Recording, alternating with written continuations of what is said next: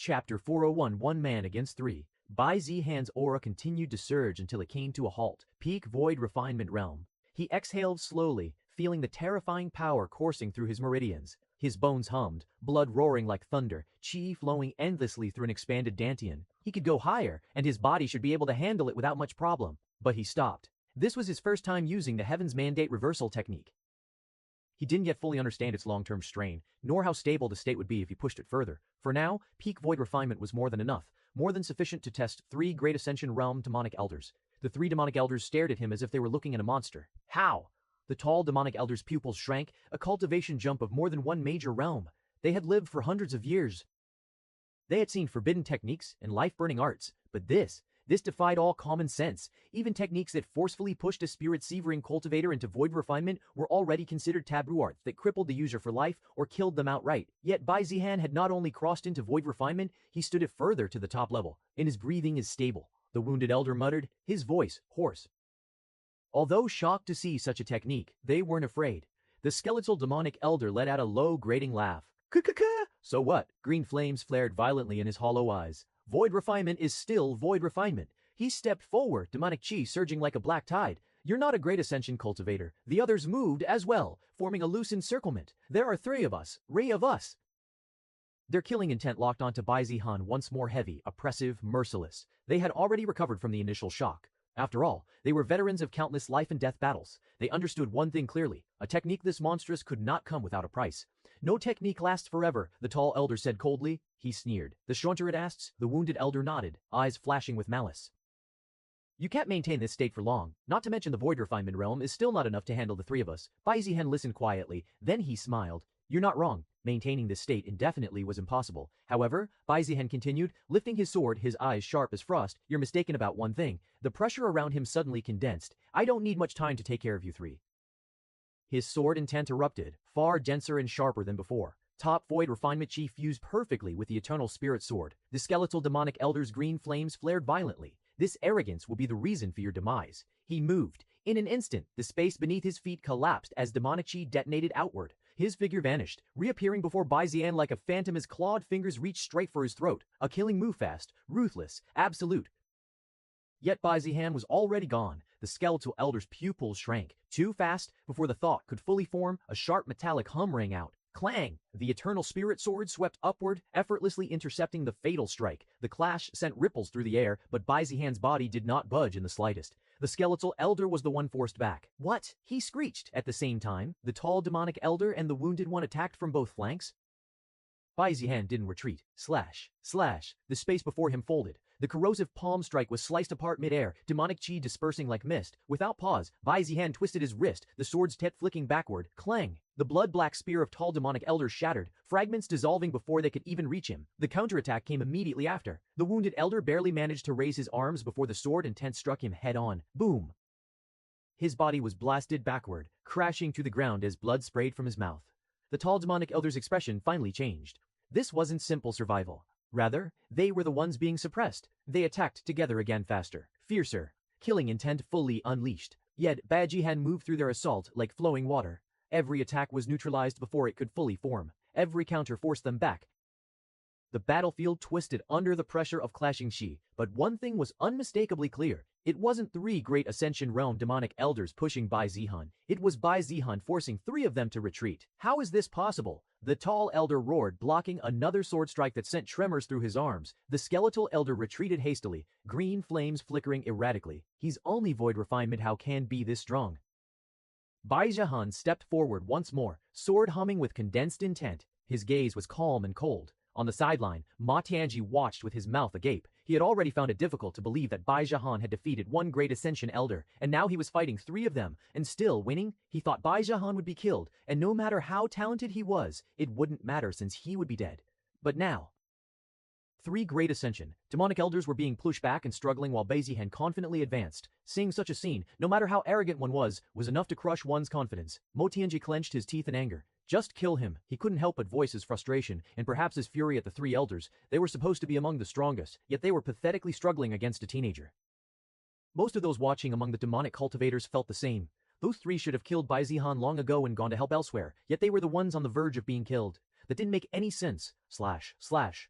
The three demonic elders gradually slowed their pace. Their movements became more measured, more cautious. The three demonic elders gradually slowed their pace. Their movements became more measured, more cautious. They stopped pressing recklessly. He's burning chi, the tall demonic elder said coldly, his eyes narrowing. A boost like this can't be sustained. The wounded elder steadied his breathing, wiping blood from his lips. Let him exhaust himself. Once the backlash hits, he'll be helpless. The skeletal elder's green flames flickered as he laughed softly. Kekik, run out of breath, little brat? Heaven never gives without taking. They began to circle instead of clash, defending more than attacking, forcing Bai Zihan to swing again and again. They were certain of one thing. No void refinement cultivator, no matter how monstrous, could maintain such output for long. But they were wrong. Bai Zihan's breathing never quickened. His chi didn't run out. His chi eye was like an ocean with no visible bottom. The heavens mandate reversal technique continued to roar within his body, but his dantan showed no signs of depletion. It has been many minutes since they fought, and Baizlan still showed no sign of weakening. The skeletal elder frowned. Why isn't his aura weakening? Before the doubt could fully form, Baizihan stopped moving. He lowered his sword. The battlefield went still. The tall elder sneered. Finally reaching your limit. Baizihan lifted his gaze. The eternal spirit sword trembled. Then, 9 shadows flowing light sword. The world split. Baizihan vanished. Not fast gone. 9 afterimages bloomed simultaneously across the battlefield, each radiating identical sword intent, identical killing pressure. 3 of them prepared for Baizihan's attack. They thought that Baizihan might do what he had done previously against the wounded elder, and prepared to defend against Baizlan's powerful technique. However, Baizihan wasn't planning on using fate-severing slash and focused on a single target, the skeletal elder. 9 swords descended at once. Each strike flowed like light through water, silent, seamless, unavoidable. Not slash. A clean arc of silver light flashed past.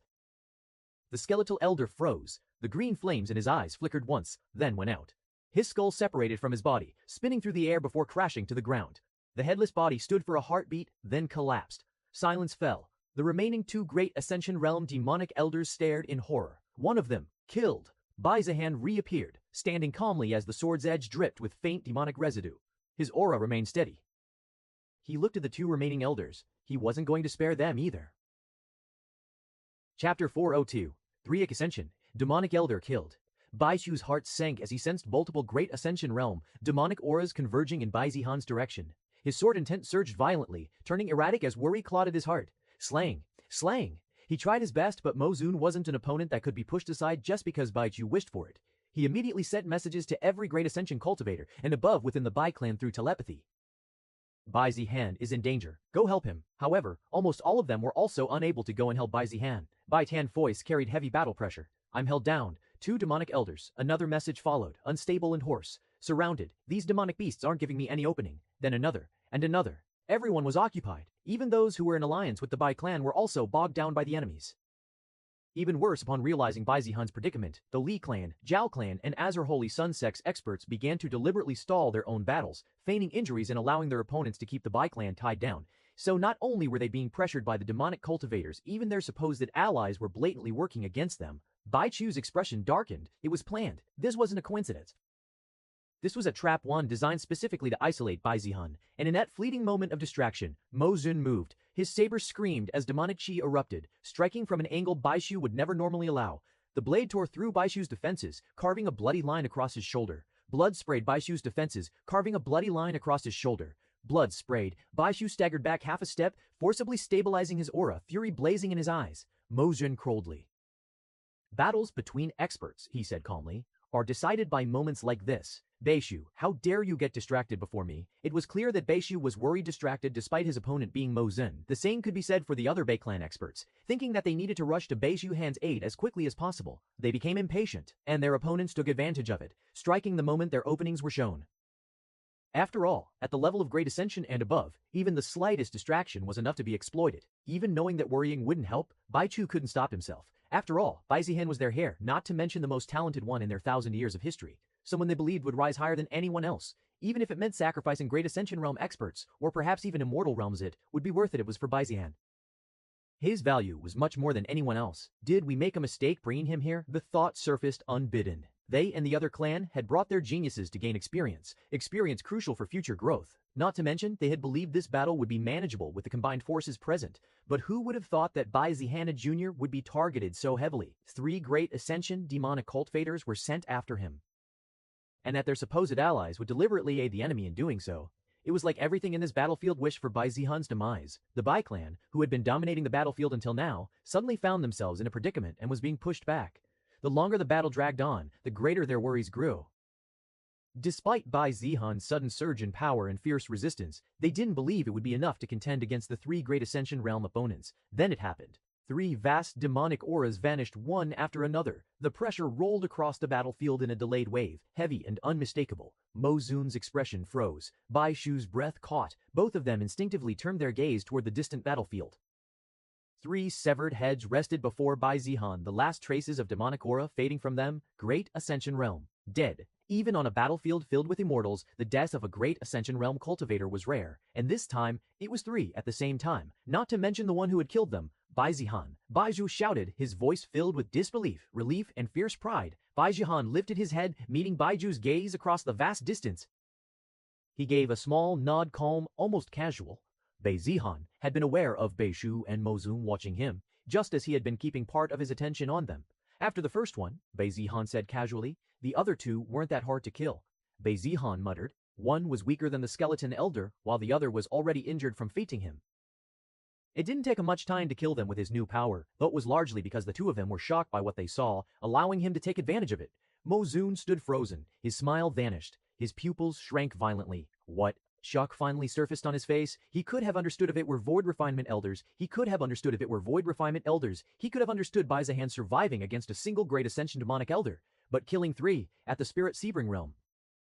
Even if he considered that Bai Zihan had increased his cultivation using some strange technique, it was still impossible. Haha, Mo Zun, looks like you underestimated our Bai Zihan.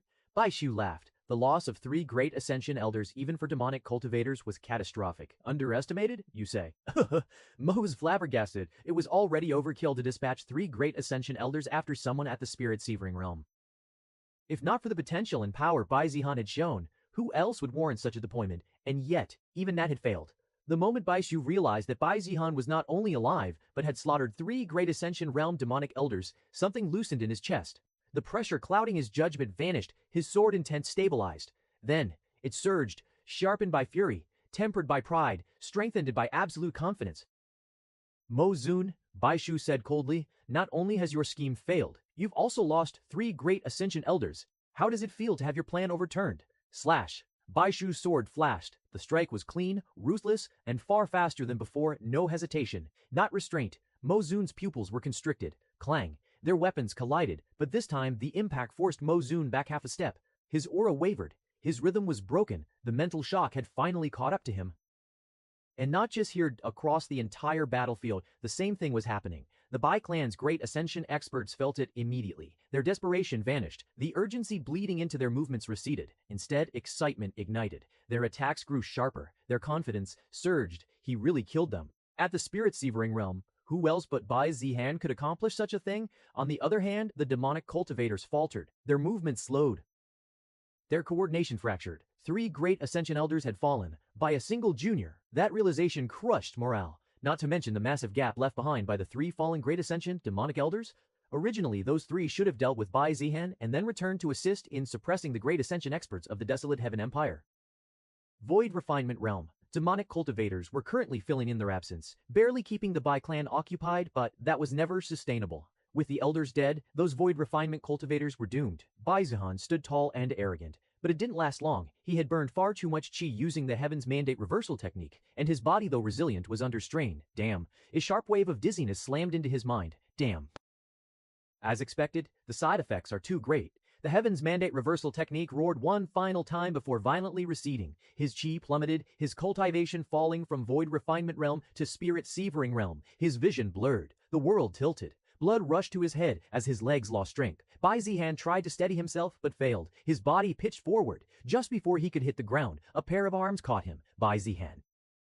A familiar voice rang out, sharp with panic. Chu Zian was already there. She pulled him into her arms, gripping him tightly as his weight sagged against her. Her usually calm face was pale, eyes wide with worry as she looked down at him. Bai Zihan, can you hear me? Bai Zihan forced his eyes open. Her face swam into focus. I'm fine, he muttered, still trying to sound arrogant. Doesn't look like you are fine, though. Chu Zian's hands trembled as she checked his pulse and chi flow. Chu Zian's hands trembled as she checked his pulse and chi flow. Soon, she realized the problem was just an exhaustion of chi. Without hesitation, she took out a high-grade rank 6 Qi recovery pill and brought it to his lips. Ba Zihan frowned, but swallowed it anyway. He doesn't like eating things given by others though. Right now, he doesn't like eating things given by others though. Right now, he doesn't seem to have much choice. Japped, toward free, carried away by force. Literally, slang, clang. Mo Zun's gaze slowly shifted. It locked onto Ba Zihan. Gone was the disbelief. Gone was the momentary shock. What replaced it was something far sinister, a killing intent, so dense it leaked out unconsciously. Ba Zihan wasn't just a potential genius anymore, he was already a great threat. At the spirit-severing realm, he had slaughtered 3 great Ascensionen demonic elders. And if he's allowed to grow... Mo Zun's eyes narrowed to slits. There was a 100% guarantee that he would become a threat that even he and the other demonic immortals might not be able to handle. In that instant, Mo Zun made his decision. Killing Ba Zihan was no longer optional, it was imperative. His saber hummed softly as demonic chi gathered beneath his feet. The space around him twisted, then he took a step forward, or Qing noticed immediately. You think I won't see that? Then, he took a step forward. The movement was subtle, but Bai Shu noticed immediately. Bai Shu's sword intent exploded outward, sharp and absolute, crashing directly into Mo Zun's path. The air screamed as Bai Shu stepped forward, placing himself squarely between Mo Zun and Ba Zihan. His expression was icy, his killing intent no longer restrained. Where are you going? Bai Shu asked coldly. Mo Zun stopped. Slowly, he lifted his gaze to meet Bai Shu's. Looks like this is going to be Bai Shu. Looks like this isn't going to Bai Shu's. Looks like this isn't going to Bai Shu. Looks like this isn't going to Bai Shu. After feeding the high-grade rank 6 Qi recovery pill, Chu Ziyan didn't wait. Even with Qi returning to Ba Zihan, it would take time for him to recover to a state where he could stand again. And this place was not safe. Everyone, she said quickly, her voice steady despite the urgency. We're leaving the battlefield. Lao. The Chu clan nodded without hip reasoning. Ba Zihan had already done more than enough, and it would be better if he left the battlefield now. We will also help. A few Void Refinement Realm cultivators stepped forward to escort Ba Zihan out. Chu Ziyan moved first. She bent down and lifted him off the ground, one arm under his knees. The other supported his back. A perfect princess carry. Ba Zihan's mind went blank. His vision spun not from dizziness, but sheer embarrassment. What are you doing? His voice cracked despite himself, embarrassment flooding his face. No matter how injured he was, no matter how injured he was, no matter how injured he was. This was absolutely unacceptable. Put me down now. Ba Zihan demanded with authority. Chu Ziyan didn't even slow down. You can barely stand, she said calmly. Stop moving and making this hard for me. Chu Ziyan, I demand that you put me down right here. Ba Zihan ordered with a stern voice. Right now, he was facing the greatest embarrassment of his life. He tried to flail and escape from Chu Ziyan's arms. However, his body refused to move no matter how much he tried. His body betrayed him. Chu Ziyan tightened her grip slightly, completely ignoring his protests. Looks like you have no choice, Chu Ziyan said teasingly with a smile. Ba Zihan clenched his jaw. He had forgotten who Chu Ziyan was. As if she would listen to him. Around them, demonic cultivators noticed Ba Zihan was. As if she would listen to him. Around them, demonic cultivators noticed Ba Zihan's state. Their eyes lit up. He's injured. We can kill him. He can't even move. The rewards for killing Ba Zihan shouldn't be low, right? Killing intent surged from every direction. The Zhu clan members stepped forward, including those in the Void Refinement realm. Don't think killing Ba Zihan will be easy. The ground cracked beneath their feet. Void Refinement pressure slammed outward. Zhu Ziyan didn't wait. Move. The Chu clan responded instantly. Boom. The Chu clan responded instantly. Boom. Several waves of pressure burst outward as they formed a tight protective formation around Chu Ziyan and Ba Zihan. Barriers rose one after another, overlapping like layers of glass around Ba Zihan and Chu Ziyan. They began to retreat fast and decisive.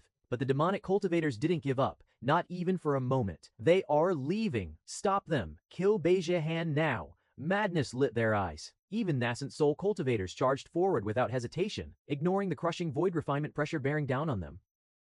Some spat blood as they forced themselves ahead, eyes burning with only killing intent. It didn't matter that Ba Zihan was protected. It didn't matter that void refinement elders stood in their way. If Ba Zihan died here, it would be worth it. Zhu Ziyan's eyes hardened. Looks like demonic cultivators were determined to kill her husband today. She adjusted her grip slightly, holding Ba Zihan even tighter as she accelerated. Whoosh! Ba Zihan felt everything, the rushing wind, the violent fluctuations of qi, the sound of battle erupting all around them, and worst of all, the sensation of being carried. His face burned, his fists clenched helplessly against Chu Ziyan's sleeve. I'll remember this. Anger and humiliation churned violently in his chest. Once I recover, I'll kill every one of you. Ba Zihan vowed to himself, glaring at the demonic cultivators. He blamed them for the miserable state he was in. Of course, it had been entirely his own choice to use the Heaven's Mandate reversal technique and end up like this, but he reasoned that if the demonic cultivators hadn't attacked him, there would have been no need to retreat and no need to leave the battlefield at all. Now, he was being princess carried in front of everyone. Even if it wasn't entirely their fault, Bai Zihan still blamed them. After all, that was the kind of person he was. Boom. A nascent soul demonic cultivator lunged out of the smoke, eyes crazed, blade slashing straight toward Bai Zihan's exposed side. Die! Before the blade could land, slash! A streak of cold sword light flashed past Chu Ziyan's shoulder. The demonic cultivator's head flew clean off. Blood sprayed through the air trying to touch our young master. A Bai clan void refinement elder stepped forward, his expression frigid. Over our dead bodies, more figures joined them. Bai clan members arrived, supporting the Chu clan as they worked together to escort Bai Zihan out. Advance together, cover the rear, suppress them. Boom, boom, boom. Void refinement pressure layered upon void refinement pressure, layered upon void refinement pressure, crushing the charging demonic cultivators back. Soul formation realm cultivators and below were sent flying like leaves in a storm, bodies shattered midair. Yet even then, more came. Relentless, fanatical, Su Ziyan grit her teeth. They're insane. The retreat continued, step by step. Blood stained the ground behind them. Finally, after what felt like an eternity, the pressure eased. The demonic cultivators were forced back, unwilling but unable to break through the combined might of the Bai and Chu clans. Only then did Chu Ziyan slow a bit. Bai Zihan exhaled sharply and immediately put me down. He demanded once again, but this time it was calm. Chu Ziyan paused. She glanced down at him. You can stand. Barely, he replied through clenched teeth. But this is worse. The corners of Chu Ziyan's lips twitched. Then she gently lowered him, supporting his weight as his feet touched the ground. Bai Zihan straightened with effort, forcing his spine rigid despite the tremor in his legs. His gaze swept over the battlefield behind them. Did you hate being carried by me that much? Chu Ziyan asked, so much so that dying might have been better. Bai Zihan replied without hesitation. Next time I'll leave you to die then. Thank you, that would be much better. Chapter 4 3 Clash ends. Bai Zihan stood there, barely steady on his feet, leaning slightly on Chu Ziyan's support, but his eyes were already sharp again. There was no need to retreat, since they were surrounded by allies and quite near the rear, though largely it was because he no longer wanted to be carried by Chu Ziyan, and he still couldn't walk properly to leave. So Bai Zihan decided to observe. The battlefield had turned into a slaughterhouse. Demonic cultivators fell one after another. Demonic beasts roared in fury before being torn apart by swordlight, saber arcs, and crushing techniques. Blood soaked the earth. Chi storms churned the sky, yet Bai Zihan felt no satisfaction, only regret. Cheech! He clenched his fists. His chi was slowly recovering, but it was nowhere near enough. Right now, even killing a soul formation demonic cultivator would be difficult. What annoyed him the most wasn't the pain, it was the fact that he couldn't personally kill those grade 9 demonic beasts. Couldn't earn more points. His gaze followed a Bai clan elder as he cleaved to a pack of demonic beasts, their bodies exploding into mist. Those should have been his kills.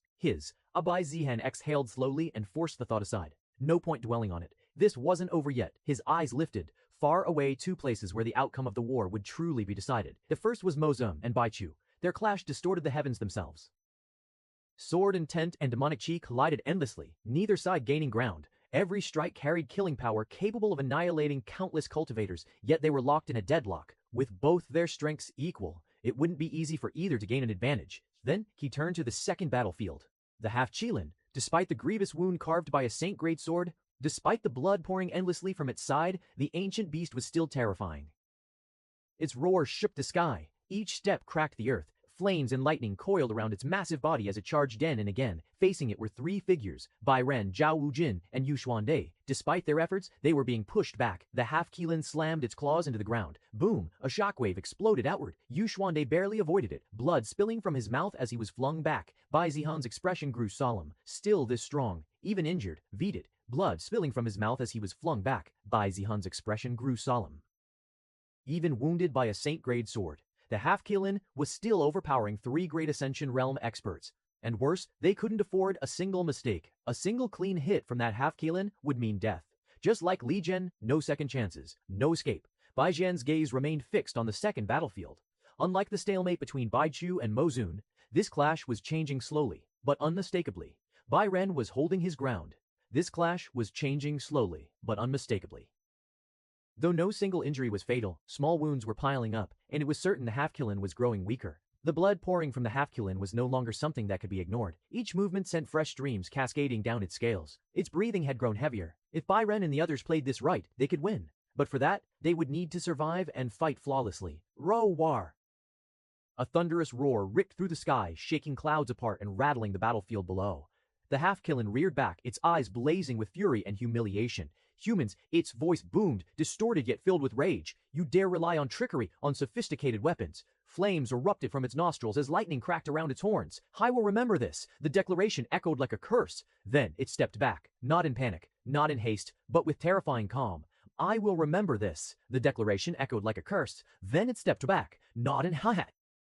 The half-Qilin turned, each movement heavy and deliberate, its massive form retreating slowly, majestically like a sovereign, leaving the battlefield at its own leisure. The pressure it exuded did not diminish, and no one moved to stop it, because no one could. Byron watched silently, his sword lowered just slightly. He would have loved nothing more than to keep the half-Qilin there, to grind it down until its life finally bled out. But he knew better. He, Zhao Wujin, and Yu Xuande were already at their limits. Their chi reserves were dangerously low. Their bodies strained, injuries piling up beneath forced composure. Trying to forcibly keep the half-Qilin here would not be heroism. It would be suicide. If they dared to overextend, they would die. Simple as that. Mo Zun watched as the half-Qilin retreated, followed by the remaining demonic beasts. The sound was that. Mo Zun watched as the half-Qilin retreated, followed by the remaining demonic beasts. Mo Zun turned his gaze back to Bai Shu, saber resting against his shoulder. Bai Shu, he said coldly, lips curling into a sneer, you are lucky. Then his voice thundered across the battlefield, infused with demonic chi. All demonic cultivators retreat. The order was absolute. Without the half-Qilin keeping Bai Ren, Zhao Wujin, and Yu Wend and Yu Wande in check, staying behind would mean only one thing. The demonic ranks began pulling back, formations breaking as they disengaged at full speed. Bai Chu's eyes flashed. You think I'll let you leave? His sword intent surged violently, heaven shaking and tyrannical. As long as Mo Zun was kept here, as long as he couldn't escape, with reinforcements arriving, the demonic cultivator's leader could be worn down and killed. Bai Chu stepped forward, sword blazing, but then, the heavens roared. The half-Qilin, already far away, lifted its head. Its chest swelled, flames lightning, and ancient beastly chi converged into a single point. Bai Shu's pupils shrank. Damn it. He knew that half-Qilin was aiming at him. The half-Qilin unleashed its attack. A colossal beam of intertwined flame and lightning tore through the sky, spanning an impossible distance, crashing straight toward Bai Shu. There was no time to dodge. Bai Shu halted mid-step and raised his sword with both hands. Sword intent erupted. Boom! The collision shattered the air. Space twisted violently as Bai Shu was forced fully onto the defensive, his sword carving layer after layer of intent to disperse the monstrous long-range strike. The ground beneath him cracked and sank. By the time the shockwaves faded, Mo Zun was already retreating, his figure receding alongside the fleeing demonic cultivators. He did not look back. Bai Shu lowered his sword slowly, his expression cold and displeased. Just how did Mo Zun convince the half-Qilin to work together? It was clear that half-Qilin was helping Mo Zun, which is quite absurd. There was no way to tame demonic beasts, much less something like half-Qilin. Thankfully, the attack half-Qilin unleashed this time wasn't as powerful as Li Zhenhe, otherwise Bai Shu wouldn't have been able to defend against it. But it did give time for Mo Zun to escape. The demonic forces were withdrawing. The half-Qilin's massive figure finally vanished beyond the battlefield, the suffocating pressure lifting at last. Thus the third clash finally came to an end.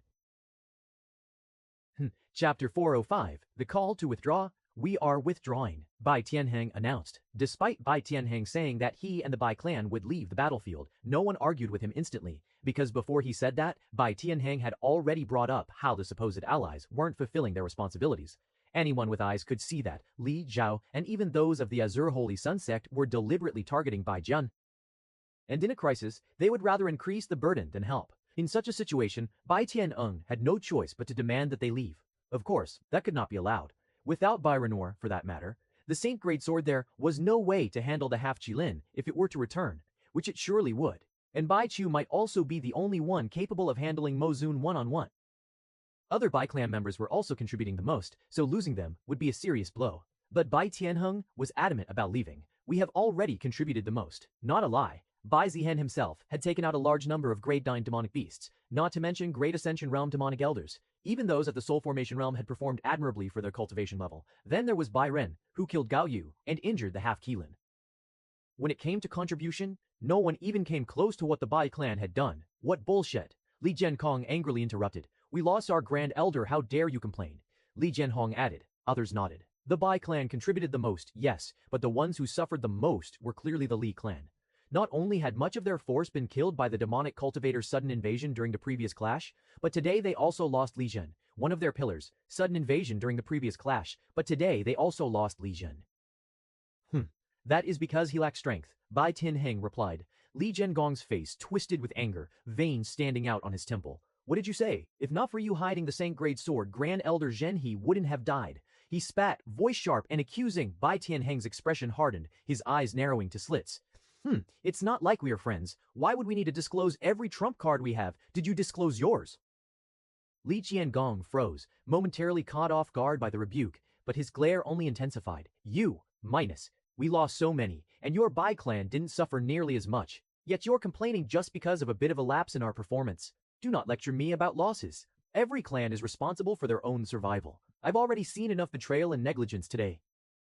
All he cared about was that, along with the demonic beasts and demonic cultivators, he also had to worry about his supposed allies potentially betraying them. It was too much. They had endured for the previous 2 clashes, but today, that was it, when his son was fighting alone against the 3 Great Ascension demonic elders. If not for Bai Zihan's power, he would have died.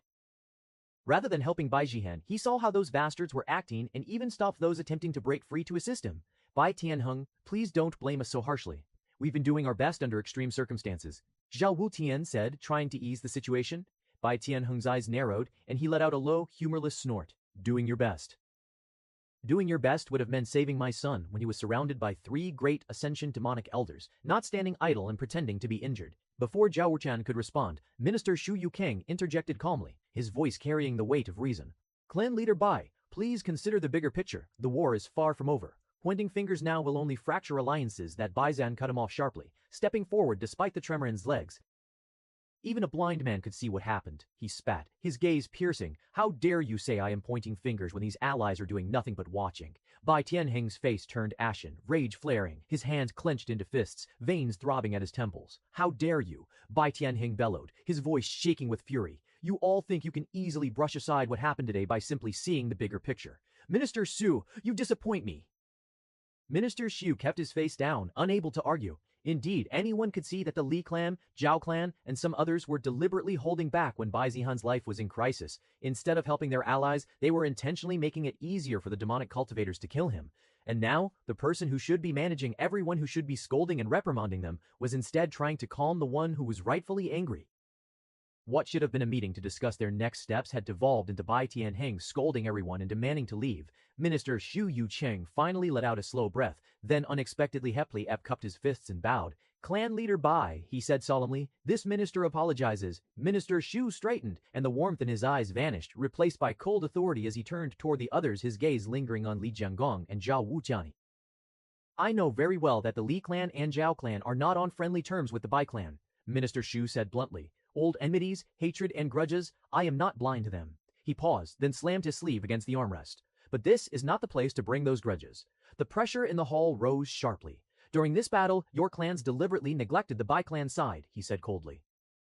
When their forces were overwhelmed, when Bai Zihan was fighting for his life, your people conveniently became busy, injured, delayed, preoccupied. Li Jianghong's face darkened. Zhao Weihan opened his mouth, but Minister Xu did not let him speak. While the Bai clan was cleaning up your mess, Minister Xu did not let him speak. While the Bai clan was cleaning up your mess, handling Great Ascension Realm, Daimanic Elders, restraining the Half-Chilin, containing Mo Zun.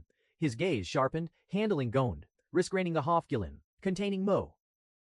And yet, when they needed support, you chose to watch. Silence fell. Minister Xu knew very well that these words would offend both clans, but he also knew he had to say them. Only then did Minister Xu turn back toward Bai Tianheng. His tone softened, but the seriousness remained. Clan leader Bai, believe us. Minister Xu continued for the last time. He took a deep breath. If this crisis is not handled here and now, then the desolate Heaven Empire will be finished as we know it. He said slowly. His gaze swept the hall. We need every bit of strength we have. Every clan. Every cultivator.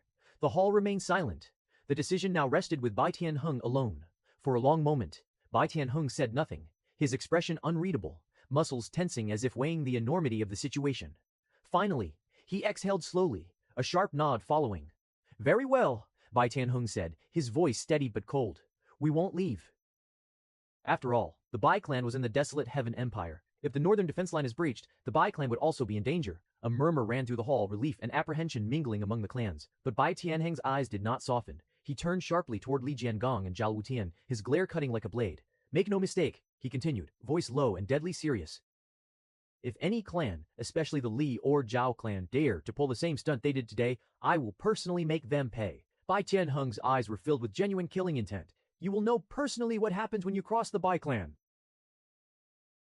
Chapter 406. Return to the Bai clan. Bai Zihan slowly pushed aside the curtain of his tent. The moment he stepped out, a faint chill brushed against his skin. The distant roars of demonic beasts still echoed faintly from the far front lines, reminding everyone that the war had not ended. His body protested the movement. He had yet to fully recover from the backlash of using Heaven's Mandate reversal technique. But well, he could at least walk properly without needing to be princess carried.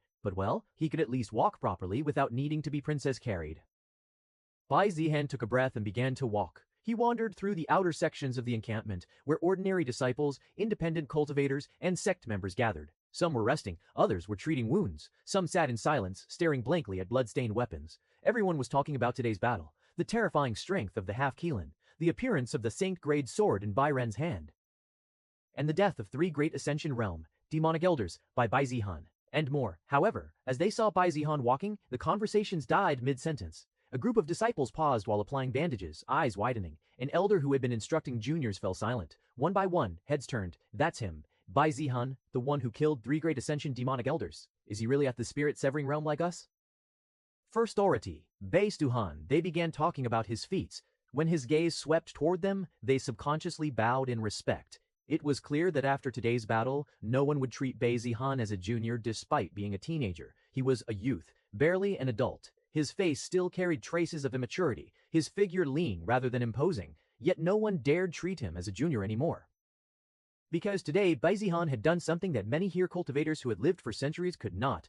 3 great Ascension, demonic cultivators, killed by him alone. That feat alone was enough for anyone to respect Bai Zihan on the level of a top sector clan leader. Bai Zihan continued walking, his steps unhurried, eyes followed him wherever he went. Some were filled with awe, some with reverence, and others with emotions far more complicated. But one thing was clear: no one dared treat him casually anymore. Even cultivators at the spirit-severing realm, who were technically his peers in cultivation, felt an instinctive urge to lower their heads when his gaze swept past them. Strength spoke louder than age, and Bai Zihan's strength had already crossed a threshold. Just as he passed a cluster of tents, a familiar figure hurried toward him. Young master. The voice was crisp, respectful, yet tinged with urgency. Bai Zihan turned his head. Bai Lumei was approaching at a brisk pace, the leader of the group which Bai Zihan was supposed to be a part of. She stopped a few paces away and bowed deeply. One. Had young master, Bai Lumei said without hesitation. The Grand Elders wish to speak with you. Bai Zihan raised slightly. The Grand Elders wish to speak with you. Bai Zihan raised an eyebrow slightly. The Grand Elders. He nodded calmly. Heard you all called for me, Bai Zihan said as he entered. Inside sat the Bai clan's Grand Elders figures, who usually carried an air of gravity so heavy it made even elders from other clans cautious. Yet the instant they saw Bai Zihan, their expressions changed. Haha, our prodigy is here. Zihan, our expressions changed. Haha, are you feeling? Are your injuries stable? Come sit down, don't just stand there. Before he could even respond properly, he was already being ushered to a seat, several elders surrounding him like anxious family members who had not seen their grandson in years. Let me see your pulse. No, you're too rough, let me do it. Your meridians, strained, but recovering well. Excellent constitution. Spiritual senses swept over him carefully and respectfully. There was no force, no probing arrogance, only concern. Bai Zihan sat quietly, allowing them to examine him.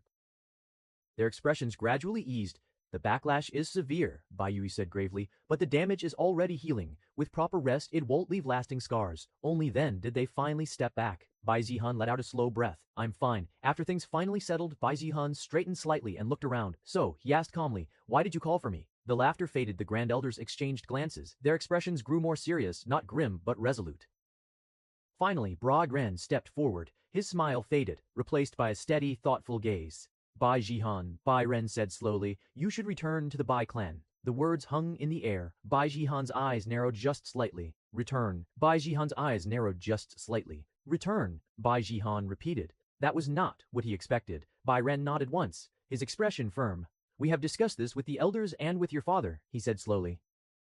After careful consideration, we believe it would be best for you to return to the Bai clan. Bai Zihan fell silent. Why? Bai Zihan asked calmly, though deep down he already knew the answer. Bai Ren looked at him steadily. Because your talent far surpasses what we initially believed, he said without hesitation, and it's no longer only us who have realized this. The elders around them nodded in agreement, their gazes heavy with concern. Today's battle made it clear. Bai Ren continued.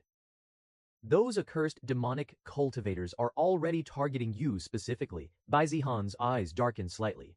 It was 3 great Ascension Realm demonic elders this time, Bai Ren said, his voice lowering. Next time, it could be an Immortal Realm demonic cultivator. Bai Zihan listened, though he still wasn't going to agree. After all, where else could he farm system points? After spending them on Heaven's Mandate reversal technique, he only had 30,000 system points left.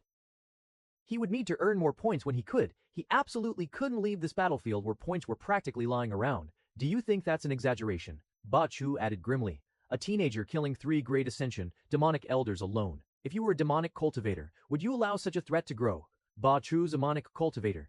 Would you allow such a threat to grow? Ba Ren's gaze sharpened. And it's not just the demonic cultivators. He continued. You know very well that those bastards from the Li clan and Zhao clan have never stopped looking for an opportunity to kill you, Bai Ren said. Today, they already proved that they're willing to help those demonic cultivators if it meant killing you. Protecting you is harder when enemies and allies alike are holding us back. The Grand Elder's expressions hardened. If something were to happen to you here, whether by demonic cultivators or any other reason, the Bai clan would lose far more than a single genius. Bai Ren took a step forward. So we decided, he said firmly, that it is best for you to return. You've already gained battlefield experience. Bai Ren continued, more than most cultivators your age could ever dream of. He was already capable of killing enemies at the same realm as if it were nothing. Even those in the Void Refinement realm were nothing more than opponents who could breathe a few seconds longer. He was even able to kill those 2 major realms higher than himself. Everyone could agree that Bai Zihan didn't need any more experience than this, and your talent, Bai Ren paused, eyes filled with conviction, is far too valuable to be wasted dying on this battlefield. Moreover, they all agreed that Bai Zihan's life was worth more than the outcome of this battle.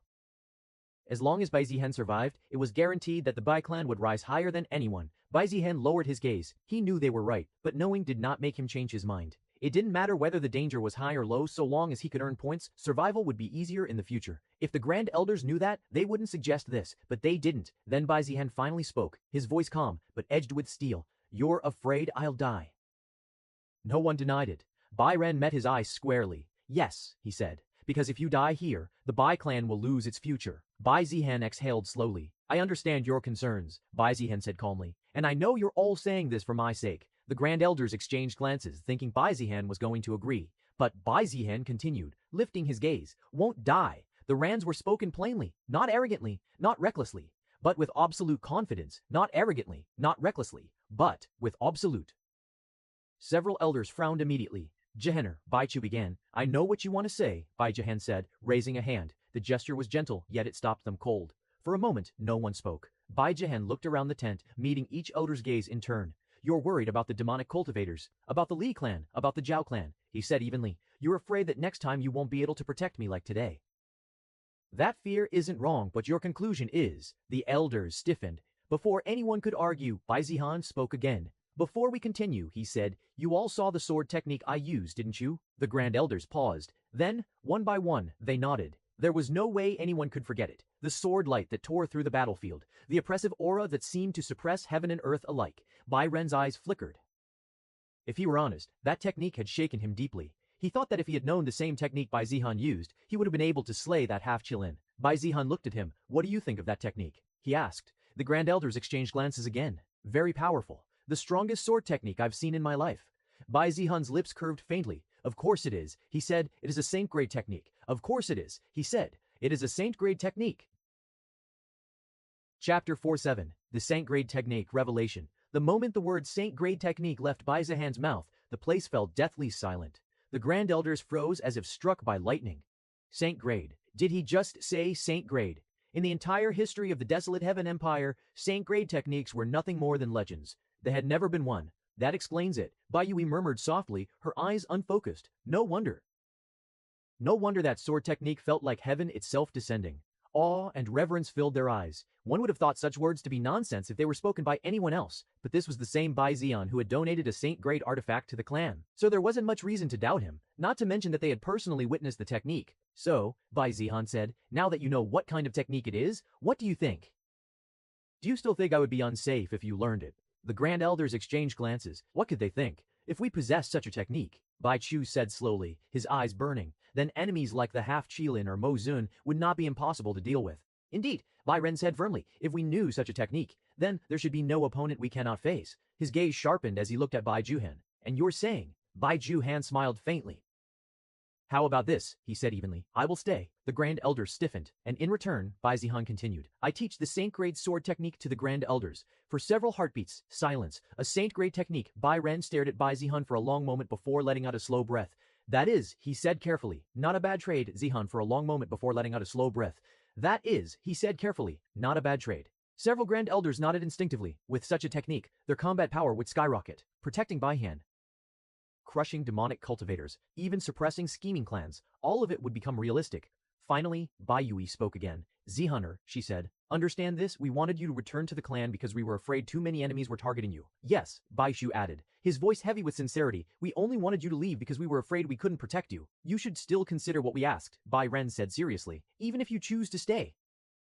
Bai Zhehan nodded once. I will. His expression was respectful and sincere, at least to them. But Bai Zhehan had no intention of leaving this battlefield at all. But he also knew the Grand Elders were sincerely looking out for him. In the end, Bai Zhehan kept his promise. But only to a certain extent. He calmly explained the theoretical framework of the Saint-Grade sword technique's intent, and its guiding principles. He even wrote down what he knew. That was all. As for demonstrating the technique, well, he wasn't in a condition to do so right now. Even writing was a great ordeal for his current self. The Grand Elders also didn't ask him to demonstrate it, as they knew his body's condition. Moreover, they had already witnessed the technique on the battlefield, so they had at least a rough understanding of it. After the matter was settled, Bai Zihan excused himself. He left the Grand Elders behind, still engrossed in discussion, still arguing heatedly over interpretations, still treating the manuscript like a sacred relic, and walked back toward his tent. The encampment was quieter now.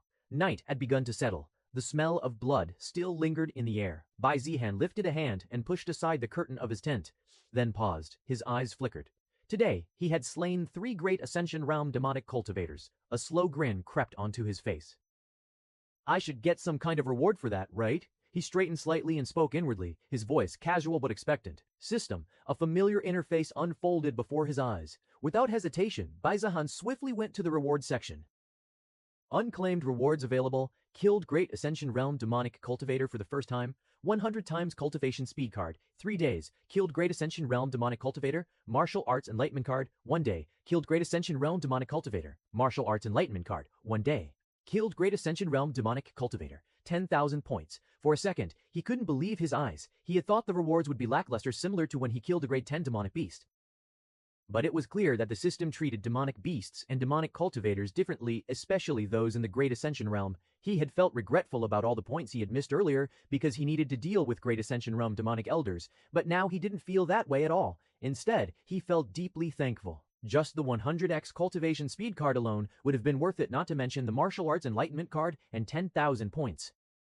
Should I begin hunting Great Ascension Realm demonic cultivators? Bai Zihan muttered. It wasn't a completely delusional thought. It had already been proven that with Heaven's Mandate reversal technique, he could take on even 3 Great Ascension Realm opponents. Then he remembered being princess carried and shook his head. While the rewards were great, the risks were even greater. As the Grand Elders had said, enemies were targeting him from all sides. If he fell into a powerless state again, the chances of being killed would increase drastically. So rather than taking unnecessary risks, it was better to slowly farm points. These rewards could be considered lucky blessings. After weighing the risks one last time, Bai Zihan let out slow breath. Let's not take any unnecessary risks, he muttered, forcefully suppressing his greedy heart. Then he returned to his tent to cultivate. Bai Zihan turned toward the entrance, looking for a Bai clan member. You. The Bai clan member who had been staring at Bai Zihan startled when Bai Zihan pointed at him. Bai Zihan signaled him to come closer. Almost instantly, footsteps hurried forward. The Bai clan disciple stepped in and bowed deeply the moment he saw Bai Zihan. Young master. His tone was respectful, bordering on reverent. I'm going into close cultivation, Bai Zihan said. Make sure no one disturbs me. The disciple straightened immediately. Yes, young master. Although it was strange that anyone would want to be in close cultivation, especially considering the place they were in, he didn't question. After all, who was he to question young master Zihan's choice? Relay this order clearly, Bai Zihan continued. For the next 3 days or longer, if I don't come out, no one is to enter this tent. He paused briefly, then added evenly, even if demonic beasts or demonic cultivators invade. The Bai clan member nodded firmly. Understood, young master.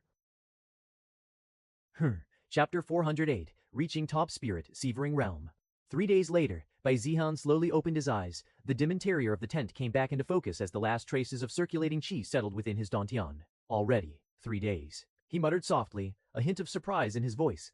Time had passed far faster than he expected. With the 100 times cultivation speed card activated, his cultivation devoured qi at a terrifying rate like a bottomless abyss. Bai Zihan exhaled slowly and glanced to the side. Several empty jade bottles lay scattered near him. Almost all of them. He clicked his tongue lightly. He had used nearly every cultivation pill he had brought with him. After all, 100-fold cultivation speed without sufficient qi would be nothing more than empty talk. Fortunately, he wasn't worried in the slightest. With his mother being Mu Yellen of the Mu clan, pills were never something he lacked. With his mother being Mu Yellen of the Mu clan, pills were never something he lacked. If he needed more, he could simply ask next time. The Mu clan might be poor in combat strength, but when it came to pills, they were practically inexhaustible. System! Host info, host V-based N, age, 18 cultivation realm, spirit severing, top, constitution, supreme dabone martial arts, 9 shadows flowing light sword, greater mastery, eternal flowing water sword, greater mastery, fate severing slash, beginner mastery, fate severing slash, beginner mastery, fate severing slash, beginner mastery. He managed to break through twice within 3 days, an unthinkable feat for those in the spirit severing realm. Well, with a 100x card, it was like breaking through twice in 200 days, which wasn't too bad. After all, who could claim to break through twice in a year at the spirit severing realm? If everyone had such cultivation speed, then anyone could reach the immortal realm within 100 years. Bai Zihan rose to his feet, rolling his shoulders lightly. He pushed aside the curtain and stepped outside. Fresh air greeted him. Bai Zihan's gaze sharpened slightly. Did the demonic beasts attack? Frant. Before he could think further, he noticed a familiar figure standing just a few steps away from his tent. Straight-backed, guarding the tent like a statue. It was the same Bai clan disciple he had given orders to 3 days ago. Bai Zihan raised an eyebrow. "You're still here?" he asked. The disciple stiffened instantly, then turned and bowed deeply. "Young master?" Bai Zihan looked at him calmly. "I told you to reel the order," he said, "not stand guard." The disciple hesitated for a fraction of a second, then lowered his head even further. "I volunteered myself," he said honestly. Bai Zihan studied him for a moment, then he said nothing more. Instead, he shifted his gaze toward the distance. "Did the demonic beasts attack?" Bai Zihan asked. The disciple shook his head immediately. "No, young master," he replied. "There has been no major movement for the past 3 days. The front lines have remained stable." Bai Zihan nodded slowly. Bai Zihan nodded slowly. Bai Zihan nodded slowly. He nodded faintly as he looked toward the horizon, where dark clouds still lingered far beyond the battlefield. No movement. That in itself was unusual. But Bai Zihan didn't dwell on it for long. Whatever was coming, he would be ready. Bai Zihan didn't linger any longer. After confirming that the front lines were calm, he turned and walked away from the encampment, his steps unhurried yet purposeful. Bai Zihan went to look for the Bai clan's grand elders. After asking around, he was told where they were. They were outside the encampment, at least 5 miles away. Bai Zihan headed in that direction without hesitation. The farther he went, the emptier the surroundings became. He already knew the reason. With the Grand Elders practicing fate severing slash, allowing anyone to remain nearby would be courting death. Even a stray ripple of sword intent could end a life instantly. That was why they chose an area where there was no one. Soon enough, he arrived at the destination where the Grand Elders were. They were practicing fate severing slash. Even from a distance, Bai Zihan could feel it. The technique they used wasn't fully comprehended by him, though it was certainly still powerful. With a light step, his figure blurred and he descended toward them like a falling leaf. The Grand Elders halted simultaneously. Swords stopped mid-motion. Heads snapped up. "He's here. So fast. Looks like he made another breakthrough." They had already sensed him coming when he was 5 miles away. Not that Bai Zihan was trying to hide, anyway. He touched down lightly a short distance away. Then their eyes widened. Top, spirit severing realm. No wait, Bai Ruhong took a sharp breath, staring at Bai Zihan. This aura, it's not just one breakthrough. He stepped closer, his spiritual sense sweeping over Bai Zihan without restraint. Yet Bai Zihan didn't resist at all. Bai Ruhong froze. 2. His voice cracked. "You advanced 2 realms in 3 days. The other Grand Elders sucked in cold breaths. Impossible." 2. His voice cracked. "You advanced 2 realms in 3 days. The other Grand Elders sucked in cold breaths." Utterly impossible. Bai Ruhong stared at Bai Zihan intensely before blurting out, "What did you eat?" Several elders nodded subconsciously. What kind of heaven-defying pill could cause this? What kind of divine treasure or forbidden technique? Bai Zihan blinked once, then smiled faintly. "I just worked hard," he said calmly. The Grand Elders stared at him. Worked hard. That was it. That explanation was so absurd that none of them knew how to respond. Bai Ren let out a helpless laugh, rubbing his temples. "Every time you open your mouth, you make us feel like our centuries of cultivation were wasted." Bai Yu shook her head slowly, her expression a mixture of amazement and resignation. "If anyone else said that, I would have smacked them. But coming from you," she sighed, "I can't even argue." The Grand Elders exchanged glances, bewildered, speechless, and yet there was no doubt left in their hearts. Bai Jihan truly walked a path that no ordinary cultivator could follow. A path that defied logic itself. Bai Ren looked at Bai Jihan deeply. "Good," he said slowly. "Very good." Then his expression sharpened. "Because if this war drags on, you may soon need even more strength than this, though it's not like I would let it." Bai Ren said confidently as he looked at his sword. Next time he met Half Qilin, he vowed that he would finish him off with fate-severing slash.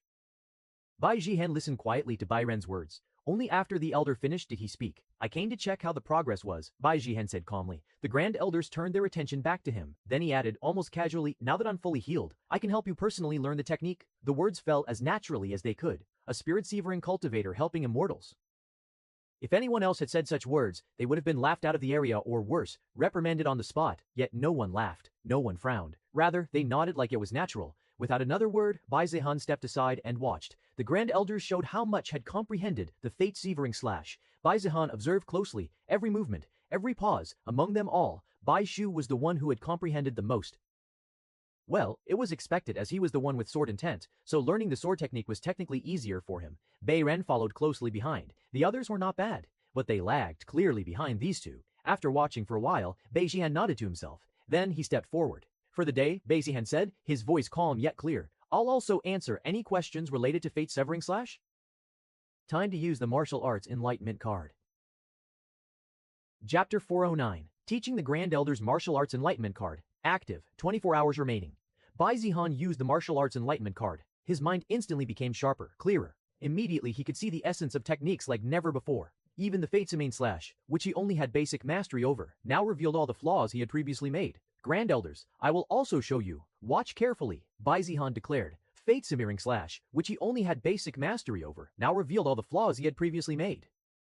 He performed the technique this time with even greater precision and power than before, while consuming far less chi. This was obviously a better fate-severing slash than any he had performed previously. The Grand Elders watched closely, and with their cultivation and experience, it wasn't difficult for them to notice the difference. It's even more powerful than before. Is it because of his increased cultivation? I don't think so. It's more refined, sharper.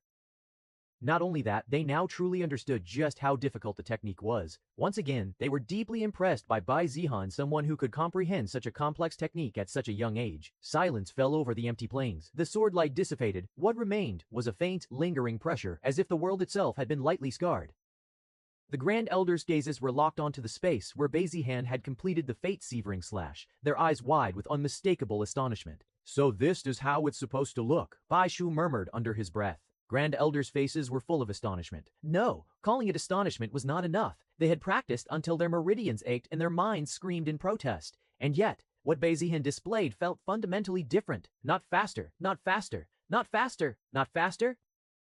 But on an entirely different level, Bai Zihan turned back to them. His expression was calm, almost indifferent, yet his eyes were clearer than ever. Now, he said, shall I begin by telling you what you're all doing wrong? The Grand Elders began to practice the fader-severing technique. Bai Zihan moved. His figure flickered and appeared beside Bai Chu. Here, Bai Zihan said, tapping the ground lightly with his sword tip. Your intent forms too early, Bai Ju replied quietly.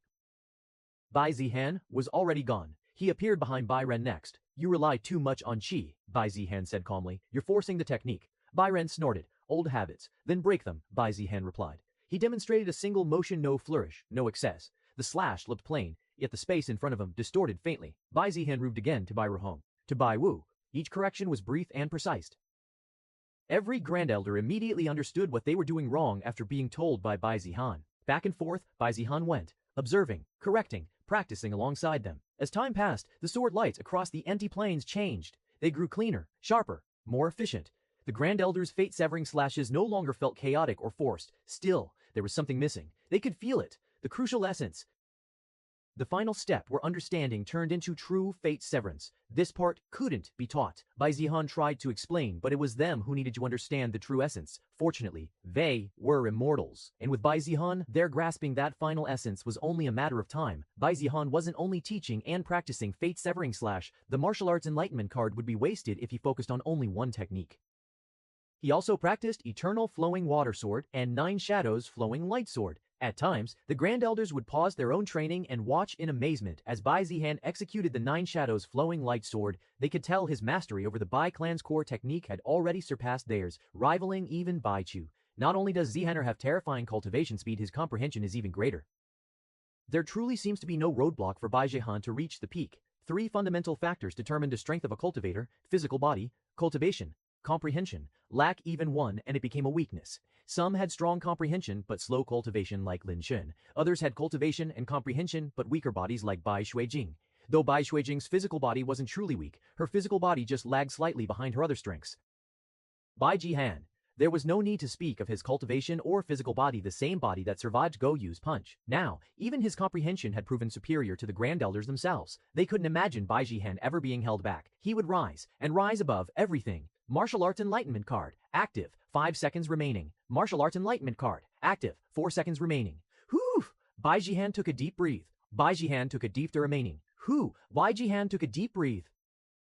The Martial Arts Enlightenment card ended. A full day had passed since Bai Zihan began teaching and practicing Fate-Severing Slash. Even without the card, he was too exhausted to continue. Fate-Severing Slash burned through chi at a terrifying rate. Still, with his increased mastery and cultivation, he could now easily perform 3 slashes, perhaps even 4. After an entire day of demonstration and practice, exhaustion was inevitable. System. The off. Host info. Host. Bai Zihan. Age. 18. Cultivation realm. Spirit Severing top. Constitution. Supreme Dao Bone Martial Arts. 9 Shadows Flowing Light Sword. Major Mastery. Eternal Flowing Water Sword. Greater Mastery. Fate Severing Slash. Greater Mastery. Fate Severing Slash. Greater Mastery. Fate Severing Slash. Greater Mastery. Heaven's Mandate Reversal. Beginner Mastery. F. 9 Shadows Flowing Light Sword. Increased by 1 level. Nearing perfection. Eternal Flowing Water Sword advanced to Greater Mastery, also increased by 1 level. Fate Severing Slash increased by 2 levels, advancing from beginner to Greater Mastery. This was the result of Bai Zihan teaching the technique to the Grand Elders and dedicating most of his time to it. Otherwise, his other techniques might have advanced even further. But Fate Severing Slash was his strongest offensive move. There was no regret. He had also successfully mastered Heaven's Mandate Reversal. With the Martial Arts Enlightenment card active, comprehending it was effortless. Now, he fully understood its limits. With his current cultivation, he could remain at top Void Refinement realm for nearly 20 minutes. However, pushing into the Great Ascension realm was limited to 3 minutes at most, even with full chi. The backlash afterward would severely damage his body. Until absolutely necessary, he would not use it again. He briefly considered teaching the technique to the Grand Elders, but dismissed the idea. Their bodies simply weren't strong enough to endure the backlash, and with Fate Severing Slash alone, they could already defeat enemies above their realm. There was no need to risk their lives on such a dangerous technique. The Grand Elders slowly withdrew their swords. Bai Zihan exhaled quietly. His task here was finished. He turned toward the Grand Elders and cupped his fist respectfully.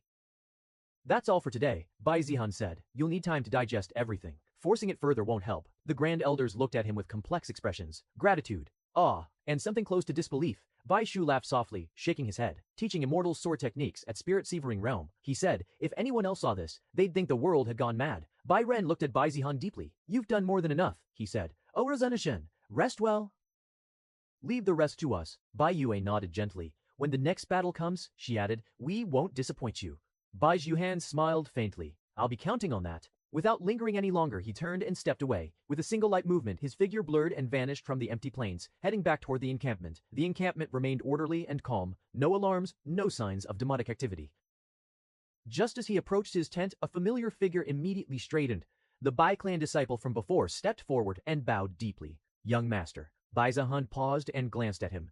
You again, he asked mildly. Please allow me to guard your tent. Bai Zihan studied him quietly. After a brief moment, Bai Zihan nodded. Fine, he said calmly. The disciple's eyes lit up instantly. Yes, young master. Bai Zihan stepped past him, then stopped. If there's any movement from the demonic beasts, he added, inform me immediately. Understood. The disciple replied firmly, I won't let a single disturbance go unnoticed. Bai Zihan acknowledged him with a slight nod. He lifted the tent curtain and stepped inside. The outside noise faded instantly. Once again, he was alone. Bai Zihan sat down cross-legged, his expression settling into calm focus. His chi slowly began to circulate. He also needs to digest everything he learned and cultivate. 2 days passed quietly. Bai Zihan remained inside his tent, stabilizing his cultivation and digesting everything he had learned. Chi circulated steadily within his body, his foundation becoming increasingly firm. Outside, the Bai clan disciple continued to stand guard without rest. Then, young master. Bai Zihan opened his eyes. The disciple's voice was tense. Demonic beasts and demonic cultivators have invaded again. Bai Zihan rose to his feet. I see, he said calmly. Then let's go and greet them. Chapter 410, The Return of the Half-Kilin. The alarms rang across the encampment as demonic chi surged once more. This time, however, the pressure was noticeably weaker. No immortals descended from the skies. No half-Kilin's overwhelming aura crushed the battlefield. Only Great Ascension Realm demonic cultivators and Grade 10 demonic cultivators and Grade 10 demonic abused advanced from the darkness. Even so, no one dared to relax. After what happened before, the desolate Heaven Empire responded immediately, matching force with force, formations activating one after another, experts taking their positions with grim expressions, high alert. They had not forgotten that these demonic cultivators possessed methods capable of concealing their presence even from immortals. If the same trick was used again, they had to be ready to react instantly, yet nothing unexpected happened. The demonic beast charged. The demonic cultivators followed. They clashed head-on with the Empire's forces, exchanged blows. The battlefield turned into a slaughter. Demonic beasts fell in droves, their roars cut short by blades and overwhelming force. Demonic cultivators were hunted down relentlessly, leaving corpses strewn across the ravaged land. Of course, the desolate Heaven Empire suffered losses as well. Blood was spilled on their side, but compared to the enemy, the difference was obvious. Bai Zihan moved like a reaper across the battlefield. Grade 9 demonic beasts stood no chance before him. Wherever he passed, swordlight flashed, space trembled, and massive bodies collapsed one after another. To him, they were no longer threats-only targets. By the end of the battle, Bai Zihan stood amidst the fading demonic chi, quietly exhaling. He felt satisfied. He thought that staying behind had been the right decision. In a single battlefield alone, he had earned more than 15,000 points, which meant he had killed more than 150 grade 9 demonic beasts. That alone spoke volumes, and this was only the beginning. From that day onward, attacks continued. Demonic beasts and demonic cultivators launched repeated assaults, but the immortals never appeared again, neither did the half-Qilin. Whether they were deliberately holding back to catch the Empire off guard later, or whether the half-Qilin was still recovering from its previous injuries, no one knew. But either way, this was perfect for Bai Zihan. He continued to enter battle after battle, calmly harvesting points, and soon became clear to everyone. The number of demonic beasts was shrinking, especially grade 9 demonic beasts. Their population was declining at a terrifying speed. Was shrinking, especially grade 9 demonic beasts. Their population was declining at a terrifying speed. Some even began to joke, half in awe, half in disbelief. If this continues, Bai Zihan might wipe grade 9 demonic beasts into extinction. It didn't seem like a joke, considering how Bai Zihan went after them as if they owed him something. Bai Zihan, on the other hand, didn't think much about it. He continued to farm points, and with his increased mastery of techniques and higher cultivation level, dealing with grade 9 demonic beasts was no challenge. He could also deal with grade D10 demonic beasts without much difficulty. He had killed at least 5 of them when they came to deal with him. Still, he preferred killing grade D9 demonic beasts for easier and faster points. Moreover, it seemed that Bai Tianheng's threat and Minister Shu's words had worked, as the Li and Zhao clans and the Azure Holy Sun sect no longer dared to pull the same move as before. Perhaps it might also be because they realized that Bai Zihan was too strong for their petty tricks to work and gave up. The demonic cultivators were the same. After Bai Zihan killed 3 great Ascension Realm elders, they seemed to understand that they were no match for him. No demonic cultivator dared to move in his direction, allowing Bai Zihan to deal with the demonic beasts freely.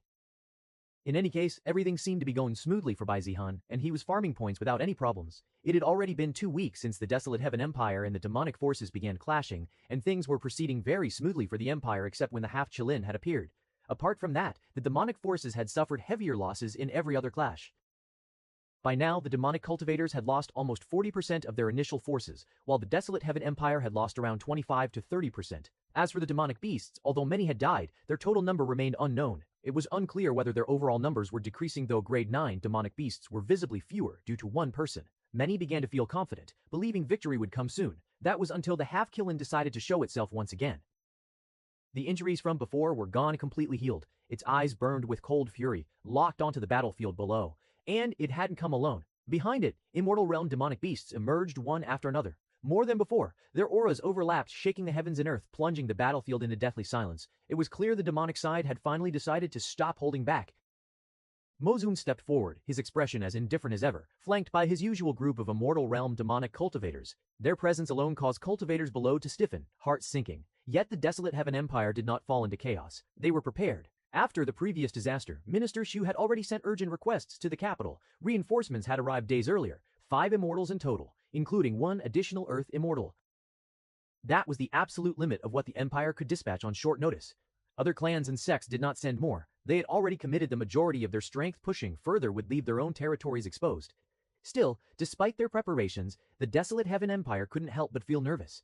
They knew what the half-Qilin was capable of. Last time, they had won due to the half-Qilin's overconfidence and Bai Ren wielding a Saint-grade sword. Now that the creature was aware of this, would they be able to injure it again? Strangely enough, the Bai clan's grand elders seemed rather excited. "Ha, looks like they won't give up until they're dead." Bai Ren spoke with amusement.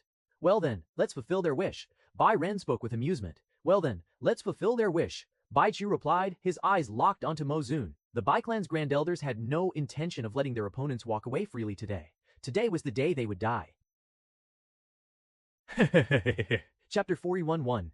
The battlefield of relentless fury. Bai Ren stepped forward. With a single step, he vanished and reappeared high above the battlefield, white robes snapping violently as immortal chi surged beneath his feet. The pressure he released was sharp and deliberate, aimed directly at the colossal figure in the sky. The half-Chilin's pupils contracted.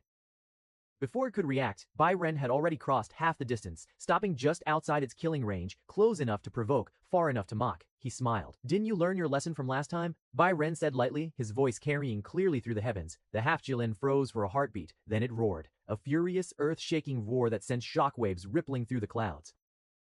Its chi flared violently, crimson flames licking along its scales as killing intent flooded the sky.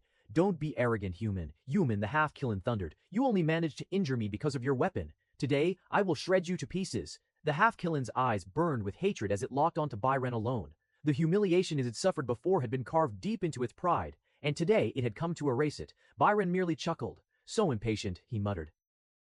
Behind him, two figures moved. Yao Wujin and Yu Xuande stepped forward as well. Since they already had experience fighting the half-Chilin, they were chosen to face it this time as well.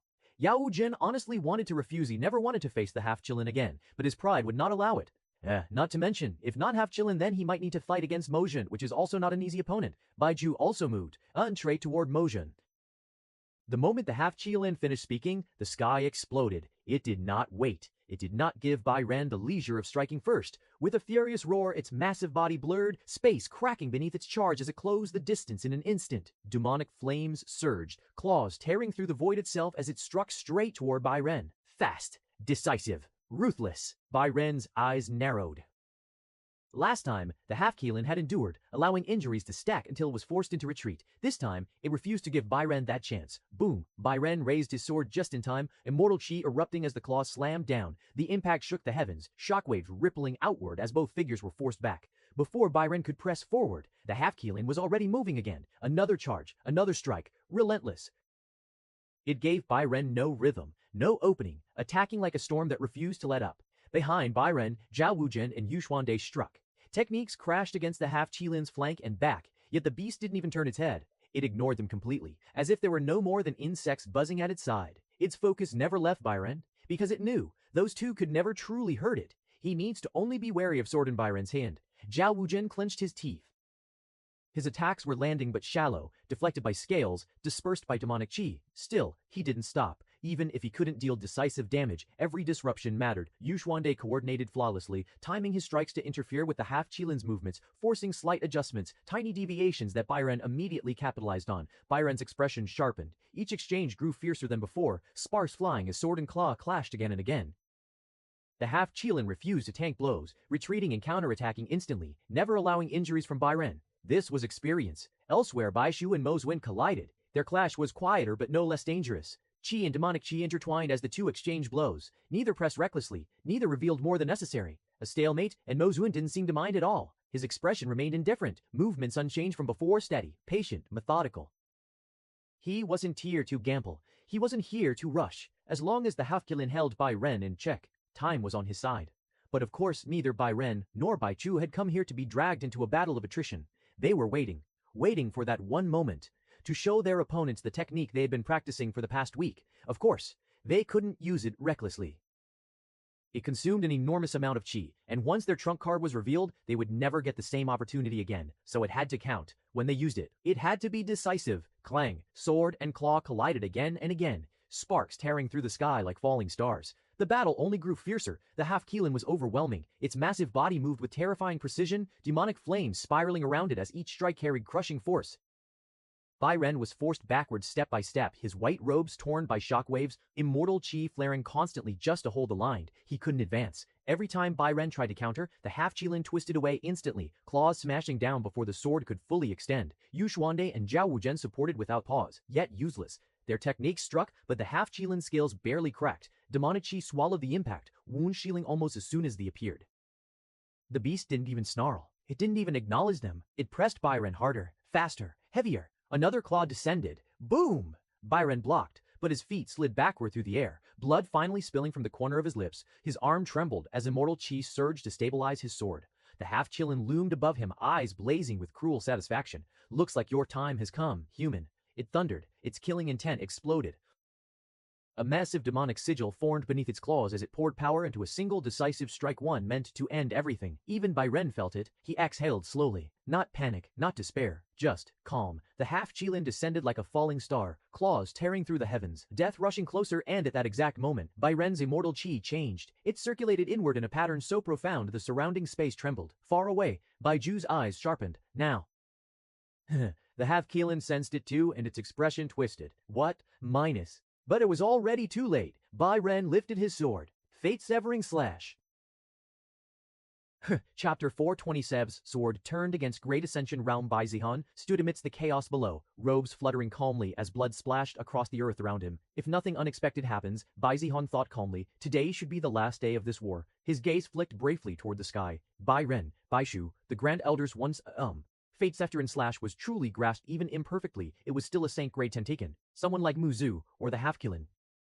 They should be killed if the technique lands. That confidence wasn't arrogance. It was a certainty, so Bai Zihan thought that today might be the last day of the war between Desolate Heaven Empire and the demonic forces. Bai Zihan didn't wait. He stepped forward, and the slaughter began. Since it might be the last day, he should farm as many points as he could, but it was difficult when all his opponents knew how to run away. Grade 9. Demonic beasts seemed to know that fighting him was pointless and would rather avoid him, just like those demonic cultivators. They could run, but it didn't matter. Bai Zihan could catch them easily, so running only delayed the inevitable. After slaughtering another group of demonic beasts, he searched for more when he spotted Great Ascension demonic cultivators. Should I start killing them? Bai Zihan thought. The rewards they gave were truly great, and now that he was much stronger, perhaps he should. Those grade 9 demonic beasts were avoiding him, and farming points were being affected. Not to mention, it wasn't like before when he had needed to fight the 3 Great Ascension demonic elders by himself. He could sneak attack the Great Ascension demonic elders by himself. He could sneak attack the Great Ascension demonic cultivators who were currently fighting others. Moreover, this might be the last chance that he could do so. Let's do that, Bai Zihan decided. Whoosh! He had already set his sights on one of the Great Ascension demonic cultivators. He was currently fighting Bai Feng in a very close battle. They were the closest Great Ascension realm fight, and hence the first target of Bai Zihan. Whoosh! Whoosh! The demonic elder didn't notice Bai Zihan. Whoosh! The demonic elder didn't notice Bai Zihan at first. His entire focus was locked onto Bai Feng. Blades clashed at close range, qi and demonic qi grinding violently against each other. Bai Feng pressed forward relentlessly, sharp and unwavering, leaving the demonic elder no room to breathe. He was already at his limit. Every exchange pushed him closer to collapse.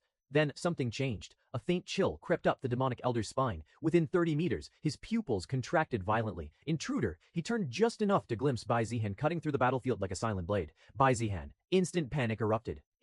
What is that monster doing here? Facing Bai Feng alone was already a struggle. Adding Bai Zihan into the mix meant only one thing. Death. The demonic elder didn't hesitate. He twisted his body, demonic qi erupting as he prepared to flee, abandoning the fight entirely. But Bai Feng's eyes flashed cold. You're not going anywhere. 9 shadows flowing light sword. 9 sword phantoms bloomed around Bai Feng, each carrying real killing intent. The sword light overlapped and locked the surrounding space, sealing the demonic elder's escape path for a split second. That was all Bai Zihan needed. His figure blurred. 9 shadows flowing light. Sword flickering shadow step. Space rippled. Bai Zihan vanished from sight. The demonic elder's heart lurched, and Bai Zihan vanished from sight. The demonic elder's heart lurched, and Bai Zihan was already there. Too close. Too fast. Before the demonic elder could even scream, second form phantom light strike. A streak of cold light passed through his chest. The demonic elder froze mid-motion, eyes wide with disbelief as his demonic qi scattered uncontrollably. A thin line appeared across his torso, then body split apart. The corpse fell lifelessly from the sky. Just like that, a great ascension, demonic elder slain. Bai Feng stared for a brief moment, then exhaled slowly, his grip tightening around his sword. Good timing. Bai Feng looked at Bai Zihan, whose technique mastery was even higher than his sword. Good timing. Bai Feng looked at Bai Zihan, whose technique mastery was even higher than his own. He couldn't believe that he had once tried to force Bai Zihan into stepping down from the hare's position. Who could even be his competition? Even Bai Feng felt weak compared to him. But, well, considering Bai Zihan's previous behavior, he didn't think his decision back then had been wrong either. It was just that Bai Zihan had proven himself. Otherwise, if he had stayed the same as before, Bai Feng knew his decision would have been right. Bai Zihan turned, his expression calm and composed, as if killing a Great Ascension demonic elder was nothing more than a routine task. Uncle, he said evenly, go support the others here. Bai Feng nodded, taking his command as if it were natural. Then he looked back at Bai Zihan. And you? Bai Feng asked, though he already knew the answer. Bai Zihan's eyes lifted toward the distance, where several great ascension demonic cultivators were still locked in fierce battles, completely unaware of what had just happened. I'll handle the great ascension realm, demonic cultivators. Bai Zihan replied simply, like it was a statement of fact. Bai Feng felt a strange tightness in his chest. For a brief moment, he wanted to say something, warn him, remind him to be careful, but the words never came, dotted heavily. All right, he said. Don't be reckless. Bai Zihan gave a faint smile. Then his figure blurred. Whoosh, minish. He vanished, heading straight toward another Great Ascension battlefield. Bai Zihan descended like a black comet. The second Great Ascension demonic cultivator never even understood what had gone wrong. He was mid-battle, locked against a Bai clan elder, demonic chi surging as he prepared a counterattack. When space rippled, cold light flashed, and his head separated from his body before his thoughts could catch up. Blood rained from the sky. Another Great Ascension demonic cultivator dead. The battlefield fell into a brief, eerie silence. Then, panic spread. The demonic cultivators finally understood. Bai Zihan wasn't hunting grade 9 demonic beasts anymore. He had turned his blade toward them. He's targeting the Great Ascension realm. That monster, he's hunting us. If this continues, we'll all die one by one. Fear twisted their expressions. Unlike the beasts, they could think, and thinking made the situation even more terrifying. If they continued fighting as before, scattered across the battlefield, Bai Zihan would simply move from one fight to another, executing them cleanly, efficiently, without giving them any chance to respond. Running wouldn't help. Fighting alone was suicide. Far from the main battlefield, 5 Great Ascension demonic cultivators gathered swiftly, demonic heat converging as they formed a complex array mid-air. Runes ignited, blood symbols burned. This formation, are you sure? One of them growled. It only lasts 5 minutes, another replied grimly. But once activated, no one can enter, and no one can leave. 5 minutes, 5 Great Ascension demonic cultivators. Against Bai Zihan, that's enough, the leader said coldly. If we don't do this, we die anyway. They split apart, returning to the battlefield, each one deliberately revealing openings, baiting movements, drawing attention. Whoosh! Mice! Bai Zihan cut down his 3rd Great Ascension demonic cultivator with ruthless efficiency. Blood scattered as the body fell, its demonic chi dispersing into nothingness. Without pausing, Bai Zihan turned, already locking onto his next target, and stepped forward. The moment his foot crossed the boundary, home! The world lurched. Space hardened like steel. Scarlet runes ignited beneath his feet as demonic symbols carved themselves into the air. A formation snapped shut. The battlefield beyond blurred, twisted, and vanished. Bai Zihan halted. His eyes swept across the sealed domain, calm but sharp. A formation. He raised his sword and slashed casually. Boom! Sword struck the boundary and rebounded violently. The impact sent a ripple through the formation, but it did not break. Bai Zihan's feet slid back half a step. His eyes narrowed slightly. Oh, a grade 5 formation. The formation walls pulsed, absorbing the force, demonic runes stabilizing instantly. It hadn't even cracked. Bai Zihan exhaled softly. He was impressed if only a little. Then, 5 figures emerged. 5 Great Ascension demonic cultivators stepped forward, their auras overlapping as killing intent flooded the sealed space. Their expressions were no longer fearful. They were excited, triumphant. Haha, we finally caught you. Do you know how many of us you've killed? The leader stepped forward, eyes blazing with confidence. But that ends here. This formation seals space itself. No one can enter, no one can leave. And we all know what happened last time you fought 3 Great Ascension elders. You survived, he said mockingly, but you were left completely drained. No chi, no strength, couldn't even stand. So tell me, the leader said coldly, spreading his arms. What do you think happens now? 5 against 1, a sealed formation, no escape, no reinforcement. Their demonic chi surged, filling the domain like a rising tide. They were convinced. Bai Zihan was finished. Bai Zihan was finished. Bai Zihan slowly lowered his sword. He looked at them. Then he smiled faintly. Let's find out, he said softly, who is actually trapped.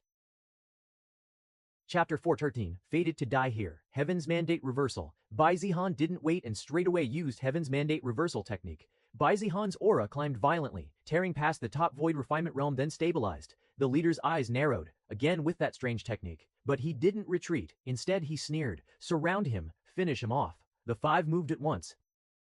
Demonic chi roared as they split into a killing formation, encircling Bai Zihan from all directions. Chains of blood-red symbols linked their auras together, amplifying their power. The reason the 5 of them were chosen to deal with Bai Zihan wasn't just because of their individual strength. It was because they fought as one. Working together, they had slain multiple Great Ascension Realm cultivators, no matter how powerful they were. A glance, a fluctuation of aura, even the slightest shift in killing intent was enough for the others to respond instantly. There were no wasted movements, no hesitation. Each of them covered the other's blind spots. 9 shadows flowing light sword. Bai Zihan moved first. His figure blurred as sword light split into 9 overlapping afterimages. Shadows scattered in all directions, each one carrying real sword intent, each one indistinguishable from the original. In an instant, the sealed domain was filled with Bai Zihan's. One of the demonic cultivators struck. But the moment his attack landed, the Bai Zihan before him shattered into mist. Fake mice. Before he could finish, boom! 5 attacks landed simultaneously. The shadows were annihilated in the same breath. Blades, claws, and demonic arts overlapped perfectly, erasing all 9 shadows before they could complete a single killing strike. Not one wasted motion, not one delayed response. At the center, Qing. Bai Zihan's real body was forced back half a step as a heavy demonic blade slammed into his guard. Sparks exploded as sword and blade collided, the impact sending shockwaves rippling through the formation. The other 4 saw it. An opening. Now, they lunged forward together, killing intent erupting as their auras surged to their peak. Demonic chi howled, forming overlapping waves meant to crush Bai Zihan completely. Bai Zihan's eyes sharpened, his charge again.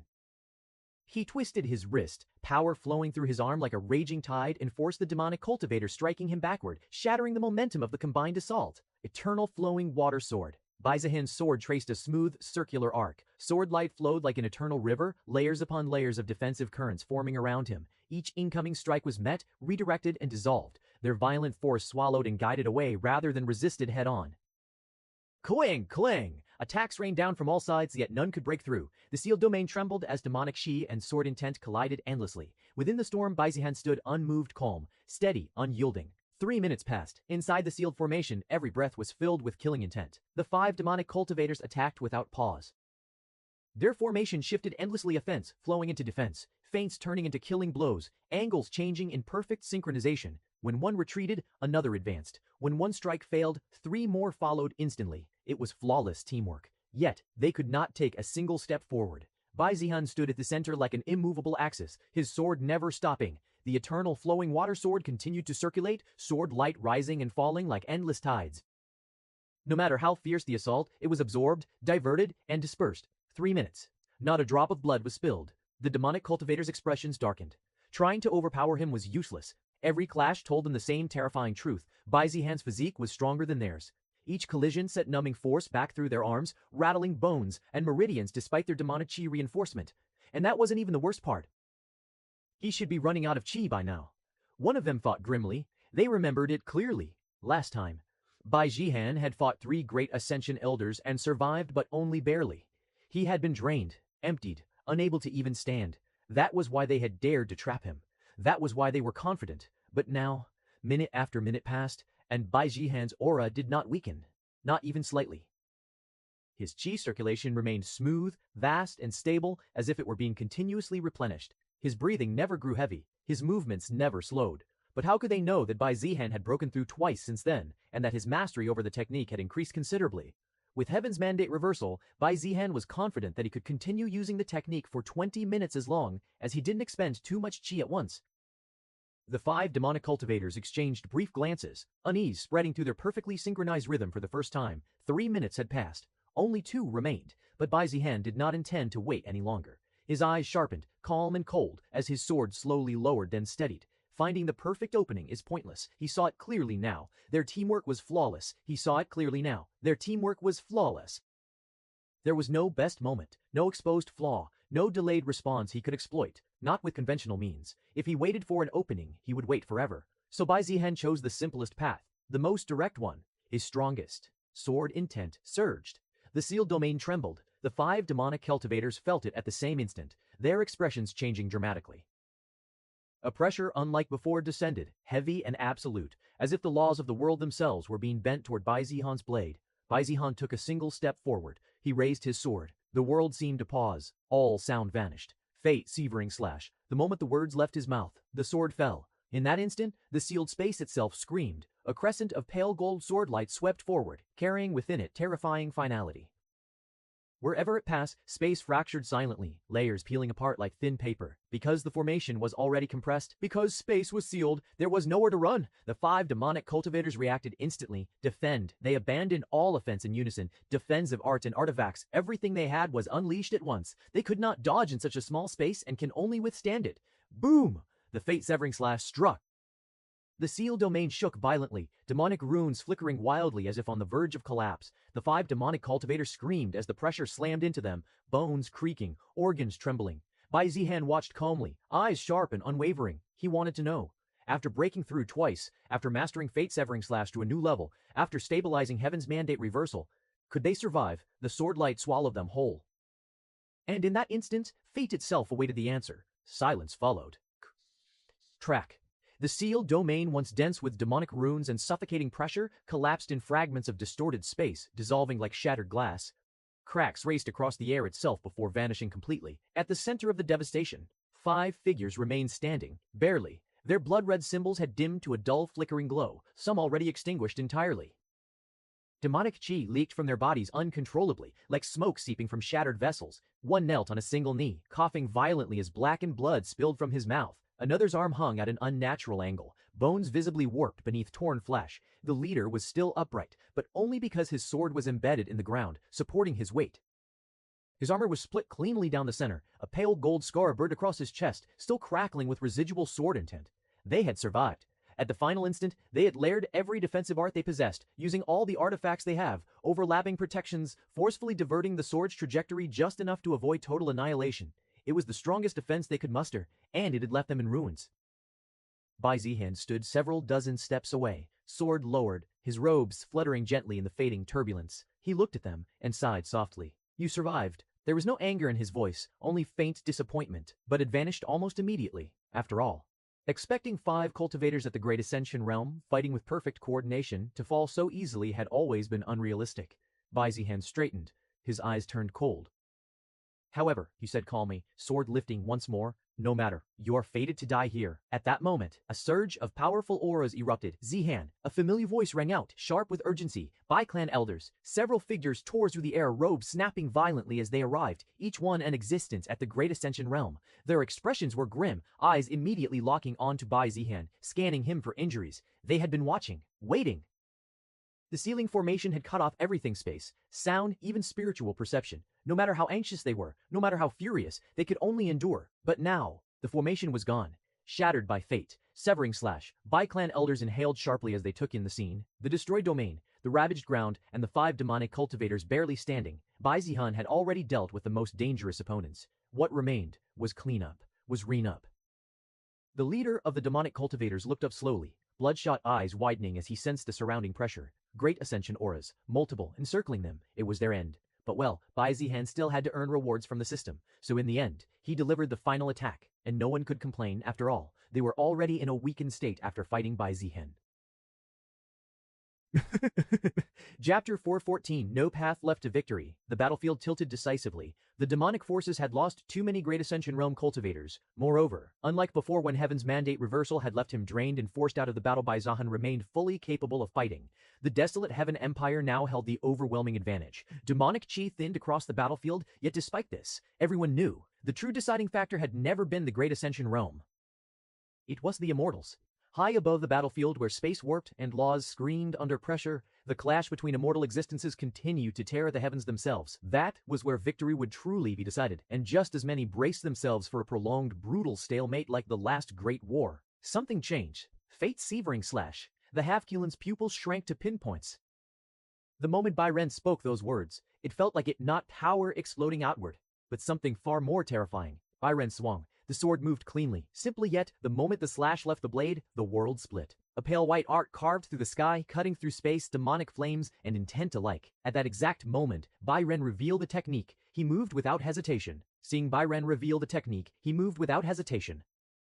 If Bai Ren knew it then, Mo Zun would already assume he did as well, which was the correct assumption. The element of surprise was already gone, so Bai Shu chose decisiveness instead. He did not wait for the perfect opening. He accumulated qi almost simultaneously. Mo Zun's pupils shrank. Just as his attention was drawn by the massive surge of qi from Bai Ren's direction, Bai Shu raised his sword. Fate/Election was drawn by the massive surge of qi from Bai Ren's direction. Bai Shu drexed as well, leaving him no time to even register surprise. Bai Shu raised his sword. Fate severing slash.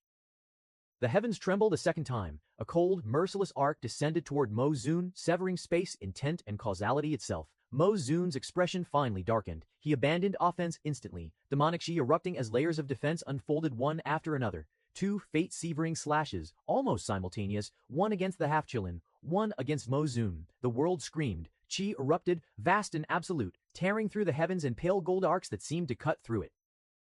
Space split cleanly in their wake, laws unraveling as the slashes descended with judgmental finality. Neither of them had mastered the technique. They were not even at beginner mastery, yet it was still a saint-grade technique. Even at half mastery, it was far more powerful than any heaven-grade technique in existence. Bai Zihan's mastery might have been superior, but in terms of raw power, Bai Ren and Bai Shu stood far above him, and that clearly showed in their fate-severing slash.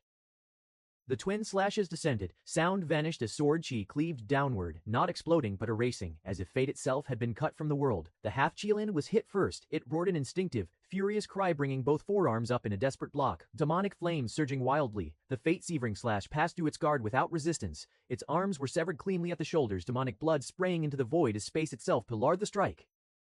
The slash did not stop. It carved onward, tearing through scales, flesh, and bone, the force of it ripping a deep, horrifying gash across the half-Qilin's body. The slash did not cleave it in two, but it came terrifyingly close, the residual sword chi tearing through its torso and leaving its massive body split by a wound that refused to heal. RRRWWRR, the half-Qilin crashed downward, its roar breaking into a hoarse, agonized scream as its aura collapsed violently.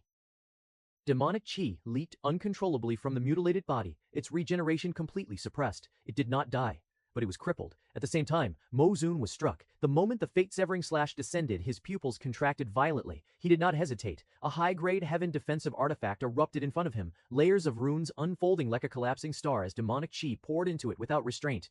Boom! The artifact shattered. The armband shattered. Runes disintegrated one after another, defensive layers collapsing in a cascade of violent backlash. The artifact absorbed most of the slash, but not all.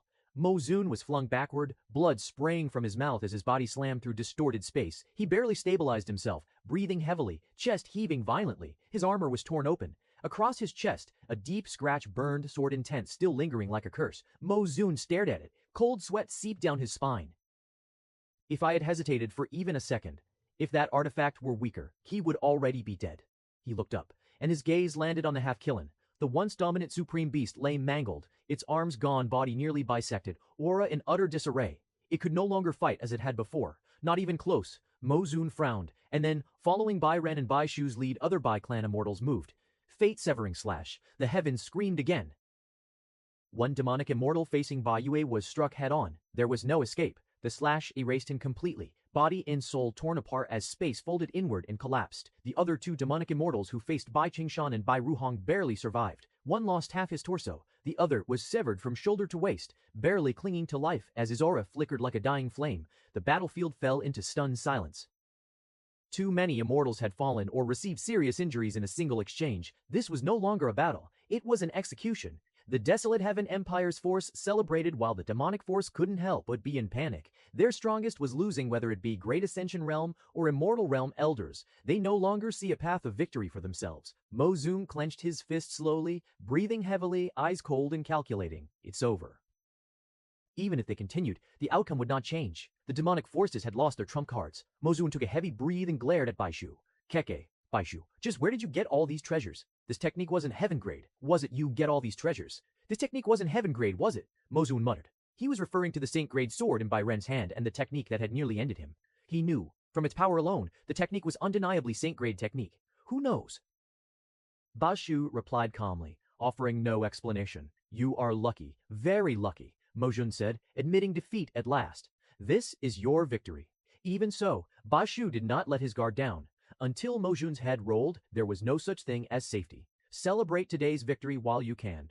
Mo Zun said coldly, next time, when we meet again, your Bai clan will face its end. Chapter 415, Beast Tide came to an end. Bai Chu's gaze remained calm as Mo Zun finished speaking.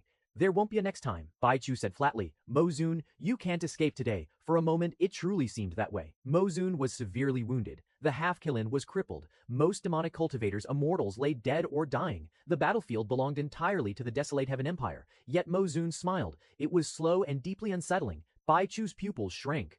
Too relaxed, Mo Zun smiled. It was slow and deeply unsettling. Too assured. Before Bai Shu could react, a ripple of movement appeared behind Mo Shunan. Figures emerged beside Mo Shunan. Bai Shu's eyes narrowed. He didn't sense their presence at all. Since when have they been here? Bai Shu was surprised by their sudden appearance. No matter how focused he was fighting Mo Shun, his sense was always keeping eyes on interference from others. But he totally didn't sense them until now. And he also didn't recognize them until now. And he also didn't recognize them until now.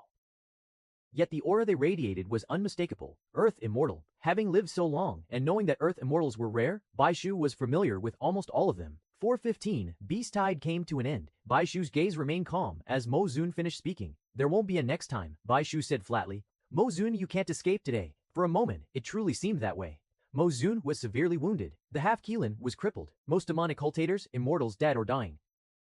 The battlefield belonged entirely to the desolate heaven empire, yet Mo Zun smiled. It was slow and deeply unsettling. Baishu's pupils shrank, too relaxed, too assured. Before Baishu could react, a ripple of movement appeared behind Mo Zunu. Figures emerged beside Mo Zunu. Baishu's emerged beside Mo Zun. Baishu's emerged beside Mo Zun. Since when have they been here? Baishu was surprised by their sudden appearance. No matter how focused he was fighting Mo Zun, his sense was always keeping eyes on interference from others. But he totally didn't sense them until now, and he also didn't recognize them. Yet the aura they radiated was unmistakable. Earth immortal. Having lived so long and knowing that Earth immortals were rare, Baichu was familiar with almost all of them, yet the two who appeared didn't resemble anyone he knew. Two of them stepped forward, shielding Mo Zin. Baichu raised his sword, immortal chi flaring, ready to face them alone. The three collided instantly. Lang, Plang, Baichu responded with precision, parrying and countering, but the two Earth immortals pressed him relentlessly. Each strike forced him to adjust, each feint pushed him off balance. Exhaustion from using fate-severing slash weighed on him. His arms burned, his movements slightly slower. Step by step, he was driven backward, sliding through the air as his feet struggled to find footing. Against two Earth immortals, even Baishu could not maintain control. Baishu realized that they were stronger than almost any cultivator he had ever faced. Stronger than almost any cultivator he had ever faced. Stronger, perhaps, than Mo Zun himself. Who were they? Whew, Su wondered. There was no way he wouldn't recognize someone as strong as them. Mo Zun's smile widened, his calm demeanor unbroken. He took a step back, letting his supporters handle Baishu with effortless control. A single gesture from Mo Zun sent tremors across the battlefield. Retreat, he commanded. Mo Zun's eyes lingered on Baishu. See you next time, he said lightly, his voice carrying a threat hidden in casual words, as he vanished into the sky, leaving Baishu standing alone, reeling, forced to confront the two Earth immortals who had stayed behind to ensure he could not pursue immediately.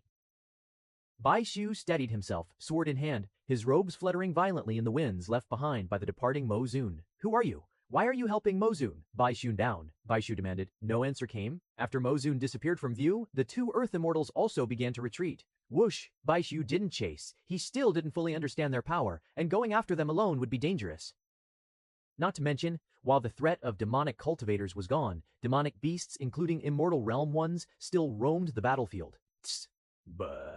Beju clicked his tongue, frustrated that an opportunity to kill Mo Zun had been wasted. More than anger, he was wary of the two mysterious figures who had intervened. Just where the hell did they come from? The battlefield remained chaotic. Retreat! Mo Zun's command resounded through the battlefield.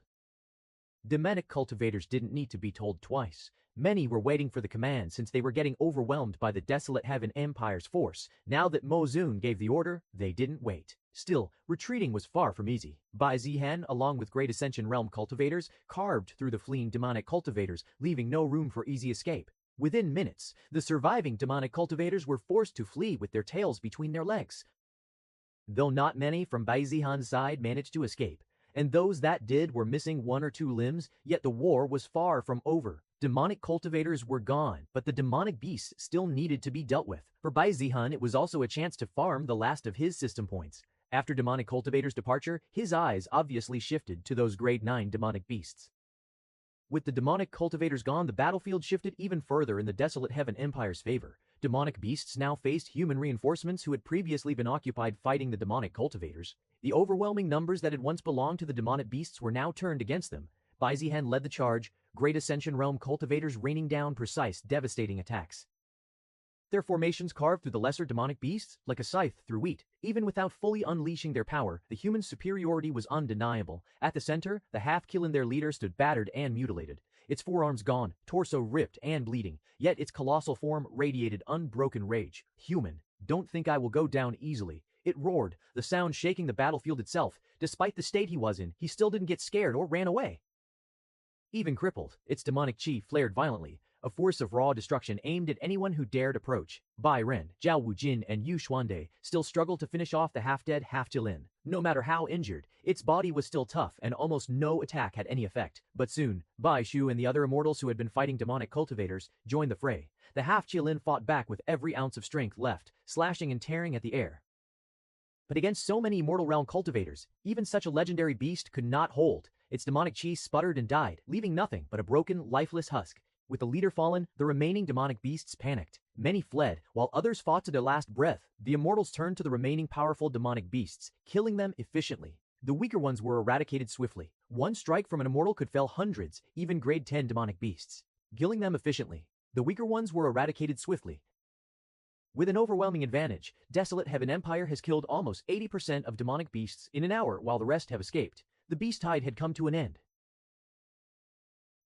Chapter 416. The letter from home. The beast tide had come to an end. But the war was not truly over. Even as the battlefield fell into uneasy silence, it wasn't yet time to be returning home. Guards stretched across the land, and patrols were dispatched without pause. As long as demonic beasts still lurked in the wilds, and as long as demonic cultivators still drew breath, there was always the chance of another sudden strike. Yet despite the vigilance, something undeniable spread through the Desolate Heaven Empire: relief. News traveled faster than one could think. The demonic cultivators had been defeated. The half-Keelan leader of the beast tide was dead. Cities erupted into celebration. Sect grounds echoed with laughter mixed with exhaustion. Mortals knelt in gratitude. Cultivators breathed freely as they no longer needed to worry about beast tide. They had won. Along with the relief came something else: names.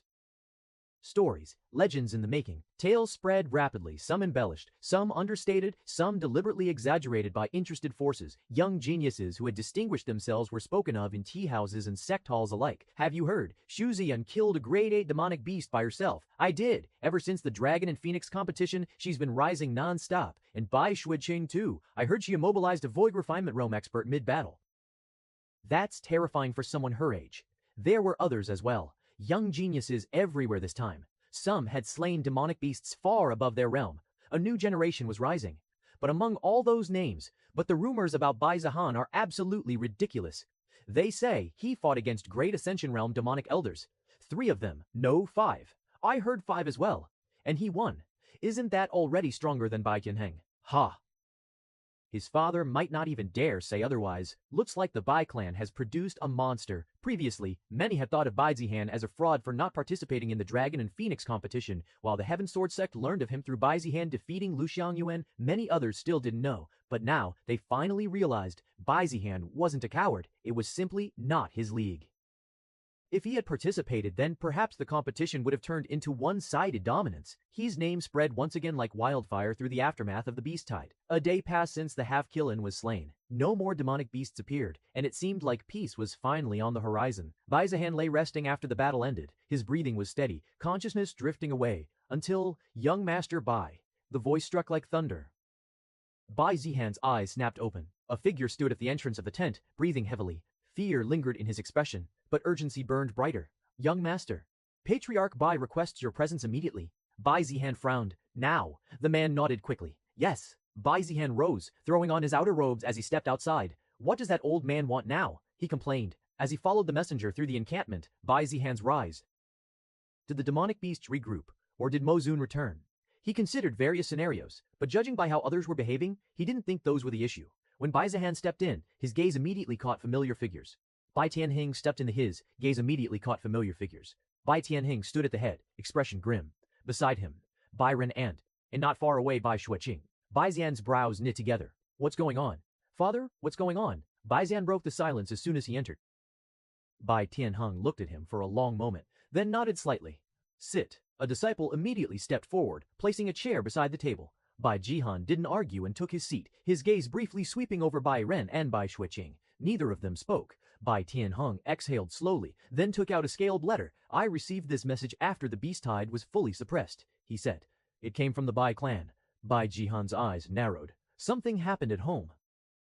Bai Tianheng nodded. The Bai clan was attacked. Bai Zihan's expression was still the same. Demonic cultivators, Bai Tianheng continued. They didn't even bother hiding their identity. He tapped the letter lightly against the table. The situation wasn't completely out of control. The clan held them off successfully. Casualties were limited despite the demonic cultivators sending Immortal Realm elders. To truly invade Bai clan territory, Immortal Realm cultivators were required. Despite 5 Immortal Realm experts being stationed at the northern defense line, the Bai clan still had more than enough strength to defend itself. Bai Zihan said nothing, listening intently. There are 3 possible reasons, Bai Tianheng said. First, our treasury. After this battle, we revealed too much, Bai Tianheng said calmly. A Saint-grade artifact and your techniques. Ba Tianheng knew that Bai Jian had taught a sword technique to the Grand Elders, but he still didn't know much about it and thus referred to it simply as a powerful technique. Not to mention, the technique that temporarily raised his cultivation realm. The demonic cultivators may have believed that such inheritances were stored within the Bai clan's treasury. They failed, though. Bai Ren added. Bai Tianheng nodded, which leads to the second possibility, a diversion, he continued. They may have intended to draw our attention back and weaken our presence here, but the beast tide ended faster than they anticipated. Bai Zihan frowned slightly, and the third, Bai Tianheng, fell silent. The tent grew deathly quiet. Bai Zihan tilted his head, unease creeping in. We're still not entirely certain of their true objective, Bai Tianheng said slowly. Then he looked directly at Bai Zihan. They failed to achieve the first two, but during the attack your personal maid Ji was kidnapped. Bai Jihan didn't react. For a brief moment, the tent remained utterly silent. Then, what? His tone was flat, almost blank, as if he had misheard. Bai Tianheng's brows furrowed slightly. Luoqing, he said again. Your personal maid. She was taken during the chaos. Bai Zihan stared at him, eyes steady, showing neither shock nor anger. You're sure? To the best of our knowledge, Bai Tianheng replied. She was kidnapped amidst the chaos. Bai Jihan straight replied. She was kidnapped amidst the chaos. Bai Jihan leaned back slightly. A maid, an ordinary one. That was precisely what made it strange. Bai Ren glanced at Bai Tianheng the moment the words were spoken, and Bai Tianheng understood immediately. They had already considered several possibilities leverage against the Bai clan, or more likely, against Bai Jihan, yet the question lingered. How would they even know about her, and what made them think that it would work? Bai Tianheng couldn't make sense of it. If the target had been Bai Xueqing, or his wife, it would have been understandable. Such captives held real weight. But an ordinary maid, someone with no cultivation to speak of, no background, no value, it was illogical. Demonic cultivators of all people should have known that threatening the Bai clan with servants was meaningless. Even if hundreds were taken, the clan would not hesitate though. Naturally, they would never allow such a thing if it could be prevented. The only one who might be affected should be Bai Zihan, and yet, when Bai Tianheng looked at Bai Zihan, he saw nothing. No anger, no panic, no visible reaction at all. If their goal had truly been to affect Bai Zihan, then it had failed completely. At least, there is no need to worry. Just when he thought that, boom, the tent shuddered. An invisible pressure exploded outward as Bai Zihan's aura surged without restraint. Killing intent, cold and absolute, flooded the space like a collapsing sky. The air grew heavy, suffocating disciples outside staggered, knees buckling, faces draining of blood. Even Bai Tianheng felt it. His breath hitched, his sleeves fluttering violently as if caught in a storm. For an instant, the patriarch saw not his son but something far more dangerous. Bai Zihan rose slowly from his seat. His eyes burned. How dare they? The words were low at first. How dare they? The words were low at first lead. How dare they? The killing intent spiked again, sharper, more vicious. Bai Zihan had always maintained his calm, even when schemed against by clans like Li and Zhao, even when plotted against in the Heaven Sword sect by Shen Liang, even when he was ambushed by Go Yu, he had merely scoffed. But this time, for the first time, Bai Zihan was truly furious. They're courting death. The ground beneath his feet began to crack. Despite being only at the spirit-severing realm, his pressure was nothing to scoff at. Dianer. Bai Tianheng stepped forward, forcibly releasing his own aura to counterbalance the pressure. Calm down, he barked. Calm down, Dianer. Bai Xueheng had gone pale, her heart pounding violently. Who would have thought that Bai Xian's aura alone was enough to suppress her this much? Only Bai Ren seemed unaffected. Bai Jianhin stood there, aura roaring like an unchained beast. Then slowly he lifted his eyes and looked toward the direction of the great wilderness. Bai Tianheng already knew what Bai Zihan was thinking. Since the culprit was the demonic cultivators, the answer to where Lu Qin might be was simple to know. Just ask Mo Zun, the leader of the demonic cultivators. Chapter 417, Toward the Great Wilderness. At first, Bai Zihan thought he had heard wrong. Luoqing was kidnapped. That was what his father had said. The words passed through his ears, yet failed to settle in his mind like mist dispersing before it could take shape. Luoqing. He sat there calmly, posture relaxed, expression unchanged. He thought that shouldn't be right. Why would demonic cultivators, after invading the strongest clan, take a simple mortal? Even if it were meant as a threat, he didn't think demonic cultivators would be stupid enough to do so. You're sure? The question left his mouth without weight. Inside, his thoughts were already moving elsewhere, dismissing it as something he had misheard. Demonic cultivators would never waste effort on something so meaningless. Then Bai Tianheng confirmed it. Lu Qing, something stopped. Not violently, not suddenly, it simply halted. For the briefest instant, Bai Zihan's mind went blank. Luoqing, not just a maid. His maid. No, that wasn't right. She had been there when he was still a child with uncontrollable moods, when servants avoided him like a curse, when elders shook their heads and said nothing. She was the one left behind with him, not because she was loyal, but because no one else wanted the job, and because he hadn't fired or killed her. Whenever his temper flared, others would retreat. Luoqing stayed because she was his personal maid. Apart from Bai Zihan's parents, she was the one who had been with him the longest. One might even call her his childhood friend, though obviously, Bai Zihan never saw anyone as his equal, so he didn't have friends before, and even now, but perhaps she was the one who came closest to being one. She was kidnapped. The word settled at last, and something inside him cracked. No, that wasn't accurate. Something inside him cracked. No, that wasn't accurate. Something broke. The world around him dimmed, as if color itself recoiled. The tent, the people, the battlefield beyond it all became distant. A single thought rose, sharp and absolute. Those dirty bastards. His fingers curled slowly. They dared lay hands on her. The pressure erupted before he even realized he was standing. Boom! His aura exploded outward, no longer restrained, no longer controlled. Killing intent, pure, murderous, ancient, flooded the tent like a collapsing sky. The ground groaned. The air screamed. Disciples outside fell to their knees as if struck by divine punishment. Bai Zihan didn't see them, didn't care about anything else. His vision burned crimson. How dare they? The words left his throat low and hoarse, then louder. How dare they? The restraint he had cultivated for years shattered completely. They're courting death. While furious, his mind never stopped thinking. Demonic cultivators. Since the culprits were demonic cultivators, then there was only one place that might hold the answer to what he wanted. Where is Luoqing? Bai Zihan lifted his gaze toward the distant great wilderness. Whoosh! Bai Zihan vanished. The instant his gaze locked onto the great wilderness, his figure tore through the tent's entrance like a blade unsheathed. The ground cracked where he had stood, she exploding outward in a violent wake. Boom! The encampment erupted into chaos. What was that? Enemy attack. Battle formation move. Disciples poured out of tents. Elders rose into the air. Defensive arrays flared instinctively. Many thought a hidden demonic expert had infiltrated the camp. Then they saw him, a lone figure streaking across the sky, killing intent rolling off him like an ocean tide. That's young Master Bai. What's going on? Damn, who anchored him? Murmurs spread rapidly as cultivators stared upward, expression from alarm to disbelief. Behind Bai Zihan, another figure surged forward steady, powerful, unmistakable. Bai Tianheng. The patriarch of the Bai clan followed closely, his aura released to its fullest as he chased after his son. Seeing the two of them, some disciples exchanged strange looks. Is the young master trying to challenge his father for the position? Ha, don't joke. Who would dare provoke Bai Tianheng like that? Still, look at that killing intent. I've never seen young master Bai like this. Some laughed nervously. Some swallowed hard, but not a single person moved to intervene. No one was foolish enough to place themselves between Bai Zihan and whatever had driven him into this state. In the sky, Bai Tianheng tried to speak. Zihan, minus. The wind swallowed his voice. He accelerated, appearing beside his son, reaching out. Hunter, calm yourself. No response. Bai Zihan's eyes were locked forward, pupils sharp and burning, his aura roaring like an unchained beast. He neither slowed nor acknowledged his father's presence. Bai Tianheng knew that look. This wasn't anger that could be reasoned with. He had already made his decision. If Bai Tianheng continued like this, charging straight into the great wilderness alone, then the consequences would be catastrophic. Demonic cultivators were cruel by nature. Mozun was no ordinary enemy, and in this state, Bai Tianheng would not retreat. This is bad. Tianheng gritted his teeth. Grand Elder. Elder?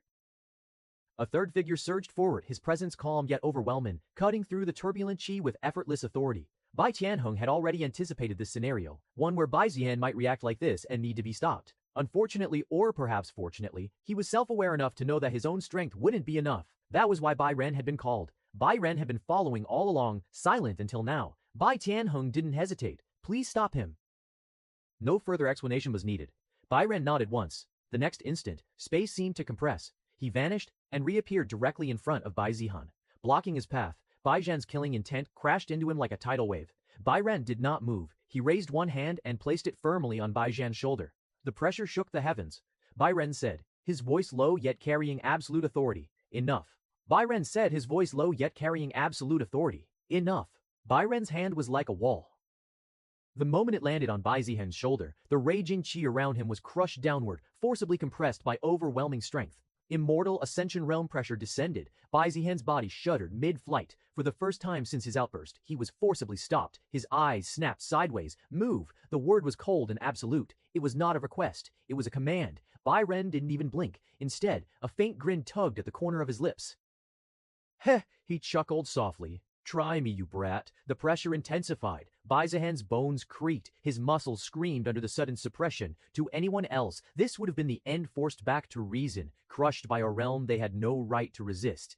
But Bai Zihan's eyes burned brighter. His qi surged not chaotically, but violently ordered, like a blade being reforged mid-strike. His voice dropped to a whisper. Heaven's mandate reversal. Whoom! The world shuddered. Bai Zihan's aura exploded outward, no longer restrained by the spirit-severing realm. His cultivation surged violently, breaking through invisible shackles in an instant. Peak spirit-severing void refinement, great ascension realm. Bai Ren's eyes widened.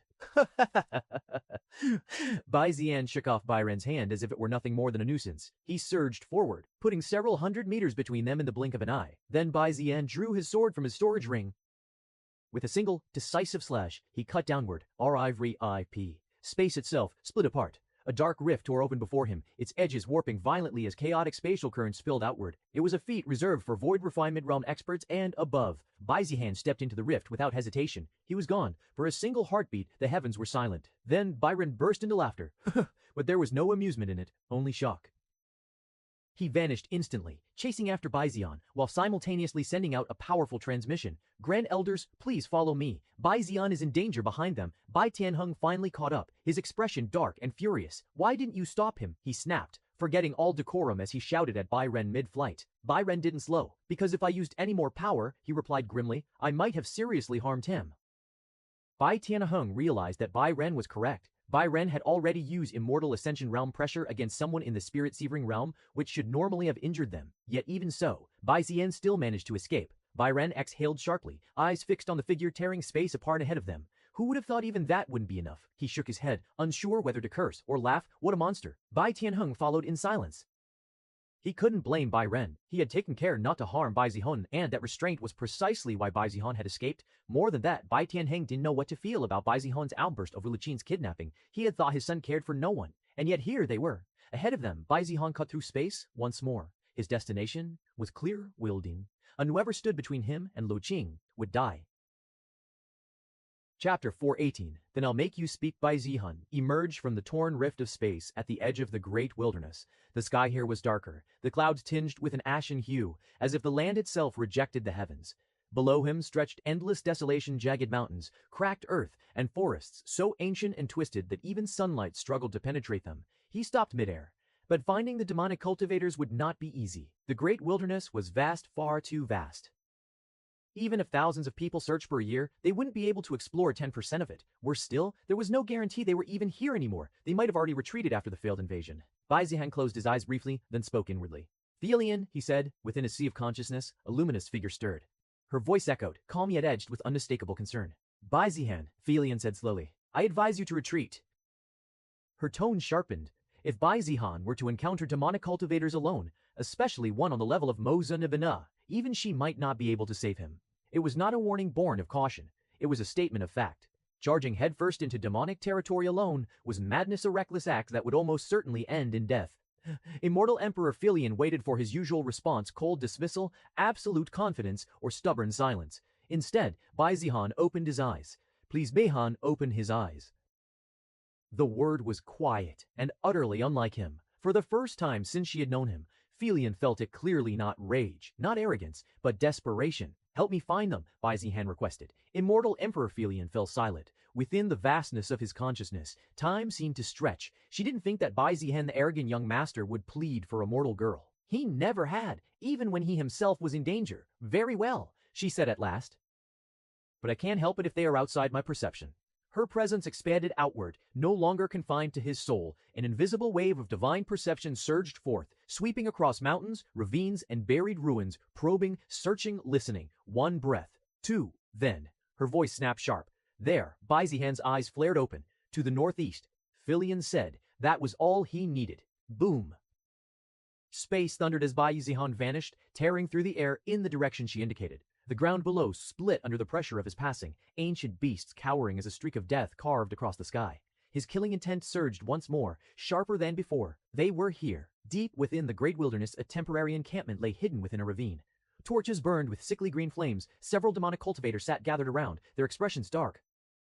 After all, their invasion had failed, and they had lost too many people. This invasion was a joke.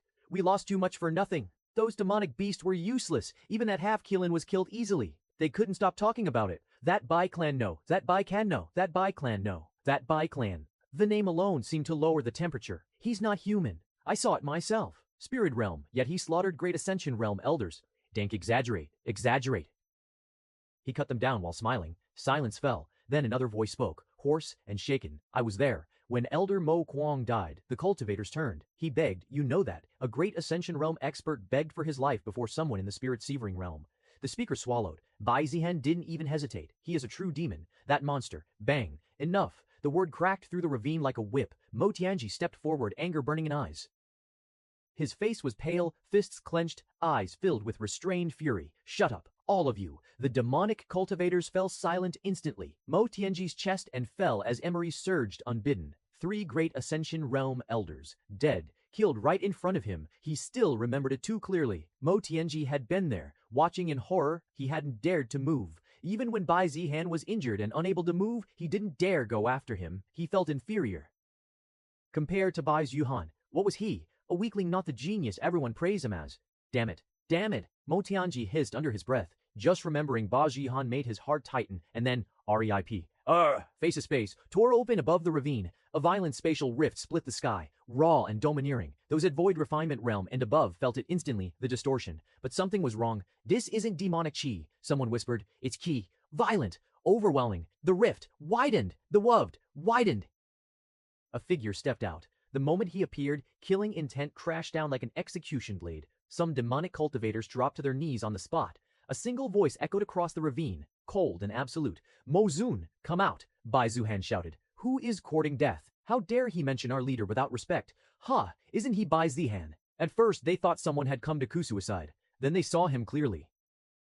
Immediately, the demonic cultivators recognized him. How could they not? Just a day earlier, Bai Zihan had been wreaking havoc, cutting them down like grass. Some felt old terror resurface like Mo Tianji. Others clenched their fists, thinking it was time for revenge. Bai Zihan hovered in the torn sky, his killing intent locking onto the encampment like an execution seal. Mo Zhen didn't come out. Filion, he asked without looking away. Can you sense Lu Jin? Didn't come out. Filion, he asked. The single word fell like a hammer. For half a breath, Bai Zihan did not move. Then the temperature dropped. The sky darkened as if responding to his will. The air twisted, groaning under invisible pressure. His eyes narrowed, crimson light blooming within them. So that's how it is. His grip tightened. The killing intent that followed was no longer restrained. It was absolute. Bai Zihan raised his sword. The blade hummed, trembling violently as laws gathered around it. Fate itself seemed to shudder, threads snapping and tangling as an ancient, forbidden intent awakened. If Mo Zun doesn't want to show up, then I shall force him. His cultivation rose to the great Ascension Realm. Fate severing slash. The sword descended. Just a single thin line of light descending from the sky. Then, brew! Minds. The world split. The ravine below was cleaved open like rotten flesh. Mountains collapsed inward, forests were erased, and the demonic encampment was swallowed by annihilation. Thousands of demonic cultivators didn't even have time to scream. Below, spirit-severing realm dead. Void refinement erased. Bodies disintegrated before blood could spill. Souls shredded by the severing of fate itself. Immortal realm demonic cultivators appeared and protected those who they could, but even they, at such small notice, couldn't protect everyone. A bottomless chasm replaced what had once been an encampment. They were flung outward like broken dolls, bleeding, bone shattered, expressions frozen in sheer terror. Smoke and dust rose endlessly. Silence followed. Then, black mist gathered. Demonic chi surged. From the heart of the shattered ravine, a figure rose. Eyes like abyssal pits swallowing all light. Mozimp, Nand, the leader of the demonic cultivators, finally appeared. He glanced at the ruined land below, at the corpses, or rather, the absence of corpses, and sighed softly. What a pity. His gaze lifted, locking onto Bai Zihan. So many of my people, erased in a single strike. The air grew heavy as his presence fully unfolded, ancient, tyrannical, overwhelming. You've done great damage, Mo Zun continued, his voice low and amused, yet edged with danger. A faint smile curved his lips. Tell me, Bai Youngling, his eyes gloomed, continued, his voice low and amused, yet edged with danger. A faint smile curved his lips. How do you plan to pay for it? Bai Yihan looked at him. A cold, absolute stillness, as if Mo Zun's presence, his aura, his power, meant nothing at all. Mo Zun, Bai Yihan said slowly, each word heavy with restrained intent, I will ask this once. The surrounding air trembled. Where is Lu Jun? Lu Jun blinked. Lu Jun? The name clearly the Moke. Vu. The name clearly meant nothing to him. He frowned slightly, searching his memory. Then Jukin blinked. Lu Jun, the Ming to him. He frowned slightly, searching his memory, then shook his head. The stillness around Bai Zihan shattered. His killing intent surged, sharp enough to cut the heavens. The girl, Bai Zihan said, his voice dropping dangerously low. The one your demonic cultivators kidnapped from the Bai clan. Understanding dawned. Mo Zun's lips curled upward. Oh, a soft, amused sound escaped him. Her. He didn't deny it. There was no need. In the first place, there was nothing to hide. Ki. Mo Zun chuckled darkly. So that's it, Mo Jun chuckled. The Bai clan's peerless young monster, rushing alone into the great wilderness. His eyes gleamed with cruel amusement. You want to sacrifice your life for a mere mortal girl. He shook his head slowly, laughter deepening. What a disappointment. Then his smile sharpened. Unfortunately, Mo Jun continued, his voice dripping with malice, you will never see her again. The words struck. Bai Zihan's fingers clenched so tightly that blood seeped from his palm.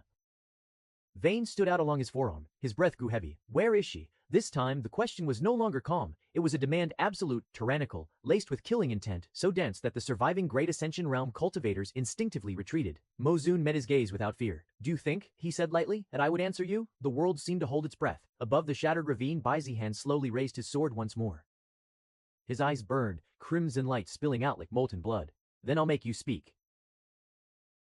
Chapter 419 Bai Zihan vs Mo Jun. Whoosh! Bai Zihan moved. There was no hesitation. One instant, he stood above the ravine still, cold sword raised. The next, he vanished. The space between him and Mo Jun collapsed as if it had never existed. A single step carried him across kilometers. His sword flashed. This strike was faster, sharper, and far more focused than before. Mo Jun merely lifted a finger. Clang! The sound was soft, almost casual, yet merely lifted a finger. Bayan! Mo Jun merely lifted a finger. His sword, Eternal Spirit Sword, infused with sword intent, was stopped by a single finger wrapped in demonic chi. Bai Zihan's pupils shrank before his mind could react. Boom! A wave of force erupted outward. Bai Zihan was sent flying. His body tore through the air like a meteor, smashing into a distant mountain. The peak exploded on impact. Rock and debris rained for kilometers. Bai Zihan coughed violently, blood spilling from his lips as he forced himself upright amid the rubble. His bones screamed, his meridians burned, yet his eyes remained locked forward. Mo Jun stood where he had always been, unmoved. He glanced at his finger, then flicked it lightly, as if brushing away dust. Is that all? Mo Jun asked calmly. Bai Zihan roared and surged forward again. Chi erupted from his body, his cultivation roaring at full force. He unleashed strike after strike, sword light tearing through the heavens, earth shaking from the impact. Each slash was powerful enough to kill Great Ascension Realm experts. Each one was met the same way, blocked. Mo Jun didn't even step back. He walked forward leisurely, passing through Bai Zihan's attacks as if strolling through mist. Then, he appeared in front of Bai Zihan. Bai Zihan barely had time to raise his sword. Mo Jun's palm struck his chest. No technique, just a palm. Crack. The sound echoed like thunder. Bai Zihan felt his ribs shatter. His organs ruptured. His body folded inward as he was slammed into the ground. The earth collapsed beneath him, forming a massive crater. Bai Zihan spat out a mouthful of blood, his vision blurring. He tried to rise. A foot pressed down on his chest. The pressure was overwhelming. It felt as if an entire world had been placed upon him. His bones creaked. His breathing stalled. Mo Jun looked down at him. Just how strong is that body of yours? That doesn't look like a Bai clan Rideman technique. Mo Jun was genuinely surprised. In any normal scenario, Bai Zihan should have died by now. Though he hadn't used his full power, it had been more than enough to kill several Great Ascension Realm experts. Yet Bai Zihan survived. I can't let you live, Mo Jun declared. He was reminded just how great a threat Bai Zihan posed. He was keen to see what kind of trap it was. After all, a person like Bai Zihan would never be allowed to come here alone. The Bai clan would never allow it. So, Mo Jun thought that it was some kind of trap to catch him off guard. But he saw no one, and it truly seems like Bai Zihan has lost his mind. Mo Jun intended to end this before any help arrived. Bai Zihan's vision darkened. Blood seeped from the corners of his eyes. To be honest, his body was already at its limit. Mo Jun stepped forward. This time, there was no laziness in his movements. The demonic chi around him condensed, no longer drifting like mist, but compressing into something heavy, oppressive, real. The ground beneath his feet cracked with every step. His eyes locked onto Bai Zihan, cold and merciless. Bai Zihan's chest felt as if it were being crushed inward. His bones screamed, his meridians tearing under the strain. Within his sea of consciousness, a mortal Emperor Felian's voice rang out sharp and furious. I told you, you can't win.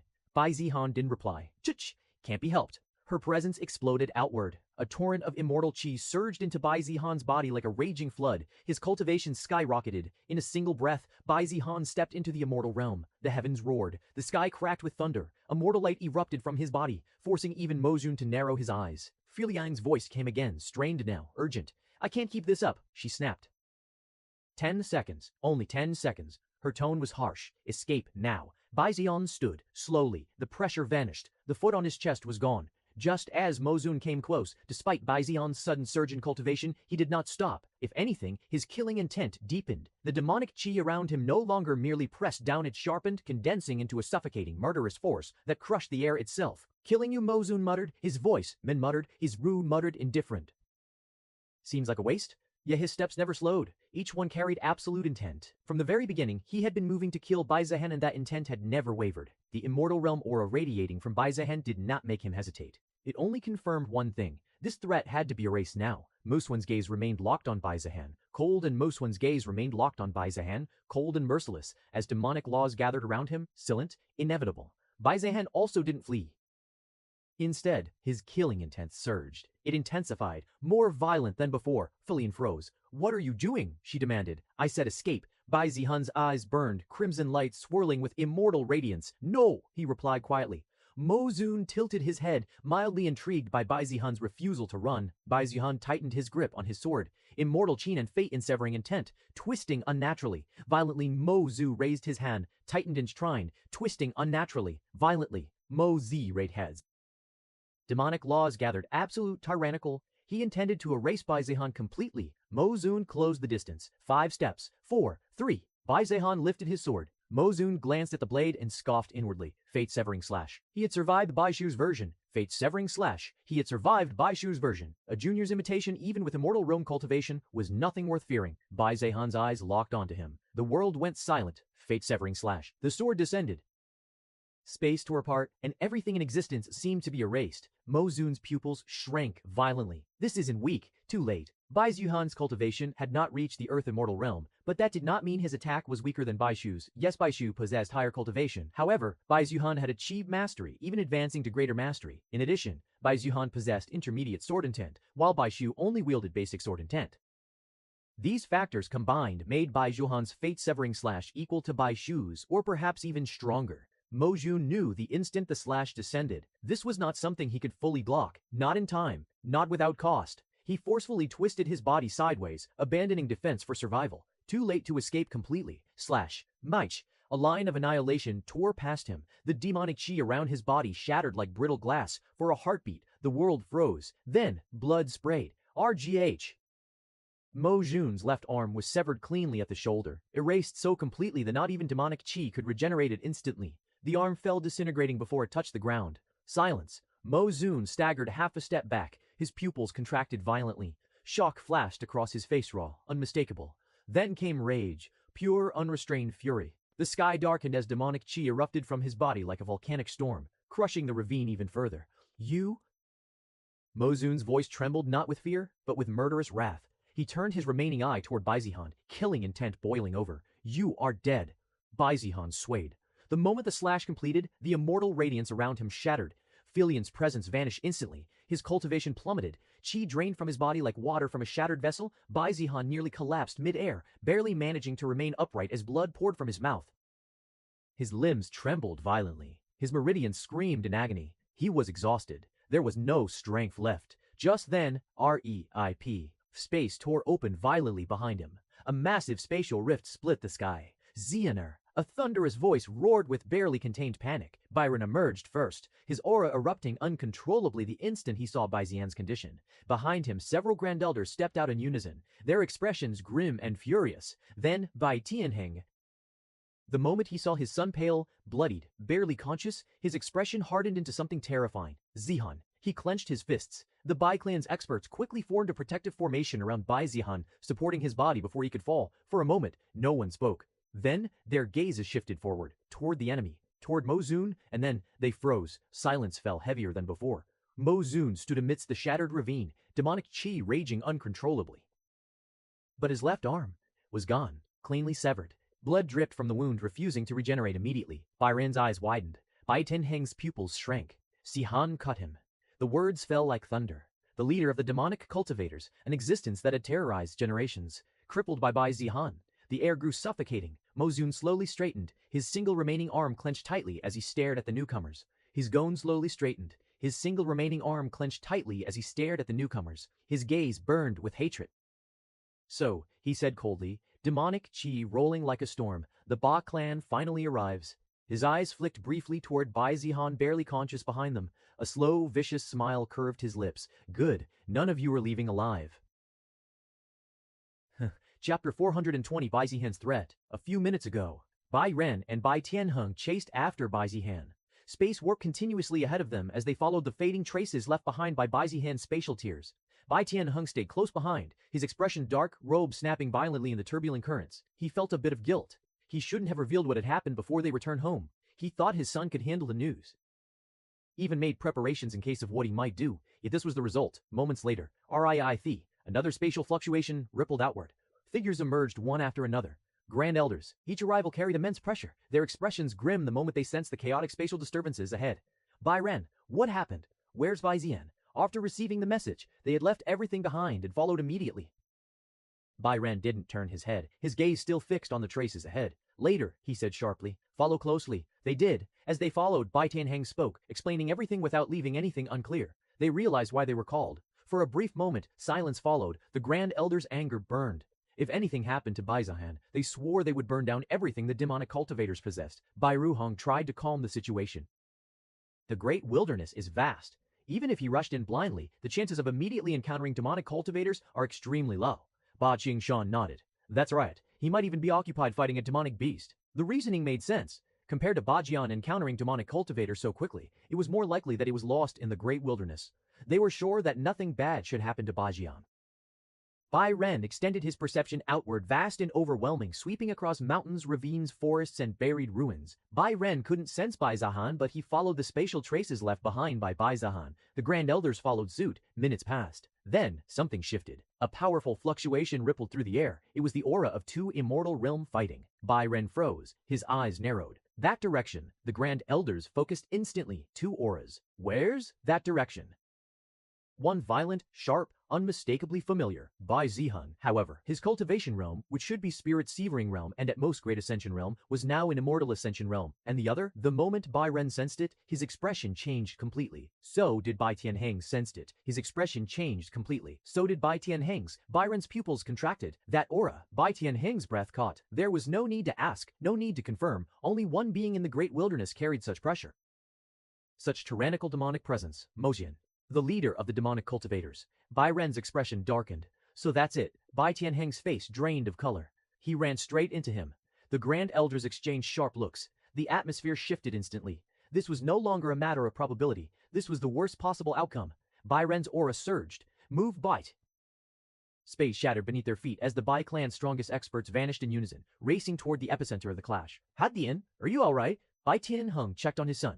His breathing was irregular, and his body was nearly destroyed. Yet more than the external wounds, it was the internal injuries that were far worse. Still, Bai Zihan was alive. Grand Elders breathed a sigh of relief. Fortunately, they arrived in time, but danger still loomed. More figures of sigh of relief. Fortunately, they arrived in time, but danger still loomed. More figures. Demonic cultivators, one after another, silhouettes stepped out from distorted space, their auras sharp and oppressive, eyes filled with bloodlust. Immortal realm. They had come to protect their leader. Horror crept across their faces as their gazes landed on Mo Zun, their invincible leader, their absolute pillar, standing there, missing an arm, blood still dripping. For a heartbeat, no one spoke. Their minds refused to process what they were seeing. Previously, they didn't intervene because Mo Zun was just playing with Bai Zihan, showing that Mo Zun could take care of Bai Zihan whenever he could. This was supposed to be an opportunity to capture Bai Zihan, a chance to wash away yesterday's humiliation and defeat. Who could have imagined? What was meant to be an easy hunt, a perfect opportunity to seize the Bai clan's heir, would end like this, their leader crippled. Mo Zun's expression twisted. The shock on his subordinates' faces only fueled his rage. Demonic chi surged violently, crushing the ground beneath him as he clenched his remaining arm so tightly that space warped around his fist. Enough, he barked. His voice boomed like thunder, laced with absolute authority. The demonic cultivator straightened instantly, fear replacing bloodlust. Mo Zun's single eye burned as he stared at the Bai clan. Kill them! His killing intent exploded. Leave no one alive. Mo Zun is where? The demonic cultivators roared in unison. But the Bai clan did not panic. Bai Ren stepped forward. His gaze swept across the battlefield, not lingering on Mo Jun's severed arm, not reacting to the threats. Instead, it fell on Bai Zhuhan, barely standing. Let's finish this quickly. The Bai clan Grand Elders moved instantly. Bai Ren took another step forward. The air changed. His presence alone pressed down like a mountain, forcing the demonic cultivators' roars to falter. Then he reached out. A low, resonant hum echoed as a sword emerged behind him. The moment it appeared, the heavens seemed to lower their gaze. A saint-grade sword. Its mere existence distorted space, as if the world itself feared being cut. The immortal realm demonic cultivator's pupils shrank.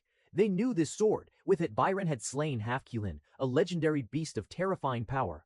Byron rested his hand on the hilt. Around him, the Grand Elders released their auras layer upon layer of overwhelming pressure. Qi surged like a rising tide, forming an unyielding wall. This was not a desperate stand. It was a declaration. Byron's gaze swept over the demonic cultivators, calm to the point of indifference. "Do you really want to do this?" he asked. This was not the tone of someone cornered but of someone issuing a warning. "How about this?" Byron continued. "We go our way, you go yours." Silence fell. Blatant disregard. Numerical advantage meant nothing. No one thought it was a bluff. They all knew that Ba Clan knew a terrifying sword art which is even capable of killing Half-Qing. They had just witnessed a junior of Ba Clan sever their leader's arm with it. They might be able to kill the Ba Clan's Grand Elders, but at what price? And the first to go would definitely die. Who would volunteer to die? None of them dared to lead the charge. Mozun finally raised his remaining hand. Enough. His voice was hoarse but controlled. He inhaled slowly, suppressing the raging demonic qi within. The demonic Q within, the demonic cultivator has suffered too much against the Ba Clan. They naturally developed a fear against them. Even those considered violent mad demons would think twice before lunging forward when facing the Ba Clan. His gaze locked onto Byron and other Grand Elders, then shifted to Baijian, barely conscious, yet alive. If they fought to the end, and other Grand Elders, then shifted to Baijian, Bozun knew the losses would be severe. And Bai Zihan could escape amid the chaos. There is no need for such losses. The Bai Clan will fall eventually. Let them leave. There was no need to be said twice. Both Bai Clan's Grand Elders and demonic cultivators were relieved to hear that. But Byron and others weren't going to fully believe those words. After all, this is a good opportunity to eliminate them, and didn't understand why Mozun would let go of such an opportunity. Of course, they believed in their strength, but Byron felt that there was something more to that than this. Only when the pressure fully receded and demonic cultivators retreated did Byron gesture. "Go." Space tore open, just before they vanished. A weak, hoarse voice cut through the air. "Zun, you will regret this." Bai Zihan lifted his head with effort, blood trailing from his lips. Bai Zihan lifted his head with effort, blood trailing from his lips. His eyes were dim but burning with hatred. 3 years, each word carried unwavering resolve. "You and all the demonic cultivators, I will kill you all." Bai Zihan swayed slightly, his body barely held together, blood soaking his robes, his aura shattered and chaotic. Any ordinary cultivator in such a state would have sounded laughable, delusional, desperate, pitiful. But no one laughed. Not Bai Ren, not the Grand Elders, and certainly not Mozun. No Zun turned. Humph, big word. Survive first, youngling. The spatial rift closed. Their camp appeared in a flash of distorted space. Bai Tianheng and the Grand Elders emerged first, immediately surrounding Bai Zihan. A figure rushed forward. "Father!" Bai Xueqing's voice rang out. She stopped short. Her gaze fell on Bai Zihan, bloodied, barely standing. His eyes filled with anger and guilt. Her expression tightened. She had expected him to be dragged back before he could even leave the camp, not returns like this. Whatever he had faced, it was clear he had brushed against death. "Xueqing," Bai Tian said urgently. "Call the medic." She turned instantly. "I'll get them." Chapter 421. Bai Zihan crippled. "Clear the area. Seal the surroundings. No one approaches without permission." Bai Clan disciples scattered at once, fear and urgency warring across their faces. The medics arrived in a rush, 3 senior healers accompanied by several assistants. Their expressions turned pale the instant they laid eyes on him. "Put him down slowly." Bai Tianheng carefully lowered his son onto the jade platform, his movements uncharacteristically gentle, as though even the slightest mistake might kill him. The lead medic extended his spiritual sense, sweeping carefully through Baizian's body. Seconds passed, then his expression changed completely. "This is bad," the medic said. "How bad?" Bai Chu demanded sharply. The medic swallowed. "His meridians are torn in over a dozen places. Several have already collapsed. His internal organs have suffered severe damage, and his dantian has endured extreme backlash from qi overload." He paused, choosing his words with care. Bai Ren's eyes narrowed. "He'll live," he said. "Won't he?" The medic hesitated just for half a breath before nodding slowly. "Yes, his life is not in immediate danger." Relief barely had time to surface before the medic continued, but everyone's heart sank. His gaze fell to Bai Zian's pale, motionless face. "The damage to his meridians is catastrophic." Silence swallowed the tent. "Then what do we do now?" Bai Tianheng's voice was low and hoarse, stripped of the authority he usually commanded on the battlefield. "Tell me what must be done." The lead medic exhaled slowly, steadying himself. "I will stabilize his meridians." He immediately went to work, acting with extreme caution and full concentration, guiding the raging qi within Bai Zihan's body into stillness. As he worked, the lead medic couldn't help but glance at Bai Zihan in astonishment. Such pain far worse than shattered bones would have caused even century-old cultivators to scream in agony. Yet Bai Zihan did not react at all. His expression did not change. It made the process Kaiser but also far more unsettling. After more than an hour, the medic finally withdrew his hands. Phew, sweat streamed down his face as he straightened. For now, his condition has been stabilized, he said. The backlash in his dantian has been suppressed, and the internal damage will no longer worsen. But from this point onward, the medic continued gravely, everything depends on young Master Bai himself.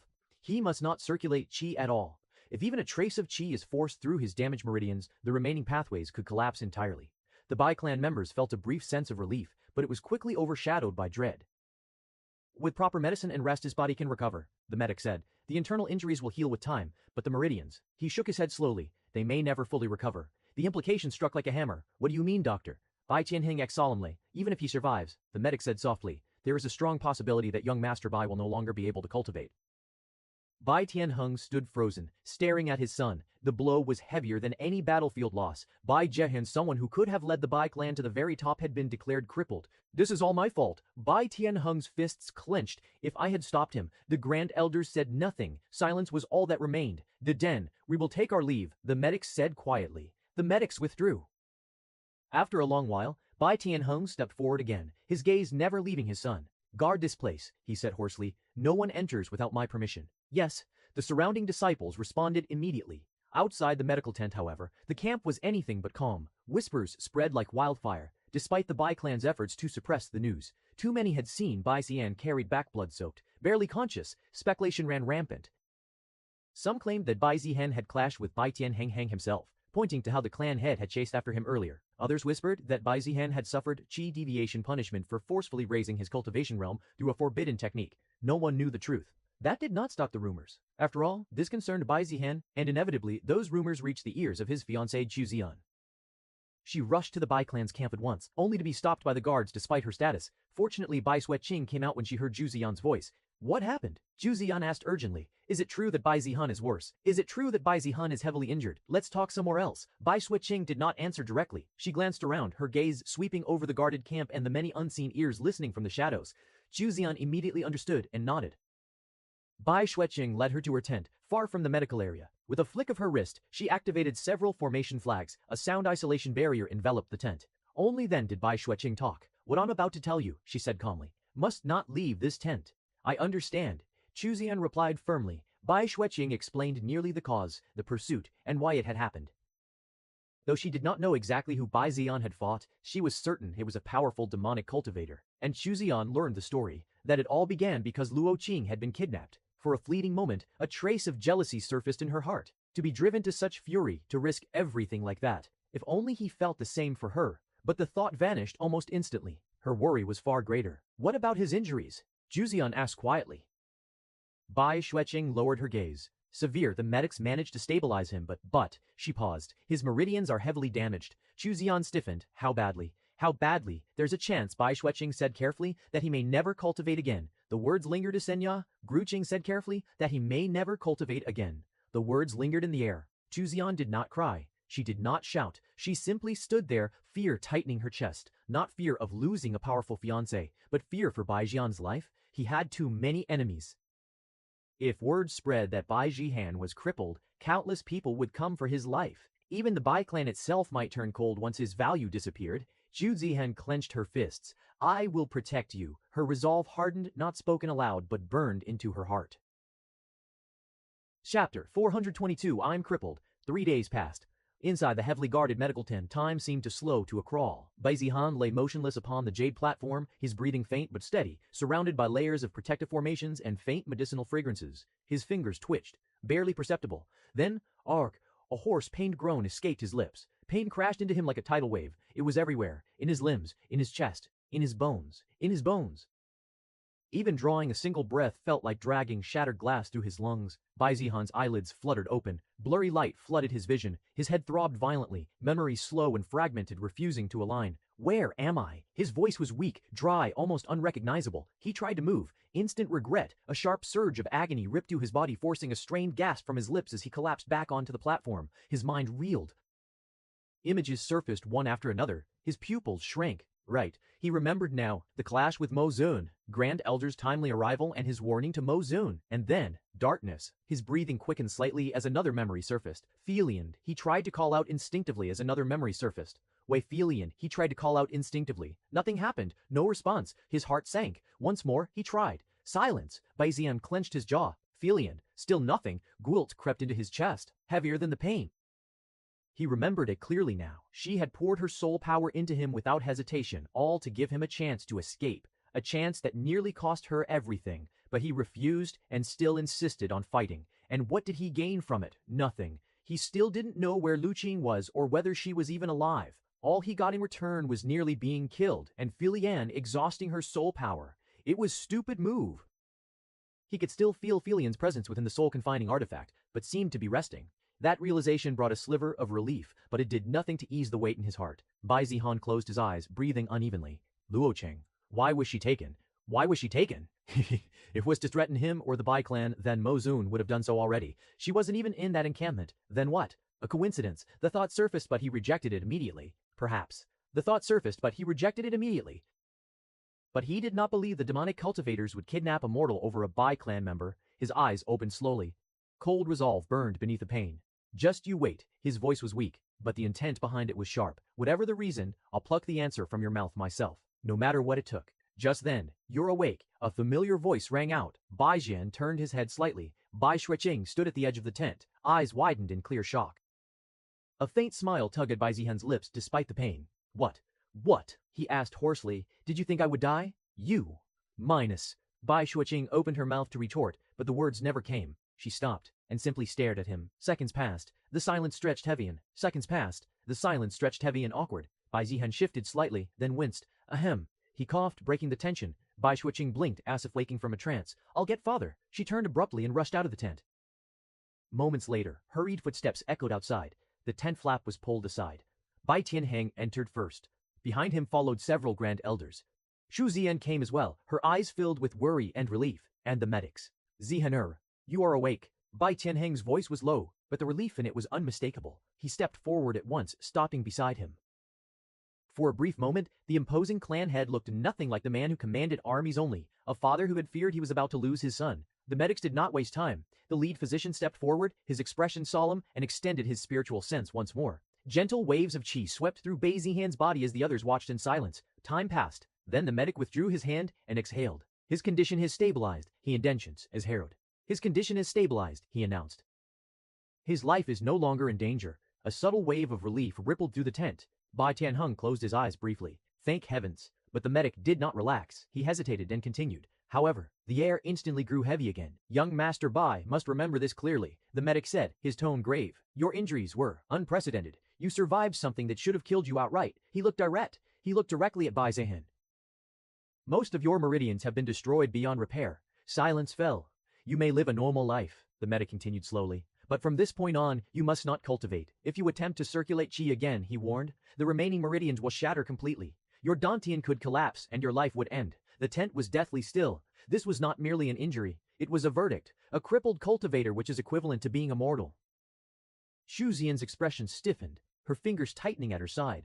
Bai Tianheng turned back to his son, his gaze heavy. They waited. They expected anger, despair, denial, at the very least a strong reaction. But Bai Zian's expression did not change. His face remained calm, almost indifferent. It was the same expression he wore on the battlefield. Bai Tianheng's heart sank. Z-Hunter, he asked carefully, his voice gentler than anyone in the tent had ever heard it, did you understand what the doctor said? For a moment they thought he hadn't. Perhaps the shock had numbed him. Perhaps the words hadn't sunk in yet. Then Bai Zihan spoke. Yeah, isn't it that my meridian is almost completely destroyed?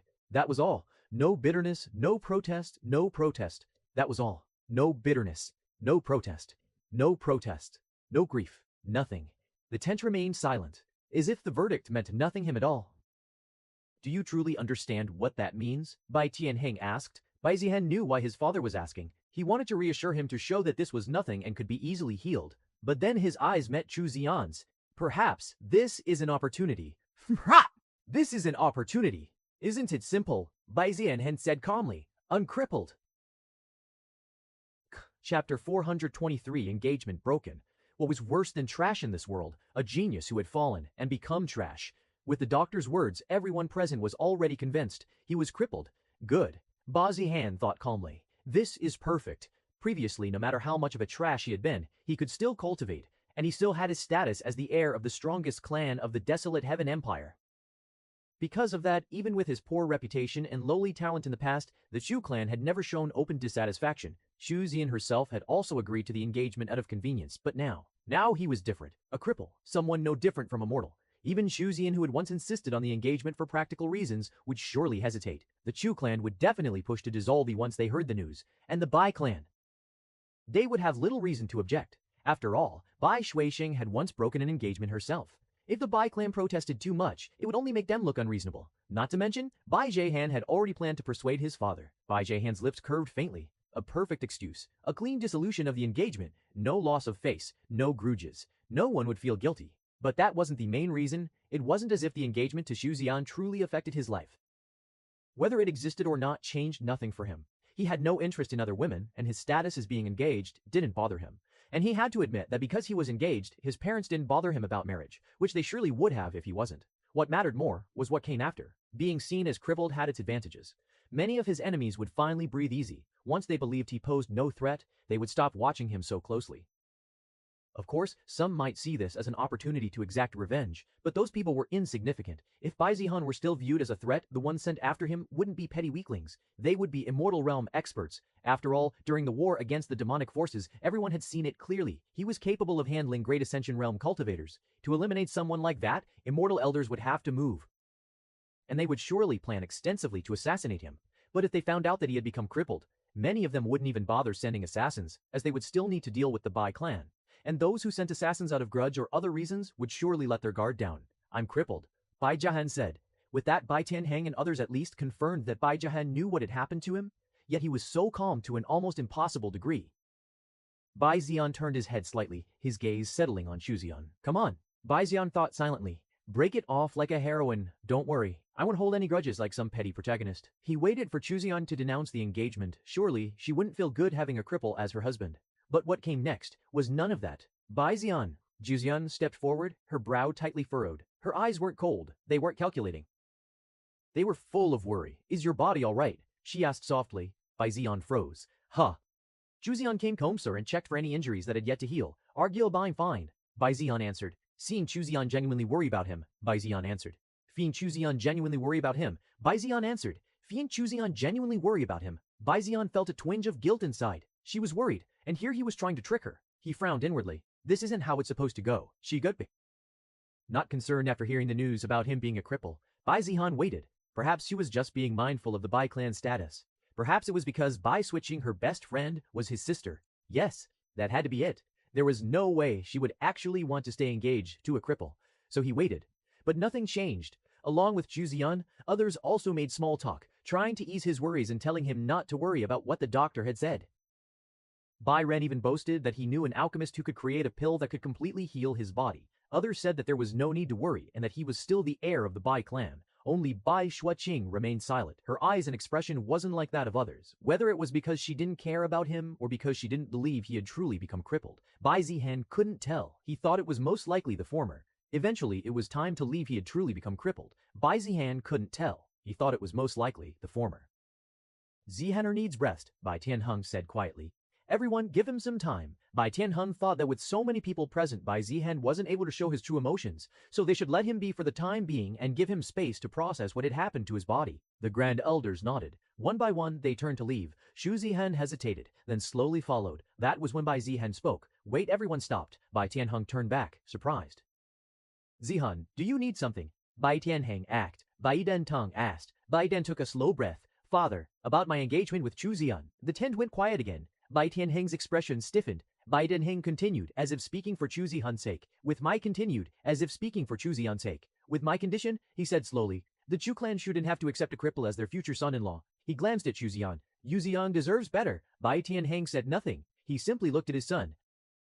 In his eyes, he saw not calculation but resignation. The once arrogant, confident Bai Zihan seemed to have lost faith in himself, and that realization hurt far more than any battlefield wound. Normally, he would have said that Bai Zihan needn't worry about such things. He was still his son and the heir of the Bai clan.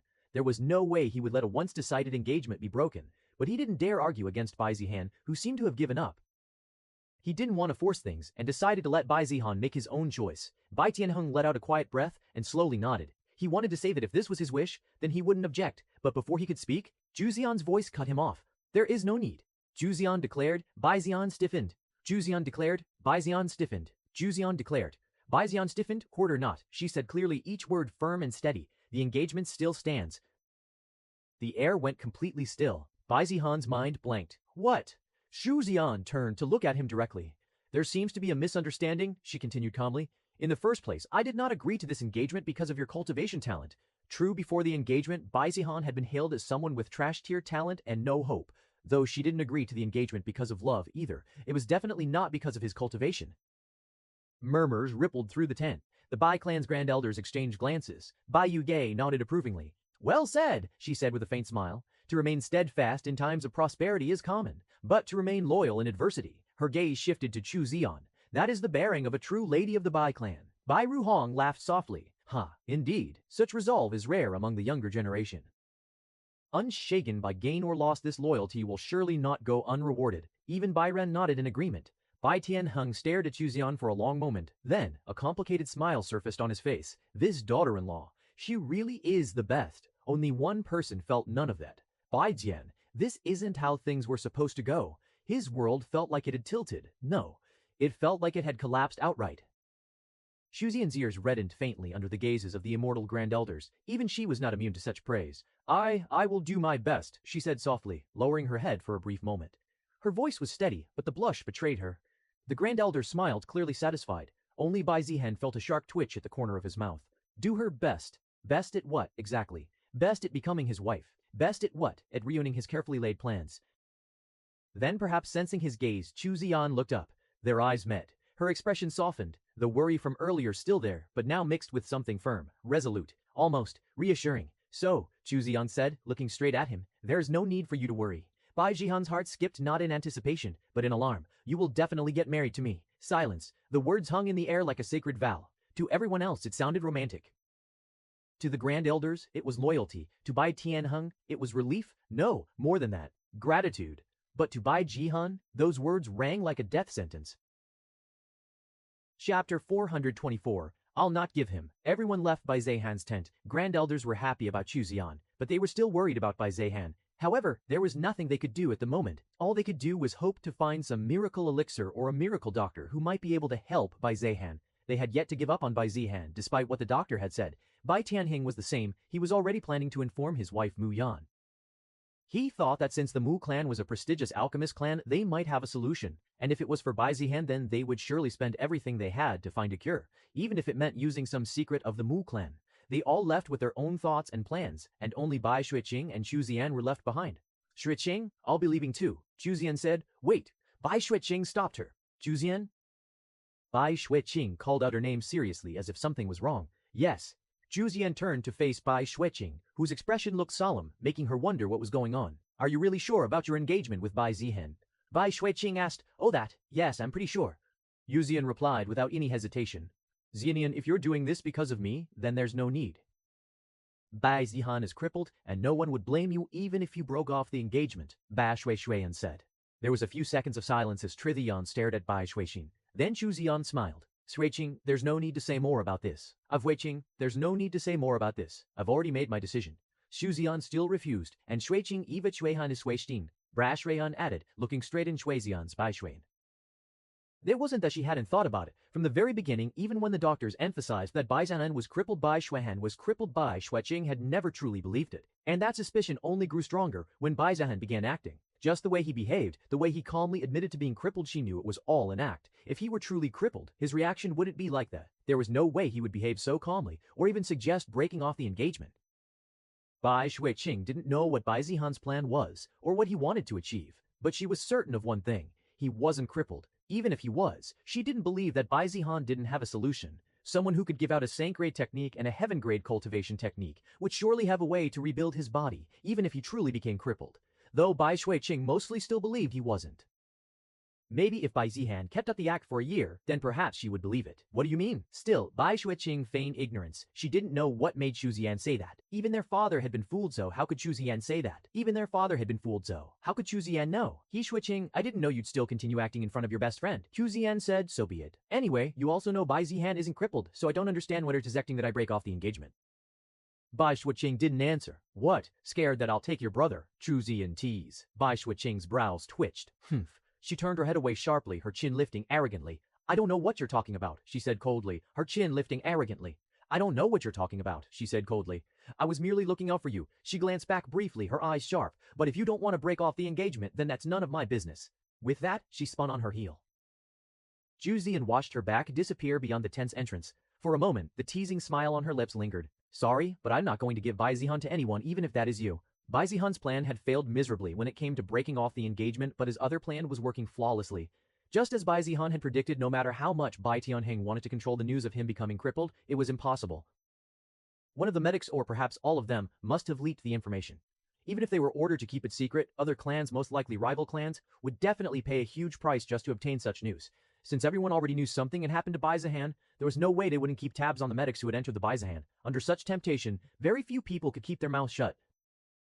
In any case, it was great for Bai Zihan, because this was exactly what he wanted. Hey, have you heard the rumors? Yeah, I heard young Master Bai has become crippled. What? Bai Zihan? Who else? They say his meridians were completely destroyed. So he's basically immortal, more or less. They say his meridians were completely destroyed. So he's basically immortal, more or less. Looks like heaven couldn't tolerate a genius like Bai Zihan. A genius who could have rewritten the history of the desolate Heaven Empire has become crippled. Such a pity. With Bai Zihan at the center of the news, the rumors quickly spread throughout the desolate Heaven Empire. While many shook their heads in regret over the fall of a rising star, others felt relieved, and even believed it was retribution for all the evil Bai Zihan had committed. The Li clan, and the Zhao clan in particular, were the happiest. At first, they suspected it might be a trap, meant to lower their guard, perhaps even false information.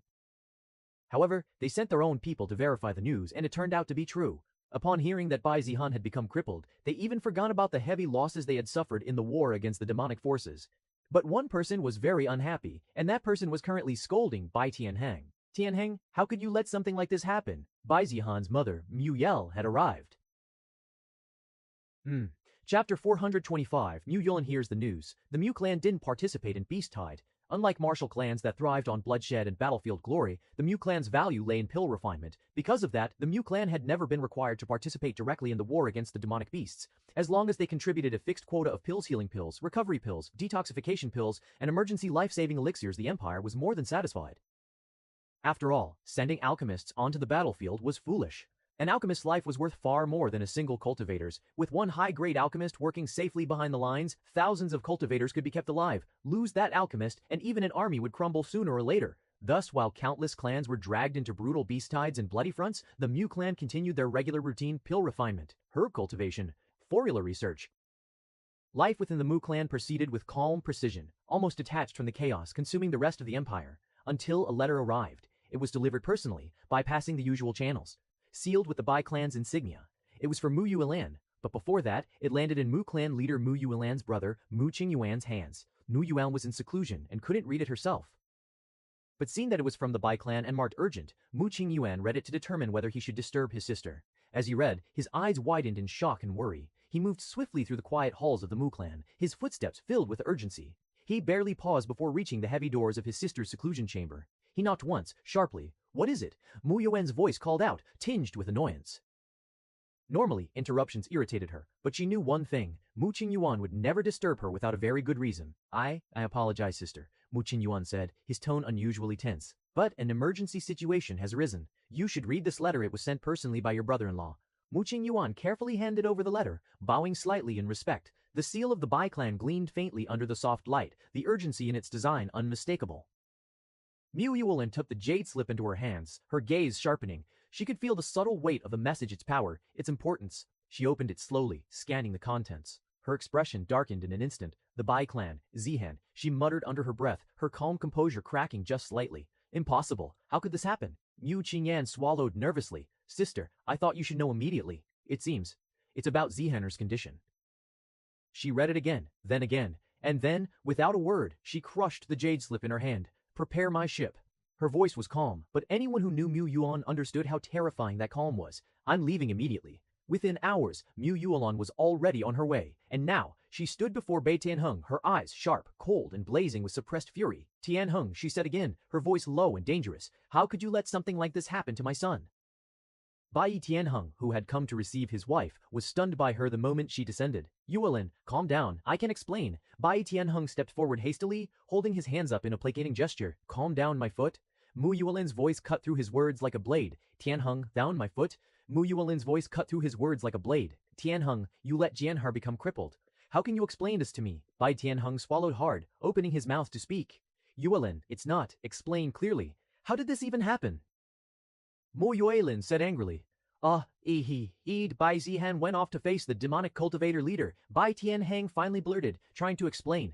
His voice strained. Mo Yuelin's eyes snapped to him, fiery and sharp. And, you didn't stop him. It isn't that I didn't, but I couldn't, he said, his voice rising slightly under her gaze. What do you mean, you? EP Great Ascension Realm couldn't stop a spirit severing ground child. Heng, I've heard better excuses than that. Her voice cracked like thunder, every word laced with disbelief and fury. Bai Tianheng's throat went dry. He wanted to explain, wanted her to understand, but the truth was difficult to admit. Indeed, he should have been able to stop him. But Bai Zihan, he was stronger than a typical spirit-severing realm. He couldn't bring himself to say it outright not to his wife. His pride, his dignity as a peak Great Ascension realm, weighed on him. How could he admit that his son was stronger than him in certain ways and that he couldn't stop him? If it were anyone else who had witnessed Bai Zihan's feats during the Beast Tide, they would have understood. And yet, Mu Yulan didn't know. She hadn't heard the rumors, hadn't followed the news of Bai Zihan killing Great Ascension Realm demonic elders. Before receiving the letter, she had been in seclusion, and the Mu clan in general didn't keep up with such rumors. Only after being informed by her brother did she understand the situation. Bai Tianheng opened his mouth again, trying to explain more, but every word seemed like an excuse in her eyes. He knew Mu Yuelin wasn't in the mood to listen, so before he could continue, he tried to calm her down. Yuelin, please Cal, but Mu Yuelin's patience had run out at what she deemed only excuses from Bai Tianheng. Her chi surged outward, outrow rose. Bai Tianheng's eyes widened. Yuelin, you broke through. Bai Tianheng's eyes widened. Yuel. He muttered excitedly, almost forgetting the crisis at hand. The reason Mu Yuelin had been in seclusion was because she had broken through to the Great Ascension Realm and was stabilizing her cultivation. Her sharp glare snapped him back to reality. She wasn't in the mood for congratulations. Don't change the topic, Tianheng. She snapped silently in her mind, her focus entirely on her son. After a few tense moments, her breathing steadied. Slowly, she reined in her Great Ascension Realm aura, letting it settle back around her like a controlled storm. Enough, she said finally, her tone firm but calmer. Let's go. I want to see my son. Ning Guide. Chapter 426. Leaving the northern defense line after everyone left the tent, Bai Zihan remained lying on the bed, his eyes half-lidded as his consciousness turned inward. Silence enveloped him. Slowly, carefully, he examined his own body. What he sensed made even him feel a trace of solemnity. His meridians were in chaos, fractured, scorched, and forcibly widened beyond their natural limits. His Diantaean was exhausted to the brink of collapse, its chi circulation sluggish and unstable. Even his flesh bore the scars of overexertion, every muscle fiber strained far past what it was ever meant to endure. During the battle with Mo Zun, he had pushed far beyond reason. He had used Heaven's mandate reversal to forcefully raise his cultivation to the Great Ascension Realm. Then, with Felian's help, he had further raised it to the Immortal Realm. Even that wouldn't have caused such severe damage to his body if, as Felian suggested, he had escaped. But no, he had chosen to use Fate-Severing Slash instead. That single strike had almost consumed every last bit of chi in his body. For any ordinary cultivator, after such recklessness, they would have died on the spot. Yet Bai Zihan was still alive. Not because of chance, but because his body was anything but ordinary. The primordial body refinement technique had forged his flesh beyond common limits, tempering it again until it had become nearly indestructible. And then there was his supreme Delbone. With all this, Bai Zihan understood clearly. His condition was severe, but it was not irreversible. He was not truly crippled. And even if those advantages did not exist, and he had truly become crippled, there were still many solutions in the system store. There are pills beyond Grade 8, which were almost legends in the Desolate Heaven Empire, and with the system points he had earned, he should be able to easily afford them. Oh yes, I still haven't checked the system rewards for killing Great Ascension Realm demonic elders. He had rested after the war ended, and right after that came the announcement of Luo Qing being kidnapped, so he had yet to claim all the rewards. System. Non-claimed rewards available. Killed Great Ascension Realm Cultivator. 1 Daikel's Cultivation Speed Card, 1 day. Killed Great Ascension Realm Cultivator, 10,000 system points. The rewards were as expected, with nothing particularly special. But there were still important items, such as the 100 Bax Cultivation Speed cards and several 10 Bax cards with longer durations, all of which were extremely valuable. Then there were the system points. All in all, the harvest from this beast tide had become far greater than he had anticipated. 3 years. With all these resources, he felt that he should be able to break through to at least the Great Ascension Realm within 3 years. By then, he reckoned that a fight with Mozin would be very different from before. If he pushed himself hard enough, perhaps even the Immortal Realm was possible, though it obviously wouldn't be easy. But Bai Zihan was determined. He was going to make Mozin pay for kidnapping Luo Chen, force answers from his mouth about why she was taken and where she was. Just you wait. Bai Zhan could have easily healed his condition by using a grade 8 or higher healing pill, but he refrained. He needed to keep up the act for quite some time so that everyone would believe it, especially their enemies. He planned to let his body heal naturally from the injuries, and during that period, he might not be able to cultivate properly. But that was fine. During this time, his focus wouldn't be on cultivation alone, but on something far bigger. It's time to take care of all the enemies. He already knew who posed the greatest threats to him, and who had already tried to kill him. Just as he was deep in thought, Xianir, Mu Yulin entered. What followed was a hectic period for Bai Zihan. The moment Mu Yulin entered Bai Zihan's room and personally examined his condition, the restraint she had forced upon herself shattered once again. Upon discovering that Bai Zihan appeared to be truly crippled, Mu Yulin's emotions erupted all at once. Anger, fear, and an overwhelming surge of guilt. In her fury, she blamed Bai Tianheng, the Grand Elders and everyone involved for allowing Bai Zihan to reach such a state. Bai Tianheng said nothing. He bore it all in silence, allowing his wife to vent every ounce of her anger upon him. He knew very well that saying anything would only make her angrier. If not for Bai Zihan calming her down, she would have remained like that for the entire day. Even so, Bai Zihan now had to deal with his doting mother who seemed ready to burst into tears at any moment. He felt guilty and also a little afraid. If she ever found out the truth, she definitely wouldn't let this matter rest easily. With Bai Zihan's condition, the Bai clan could no longer remain at the northern defense lines. The beast tide had already been quelled. The demonic beasts had retreated, their leader already killed, and there were no further signs of large-scale movement. As for the demonic cultivators, they too had suffered heavy losses, and with the demonic beasts dealt with, they vanished without a trace. In the eyes of the demonic beasts dealt with, they vanished without a trace. In the eyes of the desolate Heaven Empire, this crisis was effectively over. Of course, precautionary forces still remained stationed across the region, but the era of non-stop bloodshed had come to an end. Under normal circumstances, the Bai clan would have continued to station elite forces at the border for a while longer, just in case. But now, with Bai Zihan heavily injured crippled, at least on the surface the priority shifted. The Bai clan moved decisively. Use it. Most of the Bai clan's core members began preparations to return to the clan grounds, escorting Bai Zihan personally. Even the Grand Elders chose to return alongside them. With Bai Zihan in such a state, enemies might take the opportunity to strike. They intended to protect him throughout the entire journey back to the Bai clan's territory. Naturally, they had to inform the person in charge. Bai Tianheng went to inform Minister Shu Yukeng about their departure. Minister Shu Yucheng raised no objections. After all, he could guess the reason without needing to be told. He had already heard the circulating rumors of Bai Zihan's crippling injuries, so he knew this was a serious matter for the Bai clan, and that they wouldn't stay even if he asked. Moreover, it wasn't as if the Bai clan was withdrawing all of their forces. They still left some behind, though most of their strongest members, including the Grand Elders, were leaving. The Bai clan had already done more than enough. No one could deny their contributions. They had borne the brunt of the beast tide's fiercest waves. They had slain the majority of the demonic elders. They had stabilized collapsing battle lines when others faltered. And they had dealt with the half-Qilin, the greatest threat to the desolate Heaven Empire. If not for the Bai clan, the losses would have been immeasurably worse. Minister Su personally expressed his gratitude. He assured them that once the aftermath of the war was fully sorted out, the Empire would grant the Ba clan generous rewards, especially regarding the half-Qilin. A high-grade demonic beast of such caliber was itself a walking treasure vault. Its demonic core alone could serve as a supreme forging material or cultivation catalyst. Its hide could be refined into near-indestructible armor. Its bones and horns were perfect for high-tier weapons and artifacts. And its blood, that was priceless. Kellen blood possessed immense vitality and purification properties coveted by both alchemists and body refiners alike. Since Bai Ren had been the primary force responsible for slaying it, Minister Shu made it clear that the majority of the half-Qilin's remains would rightfully belong to him and, by extension, the Bai clan. With formalities concluded, the Bai clan's fleets finally departed. Flying ships cut through the skies, formations tight and disciplined, carrying Bai Zihan back toward the heart of Bai clan territory. Inside one of the ships, Bai Zihan lay quietly, eyes closed, his aura weak and unstable at least to anyone observing from the outside. To the world, weak and unstable at least to anyone observing from the outside.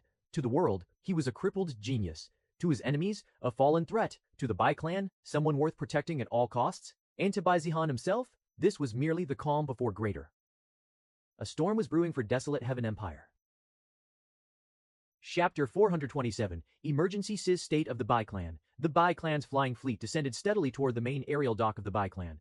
As soon as Bai Tianheng stepped off the flying ship, he did not pause to rest, nor did he accompany Bai Zihan directly back to the inner residences. Instead, he issued a single, decisive order. The Bai Clan would enter an emergency state. Clan bells rang across the mountain ranges, echoing through valleys and cultivation peaks. Formation flared as dormant defensive arrays awakened one after another. Patrol routes doubled. Restrictions tightened. Communication talismans activated in bulk, sending instructions to every hall, every elder and every disciple. No one questioned the decision. Those who had remained behind in the Bai clan elders overseeing logistics, disciples recovering from injuries, formation masters maintaining the clan's defenses had already heard the rumors from the front lines. Bai Zihan was crippled. Even without official confirmation, most had already guessed that the emergency declaration was because of him, and because of that, the response was immediate. If Bai Zihan had truly fallen, then the balance surrounding the Bai clan would shift overnight. Within hours, the Bai clan entered a state of absolute readiness. Even birds that passed through Bai clan territory were examined thoroughly, as if they might be spies sent by enemies. As for Bai Zihan, he was carried directly to his residence, bypassing every unnecessary stop along the way. The courtyard that had once been quiet and familiar now felt cold and incomplete. Luo Qing was not there. The absence was subtle, yet impossible for Bai Zihan to ignore. The plants she used to tend were still neatly arranged, but no one had pruned them recently. Bai Zihan was gently placed onto his bed and instructed to rest. Then the security measures escalated.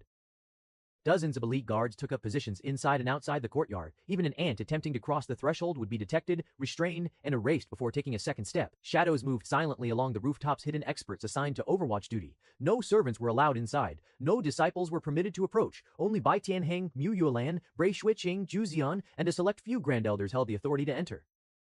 During this turbulent period of the Bai clan, however, one person definitely gained the most. Zhu Zian. She remained by Bai Zihan's side and taken care of him from the beginning, acting like a devoted wife. Her actions did not go unnoticed. Not by Bai Tianheng, not by Bai Tianheng, not by the Grand Elders, and certainly not by Mu Yan. She gained a great deal of favor from them, and they treated her as if she were already Bai Zihan's wife. Outside the Bai clan's territory, the desolate Heaven Empire did not remain quiet either. Like wildfire fed by dry winds, rumors spread through sects, clans, markets, cities, and imperial halls at a terrifying speed. The first rumor was already shocking enough. Bai Zihan was crippled. The second rumor, or rather news, was much more shocking. The Bai clan possessed a saint-grade artifact, and it was not merely hearsay. Many had already seen it or firmly believed it to be true. It had been used by Bai Ren, used to slay Goyu, an Earth Immortal Realm demonic elder, and used to cut down the half-Qing, a demonic beast whose very existence had threatened the foundations of the desolate Heaven Empire. There was no suppressing such news. Too many eyes had witnessed it. Too many cultivators had felt the terrifying sword intent that split the heavens. Too many forces had survived, only because that blade had fallen. Within days, the entire empire was buzzing about it. How is this possible? A saint-grade artifact in the hands of the Bai clan? That kind of thing shouldn't even exist in the desolate Heaven Empire. Even the Imperial Treasury doesn't have one. If that's true, then the Bai clan is no longer on the same level as the Lai clan or Zhao clan. If that's true, then the Bai clan is no longer on the same level as the Lai clan or Zhao clan. They stand one level above them. Unless the Lai clan or Zhao clan obtain a saint-grade artifact themselves, the Bai clan is untouchable within the desolate Heaven Empire. After all, a saint-grade artifact was far too great a game-changer in the desolate Heaven Empire. Even heaven-grade artifacts were treated as rare and precious, but saint-grade. Most people had never even seen one in their entire lives. Only the empire in the western region of the continent was rumored to possess a few. Thus, the reaction of the desolate Heaven Empire's cultivators was entirely understandable. It was only natural for them to believe that the Bai clan had now risen to an entirely different level compared to the Li or Zhao clans. An era is ending, and another is beginning. That sentiment quietly took root across the empire. For generations, the desolate Heaven Empire had maintained a fragile balance, imperial authority, great clans, and major sects restraining one another. But now, the Bai clan stood apart, above.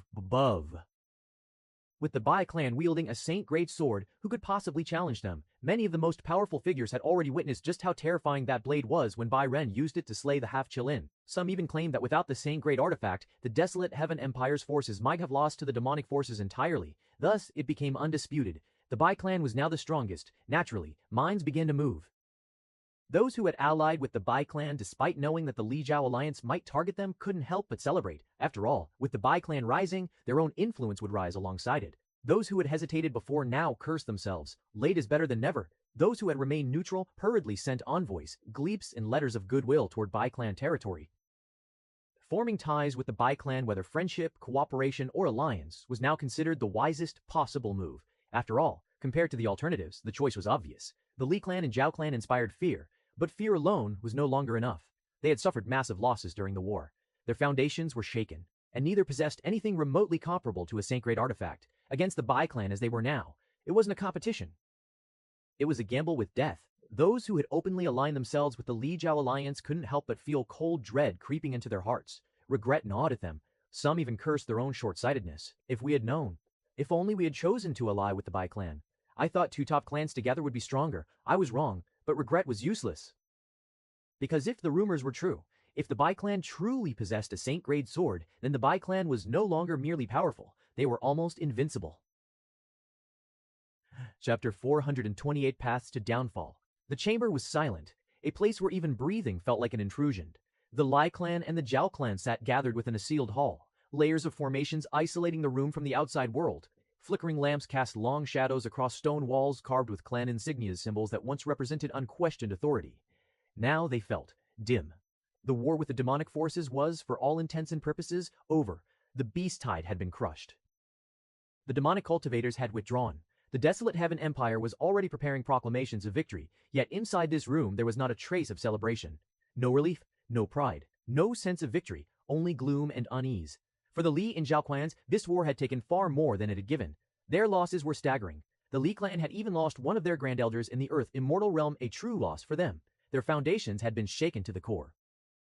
And the losses on their side were staggering when compared to the Bai clan, who had suffered the least among all the clans while having contributed the most. The Bai clan. The name alone carried weight now. Once, it had been spoken as an equal, a rival. Now, it was spoken with restraint and caution. Before the war, Bai Zihan alone had already been an anomaly in existence that defied logic and crushed expectations. Every attempt to suppress him had only made him stronger and more dangerous. But that had been manageable, or so they thought. Now, it wasn't just Bai Zihan, Bai Ren Kueying. The Bai clan's grand elders and other Bai clan members had clearly undergone some kind of transformation. The Bai clan's strength was far greater than they had known and anticipated. Their growth was also on an entirely different level from what they had calculated. And then, the Saint-grade sword, the room even heavier as that thought surfaced.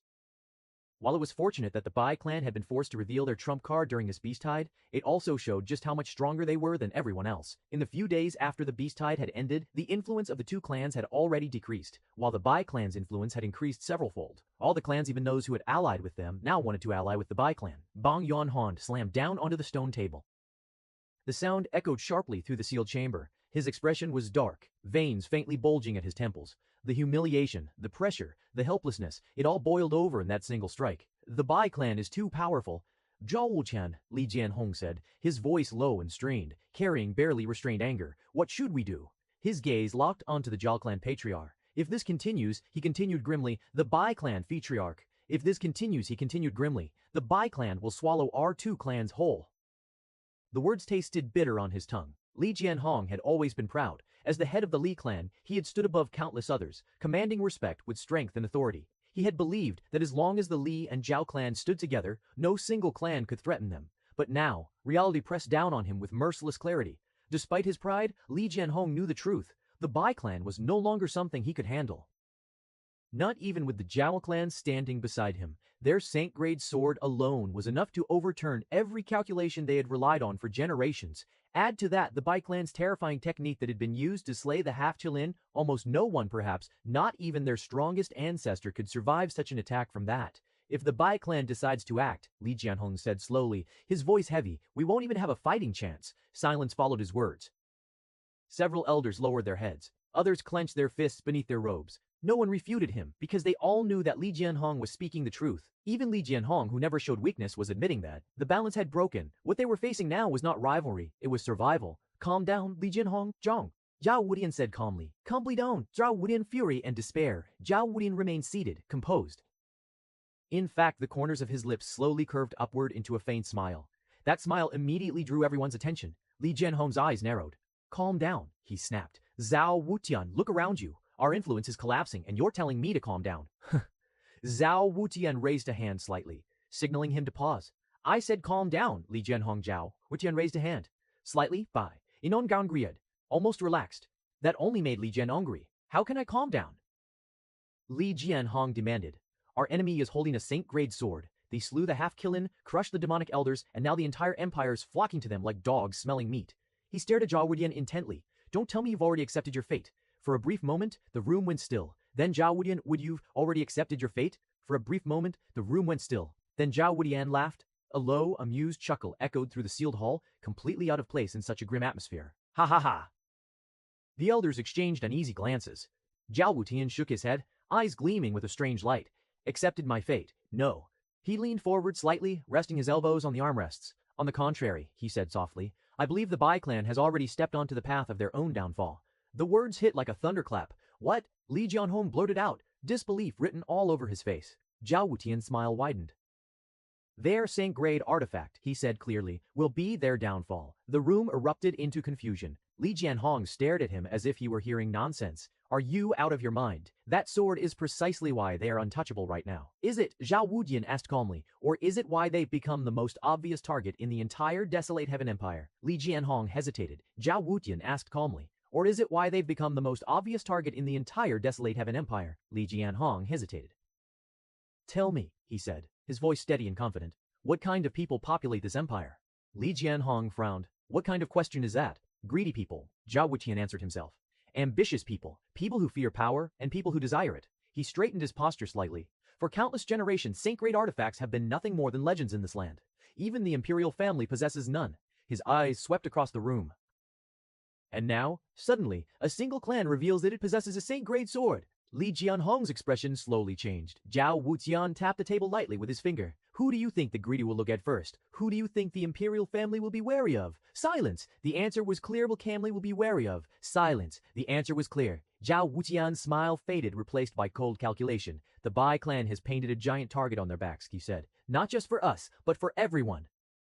Li Jianhong's brows furrowed deeply. You're saying, the imperial family? Of course, Zhao Wudian replied without hesitation. Do you truly believe the imperial family will sit idly by while a clan under their rule wields a saint-grade artifact that threatens their authority? He shook his head slowly. That sword disrupts the balance far more than our two clans ever did. Moreover, do you think that only those in the desolate heaven empire are after them? You mean? Li Jianhong's voice trailed off as realization struck him. The implication was terrifying and intoxicating. Not just the desolate heaven empire, even other empires would covet the Bai clan's saint-grade artifact. Zhao Wudian waved his sleeve. A stack of jade slips slid by and silently across the stone table, stopping before Li Jianhong. Here, Zhao Wudian said, the list of clans who want to work with us to deal with the Bai clan. Li Jianhong reached out and picked up a jade slip. His pupils shrank as he read its contents. Li Jianhong's hand trembled slightly. His earlier gloom, despair, and fury slowly melted away, replaced by unmistakable excitement. Zhao Wudian watched him quietly, eyes cold and steady. The greatest treasure of the Bai clan, Zhao Wudian said calmly, will also be their downfall. Chapter 429. An invitation to the capital. The Bai clan was in an emergency state. No threats came, no probing attacks, no assassins. On the contrary, the pressure surrounding the Bai clan eased rather than intensified. Those sides who had once hesitated now hurried to show goodwill. Those who had once watched from the sidelines now scrambled to declare their stance. Envoys arrived daily. Gifts piled up at the outer halls, spiritual treasures, rare ores, and pills. Alliance proposals flooded in without restraint. Minor clans, mid-tier clans, great clans, even those that had once aligned themselves, quietly or openly with the Li and Zhao clans, now sought to mend relations. There were also those who came under the pretense of thanking the Bai clan for their sacrifice during the Beast Tide, but it was clear that they wanted to curry favor with the Bai clan. The Bai clan rejected none outright, nor did they accept hastily. Every request was recorded. Every envoy was received with courtesy and held at arm's length, calm and measured, as always. The Bai clan had no need to rush. They were now the axis around which others moved. However, among all the proposals arriving at Bai clan territory, there was one category that surged at a rate no one had anticipated. Marriage proposals, specifically involving Bais arrived in staggering numbers. Daughters of great clans, granddaughters of sect masters, talented young women rumored to possess special constitutions, rare bloodlines, or extraordinary beauty. Some proposals were subtle, others were shockingly direct. The reason was obvious. After news spread that Bai Zihan had been crippled, countless forces immediately assumed that the Chu clan would sever their engagement. In their eyes, it was only logical. A crippled genius was no longer a genius. Even if Bai Zihan had once stood peerless, cultivation was everything in this world. It was nothing after he had become crippled. Like many say, there are countless talents and geniuses in the world. But how many actually survive long enough to become powerhouses? Anyways, a top clan that stood just below the top 3 clans like the Chu clan, would they really sacrifice their beloved princess? So everyone believed that sooner or later, the engagement would inevitably be broken. But Bai Zihan was still Bai Zihan. He was still the most beloved son of Bai Tianheng. The Bai clan's grand elders openly protected and adored. Even crippled, his status within the Bai clan had not fallen in the slightest. If anything, for reasons they could not understand, Bai Zihan was still held in extremely high regard. So instead of forming an alliance by marrying into one of the other Bai clan members, they thought of marrying their daughter to someone they believed was unwanted by anyone else. In their minds, this would be doing the Bai clan a great favor. They believed that despite the Bai clan's status, it would be difficult to find a wife for Bai Zihan, especially someone talented, beautiful, and with a strong background like theirs. What they did not realize was that they were not the only ones thinking this way. In truth, several clan leaders had arrived at the same conclusion and put forward marriage proposals to Bai Zihan as well. But they did not know that someone had already taken the position of Bai Zihan's wife long before their schemes even began. Many also ignored the fact that Chu Zihan was still Bai Zihanse. They offered their daughters or granddaughters as concubines. After all, anyone could see that the Bai clan was rising and would soon become untouchable. Even if they had to sacrifice their beloved daughters to become concubines, they were willing. Since Bai Tianheng could clearly see their ulterior motives and had already accepted Chu Ziyan as his daughter-in-law, he outright rejected all marriage offers. As for the proposals involving concubines, he neither accepted nor rejected them outright. After all, while he himself did not have any, he did not reject the idea in principle. With Bai Ziyan, if he were to have other women, it would mean the possibility of several grandchildren. And with Bai Zihan's talent, even though he was crippled, Bai Tianheng believed that the blood within him was still extraordinary, capable of producing offspring of similar potential. Moreover, more descendants meant a more secure future for the Bai clan. Thus, he did not think that Bai Zihan taking concubines would be a bad idea. Then there was also Bai Xueqing. She too received non-stop. After all, she was the perfect candidate, flawless in every sense. But winning her heart was another matter entirely. Apart from all this, there wasn't much happening. The Bai clan was generally peaceful, far more peaceful than anyone had expected, but Bai Tianheng did not relax in the slightest. If anything, the apparent calm only made him more cautious. The emergency state remained in effect. Formations continued to hum day and night. Patrol rotations were not reduced. Every envoy was monitored from the moment they crossed Bai clan borders until the moment they left, and no one was allowed to visit Bai Zihan unless they had Bai Tianheng's explicit permission. 2 weeks passed in the blink of an eye. By then, the aftermath of the beast tide had largely been dealt with. Demonic corpses were cleared, and damaged formations along the northern defense line were repaired. And finally, the imperial family made their move. An official proclamation spread throughout the empire, carried by imperial messengers and broadcast widely. The beast tide had been repelled. The beast tide had been repelled. The demonic forces had been driven back. Victory belonged to the desolate heaven empire. With that proclamation came the next announcement, a grand imperial convocation. All major contributors to the war were to be summoned to the capital, where rewards would be bestowed, merits recorded, and the future balance of power formally acknowledged. Among the names listed, the Bai clan stood at the very top, and explicitly included was one name that immediately drew attention, Bai Zihan. After all, aside from the Bai clan's grand elders who had dealt with the most dangerous immortal-level enemies, Bai Zihan had personally slain the greatest number of enemies below the immortal realm, including Great Ascension Realm demonic elders. Seeing his name listed alongside immortal realm figures was not strange at all. Bai Tianheng frowned deeply. Mu Yulin's expression turned cold with worry. They shared the same thought. Bai Zihan should stay behind. Although it was an imperial order and obedience was expected, Bai Zihan was now crippled, and his life was clearly in danger from enemies who might target him. The clan was the safest place for him. If anyone wished to kill Bai Zihan, they would first need to destroy the Bai clan itself. The imperial capital, however, was different. Too many uncontrollable variables, too many dangers. Especially for Bai Zihan, who currently possessed no cultivation. It's better if you don't go, Mu Yulin said firmly. Your injuries haven't healed. The capital is not safe. Bai Tianheng nodded. No one will dare say anything. We'll explain it to the emperor ourselves. But Bai Zihan shook his head. I have to go. His voice was calm, almost indifferent, yet carried undeniable resolve. If I don't, he continued, it will look like the Bai clan is already placing itself above the imperial family. Refusing an imperial summons at a time like this would only give others an excuse to speculate. After all, people were already whispering that with the Bai clan's current strength, they deserved to stand above the imperial family. Even with valid reasons, the timing was terrible. If the Bai clan refused, someone would surely make a big issue out of it. Bai Tianheng fell silent.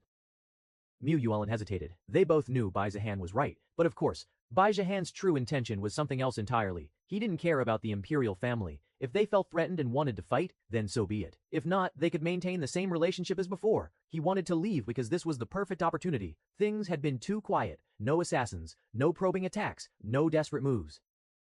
For days, he had waited patiently and deliberately for something to happen. Nothing had.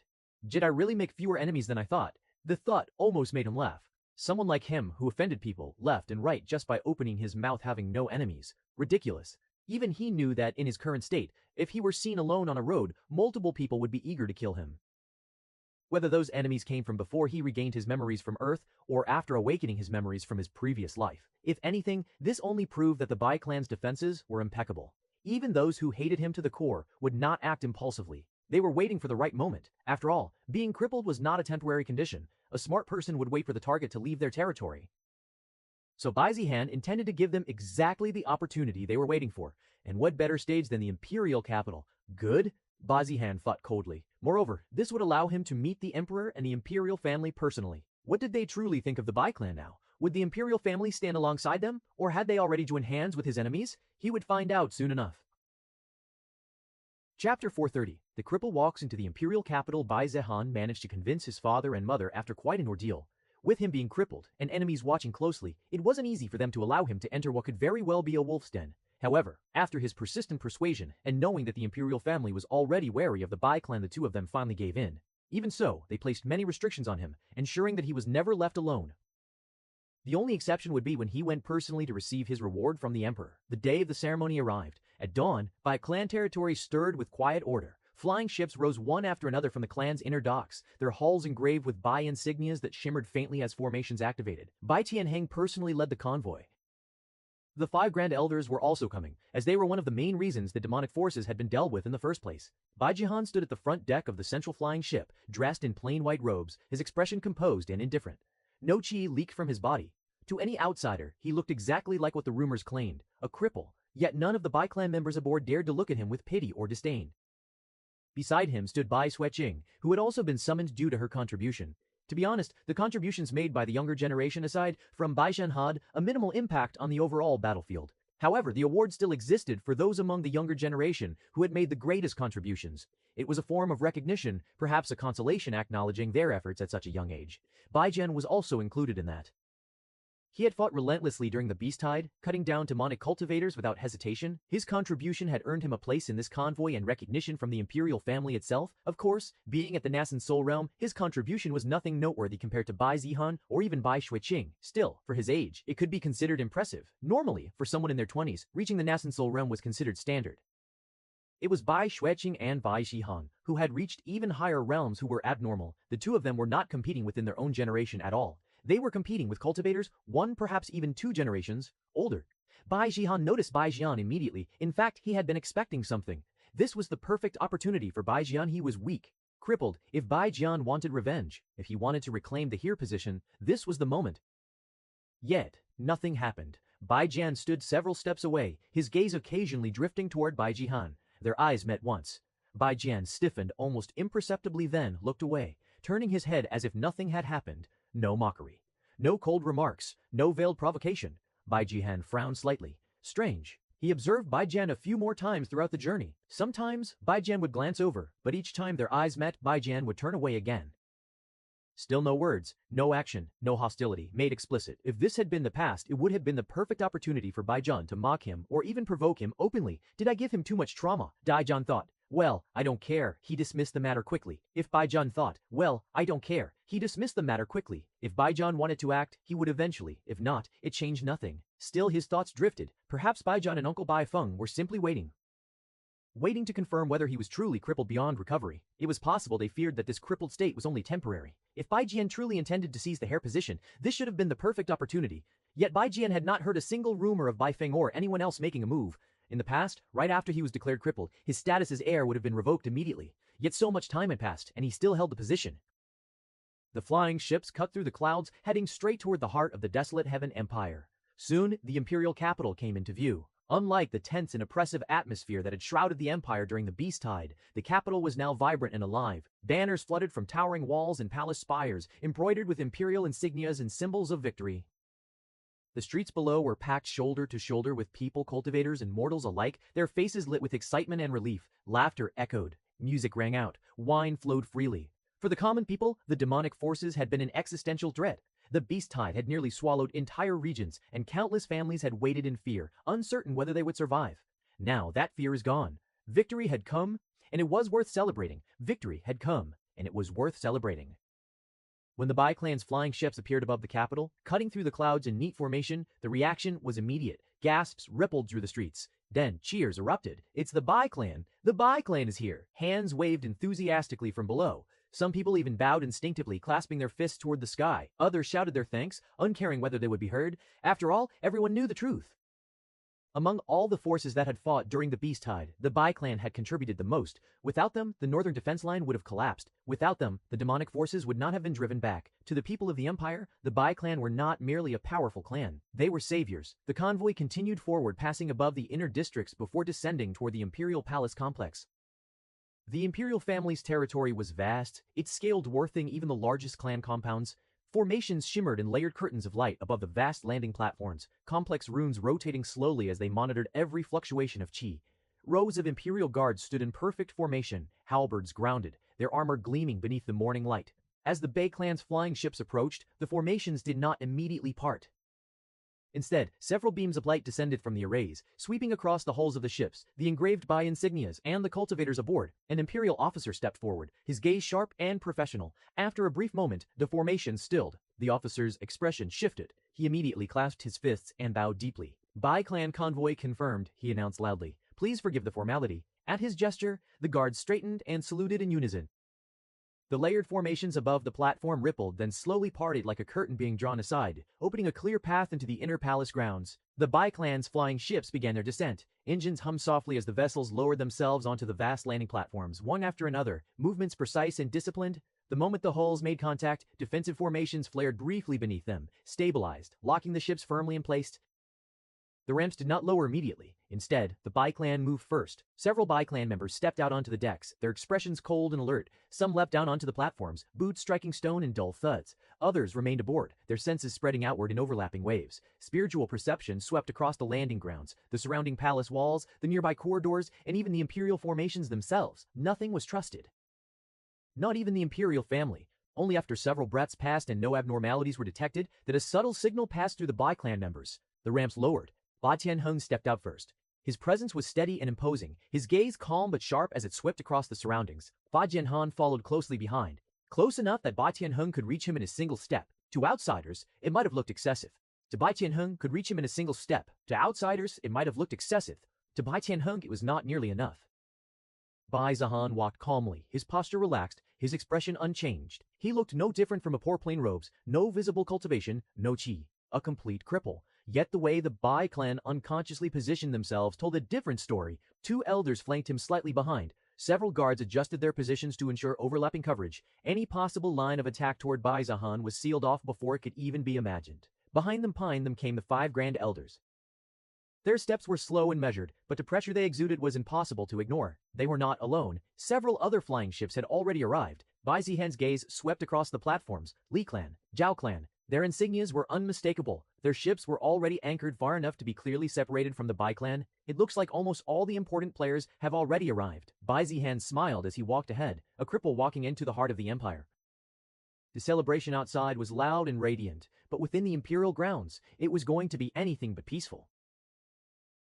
Chapter 431, Desolate Heaven's Emperor. An imperial escort immediately stepped forward to receive the Bai clan, greeting them respectfully before leading the way toward the ceremonial hall. Under the watchful eyes of the palace guards, the Bai clan advanced deeper into the imperial palace. The Bai clan was already familiar with the route and didn't truly need an escort. They had walked these halls more than once before. Even so, protocol could not be neglected. At a time like this, even the smallest lapse in courtesy could be interpreted as disrespect, and the imperial family could not afford to make such a mistake.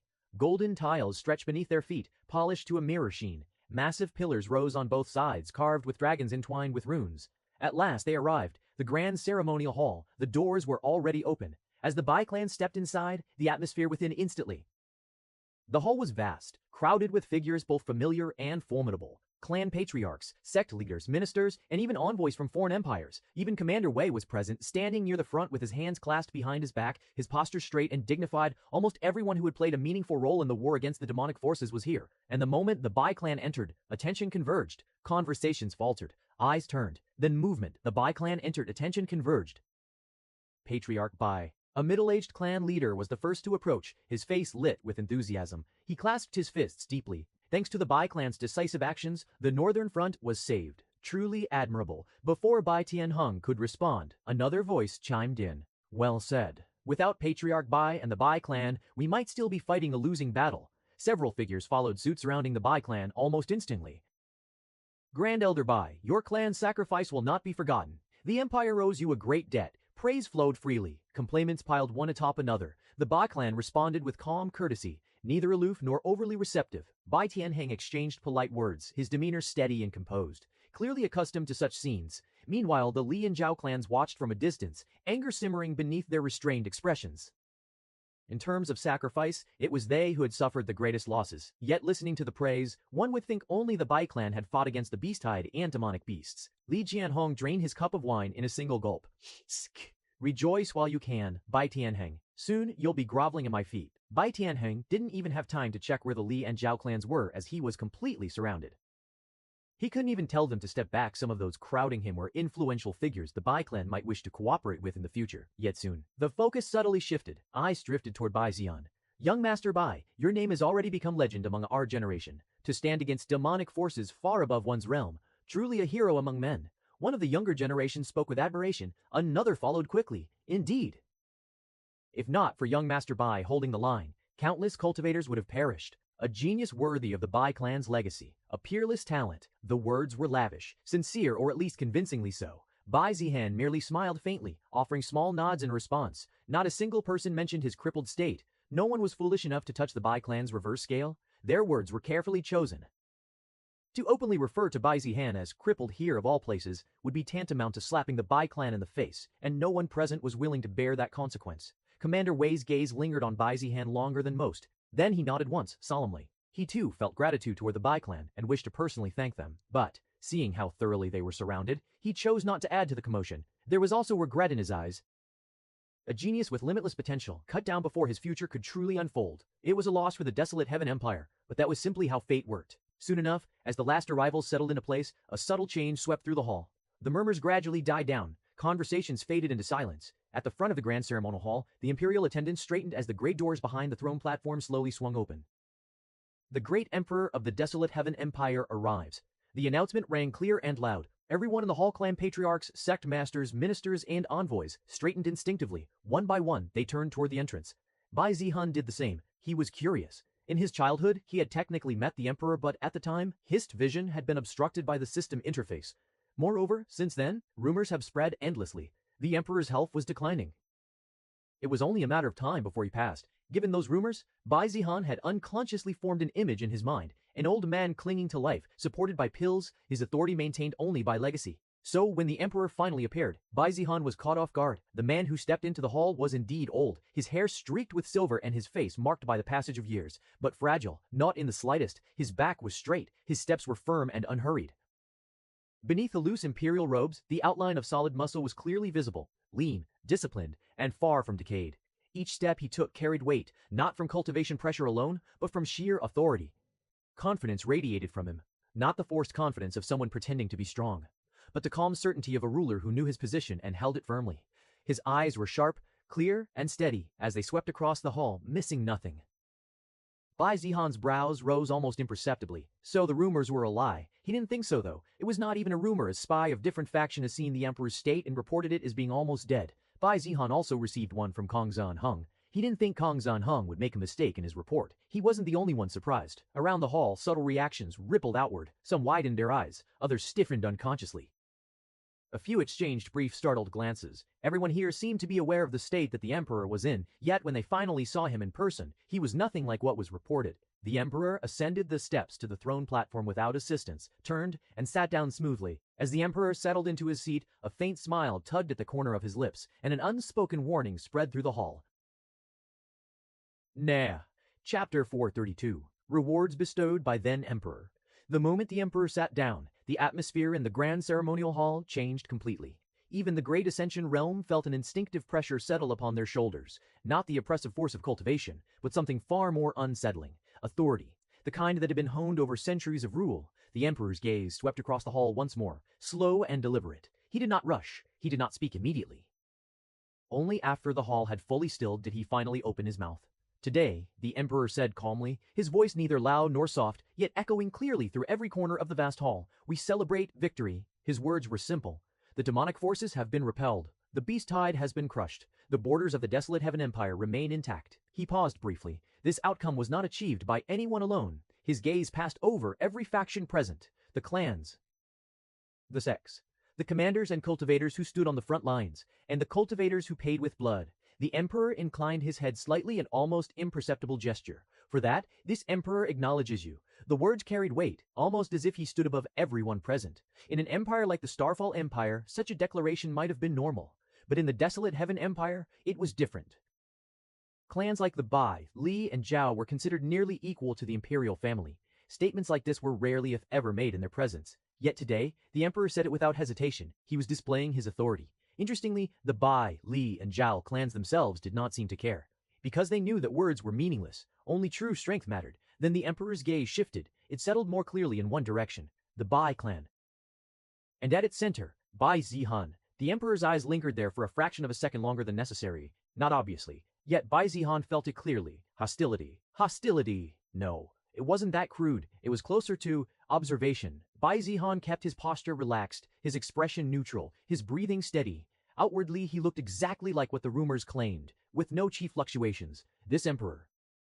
Ho-vi, he could not reconcile what he was seeing with the intelligence he had received. If Kong Jianhong's report was accurate and Bai Zihan trusted it, then this emperor should not have been capable of sitting here, unless a temporary recovery or a substitute.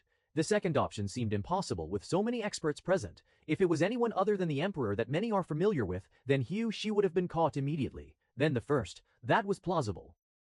There were pills capable of temporarily restoring vitality, though the backlash afterward would be severe. But that was rare and precious, and in Desolate Heaven Empire it is almost unheard of. Which was the truth? Who knew? It was also possible the emperor had deliberately feigned illness for years to deceive his enemies, just as Bai Zihan was trying. But if that were the case, Bai Zihan couldn't understand why he would reveal it now. Either way, this was something Bai Zihan would have to investigate. Meanwhile, the emperor continued. Merits must be rewarded. This ceremony exists for that very reason. Only then did he raise his hand slightly. At the gesture, imperial attendants stepped forward, each carrying treasures sealed within shimmering formations. Even without being revealed, the aura alone made breaths turn shallow. The emperor's voice rang out once more. The first merit, he said calmly, belongs to Grand Elder Bai Ren. If Kong Jianhong's report was accurate and Bai Zihan trusted it, then this emperor should not have been capable of sitting here. Unless a temporary recovery, or a substitute. The second option seemed impossible with so many experts present. If it was anyone other than the emperor that many are familiar with, then she would have been caught immediately. Then the first, that was plausible. There were pills capable of temporarily restoring vitality, though the backlash afterward would be severe. But that was rare and precious, and in Desolate Heaven Empire, it is almost unheard of. Which was the truth? Who knew? It was also possible the emperor had deliberately feigned illness for years to deceive his enemies, just as Bai Zihan was trying. But if that were the case, Bai Zihan couldn't understand why he would reveal it now. Either way, this was something Bai Zihan would have to investigate. Meanwhile, the emperor continued. Merits must be rewarded. This ceremony exists for that very reason. Only then did he raise his hand slightly. At the gesture, imperial attendants stepped forward, each carrying treasures sealed within shimmering formations. Even without being revealed, the aura alone made breaths turn shallow. The emperor's voice rang out once more. The first merit, he said calmly, belongs to Grand Elder Bai Ren. The moment the name echoed through the hall, countless gazes snapped toward the elderly figure standing among the Bai clan's ranks. Bai Ren stepped forward slowly. This was the man who had personally slain Goyu, one of the demonic sect's core experts. The man who had hunted down and killed a half-Chilan in existence, regarded as a calamity. His merit was unquestionable, the slaying of Goyu. The extermination of the half-Chilan. For this, the emperor continued, your merit ranks the highest. At his signal, an attendant stepped forward and unveiled the rewards. Gasps rippled through the hall. 10 crystal bottles floated into the air, each sealed with blood-red runes. Inside, thick crimson liquid churned slowly, radiating terrifying vitality. 10 bottles of half-Chilan refined blood. Even Li Jianhong and Zhao Wutian couldn't hide the change in their expressions. The refined blood of a half-kilin could alter the destiny of an ordinary cultivator. 10 bottles. In the hands of an alchemist, it could produce high-grade pills. Such treasures were nearly impossible to obtain, even with immense wealth. Then another attendant stepped forward. A suit of armor unfolded midair. Scales shimmered like molten metal, layered seamlessly, each engraved with dense defensive runes. A faint beastly pressure pulsed outward, ancient and domineering. A mid-heaven grade armor, refined from the hide of the half-kilin itself. The hall fell into silence. Mid-heaven grade, even for top clans, such a treasure was exceedingly rare. With such armor and a saint-grade sword, who could truly threaten Bai Ren? Bai Ren accepted the rewards calmly, clasping his fists lightly. This old man thanks the Emperor. The Emperor nodded once. Then his gaze shifted. The second merit, he said, belongs to the commander who held the northern defense line. All eyes turned. Commander Wei Zongyuan. Commander Wei stepped forward. His armor was plain, his expression steady, but the respect in the hall was unmistakable. Unlike Bai Ren's overwhelming individual strength, his contribution was different. Before reinforcements arrived, the Emperor said, "You held the northern defense line against relentless demonic assaults. Afterward, you stabilized the battlefield, coordinated the counteroffensive, and ensured that chaos did not claim more lives. If not for your command," he said evenly, "the northern defense line would have fallen." No one doubted it. If the line had collapsed, entire regions would have been swallowed. Millions doubted it. If the line had collapsed, entire regions would have been swallowed. Millions of lives lost. For this, the Emperor said, your merit ranks second. Rewards continued to be bestowed, starting with Immortal Realm experts, followed by Commander Wei of the Great Ascension Realm. Then came clan leaders and sect masters, rewarded not only for personal merit, but for the contributions of their factions. The Bai clan received additional territories and a significant share of demonic beast cores and resources. The Lai and Zhao clans followed, and then the Emperor spoke again. Next, he said slowly, Bai Zian of the Bai clan. Swacked, he said slowly, Bai Zihan of the Bai clan. Chapter 433, A Crippled Dragon Stands Before the Throne. The moment the name was spoken, the grand ceremonial hall fell into a strange, heavy silence. Countless gazes converged at once on Bai Zihan. Some eyes burned with admiration, others carried unconcealed pity. A few were filled with thinly veiled disgust, yet beneath it, lurking at the deepest layer, was fear. Even if everyone knew that Bai Zihan was crippled now, that fact alone could not erase the images burned into their memories. The battlefield, the rain of blood, the calm, almost indifferent expression as enemies were cut down one after another. Many present had witnessed it personally, others had only heard the reports. But whether seen or heard, the effect was similar. A scar had been carved into their hearts. Those who once believed they could compete with Bai Zihan, those who had secretly measured themselves against him, had long since abandoned such thoughts. The memory of Bai Zihan slaughtering enemies they themselves could not even face still lingered vividly. Crippled or not, that fear wouldn't vanish overnight. Anyway, after the Immortal Realm experts and the leaders of every organization, it was Bai Zihan who was rewarded before many of the Great Ascension Realm elders. By merit alone, those who stood at the top should have been Immortal Realm experts, followed by Great Ascension Realm powerhouses, and yet Bai Zihan was called right after them. Highest among them. Some instinctively recalled the battles, the desperate moments when even Great Ascension Realm cultivators had been forced back, the turning points again and again where the situation had shifted because of one person, Pei Zihan. He had single-handedly killed hundreds of Grade 9 demonic beasts, more than anyone else, and even slain several Great Ascension Realm demonic cultivators. When they thought of it that way, no one could deny it, regardless of cultivation. Bai Zihan had contributed more than anyone else below the Immortal Realm. He deserved this place. Bai Zihan stood calmly as the attention settled upon him. Then, without hesitation, he stepped forward. His pace was calm and steady. Each step echoed clearly in the vast hall, as if striking against the hearts of those watching. He neither lowered his head nor deliberately raised it. His posture was natural and composed, carrying neither humility nor arrogance. It was this very calmness that unsettled people the most. When Bai Zihan stopped before the imperial dais, the emperor looked at him directly. For a brief moment, silence reigned. Bai Zihan was probing the emperor without concern for whether it might be seen as disrespectful. The emperor was the same. He looked at Bai Zihan as if observing, perhaps even assessing him. Then, a rare smile appeared on the emperor's face.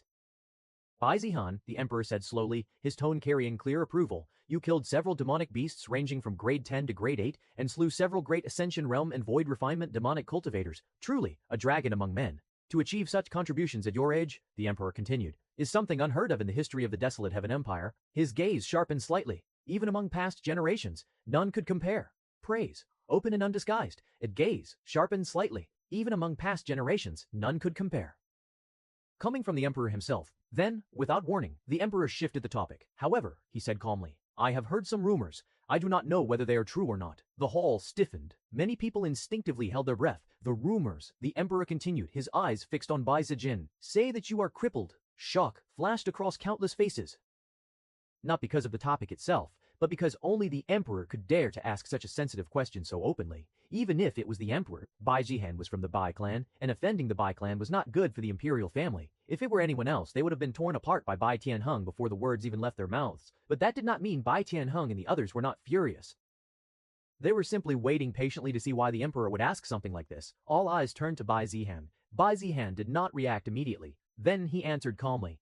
That is what the doctor said, he replied. That I can no longer cultivate. No embellishment, no denial. A straightforward admission. Thal denial, a straightforward admission. The hall stirred. The emperor stared at him for a moment longer, then slowly shook his head. What a pity, the emperor said, his tone carrying genuine regret. If not for this, you might have stood at the very peak of this world. Before anyone else could react, Bai Zihan spoke again. That's for sure. The words were shameless, confident, perhaps arrogant, yet no one could refute them, not a single person in the hall, because it was the truth. All they could do was feel a strange sense of relief. Relief that such a monster had been crippled. The emperor paused, then laughed softly. "Ha, good," he said. "At least you have not lost your heart." The emperor's laughter faded, and the hall gradually quieted once more. Then, his expression turned serious. "If you do not mind," the emperor said slowly, his gaze steady, "can you tell this emperor how it happened?" The question was calm, yet the weight behind it was immense. All eyes turned toward Bai Zihan again. Bai Zihan did not hesitate this time either. He briefly explained the attack on the Bai clan's estate and how his mate had been taken. He explained that he was only informed after the war with the demonic forces had ended. The hall stirred. He then stated that he had gone after the demonic cultivators and fought Mozun. That is how it happened. Finally, everyone understood how Bai Zihan had become crippled. It was not an internal problem, nor was it a disease, as many had assumed. It was because he tried to save his personal maid. Many people felt their hearts tighten. Some shook their heads inwardly. Too reckless and impulsive to seek out Mozun directly, even if Bai Zihan had once been a monster among monsters. Such a decision bordered on madness. A few could not help but think that he deserved it. Yet, others felt something different. Admiration and respect. Because Bai Zihan had not done it for glory, he had done it for someone under his protection. To face the leader of the demonic cultivators without hesitation, knowing the risks, that kind of resolve was rare. And many silently realized something else. Given who Mozun was, given his cultivation and methods, for Bai Zihan to have survived at all, becoming crippled might have been the best possible outcome. If it were anyone else, they would not even have left a corpse behind. The emperor remained silent for a long moment. Then his expression grew solemn. Your Bai clan, he said slowly, has made sacrifices. His voice carried a weight that pressed down on the hall. Our empire is safe because of heroes like you. A faint killing intent seeped into his words. Rest assured, the emperor said firmly, this matter will not end here. The demonic cultivators will pay for what they have done. The hall was silent. Anyway, it is time to reward you for your hard work. With a wave of his hand, imperial attendants stepped forward. Treasures appeared one after another, each emitting a faint but profound aura. Weapons, protective artifacts, imperial attendants stepped forward. Treasures appeared one after another, each emitted hermaticate. Rare spiritual materials, yet among them one item drew everyone's attention. A jade box floated forward. The moment it opened, a pure, life-giving fragrance spread through the hall. A top grade 7 healing pill, the emperor said. Gasps echoed. Top grade 7. It was extremely rare and precious in the desolate heaven empire. Could refine such a pill the Kamenamer. Only the Pill King, the greatest alchemist of the desolate heaven empire, could refine such a pill. The emperor's expression slightly. Something like Meridian being destroyed cannot be cured by a grade 7 pill, he said honestly, but this pill can save your life at a critical moment. Bai Zihan accepted the jade box, his expression unchanged. This junior thanks the emperor, he said calmly. Bai Zihan had just turned slightly, preparing to withdraw. Wait, the emperor spoke. The emperor raised his hand, his gaze fixed on Bai Zihan once more. Unlike before, there was now a hint of something deeper in his eyes, calculation mixed with intent. This emperor has something more, he said slowly, that I wish to bestow upon you. The hall stirred again. More. After a top grade 7 healing pill. Even the Bai clan elders frowned slightly, uncertain of where this was going. Then the emperor spoke a name, Vu Feiyan. The moment the name was uttered, the atmosphere subtly shifted. From the side of the hall, footsteps approached, light, graceful, almost soundless. A young woman stepped forward. She wore simple palace robes, elegant but not extravagant. Her figure was slender, her movements fluid, each step perfectly measured. Her face was beautiful, undeniably so, but not the aggressive, dazzling beauty that overwhelmed at first glance. Instead, it was the kind that grew more captivating the longer one looked. Eyes like autumn water. Lips curved gently, neither smiling nor cold. Yet the moment she appeared, many cultivators felt an inexplicable discomfort, as if something about her did not quite align. At that instant, a translucent screen abruptly appeared before Bai Zihan's eyes. His pupils shrank. He even Chosen detected Chapter 434, A Marriage Bestowed, a line crossed. Bai Zihan's heart skipped a beat. He had not seen this notification in a long time. Scanning. The world around him seemed to slow for a brief moment. Then, heaven-chosen profile unlocked. Name, Qin Lingxiao. Age, 200 plus. Fate grade, 3 stars. Cultivation base, cultivation, boss. Fate grade, 3 stars. Cultivation base, early destiny. Qin Lingxiao is a natural-born manipulator of fate and perception.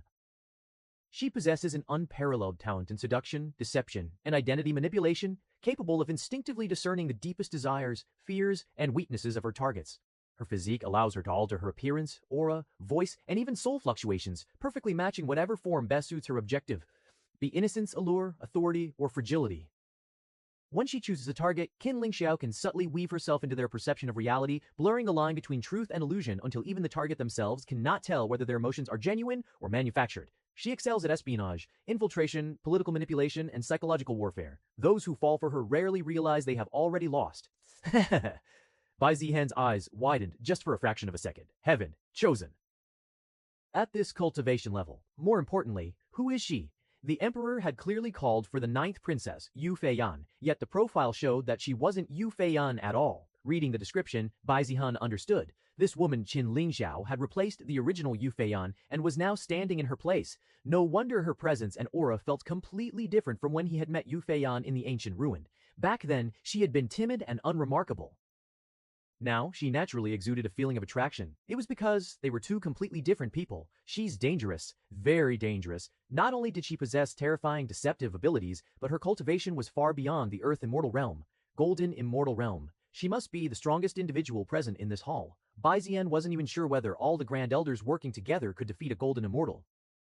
Not to mention the other hidden enemies present, some of them might even aid this woman if she chose to move against the Bai clan. Bai Zihan fell into deep thought. Another dangerous opponent had appeared. One with a cultivation realm that shouldn't exist in the desolate Heaven Empire. He was almost certain that Qin Lingxiao wasn't even from this empire. He had never heard such a name, though it might simply be due to his lack of knowledge. He lifted his gaze from the system panel and looked at Qin Lingxiao again. Around the hall, low murmurs began to spread, subtle at first, then gradually growing as cultivators leaned closer to one another. 9th princess looks so beautiful. She has changed, hasn't she? Before, Princess Yu Feiyan barely drew attention. She had no backing, no ambition, and no presence. Now, I heard she has recently recruited several mid-sized clans to her side. That's right? Many clans that once supported other princes and princesses have already switched sides. In the past, she wasn't even considered a candidate, but now, she's one of the strongest contenders. Hidden talent perhaps. They say her charm bloomed overnight. Even elders who pride themselves on their Dao hearts were moved by her words. A late bloomer, or someone who had been hiding her talent all along. Bai Zihan listened quietly, his expression unchanged. They're all wrong. What they called a change was not growth, it was a replacement. Standing there was Qin Lingxiao. More voices whispered. But what I don't understand is why His Majesty summoned her now. The emperor waited for a few seconds before speaking. Yu Feiyan is this emperor's 9th princess. His gaze returned to Bai Zihan. This emperor believes that someone of your merit deserves a companion worthy of standing beside him. The words landed heavily. Some stiffened. The Bai clan elder's expressions darkened slightly. Was this a reward? Perhaps. After all, if this were the past, Bai Zihan could have chosen any woman he wanted. But now, a cripple being granted a marriage to a princess by the emperor, that was undeniably a reward. The emperor's words echoed through the grand ceremonial hall. For a brief heartbeat, silence. Then the hall erupted into restrained chaos. Whispers burst forth like ripples across still water. A companion worthy of standing beside him. Is His Majesty implying a marriage? So this is an imperial bestowal. Many faces stiffened, others widened in disbelief. Some elders exchanged sharp looks, instantly understanding the weight behind those words. An imperial marriage, and it was being offered to Bai Zihan, a cripple. The whispers grew sharper. Ha! Even crippled, Bai Zihan is still Bai Zihan. Lucky bastard, marrying a princess, and such a beauty at that. I heard the 9th princess is not only beautiful, but terrifyingly capable now. Even if he can't cultivate anymore, with the Bai clan and imperial backing, his status won't fall. Jealousy seeped through the murmurs like poison. Some cultivators clenched their fists, others forced smiles. Many young men felt bitterness rise in their throats. They had struggled their entire lives for recognition. Yet Bai Zihan, even after losing everything, was still being handed treasures they could never reach. But amidst the whispers, then, what about Chuzian? That's right, the engagement still exists. Chuzian of the Chu clan, wasn't she Bai Zihan say? Well, she should consider herself lucky. She won't need to stay engaged to a cripple anymore, and might even earn favor from the imperial family if she breaks off the engagement for the ninth princess. Many had once tried to offer their daughters to Bai Zihan in hopes of forming an alliance, but they all knew one thing. The engagement between Bai Zihan and Chu Zihan still stood. So what would happen now? Another rejection, as before, or would the emperor's bestowal be acknowledged? Several gazes instinctively turned toward the Chu clan seating area. The atmosphere was noticeably colder. Chu clan elders sat stiffly, their expressions tightly controlled. Some were clearly displeased, others were deep in thought, weighing implications rather than emotions. And at the center of it all, Chu Ziyan. She sat straight-backed, her posture elegant and dignified. But beneath her sleeves, her hands had curled tightly into fists. She was clearly angry, and this time, she didn't even bother to hide it. The murmurs had yet to fully die down when the emperor spoke again. This emperor will make it clear, the emperor said calmly, his gaze sweeping across the hall. The hall quieted instantly. I intend to bestow a marriage, he continued, his eyes settling on Bai Zihan once more, between Bai Zihan of the Bai clan and this emperor's ninth princess. Boom. It was as if a thunderclap had exploded within the grand ceremonial hall. Even those who had already guessed at the implication felt their hearts lurch. An imperial marriage. Before anyone could fully process the weight of those words, a clear, steady voice rang out. Your Majesty. Everyone froze. Countless heads turned toward the source. From the Chu clan seating area, Shu Zian stood up. The hall plunged into dead silence. To interrupt the emperor at such a moment, it was bordering on sacrilege. Many inhaled sharply. Some frowned. Others widened their eyes in disbelief. Zhu Zian stepped forward, her posture straight, her expression composed, though the tension beneath the surface was unmistakable. She clasped her fists and bowed deeply. This junior greets your Majesty, she said respectfully. Please forgive my abruptness. Her tone was calm and measured with politeness, yet the fact remained. She had objected. And everyone understood something else just as clearly. If the situation were reversed, if it had been anyone else, they would already be kneeling, bloodied, or worse. But this was different. Because this time, it was the emperor who had crossed the line first. The engagement between Bai Zihan and Shu Zian was no secret. It had been acknowledged by both clans. They were allies. And the Bai clan was not a faction the imperial family could casually offend. Not now. Not after the war. Even if Zhu Zian's actions were technically disrespectful, could the emperor truly punish her? The emperor's gaze fell upon her. The hall felt suffocating. Zhu Zian took a slow breath, then spoke again. Spoke again. This marriage cannot be, she said firmly. Gasps rippled through the hall. She bowed once more, deeper than before. Your Majesty, Bai Zihan is already an engaged man, Shu Zian continued. This junior is his fiancée. Her words were neither sharp nor emotional. They were factual. To bestow another marriage upon him, she said calmly, would be inappropriate and unfair. Silence followed, a heavy, oppressive silence. Many people exchanged glances. Some were shocked by her courage. Others admired her resolve. A few sneered inwardly, wondering whether she was acting out of pride, jealousy, or something deeper. Chu clan elders remained seated, their expressions unreadable. They did not interrupt. They did not support her openly. But neither did they stop her openly. But neither did they stop her. Their stance alone spoke volumes. Chapter 435, Declaration of Love. The emperor did not get angry. Instead, he smiled. It was a calm, measured smile, one that carried neither warmth nor hostility, only authority tempered by calculation. This emperor is well aware, he said slowly, his voice echoing through the silent hall, that the engagement between Bai Zihan and you exists. A faint pause. As far as this emperor knows, he continued, that engagement was formed for the sake of an alliance between the Bai clan and the Chu clan. The emperor stated this plainly. It was clear that he was trying to undermine the engagement. No matter the reason, an engagement was still an engagement. The emperor's gaze shifted briefly, subtly toward Zhu Zian. However, he said, his tone softening just a fraction. This emperor's ninth daughter has already fallen in love with Bai Zihan. The hall stirred. Love. The emperor continued calmly as if speaking of something entirely reasonable. She admires his merit and his resolve even in adversity, he said. Such feelings are not something this emperor can simply ignore. His gaze returned to Chu Zian. Therefore this emperor hopes that you can understand, he said evenly, and voluntarily dissolve this engagement. A breath passed. Then this emperor will not allow the Chu clan to suffer losses, he added. Generous compensation will be provided. Resources, territory, imperial favor, even future protection. The meaning behind those words was obvious. The emperor was not requesting. He was negotiating from a position of overwhelming authority. The hall was in chaos, though outwardly they also maintained their decorum. Many thought it was a good proposal from the emperor. Chu Lian no longer need to marry a cripple.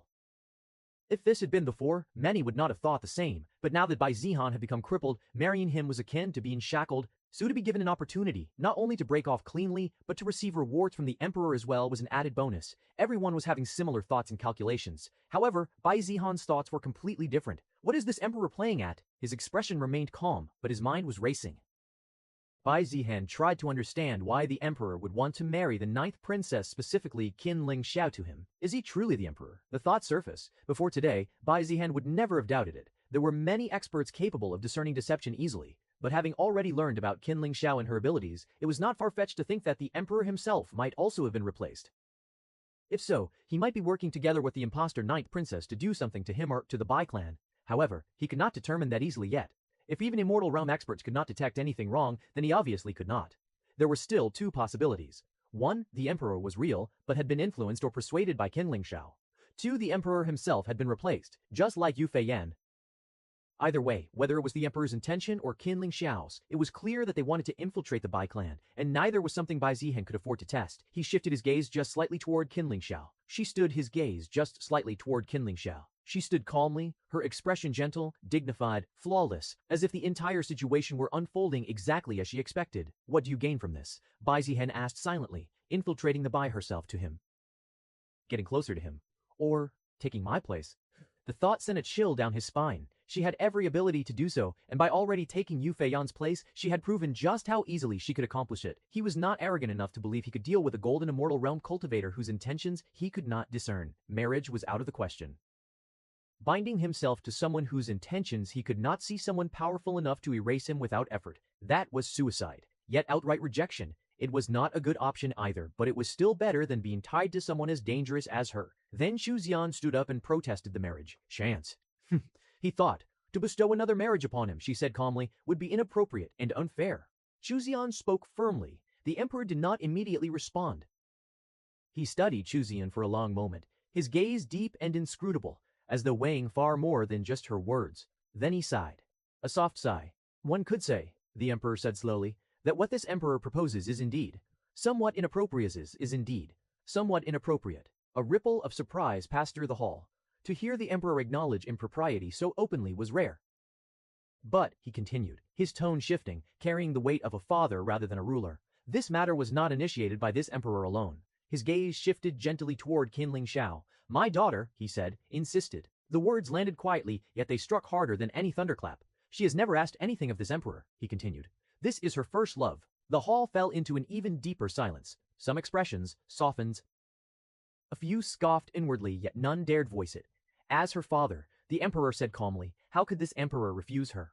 His gaze returned to Xu Xian. For the alliance between the Chu clan and the Bai clan, he said, there are countless other ways. Marriage between other members, political agreements, resource exchanges, but my daughter cannot simply replace her feelings. Xu Xian's fingers trembled slightly beneath her sleeves. Her composure cracked just a little. It was clear that the emperor wasn't going back off easily. Well, in the eyes of others, it was she who was not easily backing off when offered such a generous condition for breaking off an engagement that she didn't want. Xu Xian took a step forward. Your Majesty, she said, her voice tightening despite her effort to remain calm. I also, but before she could finish, a figure moved. Bai Zihan stepped forward. He moved closer to Xu Xian's side, close enough that the space between them vanished. His hand lifted calmly and wrapped around her arm, fingers firm yet gentle, drawing her toward him. Xu Xian stiffened. A faint blush appeared on her cheeks. Her breath hitched as she was pulled half a step closer, her shoulder brushing against his chest. To anyone watching, it was an unmistakably intimate gesture. Bai Zihan placed himself slightly in front of her, shielding her presence as he raised his gaze toward the throne. Only then did he speak. Your Majesty, Bai Zihan said clearly, his voice steady and resolute. This junior must reject the imperial bestowal. The hall exploded inwardly. The truth is, he said calmly, Zian and I are already in love. Xu Xian's pupils shrank violently. It was as if the words themselves had struck the hall. Just as everyone believed the engagement was merely one of convenience, as many already knew, Bai Zihan made a bold declaration. Xu Xian's heart pounded wildly, her face flushed with embarrassment and shock. She turned sharply to look at Bai Zihan. You! Bai Zihan's grip tightened slightly around her sleeve. A silent signal. Trust me. His eyes seemed to say that, or at least he thought. Anyways, the only flaw in this plan is if Xu Xian didn't cooperate with him. Though judging by her earlier attitude, he didn't think that he needed to worry much about that. The emperor's expression finally changed. just a little tinged with surprise. "Do you really like each other?" the emperor asked. "Yes," Bai Zihan replied without hesitation. His voice did not waver. Chu Zian couldn't help but blush at the shameless words coming from Bai Zihan. She was certain that everything Bai Zihan was saying right now was complete nonsense. As if he could really change just like that. She assumed that Bai Zihan was simply trying to avoid being betrothed to the ninth princess, using her as a shield, just as she herself had once intended to use the engagement to ward off others. But still, she couldn't help but blush. Bai Zihan's bold declaration of love, spoken before so many people, spoken before the Pierre himself while holding her arm so firmly protectively. After all, no matter how tough or strong a girl was, deep inside, they all harbored a similar fantasy. A prince, a public declaration of love, standing against the world. And Bai Zihan was acting exactly like that right in front of the emperor. So, one could say that this scene was every girl's dream. Gasps rippled through the grand ceremonial hall, like countless hearts being struck at once. Among the younger cultivators, especially the women, there was a visible stir. Some covered their mouths, ripple stir. Some stared wide-eyed at the scene before them. Some felt their hearts pound uncontrollably. A bold declaration of love before the emperor himself. If not for Bai Zihan's ruined cultivation, this would have been a perfect legend. This would have been a perfect legend, a sworn life bond. To declare that so openly, he even shielded her. One young woman clenched her sleeves unconsciously, her eyes shining. If only Bai Zihan wasn't crippled, then this would truly be a dream. One young woman clenched her sleeves unconsciously, her eyes shining. If only Bai Zihan wasn't crippled. A tragic romance, strong love shackled by fate, yet not everyone was moved. The elders, the schemers, the emperor. They saw through the surface. The emperor's gaze remained fixed on Bai Zihan, deep, calm, and assessing. He did not look angry, nor pleased, only thoughtful. He could clearly see what Bai Zihan was doing, avoiding the imperial marriage, using Chu Zihan as both shield and anchor, and yet Chu Zihan had already spoken. Bai Zihan had already spoken. For the emperor to now forcefully separate them would be too ugly, too blatant, especially in front of so many people. The emperor understood this clearly. Chapter 436, Threads of Desire. Unmoving heart silence stretched, a silence thick with calculation. Then, a soft voice broke it. "Father Emperor." All murmurs died instantly. Everyone turned. Yu Feiyan no, Qin Ling Xiao took a step forward. Her movements were graceful. Her expression carried neither anger nor hurt, only gentleness and understanding. She bowed lightly. "Please let this daughter speak with young Master Bai," she said softly. Her voice was pleasant, warm enough to disarm, calm enough to soothe. Then she lifted her gaze and looked directly at Bai Zihan. "Young Master Bai," she said, her tone sincere, almost tender. "This one never intended to cause trouble." Her words drew attention like gravity. "If your heart already belongs elsewhere," she continued, "then how could I force myself into your life?" A few people nodded unconsciously. What a reasonable princess! What grace! What dignity! Qin Ling Xiao smiled faintly. What grace! What dignity! "But," she said softly, that single word caused Bai Zihan's instincts to flare. "But feelings are not crimes," Qin Ling Xiao continued, "nor is admiration." She turned her gaze toward Chu Zian. "There is no intent to disrespect Miss Chu Zian," she said gently, "nor the Chu clan." Her words were flawless, impeccable, yet Bai Zihan felt a chill crawl up his spine. This woman, she doesn't want to give up, merely wish to follow my heart once. She lowered her head. "If young Master Bai truly cannot accept it," she said quietly, "then I will not insist." A pause. Then, "But I hope, Zen hope," she added softly, "that this matter will not end with misunderstandings or hostility." Her gaze lifted once more. "I never intended to hurt anyone," she said quietly, "nor did I wish to come between the feelings of young Master Bai and Miss Chu." Her gaze lowered slightly, lashes trembling. "But feelings are not something one can control." The words were simple. "Sincere." Her gaze lowered slightly, lashes trembling. A faint ripple passed through the hall. Some sighed inwardly. Some nodded subconsciously. After all, many cultivators have fallen for the same thing as what Yu Feiyan described. Yu Feiyan lifted her gaze again, this time looking directly at Bai Zihan. "There is no need for conflict," she continued softly. "If my presence has caused discomfort, then I am willing to step back." A pause. However, she hesitated, as if struggling with herself. "If my presence has caused discomfort, then I am willing to step back. Could I speak with young Master Bai for just a moment?" Her tone was almost pleading. "Only a few words. If after that, I still cannot let go of these feelings, then I will give them up." The hall fell silent. A private conversation, a chance to resolve things peacefully. In the eyes of the onlookers, it was reasonable, even considerate. Chu Zian frowned slightly. Instinctively, she felt something was wrong, but she could not put her finger on it. Bai Zihan lifted his gaze. His eyes met Yu Feiyan's. For an instant, his world tilted. It was subtle, so subtle that no one else noticed. The moment their gazes locked, Bai Zihan felt as if something invisible had wrapped around his perception. Not pressure, not killing intent, just a sense of being attracted. His pupils shrank imperceptibly. Then, his expression went flat. Emotion drained from his eyes, leaving behind a calm so cold it was unsettling. The hand that had been holding Shu Xian's arm loosened and fell. Xu Ziyan felt it immediately. The warmth vanished. She turned, startled, but Bai Zihan was already taking a step forward. No one found it strange. After all, he was only agreeing to speak. Only a few words, yet Bai Zihan's mind was screaming, danger. Every instinct he had was blaring warnings, but his body moved anyway. Meanwhile, Yu Feiyan's lips curved almost imperceptibly. Inside her mind, easy. From Qin Lingshao's perspectively, inside her mind, easy. From Qin Lingshao's perspectively, inside her mind, easy. Although there were some unexpected variables like Xu Ziyan and Bai Zihan who should have happily accepted the decision, in the end, with her seduction technique, she was able to capture Bai Zihan's heart instantly. It was no big deal, considering the opponent was just a cripple. She didn't even need to use 1% of her full ability to manipulate someone like him. The moment their eyes met, she had already slipped into the cracks of his perception. No resistance, effortless. So this is Bai Zihan, smoothed calmly, nothing special. She stepped forward to meet him, her expression still gentle, still harmless. Yu Feiyan stepped closer. One step, then another. The distance between her and Bai Zihan closed smoothly, so naturally that no one thought to question it. She stopped just an arm's length away, then her hand reached out. Slender fingers brushed against Bai Zihan's sleeve, then slid down to his hand, lightly enclosing it, warmth and intimate. A perfectly timed gesture. Gasps rippled faintly through the hall. Yu Feiyan looked up at him, her eyes clear and gentle, her expression carrying a quiet vulnerability. "Brother Bai," she said softly, her voice lowered just enough to feel private. "Shall we speak alone?" Only for a moment, her thumb pressed lightly against the back of his hand, an unconscious, affectionate motion. "I truly wish to resolve this without causing pain to anyone." She waited. This was the moment.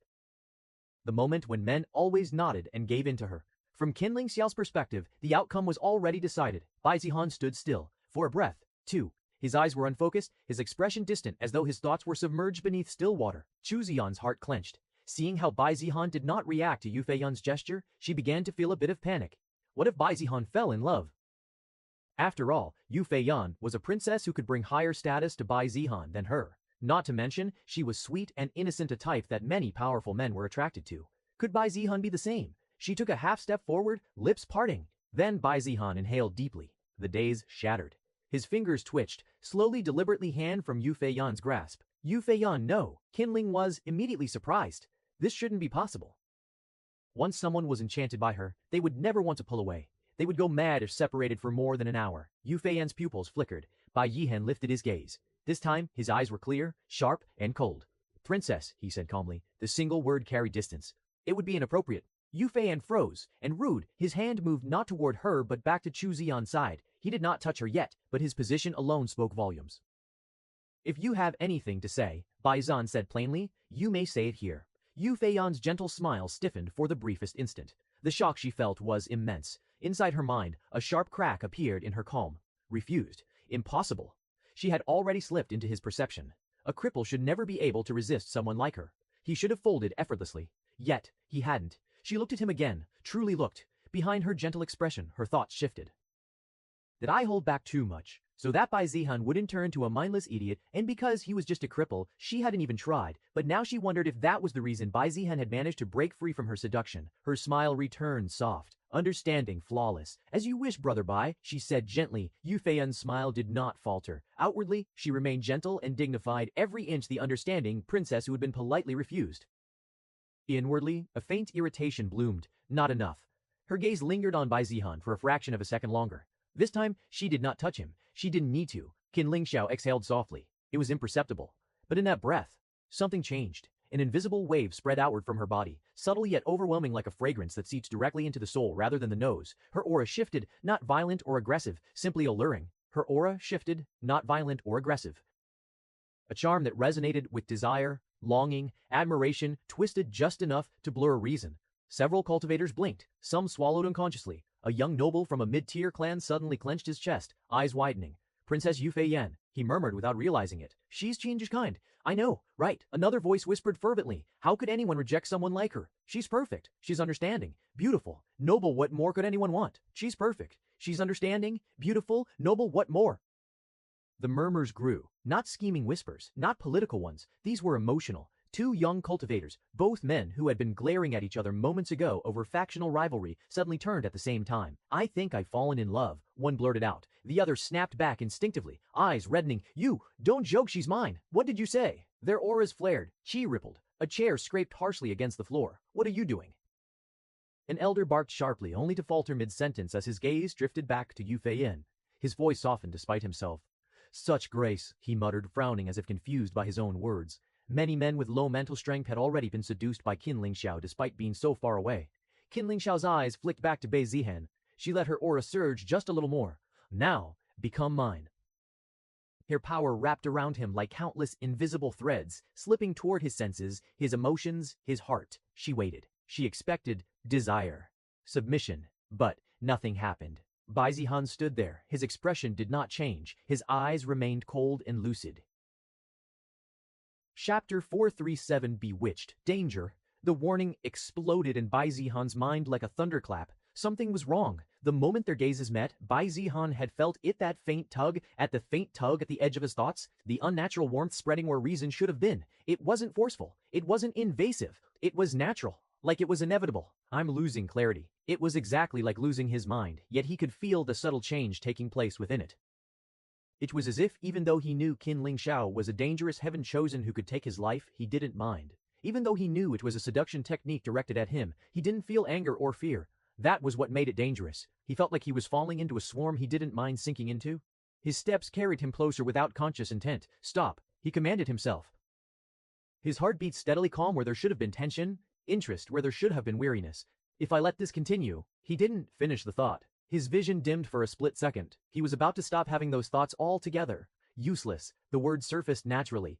Caution, suspicion, vigilance. All of it suddenly felt unnecessary. They weren't useless, but Bei Zihan was already beginning to believe they were. Meanwhile, the feeling stirring toward Qin Lingxiao felt important, meaningful, worth protecting. Perhaps he had already fallen into her technique. And then warding. The word detonated inside his consciousness. A voice, cold, mechanical, utterly alien, resounded directly within his soul. Stem. Alert. The host's mechanical state is being compromised. Bewitchment level, symmetrical. Estimated time to complete enslavement, 7 seconds. Dash. Yen's pupils shrank violently. System. The interface, which had never appeared without his command, had manifested on its own. It had never done this since it first appeared to him at birth. But that wasn't important right now. He was on the verge of losing himself completely. Immediate danger indicated source. Saint-level mind seduction technique, host resistance. Failing Sixtellen, surveil Sing suggestion countermeasure. Purchase Saint-grade mind protecting artifact cost, 60,000 points confirmed purchase. Yes, no. Bai Zihan's thought slowed even further. The warmth deepened. No need. She wouldn't harm me. The thought nearly saw his thought slowed even further. The warmth deepened. No need. She wouldn't harm me. The thought nearly solidified. His gaze drifted toward Qin Lingxiao. Her figure blurred, then softened again. He was about to reject the prompt. The system, the warning, the danger, all of it felt exaggerated, unnecessary. Then, a fragment of instinct screamed, not logic, not reason, pure survival. Images flashed through his mind. Him kneeling, smiling, offering everything he owned, his techniques, his future, his life without hesitation. Not because he was forced, but because he wanted to, because serving her would feel. Horror surged thin, weak, but real. With the last scrap of willpower he possessed. Yes. The thought slammed down. Receive confirmation. Saint-grade artifact activated. Crack. The warmth shattered. The invisible pole snapped violently, like silk threads cut by a blade. Cold clarity crashed back into Bai Zihan's mind. He gasped. Air rushed into his lungs as if he had been suffocating. His eyes widened in raw horror. He staggered internally. Not death, something far worse into his lungs, as if he had been suffocating. His eyes widened in raw horror. He staggered internally, not physically but mentally, realizing just how close he had been to complete annihilation. Not death. He looked at Qin Lingxiao again. This time truly looked. Her smile, her eyes, her calm. She didn't even try. That realization sent a chill through his bones. She wasn't even using her qi. That meant the technique was something she naturally exuded after countless years of refinement. And yet, without lifting a finger, she had nearly turned him into a willing slave. He had almost been reduced to a tool. No, a toy. Worst of all, if the system hadn't intervened, he knew the truth with terrifying certainty. He would have done anything for her, given everything. And he wouldn't have minded in the slightest. Bai Zihan's heart pounded violently. She wasn't just dangerous. If she truly tried, she might be able to charm everyone, or so he believed. He didn't know what requirements, if any, were needed for her to cast her techniques. But seeing how effective it had been on him, someone with high mental strength, he knew she was capable of far worse. His gaze hardened. Though he was angry at himself and at the woman before him, he knew that trying anything against her now would be suicide. He wanted to kill her, perhaps even if she weren't a heaven chosen, not merely because of the danger she posed, but because she had dared to toy with his heart. Not yet, that yet, but he couldn't. He pulled his hand away from Qin Lingxiao in near disgust. Princess, that would be inappropriate and rude. He knew this would make Qin Lingxiao wary, who has shown that her technique didn't work, but he had no choice. As long as she continued wearing Yu Feiyan's skin, she shouldn't reveal her true identity yet. But of course Qin Lingxiao didn't give up. She increased the power of her technique Neath. Bai Xian felt it, but it still didn't work. His mind remained clear, and he viewed Qin Lingxiao as an enemy he must one day kill. The artifact was still effective. Even so, he could see just how terrifying her seduction techniques were. Even some cultivators in the immortal realm seemed affected, though they managed to maintain their rationality. But Bai Zian remained cold and distant. Since Princess has nothing else to say, we will take our leave. He quickly grabbed Chu Zian's hand and tried to leave. This place was dangerous. And now, he wasn't just thinking of returning to his position, but retreating to the Bai clan entirely. Bai Zihan had taken no more than 2 steps when, wait, the voice was soft. Yu Feiyan stepped forward, her sleeves fluttering gently as if moved by a harmless breeze. To anyone else, it looked like concern, like reluctance, like a woman unwilling to let go of a meaningful encounter. But inside her mind, impossible. Qin Lingxiao's thoughts were in chaos. How did he resist? She had increased her power, yet Bai Zihan remained unaffected. Even immortal realm experts would feel it. He had nearly fallen and then escaped. That shouldn't have been possible. Her smile never wavered, but beneath it, something sharp twisted violently. She took another step forward. Young Master Bai, she said gently, surely there is no need to reject me. I merely wish to speak with you privately. Before Bai Zihan could answer, a cold laugh cut through the air. How shameless. Xu Ziyin stepped forward, deliberately placing herself half a step in front of Bai Zihan. Her grip on his hand tightened, clearly displaying who he belonged to. She looked directly at Yu Feiyan, eyes clear, unclouded, and utterly unaffected. A woman who doesn't know how to accept rejection, Xu Ziyan said flatly, is ugly. The surrounding cultivator stiffened. Yu Feiyan's pupils contracted just slightly. Ugly. The surrounding cultivator stiffened. Yu Feiyan's pupils contracted just slightly. Ugly. No one had ever dared. What did you say? Yu Feiyan asked, her tone still gentle, but colder now. Zhu Jian didn't hesitate. I said you're dislikable. She continued calmly. At least have the dignity to accept it when a man has already refused you. Inside Qin Lingxiao's mind, rage surged like a rising tide. A fledgling, a nobody. She dares speak to me like this. For a split second, killing intent nearly leaked. Then, Qin Lingxiao forcibly suppressed it. Not now. She inhaled slowly, reassembling her composure with terrifying precision. I merely wish to speak privately with young Master Bai, she said coolly. Why is that such a problem? Xu Ziyan scoffed. Trying to approach a man who is already engaged, she replied sharply, and refusing to take no for an answer. Princess, you should learn when to give up. Xu Ziyan said it directly. If Bai Ziyan had accepted, it would have been a different matter. But since he hadn't, she saw no reason to hold back. Perhaps some of the resentment she carried in her heart had leaked out. Yu Feiyan's smile finally thinned. Young Master Bai is the hero of this empire, she said. A man like him deserves someone who loves him for who he is, not merely his background, his clan, or political convenience. That was when Chu Ziyan laughed. No matter who he is, Chu Ziyan said without hesitation, he is engaged to me. She turned her head slightly just enough to show Yu Feiyan her profile. So an outsider should butt out. The temperature dropped. Yu Feiyan's gaze sharpened fully. Little girl, I will teach you a lesson. Ha ha ha ha. A lips curved upward again, but this time, the smile was no longer warm. Very well, Yu Feiyan said calmly. If words are insufficient, her eyes locked onto Chu Ziyan, then let us settle this with a battle. Miss Chu, do you dare accept my challenge for young Master Bai? After all, she was just a person who was known to be in the nascent soul realm and weaker than Chu Ziyan. Qin Lingxiao expected Chu Ziyan to accept immediately, especially since it was an easy win for her. Well, Chu Ziyan did take the bait. Very well, if Yu Dian did take the bait. Very well, if that will make you give up on Ziyan. Chapter 438, The Ninth Princess's Mask. Very well, if that will make you give up on Zihan. Zhu Ziyan said without hesitation, her voice rang clear and firm. She stepped forward, her posture straight, her expression calm. It wasn't arrogance, nor was it the desire to bully someone weaker. In her eyes, Yu Feiyan was nothing more than a spoiled princess who had never been told no, someone who needed a firm answer she couldn't twist with words or charm. And if a battle was what it took to make her retreat, then so be it. Not to mention, it was Yu Feiyan herself who dared to challenge her, and that too with Bai Zhehan on the line. For Yu Feiyan to take things this far, Xu Ziyan understood that Yu Feiyan was not going to give up easily. The hall erupted instantly. What? Princess Yu is challenging Xu Ziyan. This is absurd. Princess Yu is only in the nascent soul realm. Why would the princess even suggest such a battle? She's bound to lose. What kind of decision is this? Controlled laughter rippled through the crowd. To everyone present, the outcome was obvious. Xu Ziyan was stronger in almost everything. be it cultivation realm, techniques, or experience, Juzian was far superior to Princess Yu Feiyan, who had been sheltered and protected since youth. This fight would end in moments. Some even shook their heads in protected since youth. This fight would end in moments. Some even shook their heads in pity at Yu Feiyan. But Baijian felt none of that ease, not even for a second. His heart sank. They didn't understand. They couldn't. To them, Yu Feiyan was a nascent soul cultivator. To him, she was a monster wearing innocent smiles. She had the highest cultivation among anyone here. She was also more than 200 years old, so there was no need to even discuss experience, and not to mention, she had already used a saint-grade technique on him, so it was certain that she knew higher-grade techniques than almost everyone present. It was definitely a battle that would end in a moment, but the victor would definitely not be Chu Zian. Qin Lingshao's lips curved ever so slightly. As expected, Civ. With her taking the identity of the fragile ninth princess, there was no one who thought she would win, so naturally, she had already expected Chu Zian to accept, especially since she was going after her fiancé. She knew Chu Zian would want to prove that she was more worthy than herself. The ninth princess had challenged, and Chu Zian had accepted. Everyone knew what was coming next. It was time for their agreement and the duel to happen. Before anyone could move, enough. Bai Zihan stepped forward. The hall fell silent. He stood between Chu Zian and Yu Feiyan, his expression resolute, his aura steady but unyielding. "This is unnecessary," he said flatly. All eyes turned to him. He turned slightly, looking at Chu Zian, his gaze softened.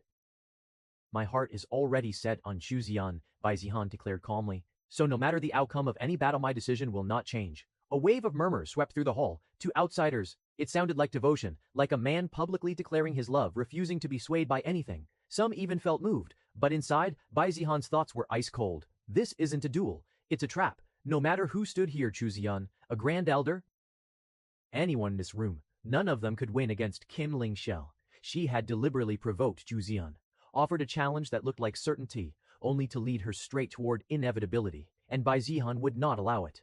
His gaze snapped to Yu Feiyan. "So, Princess Let's ends here." Qin Lingxiao's smile didn't reach her eyes. Just as she thought things would return to their track, Bai Zihan disrupted her again. For a brief moment, silence reigned, then Yu Feiyan smiled again. Then Yu Feiyan smiled again.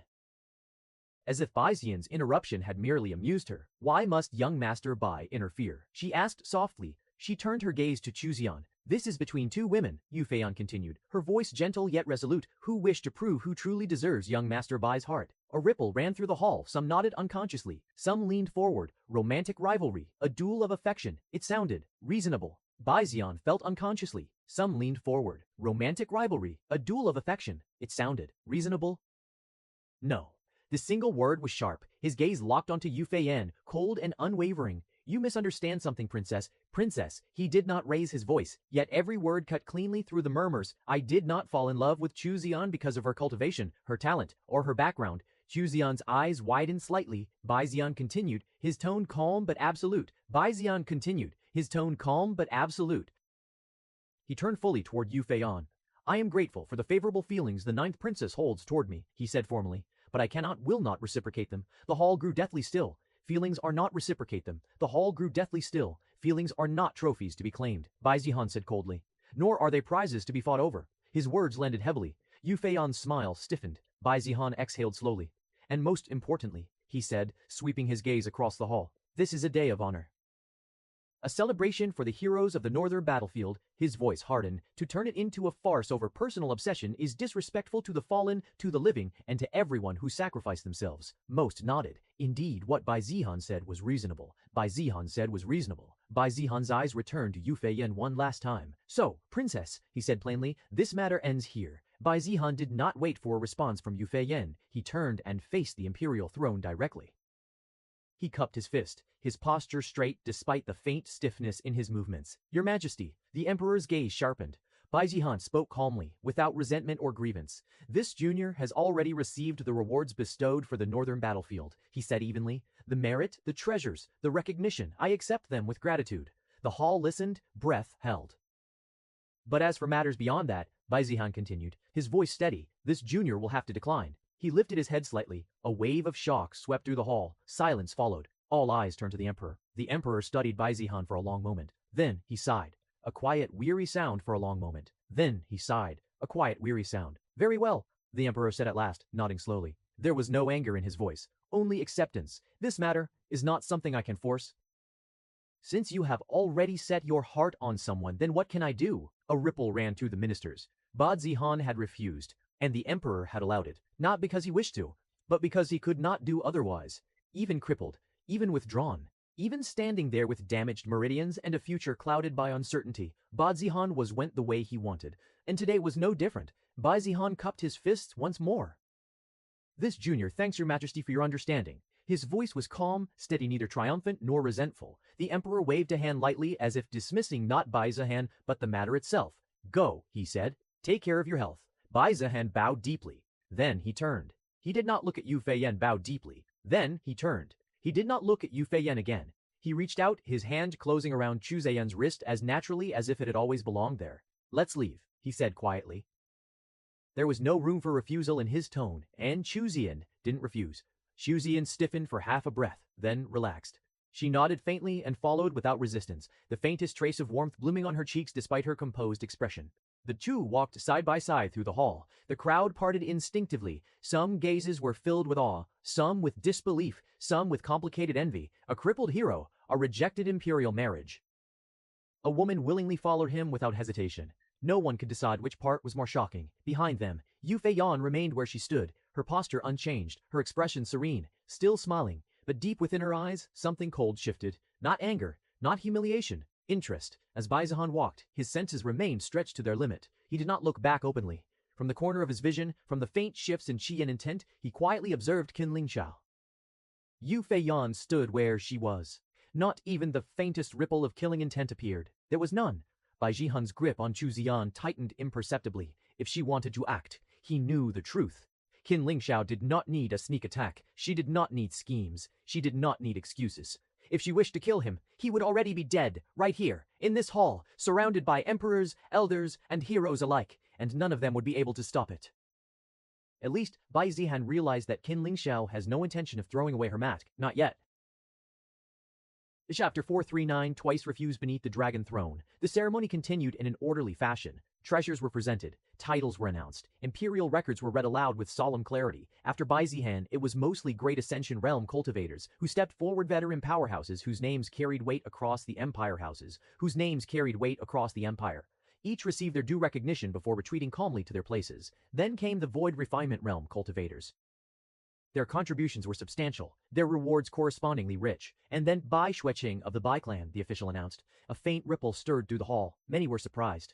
Not because Bai Xueqing was undeserving, but because she was announced before several spirit-severing realm cultivators who were, on paper, stronger than her, yet no one truly objected. Because everyone here knew why. Bai Xueqing walked forward, her steps light, her expression cool and composed. Frost-like chi lingered faintly around her, restrained but unmistakable. The official continued reading her merits. During the Northern Battlefield campaign, Bai Xueqing had not simply fought. She had controlled the battlefield wherever she went. Her ice techniques had immobilized entire clusters of demonic beasts. Frozen terrain had cut off enemy advances. Several Void Refinement Realm cultivators had been able to finish their battles only because their opponents had first been locked in her frost. Despite being in Soul Formation Realm, she has also killed several Grade 7 and even Grade 8 demonic beasts. Her contribution was not measured by not only raw kills, but by how many lives had been saved and how many battles had been saved and how many battles had been decisively tilted. In terms of battlefield value, her contribution was already comparable to Void Refinement Realm cultivators. Bai Xueqing accepted the rewards with grace. Then, the Emperor paused. A pause just long enough for those perceptive to feel it coming. Bai Xueqing, the Emperor said, his voice calm yet deliberate, you are currently unengaged, are you not? A subtle stir passed through the hall. Deja vu. Bai Xueqing's eyes narrowed just slightly. Yes, Your Majesty, she replied calmly. The previous engagement, the Emperor continued, as if discussing the weather, has already been annulled. Several ministers exchanged knowing looks. The Emperor's gaze softened. You are young, talented, and possess exceptional merit, he said. Then came the words everyone expected. If you are willing, the Emperor said slowly, you may choose any prince you find suitable and marry into the imperial family. The hall fell silent. Again. Eyes shifted this time not toward Bai Zihan, but toward Bai Xueqing. However, this time it wasn't unexpected. Anyone would want Bai Xueqing as their daughter-in-law. She was talented and beautiful, and she was also the precious daughter of Bai Tianheng. More importantly, she wasn't a cripple like Bai Zihan, so marrying her would mean gaining the support of the Bai clan, and with the Bai clan's recent surge in strength, even the imperial family desired that connection. Others watching couldn't help but whisper that the Emperor looked desperate to secure a marriage tie with the Bai clan. One rejection then shifting to another person who was equally important and precious to the Bai clan. Bai Xueqing did not hesitate. She did not look flattered. She cupped her fists calmly. This one thanks your majesty for the honor, Bai Xueqing said evenly. Then, however, I must also decline. Compared to when Bai Xian rejected the offer, the astonishment wasn't there. With Bai Xueqing's status and talent, there was no one she couldn't get. Perhaps there wasn't a single man at the moment who was truly worthy of her. So even if it were princes, when compared to her, falls below. The emperor raised an eyebrow. Oh, he asked, and why is that? Bai Xueqing's voice remained cool, almost indifferent. I have no time for such matters, she said plainly. The words were simple and blunt. Bai Xueqing had good manners, but she realized that the emperor wouldn't understand unless she was direct. Not to mention, being told she could marry any prince. What kind of suggestion was that anyway? At least in Bai Zihan's case, they had disguised it as Princess Yu Feiyan being in love with him. She didn't think that was true though. Bai Xueqing didn't think there should be any girl who would truly love Bai Zihan. Well, except for one. Bai Zihan was cruel and didn't know how to sugarcoat his words. He didn't care about others' feelings. He looked down on everything and was arrogant beyond words. Bai Xueqing didn't believe a princess would fall for such a person, especially now that he was crippled. His greatest virtue, his talent, seemingly gone. More importantly, how can she fall in love with Bai Zihan when in ancient ruins, Bai Zihan mercilessly and cruelly beat Mo Tianji? And later he killed one of the geniuses and threatened almost everyone present there for Bai Xinyue. There wasn't a girl that could fall for such behavior. At least Princess Yu Feiyan, who was timid, didn't seem like someone who would fall for such a thing. So she saw it as a farce and excuse to get their hands on Bai Zihan, and ultimately the Bai clan. And now, the same thing was happening to her. Except the emperor didn't even bother crafting a story this time. Well, she didn't care. But she also didn't think she needed to give too much face. My cultivation is low. I realized this after fighting demonic beasts, she continued. Marriage is a distraction I cannot afford. She lifted her gaze slightly, not challenging, but unwavering. Therefore, I will not be marrying anyone yet. The hall was utterly silent. Bai Xueqing wasn't just rejecting the emperor. She was rejecting all the clans that had been continuously sending marriage proposals. The emperor sighed, then laughed. The hall was utterly silent. Bai Xueqing usually rejecting all the clans that had been continuously sending marriage proposals. A short, helpless laugh. It seems, he said slowly, shaking his head, the Bai clan truly does not raise ordinary people. Another refusal, another opportunity slipping through imperial fingers. Moreover, this also determined what kind of relationship the imperial family and the Bai clan would have moving forward.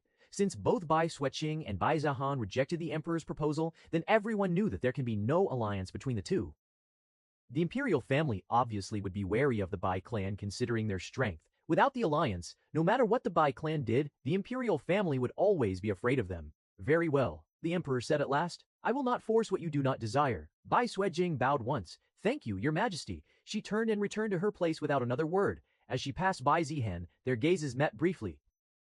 Bai Xueqing's eyes fell on his hand, which was still holding Chuzian's. Bai Zihan thought that letting go would look fake, so he continued displaying his affection for Chuzian. Bai Xueqing narrowed her eyes. Beside Bai Zihan, Chuzian was smiling like an idiot and didn't even seem to notice her. Bai Xueqing returned to her place with annoyance. She didn't even seem to notice her. Bai Xueqing returned to her place with annoyance. She didn't know why it annoyed her. She didn't want to think about it. A soft snort escaped her nose before she could stop herself. Bai Zihan noticed it as well. He glanced sideways, just in time to catch the tail end of Bai Xueqing's retreating figure and that unmistakable look of displeasure. He frowned slightly. What made her angry now? After a moment, Bai Zihan arrived at a conclusion that felt reasonable. She must truly hate engagements and marriage. Perhaps the emperor's words had reminded her of her previous engagement with Ni Fengzhou. Skok! Skok! Looks like she's going to be single for the rest of her life, Bai Zihan thought.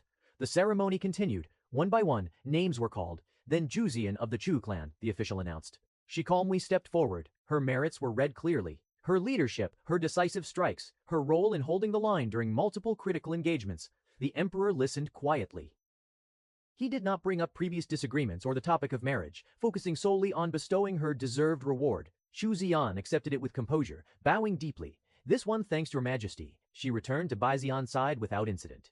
The rest of the awards passed without disturbance. At last, when the final name had been read and the final treasure bestowed, the emperor rose from his throne. The hall stilled instantly.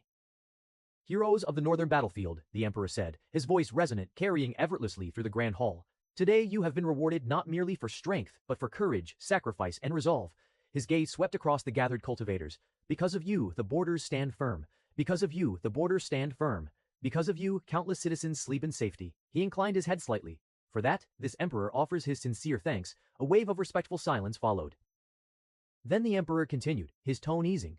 The award ceremony ends here. Subtle relief spread through the hall. However, he added, a faint smile appearing, a celebration has been prepared. Soft murmurs rose. There will be food, wine, and music, the emperor said. I hope all heroes present will participate freely. Tonight, set aside cultivation and conflict. Enjoy what you have protected.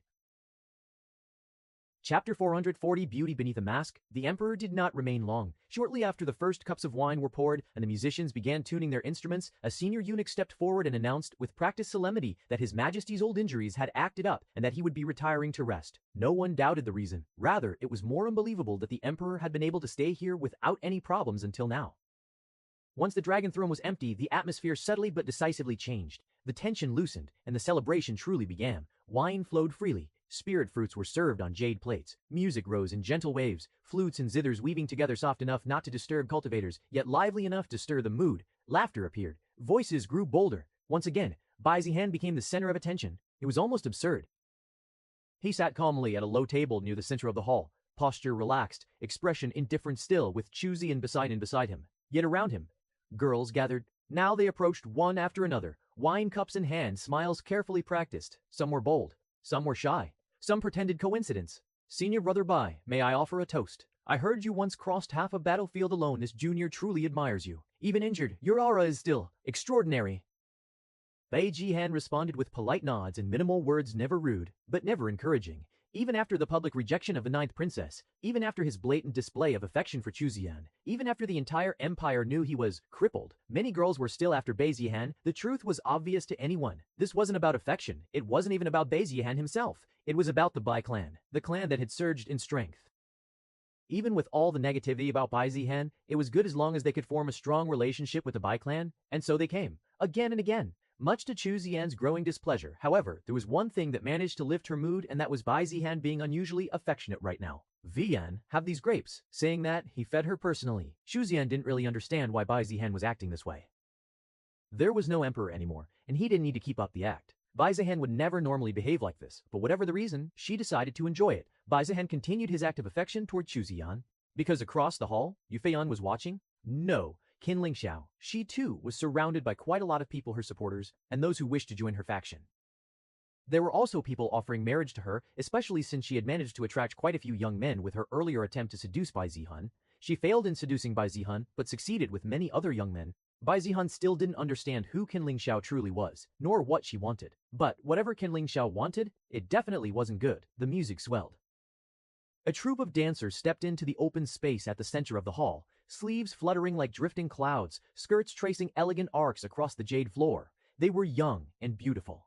Soft murmurs immediately rose among the gathered cultivators. Not bad. They may not be on the level of Bai Xueqing or the ninth princess, but they're definitely top-tier beauties. At the very least, they're enough to make this celebration feel worthwhile. The dancers moved in perfect coordination, their steps light, expressions gentle, eyes shimmering beneath long lashes. Their beauty was not overwhelming, but it was inviting. The kind that made people lower their guard without realizing it. As the music reached a lively rhythm, the dancers began to separate. One by one, they approached the guests, laughing softly and extending their hands. Young master, would you honor this humble one with a dance? Ahaha, how could I refuse? Several young masters stood immediately, more than willing to join. The atmosphere relaxed further, and then one of the dancers turned, her gaze swept across the hall, and stopped at Bai Zihan. She was the prettiest among them, not just in face, but in presence. Her eyes were bright, lips curved in a gentle smile, her figure graceful without being overly provocative. She walked toward him. Chu Ziyan noticed instantly, her fingers tightened around her cup. The dancer stopped before Bai Zihan and bowed lightly, her voice clear and melodious. Young Master Bai, she said softly, drawing countless looks, hero of the desolate heaven empire. Her smile deepened. This humble one wonders, would you be interested in sharing a dance? Chu Ziyan's expression darkened. Bai Zihan looked at the dancer. For a brief moment, his expression remains unchanged, calm, indifferent, almost lazy. But inside, his intuition warned him that something was about to happen. He glanced sideways. Xu Dian was staring at the dancer with poorly concealed hostility, her grip on the cup tight enough that the jade creaked faintly. Bai Zihan weighed the situation quickly. If someone was planning something, declining now would only delay it. Besides, he had come here precisely because he wanted to find out what the imperial family was thinking. Qing Lingxiao was a variable he hadn't expected to encounter. Either way, Bai Zihan still needed to figure out the imperial family's decision. For now, judging from the emperor's actions, they wanted to form an alliance with the Bai clan. But who knew? Could the imperial family truly tolerate a clan more powerful and influential than themselves? He gave a small, almost imperceptible sigh. Then he smiled faintly. Very well, Bai Zihan said calmly. placing his cup down. Today is a day of celebration. Declining such a beauty as yourself wouldn't be right. Chu Zian's eyes widened. You. Before she could stop him, Bai Zihan was already standing. Her displeasure was immediate and intense. Bai Zihan didn't look at her. Instead, he gently placed a sweet into her palm. Eat, he said softly. I'll be right back. Her lips parted, anger and worry colliding. But Bai Zihan had already turned away. Across the hall, Qin Lingxiao's gaze sharpened slightly. She watched the scene with curiosity and interest. The dancer's smile brightened as Bai Zihan accepted her hand. They stepped into the open space as the music shifted, becoming lighter and more playful. The surrounding crowd watched with interest. Whispers spread. Young Master Bai is participating. Looks like even Bai Zihan couldn't resist beauty. After all that talk about loving Miss Chu, Bai Zihan moved with ease, his steps precise but unhurried. He neither tried to dominate nor blindly follow. At first glance, everything seemed normal. The dancer's movements were smooth, her breathing steady, her hand light in his. Her chi, if it could even be called that, was almost non-existent, weak, scattered. The kind only mortals possessed. From the outside, she was nothing more than a talented mortal girl brought in to liven the celebration. And that was precisely what made Bai Zihan more alert. They turned in a gentle circle, sleeves brushing, the music carrying them along. The dancer glanced up at him, curiosity flickering across her delicate features. Young Master Bai, she asked softly, as if genuinely puzzled, is it true what they say? Oh, Bai Zihan replied lightly. Which part? That you are willing to sacrifice your life, she said, voice lowering just a little, for a mere servant girl. Around them, several ears subtly perked up. Bai Zihan didn't hesitate. She was worth it, he said casually. The words came easily. The dancer froze for a fraction of a heartbeat. Then her smile softened, something warm appearing in her eyes. Young Master truly has kind eyes, she said. To someone like you, even we mortals must look precious. Bai Zihan only smiled. He didn't answer. If he were being honest, the answer would have been no. And even if she changed the question asking whether cultivators' lives were precious, the answer would still be the same. They spun again, slower this time. Bai Zihan adjusted his grip, guiding the dance as if he were enjoying himself. Then he spoke. You dance well, he said. Where did you learn? The dancer brightened, clearly pleased by the attention. In the southern provinces, she replied smoothly. I was born in a small town near the Green River. My parents were entertainers, so I learned early. Her answer flowed naturally. Bai Zihan nodded, as if impressed. Southern provinces, he asked lightly. Her answer flowed naturally. Bai Zihan nodded, as if impressed. That's quite far. You must have traveled a lot. Yes, she said. After my parents passed, I joined a troupe and wandered from place to place until I arrived at the capital and settled down. She lowered her gaze at just the right moment. Bai Zihan smiled wider. From the outside, it looked like interest, like curiosity, like a young master taken in by beauty and tragedy. Inside, however, lie. Not in the story itself, but in the details. The southern provinces were very far from the capital, and even riding a horse, it wouldn't be easy to reach it within 10 years. Yes, there were flying ships, but a girl like her couldn't afford them. There was still a chance she traveled slowly over many years. If so, then her flawless skin was a problem. Someone who traveled constantly wouldn't possibly have such smooth skin. Not to mention, her skin tone was quite different from that of people from the southern provinces. He didn't expose her. Instead, he chuckled softly. Looks like Miss is quite fortunate. Chapter 441, Assassin at Imperial Banquet. The girl smiled back, relief flickering briefly in her eyes. They continued dancing while conversing with each other. What should I call you? He asked. The dancer hesitated for just a fraction of a breath. She replied, smiling softly. She replied, Random, mighting softly. Yu. Bai Zihan nodded, committing the name to memory. Whether it was real or fake, he didn't know. Bai Zihan asked a few more questions. Small ones. About food, about seasons, about customs.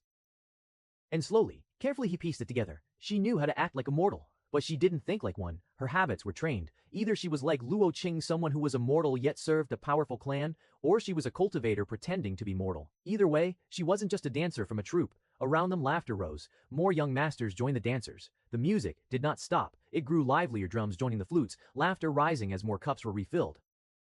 And that was when it happened. Another dancer who had been dancing with one of the young cultivators moved closer to Bai Zihan and Yu. Everything seemed ordinary at first glance. After all, dancing around, you are bound to change places, do seem to have deliberately chose this. That dancer with Bai Zihan's reputation, who dares to get near him and disturb his dance? However, then everything changed. That dancer aura exploded outward. The young master she had been dancing with was thrown backward, sent skidding several meters away by the sudden outburst of her aura. Great Ascension Realm. The dancers, including the young masters dancing among them, instantly felt the pressure, many of them kneeling while others collapsed outright. They were far weaker, not to mention completely unprepared for the sudden surge of pressure. Most of the dancers, almost everyone except Yu lost consciousness. Wine cups shattered. Music faltered mid-note, faces drained of color. She was already in motion, Her body blurred, closing the distance in a heartbeat, her hand snapping forward like a viper's strike. No blade. No visible weapon. Just fingers coated in something dark and shimmering. It definitely Postyon. And her target was easy to guess. Bai Zihan was in the open, surrounded by ordinary people, no elders within immediate reach. At this distance, even those immortal realm experts wouldn't arrive in time.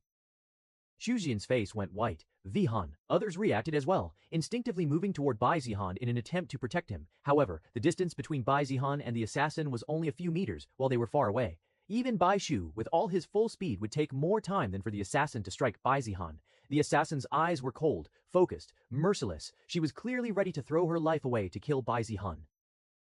After all, there was no escaping from the experts present. So, this was definitely a suicide mission, to kill Bai Zihan before the Grand Elders of the Bai clan. All she intended to do was kill Bai Zihan, and she spared no effort, holding nothing back. Bai Zihan pretended to collapse to the ground, continuing the act of being immortal. It was extremely dangerous, unable to respond against a great Ascension Realm assassin. But by pretending to be defenseless, he was taking a calculated risk. He could be killed. However, with his physique and the heavily graded defensive artifact he wore beneath his robes, Bai Zihan believed he could survive. After all, assassins primarily relied on poison, and judging by her methods, she was no exception. He could dodge easily. He could twist aside, let the strike miss, even counter if he wished. But the moment he did, the lie he had maintained, the lie of being crippled, would shatter in front of the entire Imperial Court. So, he decided to just take the attack while defending himself. It would be painful, but not fatal. Especially not for him. So Bai Zihan made his decision. He subtly shifted his weight, preparing to receive the blow in a way that minimized exposure, and then someone stepped in front of him. It happened so suddenly that even Bai Zihan's eyes widened. Xu Yu, she appeared completely unaffected by the assassin's aura, so she truly is a powerful cultivator. After all, even spirit-severing realm cultivators were struggling to stand. Xu Yu was clearly not immortal, but the assassin had already revealed herself. Bai Zihan couldn't understand what Xu Yu's intention was. Was she an accomplice, or something else entirely? Xu Yu moved. There was no warning, no surge of aura, no dramatic release of power. She simply stepped forward. To everyone else, it looked like she was throwing her life away to protect Bai Zihan. To the assassin, Xu Yu was nothing more than a momentary obstruction. Her poison-coated fingers were less than a breath away from Bai Zihan's chest when Xu Yu's sleeve brushed past them. A soft sound rang out. Pa! It wasn't loud, it wasn't flashy. But the moment Xu Yu's palm connected with the assassin's face, the world seemed to lurch. The great Ascension Realm assassin was sent flying. Her body twisted violently through the air like a broken doll, smashing into one of the distant stone pillars lining the hall. Boom! The impact shook the entire banquet hall. Cracks spiderwebbed across the stone as the assassin slid down the wall, blood spraying from her mouth, bones audibly shattering. She hit the ground and didn't move. It was unclear whether she was dead or barely alive. Silence fell. Not the tense silence from before, but a stunned, absolute stillness. Cultivators froze in place. A great Ascension Realm assassin had been dealt with so effortlessly. Bai Zihan looked up at Xu Yu, genuine surprise flickering in his eyes. She stood calmly in front of him, posture relaxed, breathing steady as if she had merely brushed away an insect. Not a single strand of hair was out of place. Behind them, the oppressive pressure vanished as abruptly as it had appeared. Those who had collapsed began gasping for breath. Confusion and terror etched across their faces. Chu Zian was the first to reach Bai Zihan. Bai Zihan. She grabbed his arm, hands trembling as she checked him over, eyes frantic. Although she knew Bai Zihan was only pretending to be crippled, that knowledge did nothing to erase her fear when a great Ascension Realm assassin had nearly killed him. Bai clan elders arrived almost instantly. Bai Tianheng appeared beside his son in a blur, expression dark and cold as his gaze swept over Bai Zihan, before snapping to the assassin embedded in the wall. Fortunately, she seemed to still be alive. That meant answers could be extracted. Relief flickered briefly across his eyes, then vigilance replaced it. His gaze shifted, and locked onto Xu Yu, a supposed dancer, unaffected by great Ascension Realm pressure, capable of neutralizing such an assassin with a single casual strike. He couldn't see through her cultivation at all, but he knew it surpassed his own. Bai Tianheng clasped his hands together, voice polite but guarded. He did not lower his guard. Not after an assassination attempt in the middle of the imperial banquet. Not when such a dangerous unknown stood beside his son. Who knew what her true intentions were? "Thank you for saving my son," he said. The words were sincere, but his eyes never relaxed. "May I ask who you are?" Xu Yu turned to face him.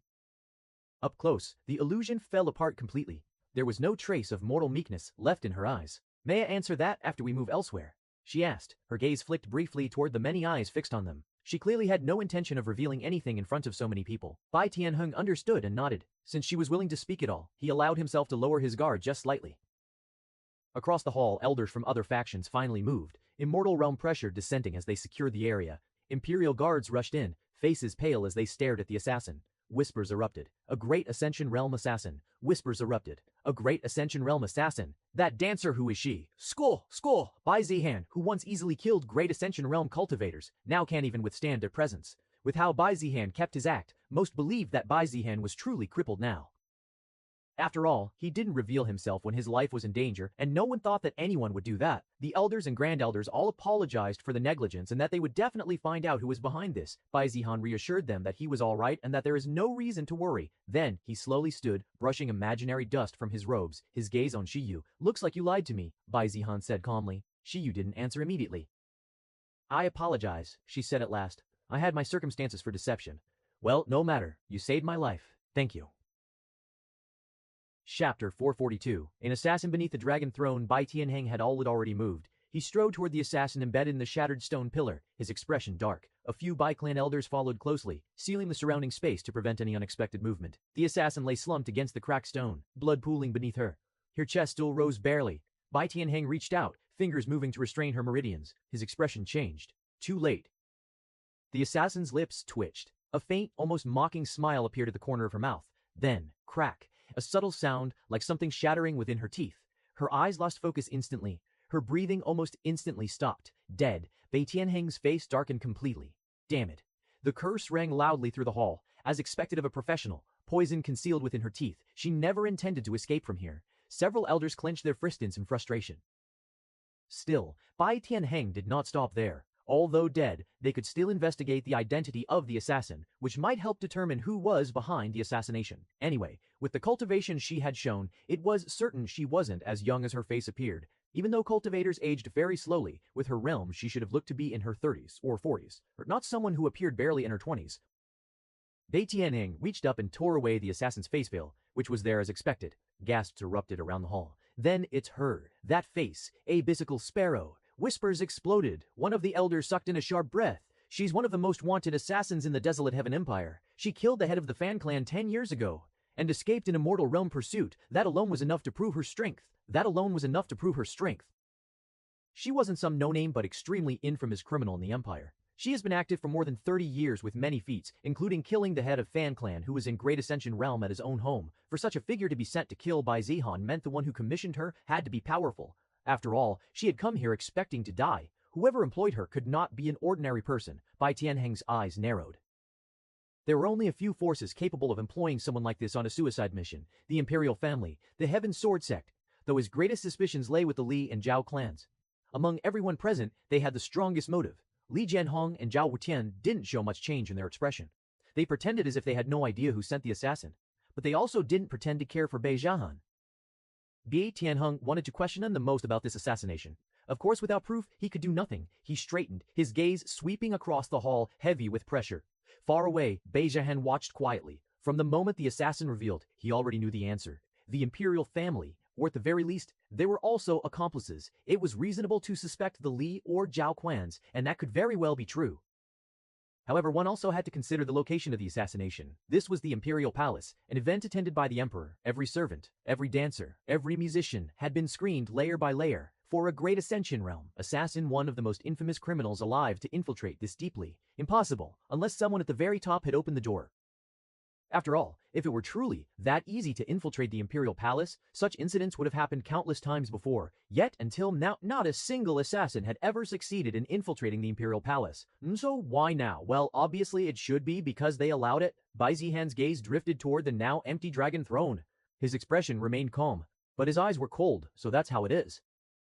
From this alone, it was enough to guess the Imperial family's intention. Across the hall, Imperial ministers were pale, loudly swearing loyalty and condemning the act, promising a full investigation. Bai Zihan listened, and believed none of it. They were likely accomplices of the Emperor, though perhaps not all of them. Anyways, they would rather erase any evidence that points towards themselves than catching the one behind this assassination. The atmosphere in the hall had yet to recover when hurried footsteps echoed from the side entrance. A young man in imperial robes strode forward, his expression solemn. The first prince, Yu Zidi. He stopped a few steps away from Bai Zihan and clasped his hands deeply. Bowing with genuine gravity. "Young Master Bai," he said, his voice steady but heavy. "This matter occurred within the Imperial Palace. Regardless of the cause, the Imperial family bears responsibility. I offer my sincere apologies on behalf of my father and the court." His posture was respectful. His words were flawless, but Bai Zihan felt nothing. This was all for show and assertion of authority for himself. A reminder that in the emperor's absence, the one representing him was the first prince. He should also want to portray himself as a responsible person before so many powerhouses. Bai Zihan looked at him calmly. I understand, Bai Zihan said. The first prince visibly relaxed. Only for Bai Zihan to continue. Please relay a message to His Majesty. The prince straightened slightly, listening intently. This is what you decided. Thank you for the gift. Previously, Bai Zihan had known the emperor was weighing whether to ally with the Bai clan, or to join others, weighing whether to ally with the Bai clan, or to join others in containing the Bai clan. In the end, it seemed the latter had been chosen. The first prince's pupils shrank almost imperceptibly. Before the first prince could gather his thoughts or offer another word, Bai Zihan had already turned away. The matter was settled in his eyes, at least. Shi Wei stood a short distance away, calm and composed amid the lingering chaos, hands folded loosely before her. Unlike everyone else in the hall, she showed no trace of tension, no unease, no urgency to explain herself. Bai Zihan looked at her for a moment. Then he spoke. You wanted to talk with me, didn't you? His voice was calm, almost casual, but there was no mistaking the certainty behind it. Although she didn't seem to be after his life, there should be a reason as to why such a powerful person approached him. Shiyu met his gaze. She nodded once. Yes. Bai Zihan gave a small, knowing smile. Then you can come along with me. We will talk at the Bai clan estate. He turned slightly, gesturing ahead of him. He swept his gaze across the hall over the ministers, the elders, the sect representatives, and the countless eyes filled with unease. I enjoyed the banquet, Bai Zihan said evenly, but it seems the time has come. He smiled faintly. I'll take my leave. No one spoke, no one objected. Who would? An assassination attempt had just occurred in the middle of the imperial banquet. A great Ascension Realm assassin had nearly succeeded. If Bai Zihan chose to remain, that would be reckless. A great Ascension Realm assassin had nearly succeeded. If Bai Zihan chose to remain, that would be reckless. After all, it had already been proven that the imperial defenses were not trustworthy. After saying those words, Bai Zihan didn't wait and directly left under the gaze of everyone. Before leaving, he glanced at Li and Zhao clan, who seemed to have separated from all the chaos. They didn't seem to have separated from all the chaos. They didn't seem to care much about the assassination, or at least pretending not to. Well, I will know soon. The Bai clan elders and grand elders followed suit, their auras restrained but sharp, forming a subtle protective formation around Bai Zihan. Zhu Zian stayed close at his side, eyes vigilant as she scanned their surroundings. Following the Bai clan's departure, the banquet hall fell into an uneasy silence. For a brief moment, no one moved. Then, ahem. Now that I think about it, there is an urgent matter within my sect that requires my immediate attention. This one will have to take his leave as well. Indeed, my disciple is currently undergoing a breakthrough. If something goes wrong, it would be disastrous. I must return immediately. One excuse after another surfaced. The hall, once filled with polite laughter and thinly veiled rivalry, now echoed with hurried farewells and insincere bows. None of them were fools. An assassination attempt inside the Imperial Palace, successful or not, meant one thing: the waters of the desolate Heaven Empire had become violently turbulent. Moreover, who knows whether there are more assassins hiding and targeting them. They don't have to risk their lives. There are more assassins hiding and targeting them. They don't have to risk their lives. And with the Bai clan gone, most had no reason to stay. Most of the clan only wanted to form a relationship with the Bai clan. And with all the Bai clan's allies leaving with the Bai clan, they don't want to be seen as being one the other side. After all, with the Bai clan gone, only Li Jiao and the imperial family and their ally was left behind. Chapter 443. Alliance. In the dark deep beneath layers of stone and formation arrays, a dark seclusion chamber lay sealed off from the world. A gathering had formed. At the head of the stone table sat Li Jianhong and Zhao Wutian, their expressions composed, eyes sharp and calculating. Several other figures occupied the remaining seats: clan heads, sect elders, and shadowed representatives who rarely showed their faces in daylight. Then, bang! The stone table cracked. A terrifying pressure surged outward as the Shen clan leader slammed his palm down, his face contorted with rage. Failed! He roared. You're telling me the assassination failed? Several figures frowned but remained silent. His gaze swept across the table like a blade. I warned you, Zhao Wuqian, he growled. For me to join your alliance, you needed to kill Bai Zihan. The atmosphere turned suffocating. Brother Shan Wuqian said, kill Bai Zihan. The atmosphere turned suffocating. Brother Shan Wuqian said calmly, raising one hand slightly. There's no need to lose composure. Shan Hao's glare snapped toward him. Composure, he sneered. My son will have his revenge, Zhao Wutian interrupted smoothly. His voice wasn't loud, but it carried authority. Realizing that he had overstepped, Shan Hao forced himself to calm down. After all, the person before him was the Zhao clan leader, whose power far exceeded that of the Shen clan. Though he didn't need to beg for their help, in the current situation it was the Zhao clan that needed as many allies as possible to move against the Bai clan. What do you mean by that? Shen Hao asked, his tone controlled. We have all confirmed it. Zhao Wudian continued, eyes narrowing slightly. Bai Zihan's meridians are shattered, his cultivation gone. Li Jianwang nodded slowly. Bai Zianhong nodded slowly beside him. He is crippled. Gudiano nodded slowly beside him. He is crippled, Li Jianhong said. That much is no longer in doubt. Zhao Wuqian leaned back, fingers tapping the stone table rhythmically. Tell me, Brother Shen, he said, a faint smile forming, wouldn't it be more satisfying for Shen Liang to deal with him personally? Shen Tianhao paused. Zhao Wuqian continued. Not a swift death in the dark, he said, but despair and humiliation. The slow realization that everything he once stood for is gone. He paused. To torture the genius who once took your son's arm, Zhao Wuqian added softly, with his own hands. Shen Tianhao's breathing slowed. The rage in his eyes didn't vanish, but it shifted. He closed his eyes. One breath, then another. You're right, he said at last. His lips curled into a cold smile. A crippled Bai Zihan, he muttered. What threat is that? I will let my son slowly humiliate and torture that bastard. After all, once the Bai clan fell, Bai Zihan would be nothing more than a helpless mortal. Even without his arm, Shen Liang was 100, not thousands times stronger than Bai Zihan. Shen Tianhao straightened. Fine, he said. I'll wait. But then, his expression hardened again. There is still a problem, he said. I'll wait. But then, his expression hardened again. There is still a problem, he said. Eyes sharp as knives. The Bai clan, Li Jianhong and Zhao Wuqian both looked toward him. He clenched his fist. Even with Li, Zhao and all of us gathered today, he said slowly, I don't believe we have a 100% chance of crushing them. The room grew quiet. It was true. Even before their recent rise in strength, the combined Li and Zhao clans couldn't fully suppress the Bai clan. One might say that now, with their alliance, they could. But one also had to consider that while their alliance was growing, the Bai clan was doing the same, perhaps even faster. Zhao Wuqian didn't answer immediately. Instead, he smiled with the calm confidence of someone who already knew the ending of the game. Li Jianhong, too, allowed a faint smile to curve his lips.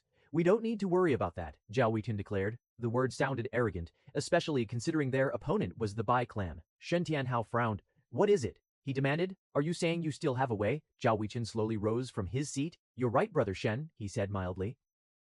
If it were only us, the result might be ambiguous. His eyes swept across the chamber. Several figures nodded grimly. Then Zhao Wuqian turned toward the far end of the chamber, toward a section of the stone wall that appeared no different from the rest. But fortunately, he continued, voice steady, this alliance isn't just us. A low hum echoed through the chamber. Then, the stone wall split apart. It opened. A narrow passage revealed itself, deep and dark.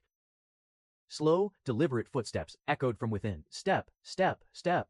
The moment the figure emerged, several clan leaders instinctively rose to their feet. Their pupils shrank. Their breathing stalled. The man wore imperial black gold robes embroidered with ancient draconic patterns. No clan insignia. No sect emblem. Only a single token at his waist. The imperial crest. His face was calm, expressionless, eyes deep and unfathomable. Yet the aura he released was terrifying. Earth immortal realm. Shen Hao's heart slammed violently. U-. His voice caught in his throat. Others reacted no better. Some staggered back. The Barrier's right hand, Ji Jianhuang. Whispers and disbelief filled the room.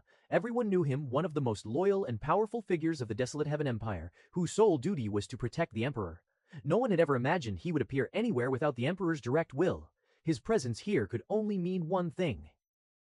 The imperial family was standing on their side. Of course, nothing was officially declared yet, but this alone was enough to shake the balance of power. The man stopped beside Zhao Wuqian and Li Jianhong. Given his status, he stood on equal footing with them. Zhao Wuqian clasped his hand slightly, his smile deepening. Allow me to introduce our final pillar, he said calmly. The Emperor's personal guardian royal commander, Zhu Zhenhuang. A heavy silence followed. It pressed down on the chamber harder than any aura. Several clan leaders exchanged looks, shock written plainly on their faces. Ji Jinhuang's name alone was enough to crush hesitation. Finally, someone couldn't hold it in. Royal Commander Ji, an elder said cautiously, rising halfway from his seat. Why is the Emperor's personal guardian here? Does this mean the imperial family has chosen a side? If the Emperor stands with us, then the Bai clan. Before the speculation could spiral further, enough. Zhao Huqian's voice cut through the chamber like a blade. It silenced everyone instantly. He turned slowly, gaze sharp and composed, sweeping across the gathered figures. This is not a marketplace, he said coolly. You will hear what you need to hear when it is time. Several people stiffened, expressions darkening, but none dared to speak again, none except Shen Hao. He rose to his feet, eyes fixed on Zhao Wuqian, fists clenched. Brother Zhao, he said, forcing restraint into his tone. Don't keep us waiting. His gaze flicked briefly toward Zhenhuang, then back. Why is the royal commander here? The question echoed. Zhao Wuqian studied him for a moment. Then, he smiled. Let me ask you something first, Brother Shen. Zhao Wuqian said lightly. How do you think a great Ascension Realm assassin, one of the most infamous in the Empire, managed to infiltrate the Imperial Palace? The room froze. Shen Tianhao's pupils shrank. Several others sucked in sharp breaths. Zhao Wuqian continued calmly. That banquet was attended by the emperor's court, grand elders, sect masters, every servant, every dancer, every musician was screened layer by layer. His fingers tapped the table once, yet Abyssal Sparrow walked in. The implication settled like a suffocating fog. Shen Tianhao's throat went dry. "You're saying," he began slowly. Zhao Wuden nodded. "Yes," Li Jianhong spoke up at last, his tone even but heavy. The imperial family opened the door. Shock rippled through the chamber. Some faces turned pale, others lit up with restrained excitement. Zhao Wuden straight, his voice carrying absolute certainty. "The emperor has already made his choice. Pak Widen." Zhao Wuden straightened. "The Vrent, he will not openly declare it, not yet." His eyes flipped briefly to Zhen Wang, who stood motionless, expression unreadable. But his will is clear. If the imperial palace had truly intended to protect Bai Zihan, Zhao Wujian continued, that assassin would never have made it past the outer gates. The room erupted into low, stunned murmurs. Shen Tianhao slowly exhaled. "So the emperor," he said hoarsely, "has chosen to stand against the Bai clan. Not openly," Zhao Wujian corrected. "Not yet. But when the time comes," Li Jianhong's eyes gleamed, "the Bai clan will stand alone." All eyes turned to Ji Zhenhuang. Ji Zhenhuang's gaze swept over the gathered figures, cold and indifferent. "His Majesty," he said flatly, "has no objections to the fall of the Bai clan. They've been labeled a threat to the desolate Heaven Empire." Those words made everyone's assumptions certain. The emperor had chosen their side. Even though everyone here knew the truth was that the Bai clan's strength challenged the imperial family's authority, they didn't expose him. After all, the imperial family would quote every word like they are doing as for the good of the empire while it was for their own. Li Jianhong smiled faintly. "With the imperial family standing behind us," he said, "Brother Shen, do you still doubt our chances?" Shen Hao swallowed hard. Slowly, a grim smile spread across his face. "No." Not Mahdi 24, Grady 24, Creative Pill. The Bai clan estate was silent. Elders dispersed efficiently, some moving to reinforce defensive arrays, others sending silent messages through jade slips. After the assassination attempt on Bai Zihan, it was natural for them to be more vigilant. Bai Zihan led Shiyu to somewhere they could talk privately. Shiyu followed without hesitation. She didn't seem surprised by the grand appearance of the Bai clan's estate. Rather, it almost looked like she was looking down on it. Bai Zihan led her into a secluded courtyard deep within the estate. A small pavilion stood at the center, understated yet elegant. Moments later, servants arrived silently, setting down spirit tea that released a soft, calming fragrance. The two of them sat across from each other. For a time, neither spoke. Steam curled lazily from the porcelain cups. Night insects chirred faintly in the distance. Shiyu lifted her cup, took a small sip, then set it down with precise movements. Only then did Bai Zihan speak. "Now," he said calmly, eyes steady on her. "Who are you?" Shiyu met his gaze without flinching. She stared at him with judgmental eyes, as if evaluating him. "You can call me Shiyu," she said at last. "That name is real." Bai Zihan tried to recall anyone famous with that name but couldn't. Perhaps he needed to refresh his knowledge of powerful figures. "And your purpose?" Bai Zihan asked calmly. Shiyu didn't answer. Instead, her gaze sharpened. It was no longer casual, nor merely observant. It became piercing, as though she were trying to see through his skin, his bones, his very soul. "Before that," she said coolly, "answer me something first." Bai Zihan raised slightly. "Are you really crippled?" Shiyu asked as if that question were truly important. Bai Zihan chuckled. He lifted his teacup, took an unhurried sip, then set it down. "You can judge that yourself," he replied. Shiyua's eyes narrowed. Bai Zihan continued. "Besides," he added, "even if I told you yes or no, would you truly believe me?" Shiyu didn't deny it. She wouldn't. Words meant nothing when spoken by someone like him, at least, according to what she knew. She leaned back slightly, fingers resting lightly against the table. "From what I can tell," Shiyu said slowly, "your meridians are indeed shattered. There's no mistaking that." Her gaze flicked briefly to his dantian. Bai Zihan remained silent. "But," she continued, eyes locking onto his, "your demeanor contradicts it." She studied him openly now, his calm composure, the faint arrogance that didn't bother hiding itself, the complete absence that didn't bother hiding itself, the complete absence of despair. "I've seen many geniuses fall," Shiyu said flatly. "Some lose everything, their pride, their confidence. They become empty shells. Some drown in self-loathing and resentment, wallowing in self-pity. Others refuse to accept reality. They cling to delusion, insisting they are still who they once were." She lowered her hand. "You are none of them." Bai Zihan was exactly as she had heard, arrogant, as if everything were unfolding just as he expected. There was no panic, even when he had nearly been assassinated. Yet despite all that, it didn't seem like he was deluding himself into believing he was still the same Bai Zihan as before. He accepted at least outwardly that he was crippled. There was no denial, unlike most who couldn't accept such a cruel reality. But no crippled genius acted this arrogantly not after being struck down at the peak. Bai Zihan smiled faintly. "And," Shiyu sighed. She didn't know what kind of person he was, someone even she couldn't fully see through. Like someone who had already given up, she too seemed to give up on understanding Bai Zihan's true self. "Anyway, it looks like you really are crippled." Bai Zihan listened, still not understanding why his condition was connected to her purpose. "I am on a mission given by our Saints. Saints? Crows?" Bai Zihan pondered that word deeply. Not because such a title didn't exist in the desolate Heaven Empire. Most holy sects named their successors saint or saintess. Even demonic cultivators had their own saints and saintess, who would later become sect masters or even leaders of the entire demonic path. But for a saintess junior to command someone as powerful as Shi Yu, that meant the organization behind her possessed an unfathomable background. Shi Yu's sleeve shifted. A small jade bottle appeared in her palm and was placed gently onto the stone table between them. Bai Zihan's eyes flickered. Shi Yu pushed the bottle forward. "A gift," she said flatly. Bai Zihan didn't reach for it immediately. Instead, he studied the jade bottle. Translucent, warm to the eye. Faint golden runes flowed beneath its surface like slow-moving veins. Even without opening it, he already knew. "This is..." Bai Zihan murmured. "A grade 8 pill," Siyu said, as if stating something mundane. "Its name is the Heavenly Renewal Heart Pill." Bai Zihan's pupils contracted just slightly. Grade 8 tip, just slightly. Grade 8 pills were legends. Grade 8 Vich, Mont Grade F, Grade 8 bells. In the desolate Heaven Empire, even Grade 7 pills were treasures capable of shaking sects and top clans.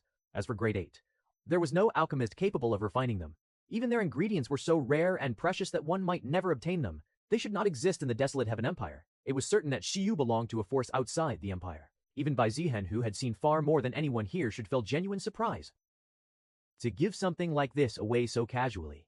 His gaze lifted to Shiyu. "It seems I underestimated the force behind you. That pill," she continued, "possesses powerful restorative properties. Although not 100% guaranteed, there is a chance that it will be able to heal your meridians." Beijian finally reached out. Although he could use his system to obtain any pill he wanted, this one could save him points. "I understand your intention," Beijian said.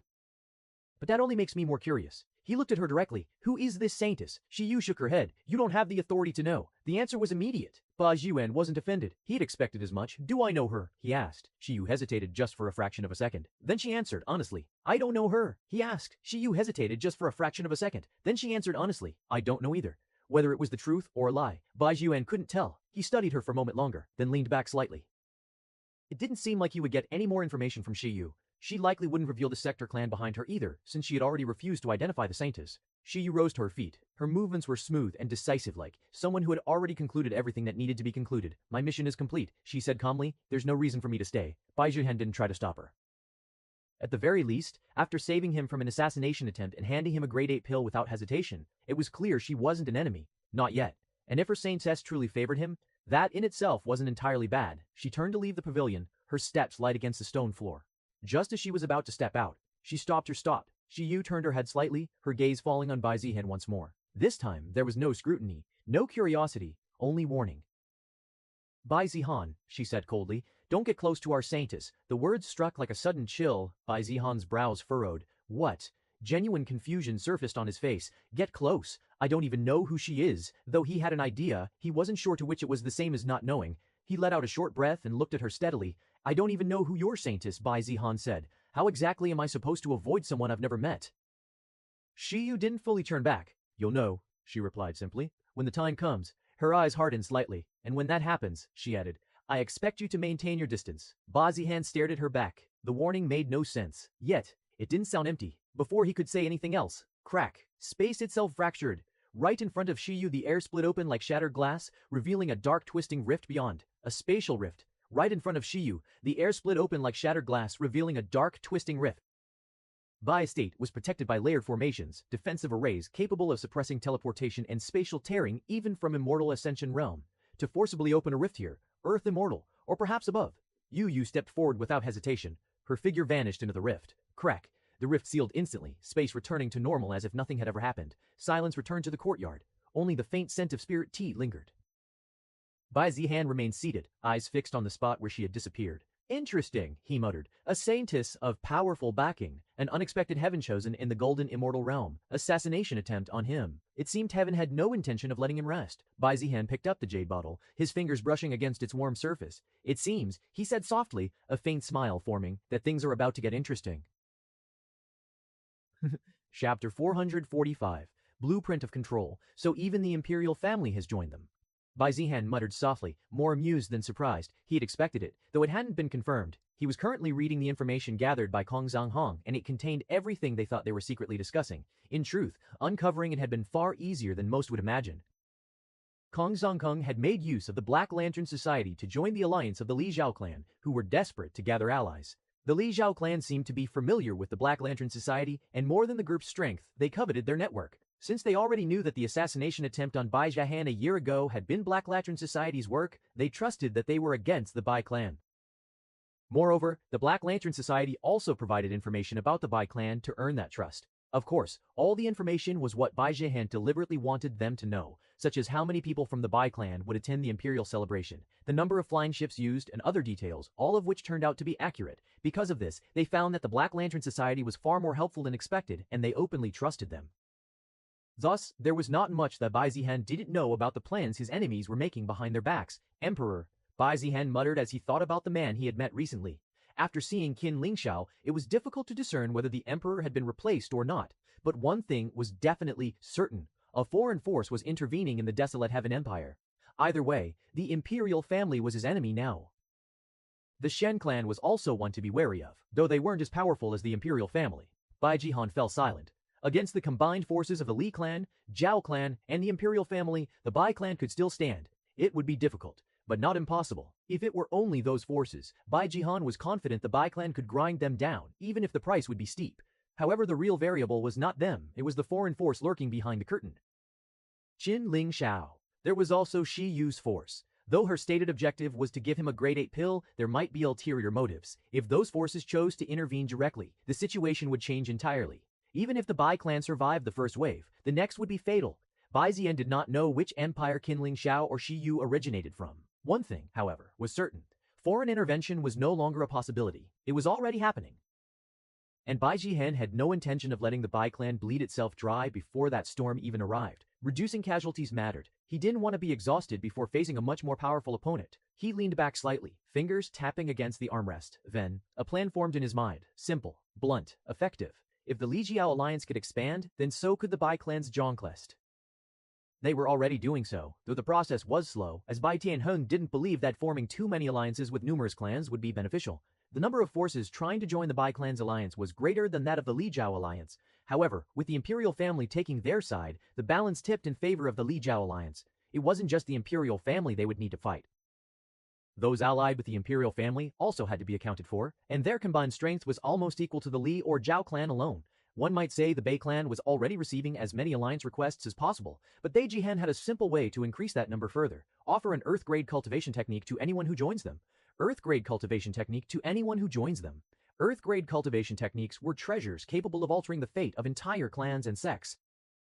By offering one, many more would be willing to join the Bai clan's alliance. Even those already aligned with the Li Jiao alliance would be tempted. After all, cultivating an Earth-grade technique was far more valuable than receiving resources or protection from the Li Jiao clan. This could change an entire clan's fate. However, every plan had its flaws, and this one had a major flaw the enemy could easily exploit. If he handed out the technique freely to every clan that joined the Bai clan's alliance, leakage would be inevitable. Once such a technique spread beyond control, there would be no need to join the Bai clan to obtain it. The Li Xiao alliance could deliberately send infiltrators, join in name, learn the technique, then take it back. If that happened, the entire advantage of the plan would collapse. After all, this was precisely why cultivation techniques were never shared lightly. It was the reason clans would rather fall than reveal their core manuals. Bai Zihan exhaled softly, yet his expression did not darken. Instead, his eyes gleamed faintly as if he had already expected this outcome, because that flaw was not a flaw at all. It was an opportunity. Bai Zihan recalled something he had seen or read in many novels on Earth. In many assassin organizations and shadow sects, cultivation techniques were divided into ranks. Outer disciples cultivated incomplete manuals. Inner members cultivated partial versions. Only core members were granted the complete technique, and the hierarchy was absolute. Those who cultivated incomplete versions could never surpass certain limits. Some techniques even embedded fatal restrictions mechanics that allowed the higher rank to cripple, suppress, or outright kill those who cultivated the lower versions. If such techniques existed, wouldn't it be better for them to spread as long as he controlled everyone and practiced them?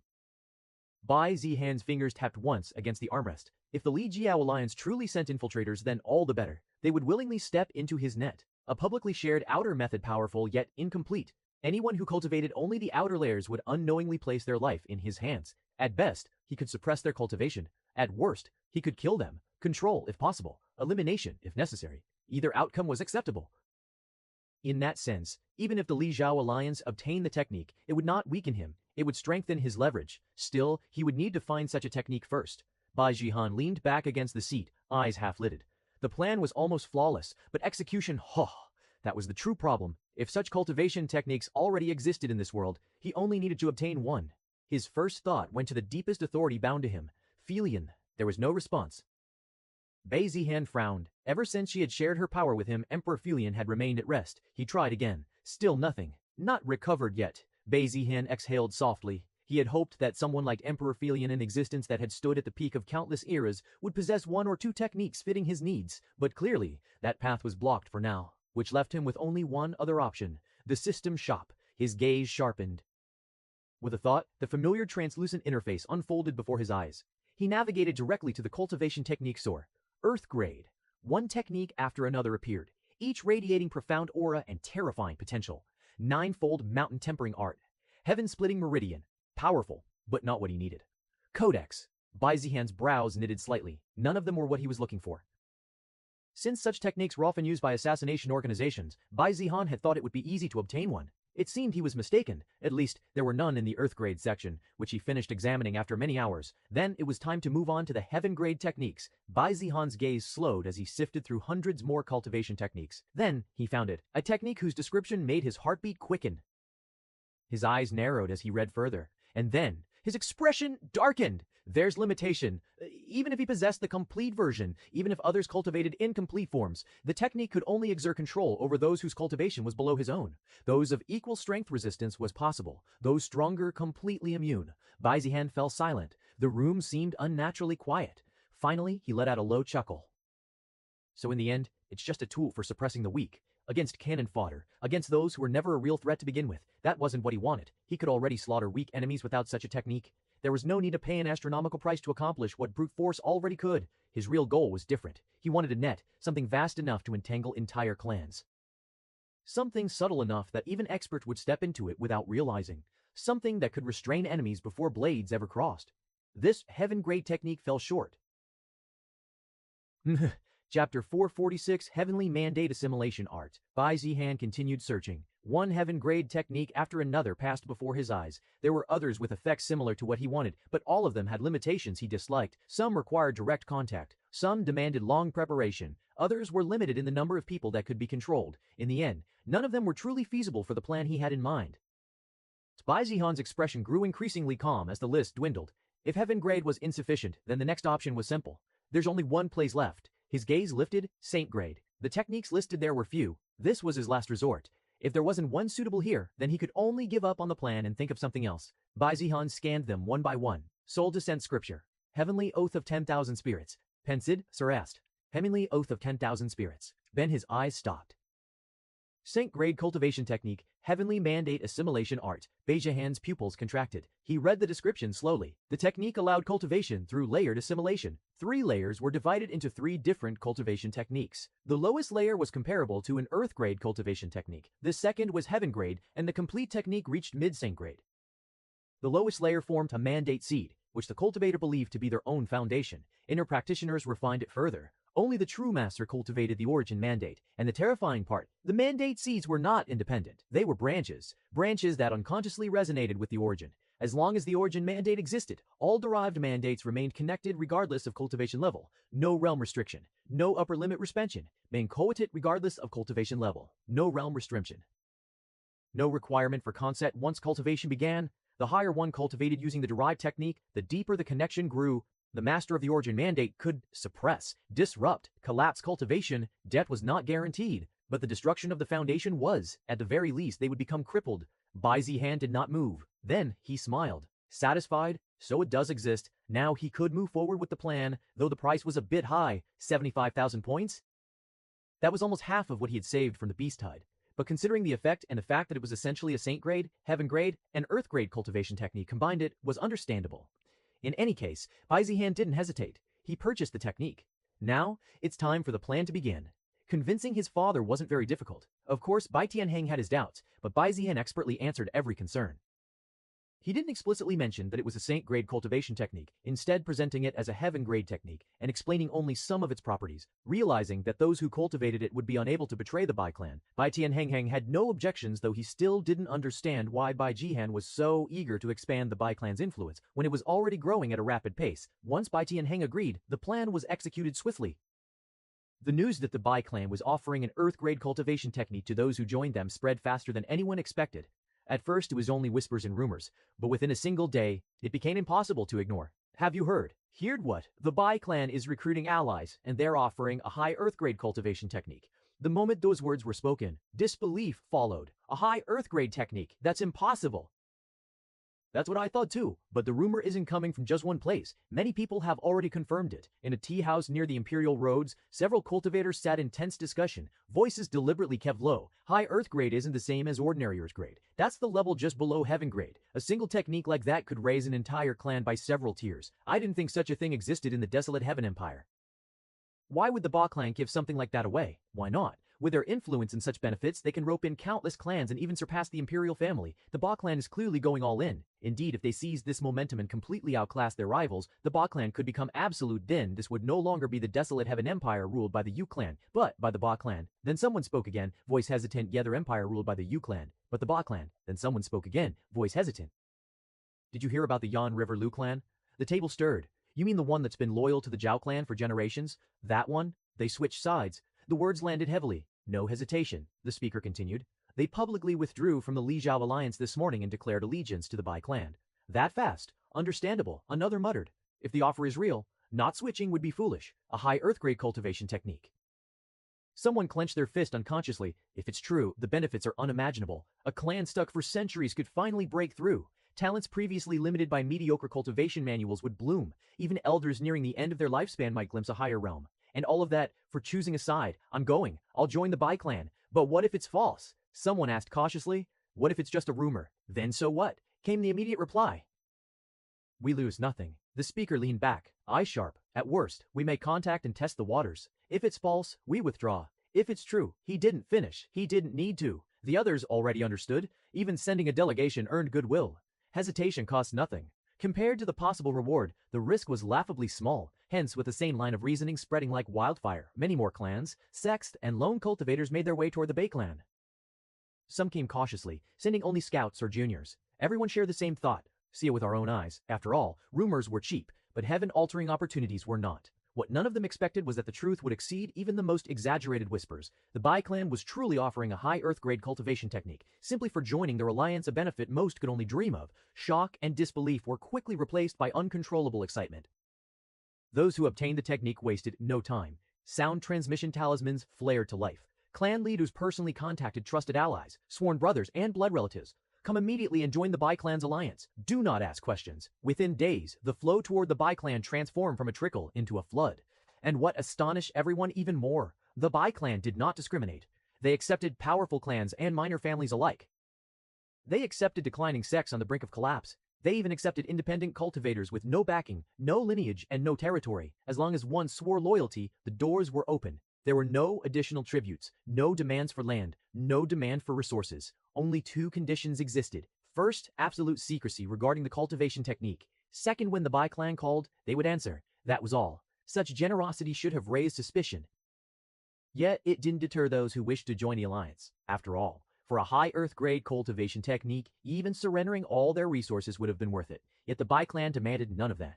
So while the Bai clan appeared almost saintly, it was better to seize the opportunity than hesitate like a fool and lose it forever. And as time passed, as they cultivated using the heavenly mandate assimilation art, their conviction only deepened. The effects were immediate. Almost frighteningly so. Clans once listed as declining, spoken of with pity or disdain, began to stir like dormant beasts awakening from a long slumber. In one such clan, a young genius who had been hailed as a prodigy a century ago finally broke through. For decades, he had been trapped in the same realm, his talent wasted by an incomplete foundation and inferior techniques. Yet after only days of cultivating the high Earth-grade technique, his bottleneck shattered. Qi surged like a roaring tide. His aura climbed relentlessly, breaking through two minor realms in a single closed-door session. When he emerged, the elders stared as though witnessing a miracle. Elsewhere, an elder who had already resigned himself to old age felt the invisible wall before him tremble. Tears streamed down his weathered face as he stepped into a realm he had once believed forever beyond reach. Stories like these spread faster than rumors ever could. Not exaggerations, not hearsay, but undeniable results. One clan reported 3 core disciples advancing simultaneously. Another spoke of their declining bloodline showing signs of revival.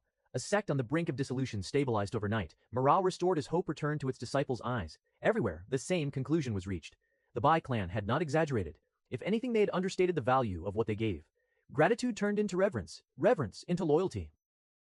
When representatives returned to the Ba clan, they bowed deeply, some even kneeling without hesitation. This opportunity, we will never forget. Our lives belong to the Ba clan. Should the Ba clan command it, we would walk through fire without complaint. And when neighboring clans witnessed these transformations, they could no longer remain calm. Caution crumbled before temptation. After all, when one's neighbor was obtaining gold without loss, who could remain unmoved?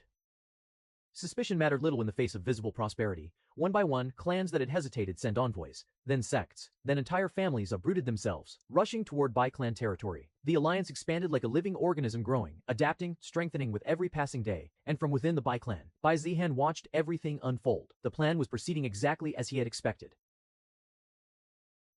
Chapter 447, False Betrayal, True Scheme. The atmosphere within the Li Zhao alliance was gloomy. Gone was the confidence that had once filled the room.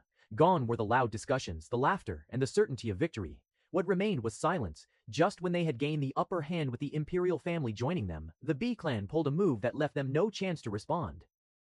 Their alliance wasn't being destroyed by outsiders. Rather, many had left in search of greener pastures, which, at the moment, was the Bai clan. 3 more clans left today. One of them finally said, his voice hoarse. All of them declared allegiance to the Bai clan. No one was surprised, but that didn't make it easier to accept. They didn't even try to negotiate, another added bitterly. They left immediately after confirming the cultivation technique. While they seemed to be complaining, deep down, many of them wanted to leave as well. After all, high Earth-grade cultivation techniques were something only top clans and the imperial family possessed. And no matter how strong an alliance was, such techniques would never be taught to outsiders. However, many of them had sacrificed too much to reach their current status within the alliance. Unlike the lower-ranked members who left knowing the benefits of joining the Bai clan far outweighed what they get from staying, they were unwilling to gamble everything they had built. A murmur spread through the hall. Discontent, frustration, and unease. The Bai clan, Shen Hao said slowly, his voice low and cold. They've gone too far. High Earth-grade cultivation techniques. Another scoffed. Do they think such things grow on trees? They must be deceiving everyone. Yet even as he spoke, doubt crept into his eyes. Because the reports were undeniable. This wasn't bait. This wasn't deception. This was real. Another clan leader clenched his fists. If this continues, we won't just lose minor clans, he said grimly. We'll lose everything except ourselves. Even some of our affiliated families are wavering. The hall fell silent once more. Everyone understood the implication. Even if they want to stay, with the pressure from the clan wanting to join the Bai clan, they would eventually need to, or there would be too much dissatisfaction among their clan members. They might be the clan leader, but they can't make decisions by themselves. Seeing those they had once looked down upon rapidly rise in cultivation, many clan members realized that if they did not join the Bai clan and obtain the high-grade cultivation technique, they would soon be left far behind. Unlike Li and Zhao clan, not many have grudges against the Bai clan, at least not something that can't be erased if given a high Earth-grade cultivation technique. So, they were indirectly saying that if this continued, they might even need to leave this alliance. If this happened, then this war would be decided before the first decisive battle was ever fought, even with the Li clan, even with the Zhao clan. Even with the imperial family backing them, they would still lose if they had no other allies. That was the unspoken fear gnawing at everyone present. Fortunately, not all hope was lost. The clans that had left or betrayed the alliance were all low-ranked and unaware that the imperial family had joined them, caught off guard when it was finally revealed. Thus, their secret supporter remained hidden, and the Bai clan would be those with access to the inner circles. Those who knew the imperial family stood behind the Li Zhao alliance had stayed. Perhaps they stayed because they knew this. With the imperial family's backing, victory should have been inevitable. And yet, that confidence was beginning to crack. As time passed and the clans under the Bai clan's banner grew astronomical, because the Bai clan kept gaining allies, left and right. Without slowing, without hesitation, but still, it wasn't as if all these clans would give their lives for Bai Zihan. In essence, it wasn't an alliance built on bonds only on greed. And yet, despite all of that, even if such an alliance lacked unity, even if many of those clans had no true loyalty to the Bai clan, even if they might scatter the moment things turned unfavorable, the fact remained. Their numbers were horrifying to behold. Even a fragile coalition, when swollen to such a scale, could crush mountains through sheer weight alone. The hall remained heavy with that thought, until a soft sound of amusement broke the silence. All eyes turned. Xiao Rutian. Throughout the entire ordeal he had remained seated, expression composed, fingers idly tapping against the armrest of his chair. Now he looked up, a faint smile curving his lips. I know what you're all worried about, he said calmly. But there's no need for that. The word sent ripples through the room. Was this confidence real, or merely a mask to steady a collapsing alliance? Clan head Zhao, one of the elders said cautiously, on what basis do you say that? Zhao Wutian's smile deepened. Because, he replied unhurriedly, not all the clans that betrayed us. The hall froze. What do you mean? Someone blurted out. Zhao Wutian slowly stood. We sent one of them, he said plainly. Under the name of betrayal, to join the B clan. A sharp intake of breath echoed through the hall. We gave them a task, Zhao Wutian continued. Join the B clan, gain their trust, obtain the cultivation technique they are distributing. A pause, and they succeeded. Excitement exploded instantly. Care scraped. Eyes lit up. Even Shenhao's gloomy expression shifted, shock and anticipation warring in his gaze. Zhao Wutian raised his hand, and the noise gradually died down. Then, with deliberate slowness, he took out a jade slip. It shimmered faintly, spiritual light flowing across its surface. This, Zhao Wutian said, his voice carrying unmistakable satisfaction, is a copied manual of the high earth-grade cultivation technique the Bai clan is distributing obtained under the banner of Alliance. Murmurs erupted again, louder this time. Some stood outright, others leaned forward, eyes burning. Impossible. They really gave it away, without verification. Zhao Wutian chuckled softly. It seems the Bai clan is more desperate for allies than we thought, he said. They didn't check backgrounds, didn't verify loyalty. Anyone who joined, received it. It was honestly very easy. Too easy, Zhao Wutian thought. His gaze swept across the room, sharp and calculating. Now that this is in our hands, he said slowly, tell me, do we really need to fear the Bai clan? Many exchanged glances. After a moment of thought, most of them didn't think so. Because if the Bai clan's greatest weapon had already been copied metagem, then there was no need to worry. Moreover, the moment that thought settled, someone finally voiced what many had been thinking. Clan head Zhao, an elder asked carefully, eyes fixed on the jade slip, can we, clan head Zhao, an elder asked carefully, eyes fixed on the jade slip, can we, cultivate it? The question cut straight to the heart. The hall went quiet again, but this time, it was tense with anticipation. Zhao Wutian's fingers tightened around the jade slip. For a brief moment something flickered in his eyes, suspicion. Because he felt it too, it was too smooth. Too easy, a high earth-grade cultivation technique handed out without scrutiny, safeguards, or delay. That alone rang alarm bells, yet if he refused now, if he hesitated, it would look like he was keeping things from others and acting selfishly. Too many people were already wavering, too many were standing on the edge, eyes fixed on the Bai clan's banner. If he denied them this, dissatisfaction would turn into defection. Zhao Wutian exhaled slowly, then nodded. You may cultivate it, he said evenly. Not only that, use it to calm your clan members. A ripple of excitement swept through the hall. We'll also use this technique to attract more allies. Zhao Wutian continued, with the Bai clan's advantage gone, fewer clans will feel compelled to go to them. Heads nodded rapidly. Expressions brightened. Many didn't even wait jade. Slates were immediately pressed to foreheads as spiritual senses plunged inward. Pages of profound insight unfolded. Qi circulation patterns, meridian refinement, foundational reinforcement. Gasps of awe echoed quietly. It's real. So powerful. I can feel my qi increasing just by reading. No wonder they flocked to the Bai clan. Even Li Jianhan's eyes shone. A high earth-grade cultivation technique was no small matter. Such things could redefine a clan's future. But before he could say anything, a hand caught his sleeve. Li Jianhong, Zhao Wutian's voice was low. He pulled him aside, away from prying cars. Li Jianhong frowned. What is it? Zhao Wutian's expression hardened. I don't trust it, he said bluntly. Not yet. Li Jianhong stiffened. You're saying we shouldn't cultivate it. For now, Zhao Wutian replied. Yes, Li Jianhong's brows knitted together. A rare opportunity lay beyond one that even top clans would fight over. To delay was to lose advantage. I trust your judgment, Li Jianhong said slowly, dissatisfaction leaking into his tone despite himself. But this is a high earth-grade technique. Rare. Precious. Are you saying we should just ignore it? He almost added, I can make my own decisions. But Zhao Wutian spoke before the words could leave his mouth. Li Jianhong, he said quietly, don't you find it strange? Li Jianhong paused. Strange? How? If the Bai clan can casually distribute something like this, Zhao Wutian continued, eyes sharp, then what do you think they themselves are cultivating? Li Jianhong froze. Zhao Wutian pressed on. Do you really believe their core members are using the same technique they hand out to outsiders? Silence! Really, their core members are using the same technique they hand out to outsiders? Silence. Realization struck like lightning. Li Jianhong's eyes widened. They must have something better. Much better, Zhao Wutian said. And if this technique is part of a larger scheme, if it carries something hidden, we'd be walking straight into it. Li Jianhong clenched his fists. Slowly he nodded. So we wait. You wait. Zhao Wutian met his gaze. We let others cultivate this high earth-grade technique, he said calmly. After we destroy the Bai clan, we'll take whatever they truly cultivate for ourselves. Chapter 448. An alliance forged in resentment, the desolate heaven empire stirred. No, it boiled. Just when they thought that the Bai clan would be unstoppable and nobody could replicate what they did, the Li Jiao alliance also made an announcement. A high earth-grade cultivation technique, taught to those who joined their ranks, just like the Bai clan. The moment the Li Jiao alliance made their announcement, the already cracked ice shattered and nobody could maintain their calm. What did you say? The Li Jiao Alliance too. They're offering high Earth grade cultivation technique. So it's not just the Bai clan anymore. I heard the Li and Zhao clans actually stole it from the Bai clans. Who cares, as long as we can get access to it? For the first time in decades, something unthinkable was happening.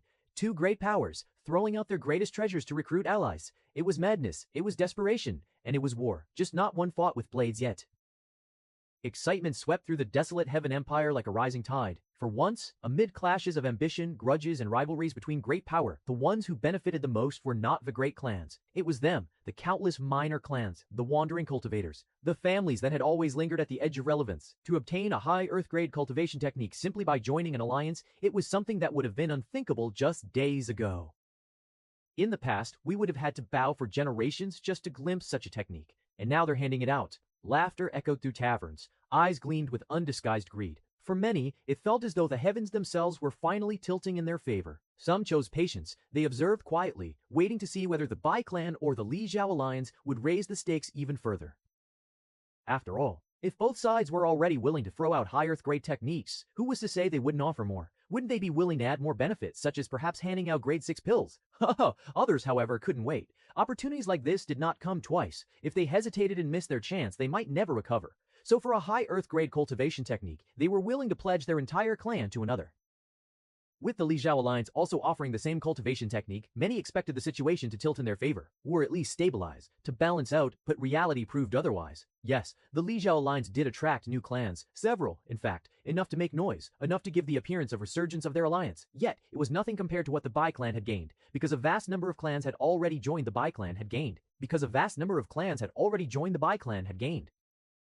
And now that they possessed the high Earth-grade cultivation technique, what reason did they have to betray? Some felt gratitude, some felt loyalty, others simply saw no benefit in switching sides when they already held what others were still chasing. Moreover, the Bai clan demanded only one thing: loyalty. No excessive tributes, no forced mobilization, no binding clauses that drained a clan dry. In stark contrast, the Li Jiao alliance's terms quickly became known. To join, a clan had to contribute 20% of its total resources: gold, spiritual herbs, artifacts, and worse, in the event of war, they were required to commit half of their fighting force to the alliance's command. Not negotiable, no exceptions. 50%. What if they drag us into a war we can't afford? Damn it, I only want the cultivation technique. Better join the Bai clan. Even though both alliances offered the same cultivation technique, their requirements were vastly different. Of course, a wise man could say that loyalty is much worse than 50%. The Bai clan demanded loyalty, but what that loyalty meant was ambiguous. It could mean 100% commitment, or far less. A deeply loyal clan might give everything. A lukewarm one might give only the bare minimum. There were no specified numbers. So even if Bai clan loyalty might one day require more than 50% of their forces, no one knew until it actually happened. Compared to that, the Li Jiao alliance's explicit demand of 50% already felt oppressive whether they would need to or not. Clans would be forced to comply even if their own circumstances were disastrous. So while it was impossible to say with certainty whose deal was better, the Bai clan's conditions seemed far more generous to most, at least to their ear. And so, while the Li Jiao alliance grew, the Bai clan continued to swell. Still, many believed the situation spelled loss for the Bai clan. After all, the cultivation technique being spread by the Li Jiao alliance was, by every account, the same one the Bai clan had unveiled first. Their greatest weapon, now in enemy hands. Didn't the Bai clan shoot itself in the foot? They rhymed this weapon. Now in enemy hands. Didn't the Bai clan shoot itself in the foot? They revealed too much. Li Jiao neutralized their advantage. Such voices were common in the Empire streets. To outsiders, it looked obvious. The Bai clan had lost exclusivity, and with it, leverage. Many waited for the Bai clan to erupt in fury, to denounce Li and Zhao, to retaliate openly. But strangely, the Bai clan remained silent, and it was precisely that silence that made something else stand out. Because the ones who were truly furious were not the Bai clan, they were the clans that had already joined it. The moment news spread that the Li Jiao alliance was distributing the same cultivation technique, outrage exploded within the Bai clan's expanding coalition. What? They stole it. Which bastard leaked it? Clan after clan erupted in curses. Those who had joined the Bai clan were furious and convinced that the traitor must be one of them. That technique was given to us in trust. To think someone would betray us like this, steal it, and hand it to Li and Zhao. I swear, if I find out which clan leaked it, I'll wipe them out to the last dog. Anger burned hot and wild. Some were furious at the Li and Zhao clans, accusing them of shameless theft. Others were furious at the unknown traitor, the clan that had betrayed the Bai clan. And still others were angry for a simpler, far more selfish reason.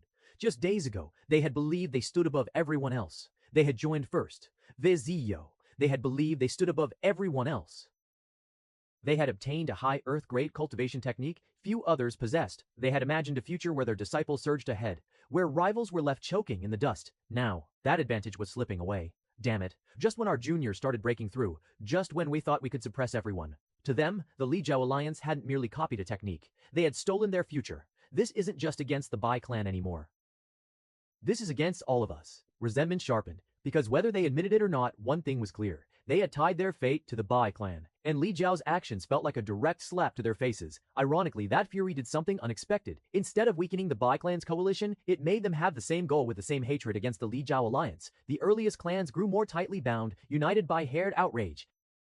If there truly was a traitor among them, then that traitor was no longer merely an enemy of the Bai clan. They were an enemy of everyone. Within the Bai clan's hall, the atmosphere was nothing like the chaos sweeping the empire. Bai Zihan stood by the window, hands clasped behind his back, gazing at drifting clouds beyond the mountain peaks. Reports lay scattered across the table behind him, each detailing outrage, curses, and escalating hostility toward the Li Jiao Alliance. He read them. And then, he smiled. A faint curve of the lips. So this is how it turns out, he murmured. Truthfully, even Bai Zihan hadn't fully anticipated this outcome. He had expected regret, even wavering loyalty after finding out that Li Jiao clan was giving out the same cultivation technique. But the hatred now being directed at the Li Jiao Alliance, it exceeded his expectations. He had never expected much from the alliance he created. They were instruments, puppets used to spread the cultivation technique and increase his leverage.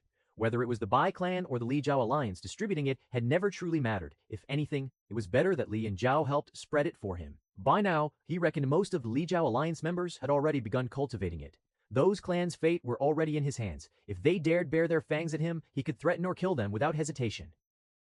As for those who joined the Bai clan's alliance, it was similar. They were no longer a threat, though he also has no use for them. But now, perhaps they could be used better. If he could reshape his resentment, convert it into a shared purpose, then he wouldn't even need to reveal his trick. He could have those clans rally willingly against the Li Jiao Alliance. Bai Zihan's smile widened, cold and satisfied. That, he said quietly, would be the ideal situation for us.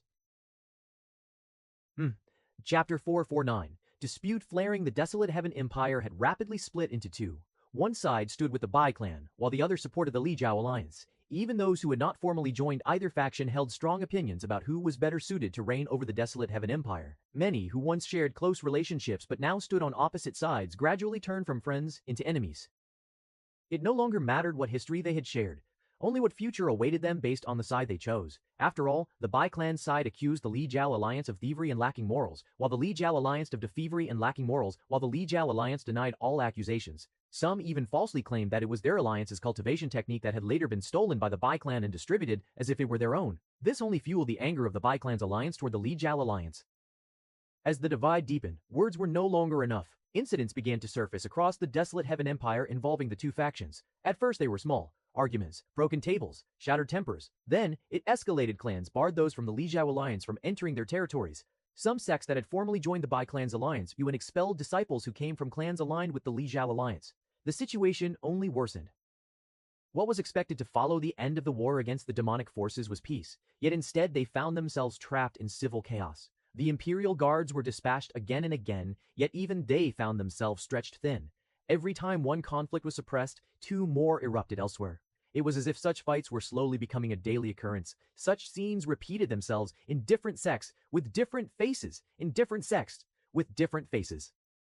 Violence became frequent enough that it could no longer be dismissed as coincidence. And through it all, the imperial family remained largely silent. They issued calls for restraint, spoke of harmony, dispatched mediators who urged both sides to calm themselves. Yet they never addressed the root of the division, never condemned either the Li Jiao Alliance or the Bai clan. Thus, they maintained the image of neutrality, the single power standing between the two sides.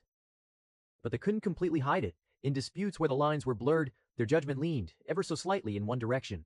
Never blatant enough to accuse. Never obvious enough to prove with certainty, but consistent. When matters involved Bai-aligned clans and Li Jiao supporters, the scales tipped, just a little. When guards and judges ruled in favor of those from the Li Jiao Alliance, speculation naturally arose. However, there were also times when they sided with the Bai Alliance, making it difficult to determine whether the imperial family truly supported the Li Jiao Alliance. In any case, it was mostly the small clans and insignificant figures who sparked these conflicts and fought openly. Those at the very top, the Li, Zhao, and Bai clans, had yet to make any moves. They didn't even show open hostility toward one another, which was strange for enemies who had opposed each other for decades. But most people knew. It wasn't because relations had improved, it was simply the calm before the storm. In a bustling city not far from the capital, two young men stood facing each other in the middle of a crowded street. Both were cultivators, both in their early 20s, both brimming with the restless arrogance of youth. One wore a robe bearing a faint Bai clan token at his waist, the other carried the insignia of a Li Zhao-affiliated sect, stitched proudly onto his sleeve. Their argument began with words. It always did. A scoff, a pointed remark, a thief who's proud, as expected from someone from the Li Zhao alliance. The other replied coldly, "You all have no evidence, only baseless accusations." Voices rose. Qi stirred. Pedestrians gathered to watch the show. No matter how many times they had seen such scenes, they never seemed bored. Rather, they were slowly growing accustomed to it, treating it as entertainment. After all, most mortals couldn't be bothered to understand the difference between the two alliances. To them, both were merely super powerful organizations. It didn't matter who stood at the top, nothing in their lives would change. In any case, they didn't miss the opportunity to watch a fight that was bound to ensue. The Bai-aligned youth took a step forward, eyes burning with contempt. The Li Zhao supporter answered in kind. "Look, it's Pi Qian and Zhuang Kaiyu. Are they going to fight?" The excitement of the crowd was not without reason. Those two were not nameless cultivators. The Bai-aligned youth, Pei Qian, was well known in this city, a rising genius who reached the Golden Core realm before 20, and his cultivation had only soared repeatedly after joining the Bai clan's alliance, said to have reached its peak. It is said that in the coming Dragon and Phoenix competition he might be able to enter the top 20. The Li Zhao supporter was no lesser. He, Zhuang Kaiyu, was a famous disciple of his sect, his reputation forged through repeated victories and public duels. Since joining the Li Zhao alliance, his cultivation had surged as well, nourished by rare pills and the high earth-grade cultivation technique. So, with such figures openly arguing and about to fight, it was no wonder that people gathered, including the mortals. It's them. I heard Pei Qian broke through twice in 3 years. They say he was once evenly matched with an inner disciple, despite being an outer one. No wonder they're so arrogant. To the onlookers, this was not a street brawl. It was a spectacle, a clash between two geniuses. Pei Qian took another step forward, spiritual qi rolling outward like a wave. Zhuang Kaiyu answered in kind, he's surging as well, the air between them trembling faintly. Boom! The first blow shattered the tension. Their fists collided, spiritual qi erupting violently. Boom! The first blow shattered the tension. Stone cracked beneath their feet. Shockwaves rippled through the street, forcing weaker mortals to stagger back. Heh, is this all you've got? Pei Qian scoffed, retreating half a step before stabilizing himself effortlessly. That was only 10% of my strength. You're lucky I didn't go all out and kill you in one move. Zhuang Kaiyu shot back, his eyes blazing with pride. They clashed again, and again. They weren't holding back in the least and very much intended to kill the other. Cracks spread along the street like spiderwebs. Stalls overturned. Walls crumbled. The crowd roared with excitement. This was what they had come to see. Soon, familiar figures began pushing through the gathering crowd. Their fellow disciples are led by a senior brother. Stop, Zhuang Kaiyu. What are you doing, Pei Qian? Their senior brother stopped the two hot-blooded youth from fighting. At first, many believed they had come to stop the fight. But then the two started to whisper something in their senior brother's ears, and those who initially stopped them frowned and glared at the other party. You dare strike our people. You think we are some losers. Apologize. You apologize. Anger flared instantly. Neither wanted to back down. Instead of calming the situation, the newcomers formed ranks behind their leaders, spiritual qi stacking layer upon layer. One of the Bai-aligned disciples stepped forward, voice cold. Apologize. His gaze locked onto the Li Zhao supporter. Apologize for insulting our alliance and injuring our senior brother. The Li Zhao disciples bristled. Another stepped out in response. Eyes sharp. Apologize, he sneered, for defending ourselves. You should be the ones kneeling. How could either side accept such humiliation? Especially now. Not with so many eyes watching. Not when they carried the name of their alliance on their backs. The brief restraint shattered completely. What had been a duel exploded into chaos. Qi techniques flared, blades flashed, spells detonated midair. Shouts echoed through the street as both sides surged forward. Onlookers who had once watched from a safe distance were forced to retreat as the clash spiraled out of control. What should have ended with two injured geniuses instead became a full-fledged confrontation. What should have been a minor dispute turned into a full-fledged clash, drawing in friends and even onlookers who had aligned themselves with one of the two alliances. Stop. By the time the Imperial Guards arrived, several people lay injured. The guards separated the combatants with practiced efficiency. But what followed was telling. The Bai-aligned youths were reprimanded, warned, forced to compensate for damages. The Li Zhao supporters were escorted away first. Their injuries were treated. Their explanations were listened to with greater patience. No laws were openly broken. No verdict was unjust enough to provoke immediate outrage. Yet those who watched closely noticed the pattern. The Imperial Guard was yet again favoring the Li Zhao alliance. After 450, the quiet sharpening of blades within a courtyard deep inside the Bai clan's territory, Bai Zihan sat behind a long jade desk. Scrolls lay neatly stacked before him, reports, some significant, others not so much. His fingers moved slowly, unrolling one document after another, his expression calm, almost detached. If one didn't know better, they might think he was merely reviewing routine clan affairs rather than reading about violence erupting across the empire. Imperial guards intervened. The ruling leaned toward the Li Zhao side again. Bai Zihan murmured softly. There was no anger in his voice, only confirmation. Seeing how they were still pretending to be impartial, it seemed they did not yet wish to be openly associated with the Li Zhao alliance. Perhaps the imperial family was still assessing which path would benefit them more. Well, Bai Zihan didn't care about their thoughts. The moment they participated in assassinating him, they had already become his enemies. Bai Zihan exhaled slowly and rolled the scroll shut. At the side of the room stood Kong Zhangkong, hands clasped behind his back, posture straight but relaxed. While the rest of the world thought of Bai Zihan as crippled and looked down on him, Kong Zhangkong knew better. Whether it was true or false didn't really matter because the person before him was still Bai Zihan. Even without cultivation, would he dare to oppose him or look down on him? The answer was a hard no. Even now, he could see that Bai Zihan was in complete control of the situation, and Kong Zhonghong felt that it was only a matter of time before Bai Zihan ruled over the desolate Heaven Empire, perhaps even beyond. In any case, his focus was only to carry out Bai Zihan's commands, not to question or speculate about the reasons behind them. Kong Zhonghong, Bai Zihan said calmly. I want your attention on Princess Yu Feiyan. Kong Zhongkong's eyes flickered briefly. As you command. No questions asked. Keep watching her movements, especially if she meets people who don't seem to belong to the desolate Heaven Empire, Bai Zihan continued. Also, continue investigating the Emperor. Certainly. I will do my best, although obtaining information about the Emperor was difficult. He could only increase his efforts. As for Princess Yu Feiyan, he did not think it would be too difficult. Bai Zihan glanced at Kong Zhonghong with satisfaction. Among everyone Bai Zihan knew, Kong Zhonghong was the only one capable of probing matters tied to the imperial family. It might be dangerous to gather information related to Qin Lingxiao given her strength. However, she would never suspect that it was him behind it. Once the instructions were given, Bai Zihan rose from his seat. He did not linger. There was nothing more to say. The empire was restless. The factions were watching one another, and everyone was simply waiting for something to happen. That, however, would be advantageous to him. The longer the wait, the more heavenly mandate assimilation art would be cultivated. He made his way toward his cultivation room. The moment the door closed behind him, the outside world faded away. Silence descended. Bai Zihan stood still for a moment, then slowly clenched his fist.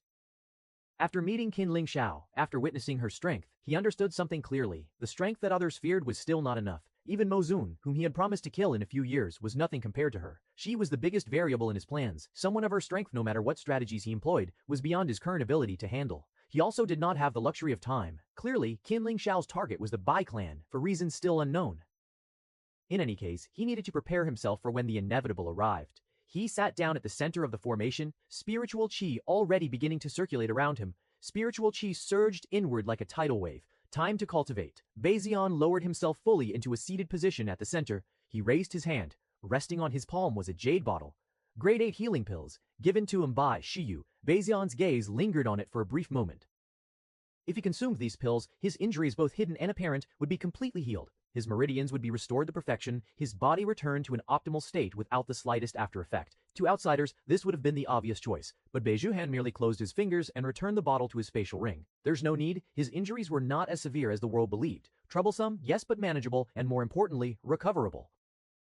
These pills were far more valuable when used at the right moment, perhaps to save his life one day. With that thought settled, Bai Zihan's expression remained calm as he shifted his focus inward. Next came another decision. Which cultivation technique to use? The myriad breathing technique, or the heavenly mandate assimilation art. By rank alone, the latter stood far above. The heavenly mandate assimilation art was a terrifying existence in art capable of exerting absolute control over those who practiced its incomplete versions. That was the reason it was classified as a higher grade technique, but Bai Zihan understood it better than anyone. In terms of pure cultivation speed, it was not significantly superior to the myriad breathing technique. Its true value lay elsewhere. Control, domination. And Bai Zihan had already learned it, practiced it. But only for one purpose, to control and make use of others, not for cultivation. Myriad breathing technique. It was better to continue cultivating with what he had already mastered, especially when there was no immediate benefit to switching. He took a deep breath. Each breath drew in spiritual qi from the surroundings, circulating it through his meridians in a pattern he had practiced countless times before. The qi flowed smoothly, without resistance, responding as if it had always belonged there. Looks like there is no problem with cultivating. Only then did Bai Zihan take out several jade bottles, all containing cultivation pills, pills refined by his mother. pills taken from the Bai clan treasury, each one worth a fortune outside. He did not hesitate. One bottle after another was opened. Medicinal chi flooded into his body, colliding with circulating spiritual energy and dissolving seamlessly into his meridians. Warmth spread through him, repairing, nourishing, reinforcing. With his damaged meridians, many believed his body would collapse the moment he circulated chi. But aside from some initial discomfort, nothing serious happened. Outside, the storm had not yet broken. Yet the wind was everywhere. Across the desolate Heaven Empire, conflict simmered without pause. Arguments still erupted in marketplaces, sect gates were still shut to those bearing the wrong insignia, and blood was still spilled in alleys where words had failed. And yet something strange was happening beneath the surface. Amid the rising hostility between the two alliances, an unprecedented wave of cultivation swept through the empire. They were cultivating harder than ever before. With high Earth-grade cultivation techniques no longer the exclusive privilege of a single power, they had quietly become the new standard of the desolate Heaven Empire. What was once a treasure worth waging wars over was now something that could be obtained if one chose a side, or even simply prepared for what was to come. Loose cultivators shut themselves inside caves and rented formations for months at a time. Small clans poured every last resource they had into pills, spirit stones, and cultivation rooms. Sect disciples who once wasted time on rivalry now competed in silence, measuring progress not with words, but with breakthroughs. One could even say the overall strength of the desolate Heaven Empire was rising rapidly. And that fact alone made the situation all the more dangerous. Within the Bai clan, this shift was even more pronounced. While the outside world focused on recruitment numbers and political maneuvering, the Bai clan itself had entered a period of intense consolidation. Allies were important, but raw strength was paramount. Elders who had not shown their faces for decades emerged briefly, only to vanish once more into deep seclusion. Grand elders refined their Tao. Even those who had long accepted that their peak had passed now struggled desperately to take one more step forward. The Bai clan was not merely expanding, it was sharpening itself. As for the Li Jiao alliance, no one truly knew what they were doing. Some whispered that they were cultivating with the stolen technique, attempting to fully digest and refine it before its flaws surfaced. Others believed they were stockpiling strength, waiting for the moment when cultivation alone would no longer decide the outcome. And then there were darker rumors, schemes, preparations that had nothing to do with cultivation at all. No one could confirm any of it, which only made the silence more unsettling. Thus, the desolate Heaven Empire entered a strange equilibrium. Fights erupted daily, yet so did breakthroughs. Hatred deepened, yet so did foundations. It was chaos and calm. It looks like everyone was quietly sharpening their blades. Chapter 451, Heaven Sword Sect Splitting. While chaos was slowly descending upon the desolate Heaven Empire, somewhere else, all hell had broken loose. Once, the Heaven Sword Sect had been known as a place of serenity. A sect where swords were tempered by discipline rather than ambition, and where disputes were settled through duels, not factions, and shouting. That Heaven Sword Sect no longer existed. Since the end of the war against the demonic forces, the sect had quietly but unmistakably split apart. There had already been a crack in their unity. Ever since Elder Han and the anti-sect leader faction began pushing to remove Tian Yuheng, it had only grown worse as more and more disciples chose sides between the Bai clan and the Li Jiao alliance. Inner halls became divided spaces. Even the training grounds carried tension thick enough to taste. There was no longer respect for the sect itself. Many cared more about which alliance someone belonged to than the fact that they were fellow disciples of the same sect. The cause was obvious. The Heaven Sword Sect's cultivation technique, once praised as refined and powerful, had fallen behind. Even the technique reserved for core disciples, rumored to be Earth-grade, paled in comparison to the high Earth-grade cultivation techniques now circulating openly through the Bai clan and the Li Jiao alliance. It wasn't even close. One offered stability, tradition, and honor. The other offered power, immediate, overwhelming power. Faced with such a choice, many disciples asked themselves a forbidden question: why become a core disciple at all? Yes, the sect still provided pills. Yes, there were supplementary sword techniques and inheritance manuals. But for most disciples, that was no longer enough.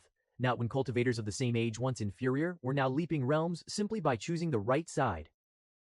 The outer disciples were cultivating a cultivation technique much superior than the core disciples, and so resentment festered. That resentment had a leader, Elder Han. His faction grew larger even though it had slowed since Lu Shengyuan lost against Bai Zihan. Anyways, their faction has become powerful and its influence was absolute. Since the war's end, Elder Han and those aligned with him had stopped hiding their hostility. They openly challenged the sect leader's orders, ignored Tian Yuheng's authority, and mocked his ideals. His influence had waned. Respect for him had thinned. Those who had joined or were curious about the anti-sect leader faction gathered. Elders, core disciples, inner disciples, even outer disciples crowded near the doors, craning their necks to listen. At the center, Elder Han stood with his hands clasped behind his back, his voice echoing clearly through the hall. Stability and history. He let out a cold laugh. Sect leader Tan speaks of stability and history as if they will raise our cultivation. Murmurs rippled through the crowd. Elder Han turned, sweeping his gaze across the assembled disciples. Tell me how many of you broke through during the war? Silence. And how many of you have watched others disciples from other clans surpass you since the war ended? The silence grew heavy. You have watched others disciples from other clans surpass you since the war ended. The silence grew heavier. That is not a coincidence. Elder Han continued, his voice sharp. That is stagnation. He raised a finger.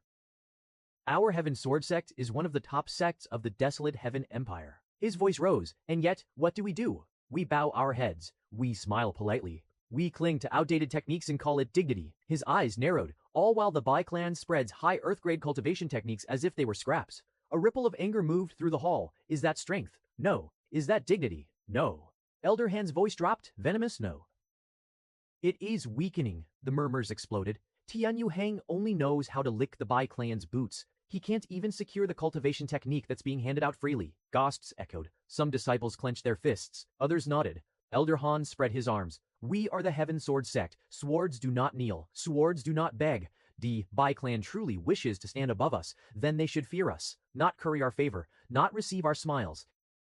But fear the Heaven Sword sect rising once more. His words ignited the hall. We should lead. We should soar higher than anyone. Applause erupted from the hall. Fierce and unrestrained. Not once did Elder Han mention the Li Zhao alliance. Not once did he speak of support. Yet in the end, it was all the same. Elder Han accused Tian Yuhang of licking the Bai clan's boots, but he himself was no different.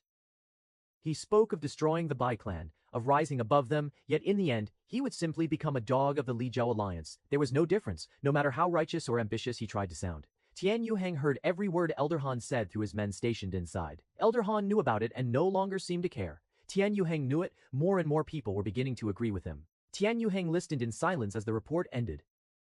The final words still echoed in his mind. Lick the Bai clan's boots. He exhaled slowly, not in anger, in exhaustion. The Heaven Sword sect's main hall was empty at this hour. Incense burned low. Sword racks stood in neat rows, unchanged, unyielding witnesses to a sect that no longer recognized itself. The rack stood in neat rows, unchanged, new witnesses to a sect that no longer recognized itself. So it has come to this. Tian Yuhang murmured. He had known. Of course he had known. The desolate Heaven Empire was slowly being two forces, the Bai clan and the Li Zhao alliance.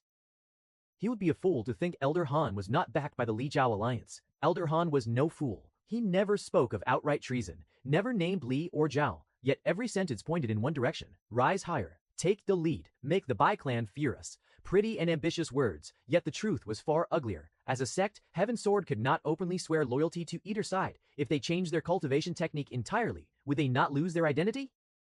But history and identity meant nothing in the face of power. Many clans and sects had already abandoned their original cultivation techniques and switched to the heavenly mandate assimilation art. Tian Yuhang closed his eyes. If this continued, he would not merely lose his position. He would not merely lose his position. He would lose his life. And worse, he would lose the sect. If Elder Han took control of the Heaven Sword sect, it might as well be renamed another lapdog of the Li and Zhao clans. After a long moment, Tian Yuhang stood. Looks like I can't cling to old traditions. He walked into the inner chamber and activated a concealed formation. Spiritual light rippled across the walls, isolating the space completely. Only then did he take out a jade slip. His thumb hovered for several breaths. Then, he sent the message. Far away, within the Bai clan. Bai Tianheng received the transmission while reviewing clan reports. The moment he sensed Tian Yuhang's voice, his brows knit together. Tian Yuhang. He activated the slip. Tian Yuhang's voice emerged, calm but undeniably weary. Bai Tianheng, I will not waste words. The Heaven Sword sect is tearing itself apart. Bai Tianheng's expression hardened. Elder Han. Yes, a brief silence followed. Sect is tearing itself apart. Bai Tianheng said nothing. Tian Yuhang spoke again, slower this time. The Heaven Sword sect cannot swear loyalty to the Bai clan. Bai Tianheng said nothing. He waited. But I ask this as a sect leader with his back against the wall. Tian Yuhang's voice lowered. Is it possible for me and for my sect to cultivate the high earth grade technique you possess? The words hung heavy between them. Bai Tianyang leaned back. His fingers tapped lightly against the armrest. Another voice surfaced in his mind. If it's someone you trust, there's no need to give the technique. Bai Jihan had said that, and Bai Tianyang understood why. Anyone who practiced the lower version would always be suppressed by those cultivating the higher one. Tian Yuhang was someone he trusted, and the Heaven Sword sect was a sect even he himself had once learned from. Bai Tianheng did not answer immediately. After all, no matter the drawbacks, it could not be denied. The technique was powerful, and its results were undeniable. Is the situation really that dire? Bai Tianheng asked. A bitter smile crept into Tian Yuhang's tone. Yes? In the first place, why would you even share such a powerful cultivation technique with outsiders? If not for that, I might have had time to deal with Elder Han myself. Tian Yuhang slipped into complaint mode. After all, while Elder Han was the main culprit, it couldn't be denied that the Bai clan's aggressive recruitment and the distribution of such powerful techniques had accelerated everything. All right, stop complaining! Bai Tianheng finally interrupted him. He had hesitated because of the risks, but since Tian Yuheng wanted it this badly, he saw no reason to refuse. I'll send it to you, Bai Tianheng said calmly. Teach it to whomever you wish. Then, after a brief pause, even Elder Han. Chapter 452, New Sect Leader of Heaven Sword Sect, Dith, Host Info, Bai Zihan Age 18 Cultivation Realm, Void Refinement, Early Constitution, Supreme Dao Bone Martial Arts, 9 Shadows Flowing Light Sword Major Mastery, Eternal Flowing Walk Sword, Greater Mastery, Peter Mastery Odyssey, Eternal Flowing Water Sword, Greater Mastery, Fate Severing Slash, Greater Mastery F, Vancive, Mandate Reversal, Beginner Mastery, Fafig. He has managed to break through to the Void Refinement Realm and also stabilize it. He exhaled. How long was I in there? He paused, calculating by instinct alone. More than 2 months. At the very least, he thought. Bazan rose from the cultivation platform and stretched lightly. His robes were heavy with dried spiritual residue and sweat hardly suitable for meeting anyone. Before anything else, I need a bath. After taking a bath, he called for Kong Zhanghong, but the transmission talisman had no response. Seeing that contacting Kong Zhanghong was pointless, Bai Zihan decided to walk around the Bai clan. The Bai clan was lively, far livelier than before the war. New buildings had risen. Training grounds echoed with the sound of clashing weapons. Disciples moved about with purpose, their auras sharper, steadier, stronger. Everywhere Bai Zhan went, people noticed him. And everywhere, they bowed respectfully. No whispers, no pity, no awkward avoidance, as if his crippled state had changed nothing at all. Bai Zihan observed this quietly. He passed familiar places, old courtyards, quiet corners where he had once trained or rested, yet when he stopped and looked around, there was no one to talk to, no one to casually exchange words with. Almost unconsciously, a name surfaced in his mind. Lu Jimind. Bol Jinhao paused.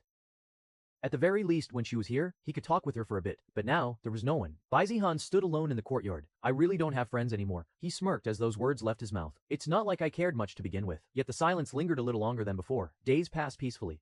Normally Kong Zhanghong would have appeared soon after receiving the message, but something seemed to have delayed him. Bai Zihan was too hurried. He cultivated lightly, walked the clan grounds, and observed the changes brought by time and power. Then, on the 4th day, Kong Zhanghong appeared before him, kneeling on one knee without hesitation. Young master. Bai Zhan looked at him calmly. You took your time. Kong Zhanghong lowered his head further. My apologies. Something came up that required my immediate attention. Bai Zhanghong lowered his head further. My apologies. Something came up that required my immediate attention. Bai Zhanghong hesitated just for a fraction of a second. Report. Kong Zhanghong hesitated just for a fraction of a sec.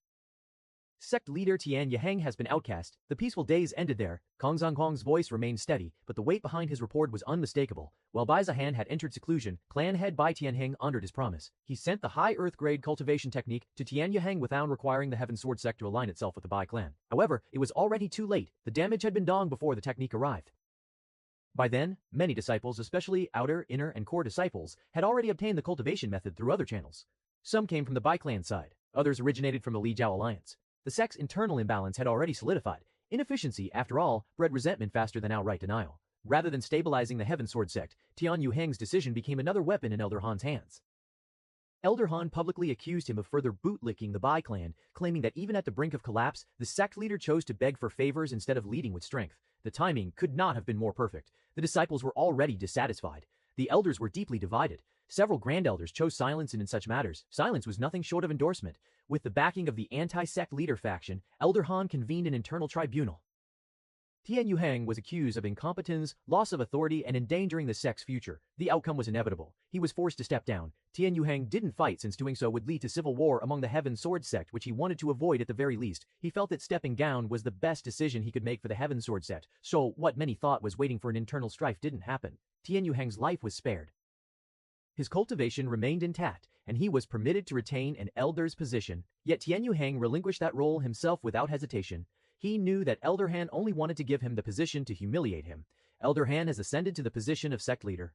For a brief moment the courtyard fell silent. Standing beneath the shade of a tree, Bai Zihan paused. The conclusion was neither surprising nor difficult to understand. Kong Zhanghong continued.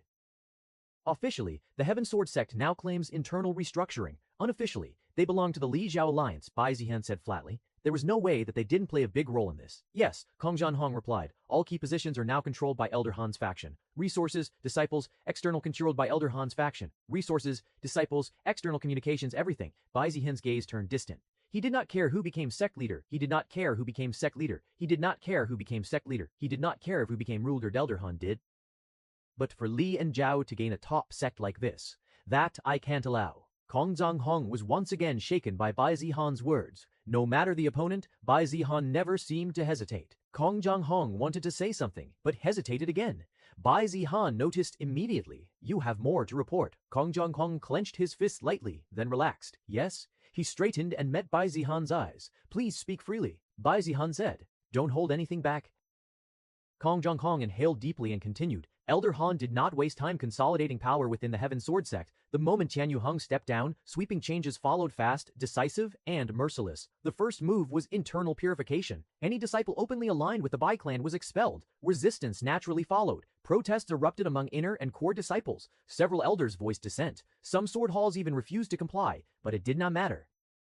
With Elder Han now seated as sect leader, his word had become final law. Those who resisted were labeled remnants of the old regime. Those who argued were accused of sabotaging the sect's future, and those who hesitated were treated no differently. What shocked many was not the expulsions themselves, but the scale. It was not only the Bai clan-aligned disciples who were purged, and not also those from sect leader faction. Even those who had remained neutral were dragged into the storm.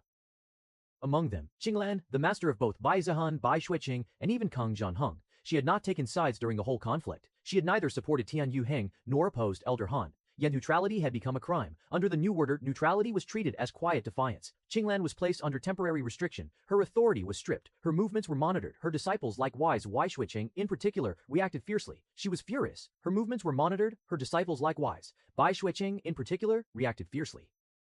Unlike Bai Zihan, she had deep emotional ties to both the Heaven Sword sect and Qinglan. To make matters worse, Bai Shuiqing and all Bai clan members were later issued an expulsion order. She was told to leave the sect. For now, she remained within the Heaven Sword sect, but it was clear that Elder Han had no intention of reversing his decision.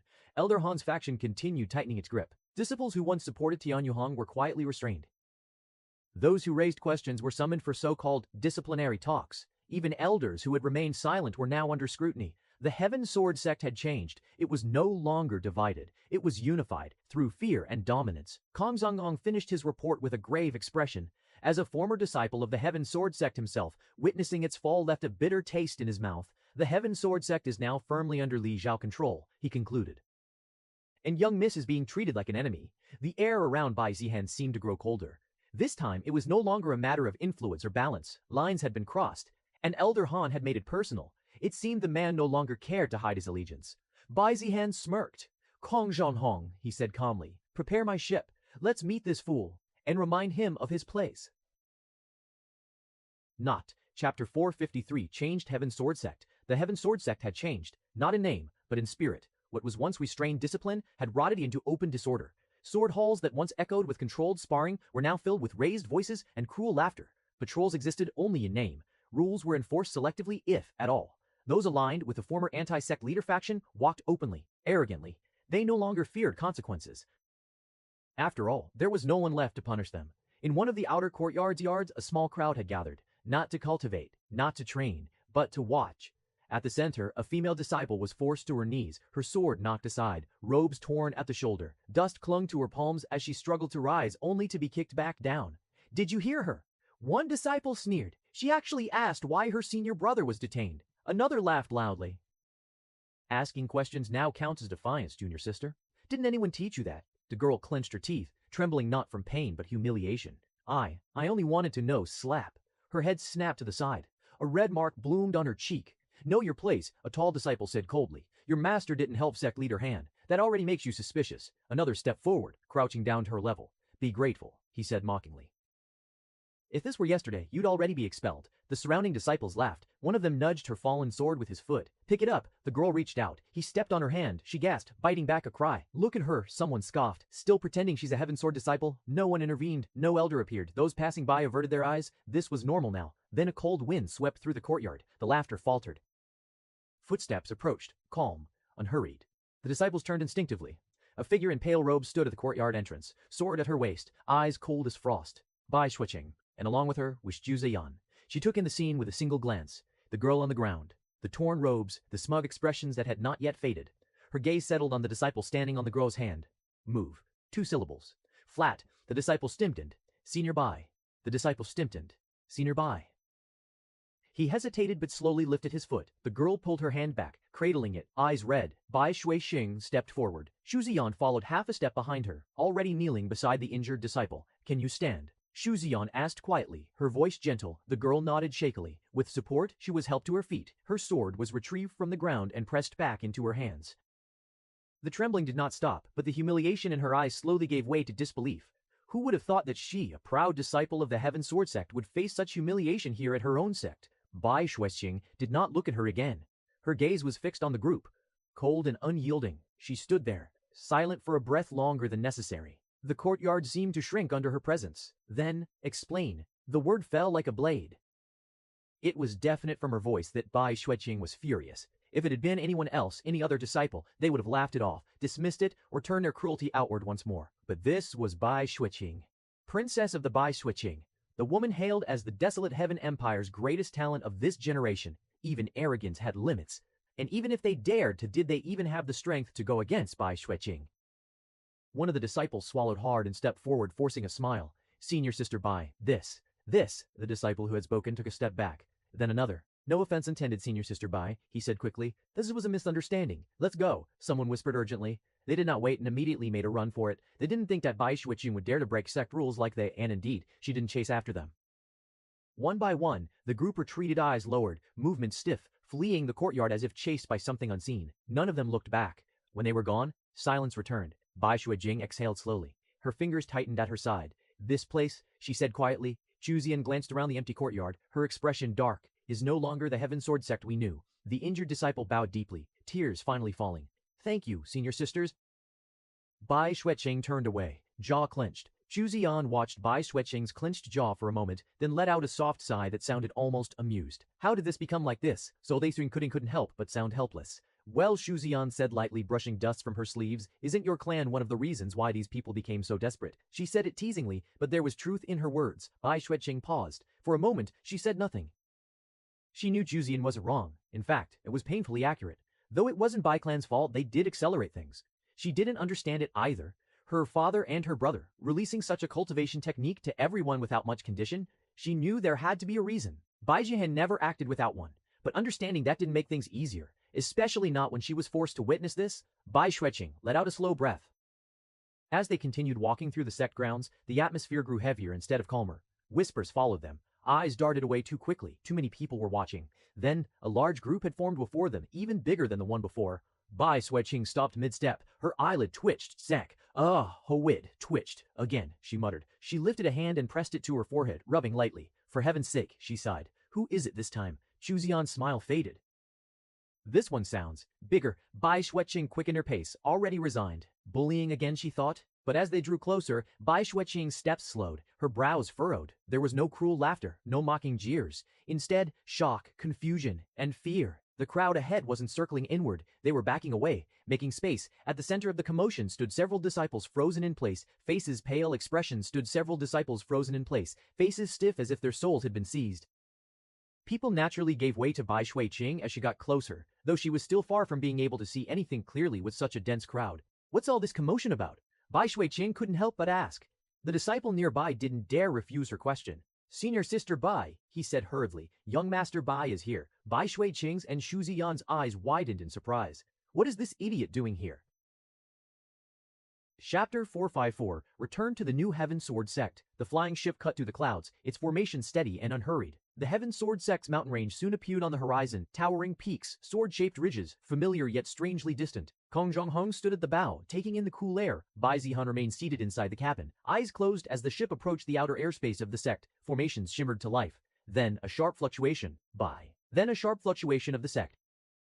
The ship slowed abruptly. Several flying figures shot up from below, swords beneath their feet, robes marked with the Heaven Sword Sect insignia. Guards. One of them raised a hand, Qi amplifying his voice. Halt. This is Heaven Sword Sect airspace. All incoming flying ships are required to undergo thorough inspection before landing. Kong Zhanzhong's eyes narrowed. Inspection. In the past, Bai Zihan's ship could descend freely. He stepped forward. Voice sharp. Inspection. In the past, Bai Zihan's ship could descend freely. He stepped forward. Inspection.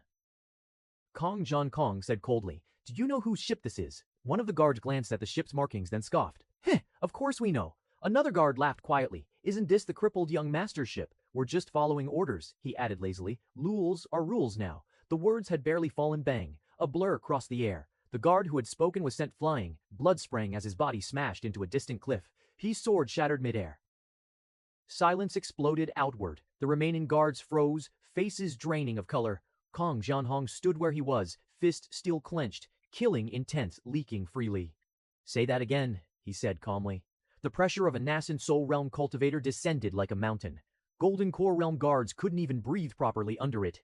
You dare attack sect guards. One of them shouted, fear barely hidden beneath forced outrage. Kong Jianhong, do you know what you are doing? Cackle Jianhong laughed, a short, humorless sound. Humph. So what? He said coldly. Seeing Kong Jianhong being so fearless, they knew their threat was useless. Others clenched their swords but did not dare draw them. After all, they were in the Golden Core realm while Kong Jianhong was in the nascent soul realm. Inside the cabin, Bai Xianhan finally opened his eyes. His expression was indifferent. He did not stop Kong Jianhong. After all, why should he? This was the Heaven Sword's indifferent. He did not stop Kong Jian. After all, why should he? And there was no one here he needed to fear. He could also see that these guards were intentionally making trouble for him. Perhaps Elder Han ordered it, or perhaps it was someone else. Bai Zihan rose from his seat and stepped out of the cabin. The moment he appeared, the air seemed to still, no matter what his cultivation or lack thereof might be. His presence always made people nervous. He looked down at the guards hovering before the ship, his gaze sweeping over them without interest.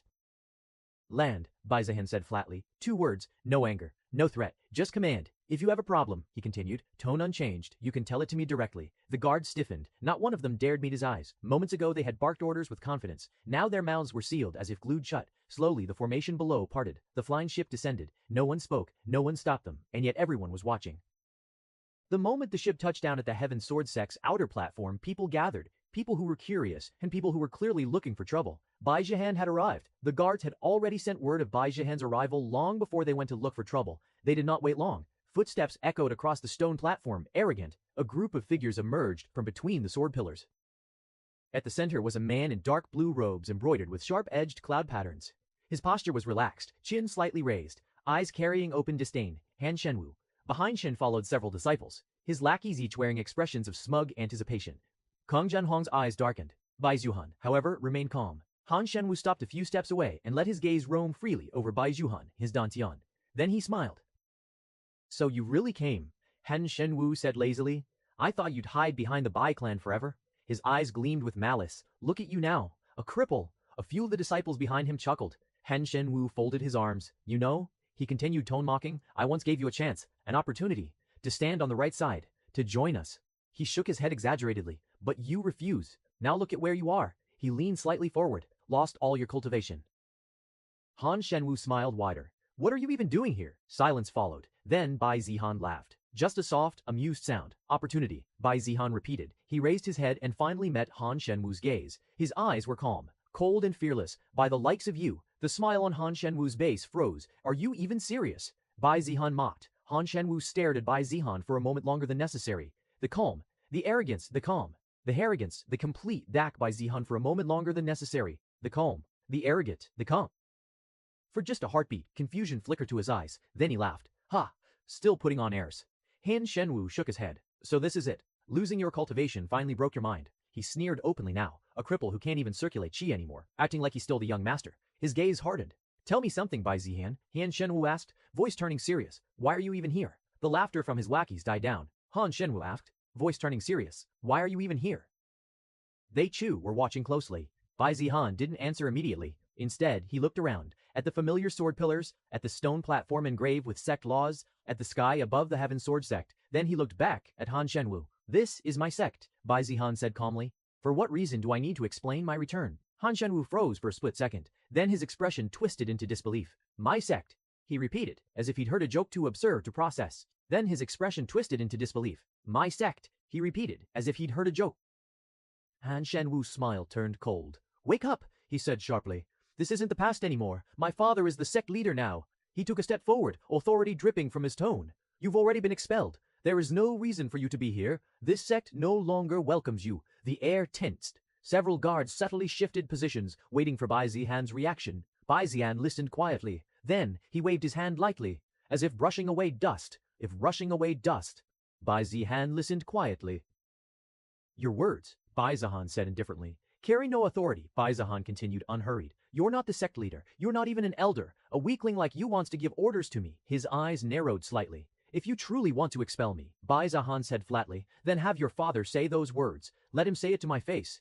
Then have your father say those words. Let him say it to my face. The courtyard fell into a dead silence. Han Shenwu's expression darkened instantly. You. Han Shenwu clenched his fists, rage boiling beneath his skin. Fine. Han Shenwu said coldly after a moment. If that's how you want it, he turned slightly and sneered. Follow me. I'll have my father personally expel you. Chapter 4550 Sect. The sect leader's ambition. Han Shenwu's cold voice echoed across the platform as he turned, robes fluttering with authority he believed he possessed. Several disciples moved aside, already forming a path. But before Bai Zihan moved, a hand reached out. It stopped. Bai Zihan moved. A hand reached out. It stopped. Bai Zihan. Wait! The voice was familiar. Bai Xuejing. At her side, Xu Zihan followed, surprised and a little embarrassed as she recalled how Bai Zihan had treated her previously.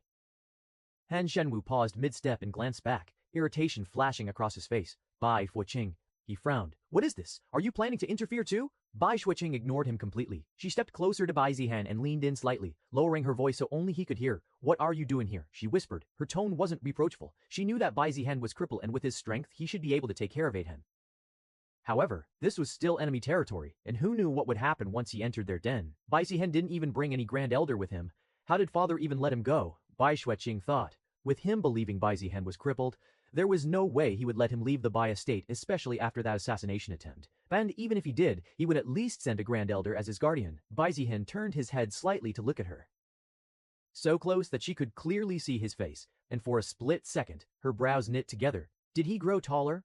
The thought slipped into her mind unbidden. She didn't know what it was, but she could clearly feel that something about him was different than usual. She dismissed the distraction and focused. Bai Zihan looked at her. He smiled. Dear sister, Bai Zihan said teasingly, his voice low but clear, there's no need to worry about me. He glanced past her, toward Han Shenwu.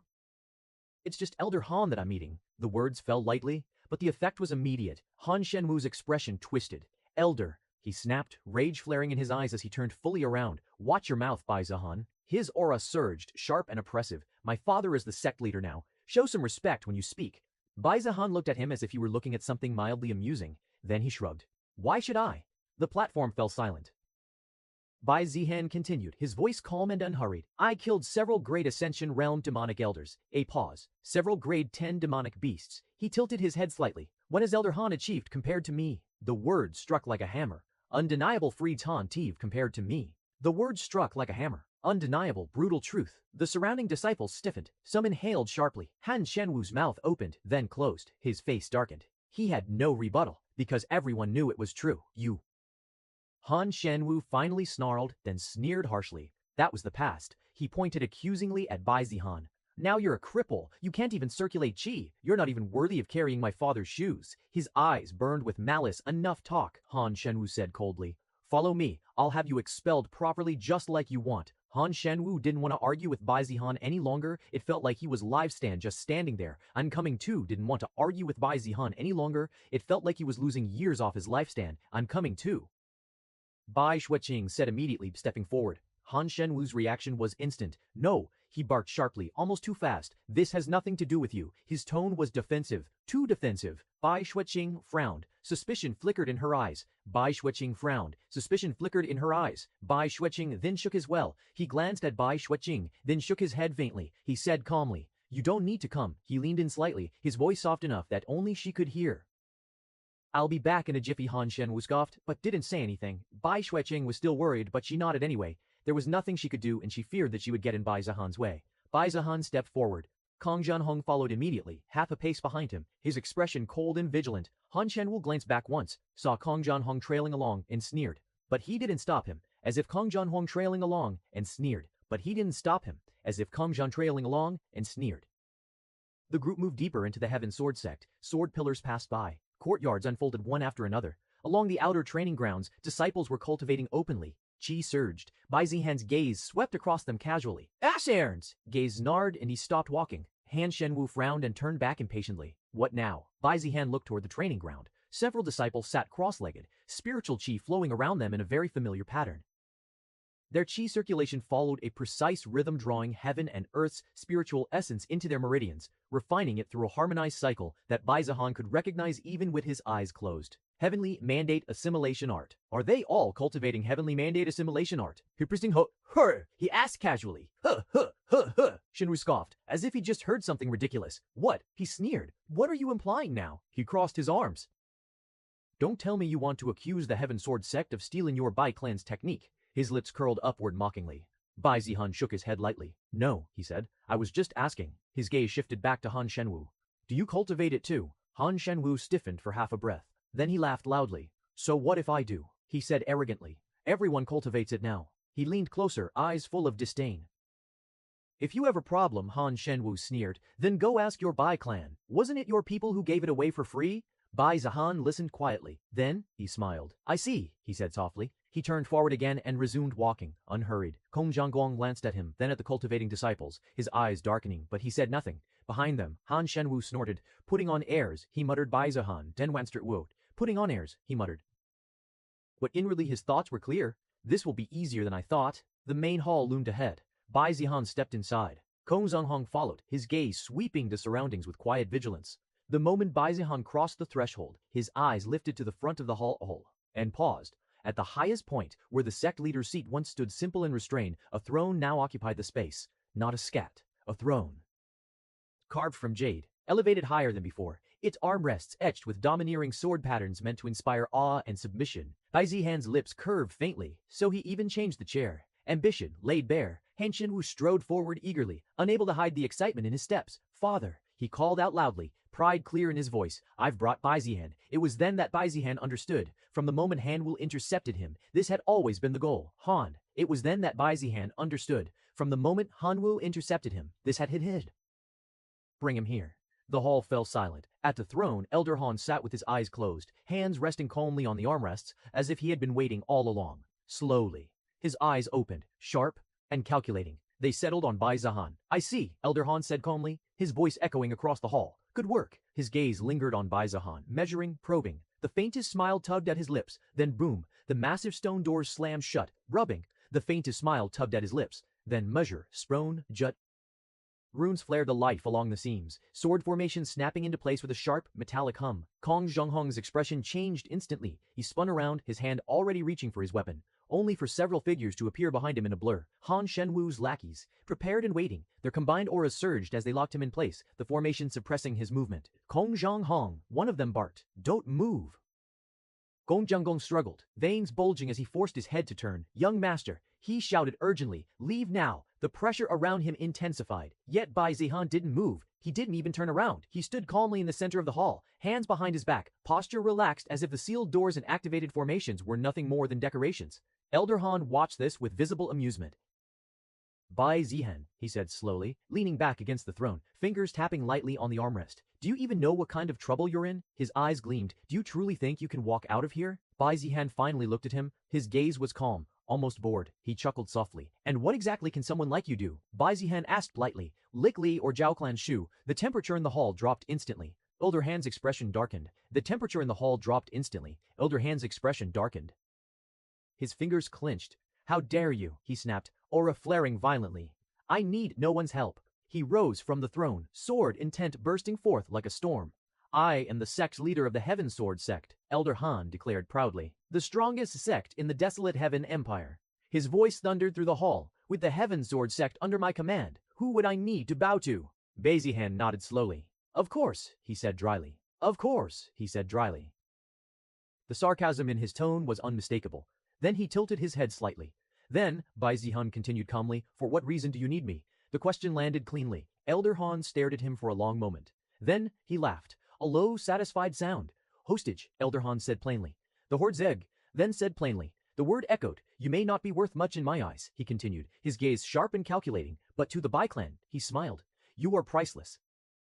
I will trade you for the technique rumored to be saint grade, Elder Han said confidently. His eyes gleamed with naked greed. In his mind, an image resurfaced. Bai Ren, the Grand Elders, that overwhelming strike, that power that made heaven and earth tremble. With that power, what Li clan, what Zhao clan, what Zhao clan, what Bai clan, even the imperial family would bow.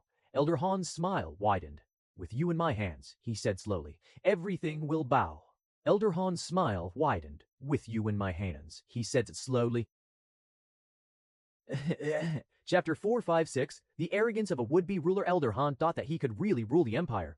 With Bai Zihan in his hands, forcing the Bai clan to hand over their precious techniques would be effortless. Although oblivious to why the Bai clan still cared about such a cripple, he knew that they would be willing to do so. But Elder Han had never intended to stop there. Even after the Bai clan fulfilled their promise, he never intended to stop there. Even after the Bai clan fulfilled their promise, he never intended to keep his word. A slow, cold smile crept onto his face. Once the technique was obtained, once that Saint-grade sword technique fell into his grasp, he would give Bai Zihan to the Li Jiao alliance. Elder Han's eyes gleamed. There was a huge reward for capturing Bai Zihan, and he intended to claim it after obtaining the technique from the Bai clan. And when the Bai clan inevitably discovered the truth, did he fear retaliation? Of course not. They might be furious, but there would be nothing they could do at that point other than deal with the Li Jiao alliance who would have Bai Zihan. He knew for sure that the Li Jiao alliance would use Bai Zihan as a bargaining chip to threaten the Bai clan, forcing them into confrontation. All he needed to do was wait for them to plunge in a whole-scale war. Elder Han's breathing slowed, anticipation curling in his chest like sweet poison. Let them fight. By the time the dust settled, both sides would be exhausted, wounded beasts tearing at one another's throats. And him, while he agreed to help Li Jiao alliance, he didn't intend to keep those words either. He will be watching and waiting when both sides are weak. Elder Han's smile widened, his eyes narrowing into slits. That will be my time. By then, with the Saint-grade technique in hand and resources accumulated from both sides, he would descend like a blade, not as a sect leader, but as a ruler. Elder Han leaned back into the throne, laughter bubbling softly in his chest, barely restrained. Hee, that day, that glorious day, it will come very soon.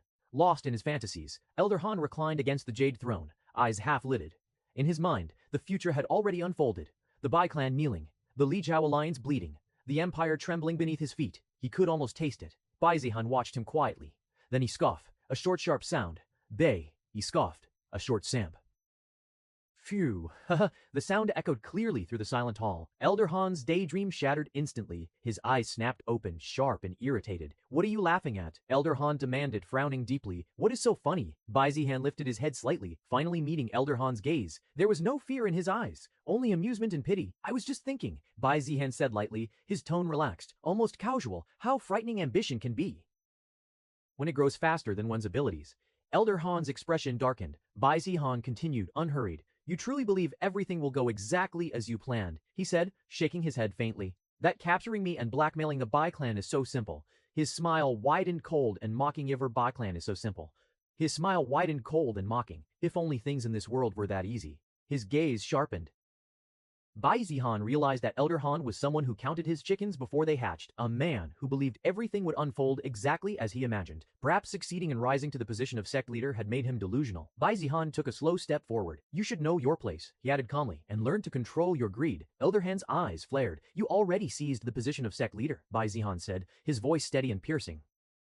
Yet you still want more. He shook his head. Biting off more than you can chew will only lead to one ending. He paused. Death, Bai Zihan warned. Elder Han snorted harshly, his face twisted with disdain rather than doubt. Arrogant brat, he sneered. You speak as if you understand the world. He stood, sleeves snapping as his aura surged. You are nothing more than a crippled hostage, Elder Han said coldly. A frog at the bottom of the well. He waved his hand dismissively. Elders, he commanded. At once, several figures stepped forward. Their expressions were solemn. Restrain Bai Zihan, Elder Han ordered. Keep him alive. His lips curled into a cruel smile. I will contact the Bai clan soon. The elders exchanged brief glances, then nodded. Yes, sect leader. They moved. 2 elders stepped forward. Their footsteps echoed heavily against the stone floor as they closed in on Bai Zihan. Their eyes filled not with caution, but excitement. One of them sneered. So this is Bai Zihan, he muttered, his voice dripping with mockery. The so-called terror of the battlefield. The other elder chuckled softly. Times really do change, he said. To think that even someone like him would end up in such a state. They stopped just a few steps away. Seeing that Bai Zihan neither resisted nor released any aura, their confidence swelled. After all, when would they ever get another chance like this? Bai Zihan, the man whose name once made demonic cultivators flee. The man who even the allies couldn't help but fear. Now standing quietly before them like a lamb to be slaughtered. What a joke, one elder said arrogantly as he reached out. Fearsome. Ha, who hid out cultivation? You're nothing. The other elder pulled out a pair of suppression cuffs, runes faintly glowing. Don't worry, he said with cruel amusement. We'll make sure you're kept very comfortably. They moved closer. Bai Zihan scoffed softly, but he didn't speak. That silence only emboldened them further. Just as the cuffs were about to close around his wrists, suddenly a sharp, searing pain exploded in both elders' chests. You, Kish. The first elder stiffened, eyes bulging in disbelief. What is happen? Ark! The second elder let out a strangled gasp as his knees buckled. Thud! Thud! Both of them dropped to their knees directly in front of Bai Zihan, hands clutching their chests as if their hearts were being crushed by an invisible force. Now, Bai Zihan said calmly, looking down at them, that is the posture you should use when speaking to me. Chapter 457. Fear appears in a sect leader's eyes. Elder Han's face darkened. What are you two doing? He barked, irritation flaring in his voice. From where he stood, all he saw were two elders kneeling before Bai Zihan, backs hunched, heads lowered as kneeling before Bai Zihan, backs hunched, heads lowered as if paying respects. His brows knit together. Have you lost your mind? Elder Han snapped. Why are you bowing to him? The two elders trembled violently. Their mouths opened but no sound came out. Their faces were deathly pale, veins bulging at their temples as sweat poured down like rain. It was as if an invisible hand had seized their hearts and crushed them mercilessly. Stop playing around. Elder Han roared, anger surging. Get up! Capture him! Still no response. The kneeling elders could not even lift their heads, let alone stand. A faint sense of unease crept into Elder Han's heart, but he crushed it instantly. Humph! Useless trash! His gaze snapped toward the remaining elders who stood frozen in shock, eyes wide as they watched the scene unfold. What are you standing there for? Elder Han shouted, take him down, now! The remaining elders hesitated only for a heartbeat. Yes, sect leader. They moved together this time. 3 elders hesitated only for a heartbeat. Yes, sect leader. They moved together this time. 3 elders snorted coldly as he stepped forward at once, their auras erupting as they circulated their cultivation. One of the elders snorted coldly as he stepped forward. I don't know what trick you used, he said, his voice sharp and disdainful, but don't think it will work on us as well. His eyes gleamed with confidence. They spread out slightly, forming a loose triangle around Bai Zihan, each step measured, each breath controlled. Their auras surged without restraint. She roared through their meridians as they circulated their cultivation, to the limit, no holding back, no hesitation. They advanced, slowly and carefully. But the moment they came close to Bai Zihan, all 3 stiffened. Their faces twisted in shock. A sharp, crushing pain detonated in their chests. Puff, blood sprayed from one elder's mouth as his eyes rolled back. Arg! Another clutched his heart, fingers digging into his robes as if trying to tear the pain out before any of them could even come within arm's reach. Thud, thud. All 3 collapsed heavily to their knees, stone cracking beneath them. Their swords slipped from their grasp, their auras shattered like glass. They couldn't even lift their heads. They couldn't even scream. They had not touched a single strand of Bai Zihan's hair. Silence swallowed the hall, a suffocating, deathly silence. Bai Zihan stood there calmly, hands behind his back, robes unmoved. He glanced around at the kneeling elders one by one, then shook his head slowly. Every single one of them had cultivated the heavenly mandate assimilation art. But he didn't think it was their fault or mistake after all. Who could resist the temptation of such a technique? But that was precisely why one should never take candy from a stranger. Who knows what is really inside? Elder Han's pupils shrank violently. Han Shenwu's breath hitched. They stared at the scene before them. 5 elders collapsed on the ground, faces ashen, bodies trembling as if on the brink of death. Not 1, not 2, 5, and Beijing had not even lifted a finger. What? What did you do? Han Shenwu muttered under his breath, disbelief creeping into his voice. He couldn't even tell what method had been used. No spiritual fluctuation, no formation, no artifact activation that he could sense. Just collapse on the other side of the hall. Kong Zhanwen, restrained by Han Shenwu's lackey who had been tense to the point of suffocation, finally exhaled. His clenched fists loosened. Business Napai tugged at his lips. Of course, it really is him. Bees Diane. Bitter smile tugged at his lips. Of course, it really is him. How could nameless elders like these ever deal with him? Relief washed through Kong Zhanhong's heart. Elder Han, however, felt the opposite. Fury burned in his chest, but beneath it, something colder stirred.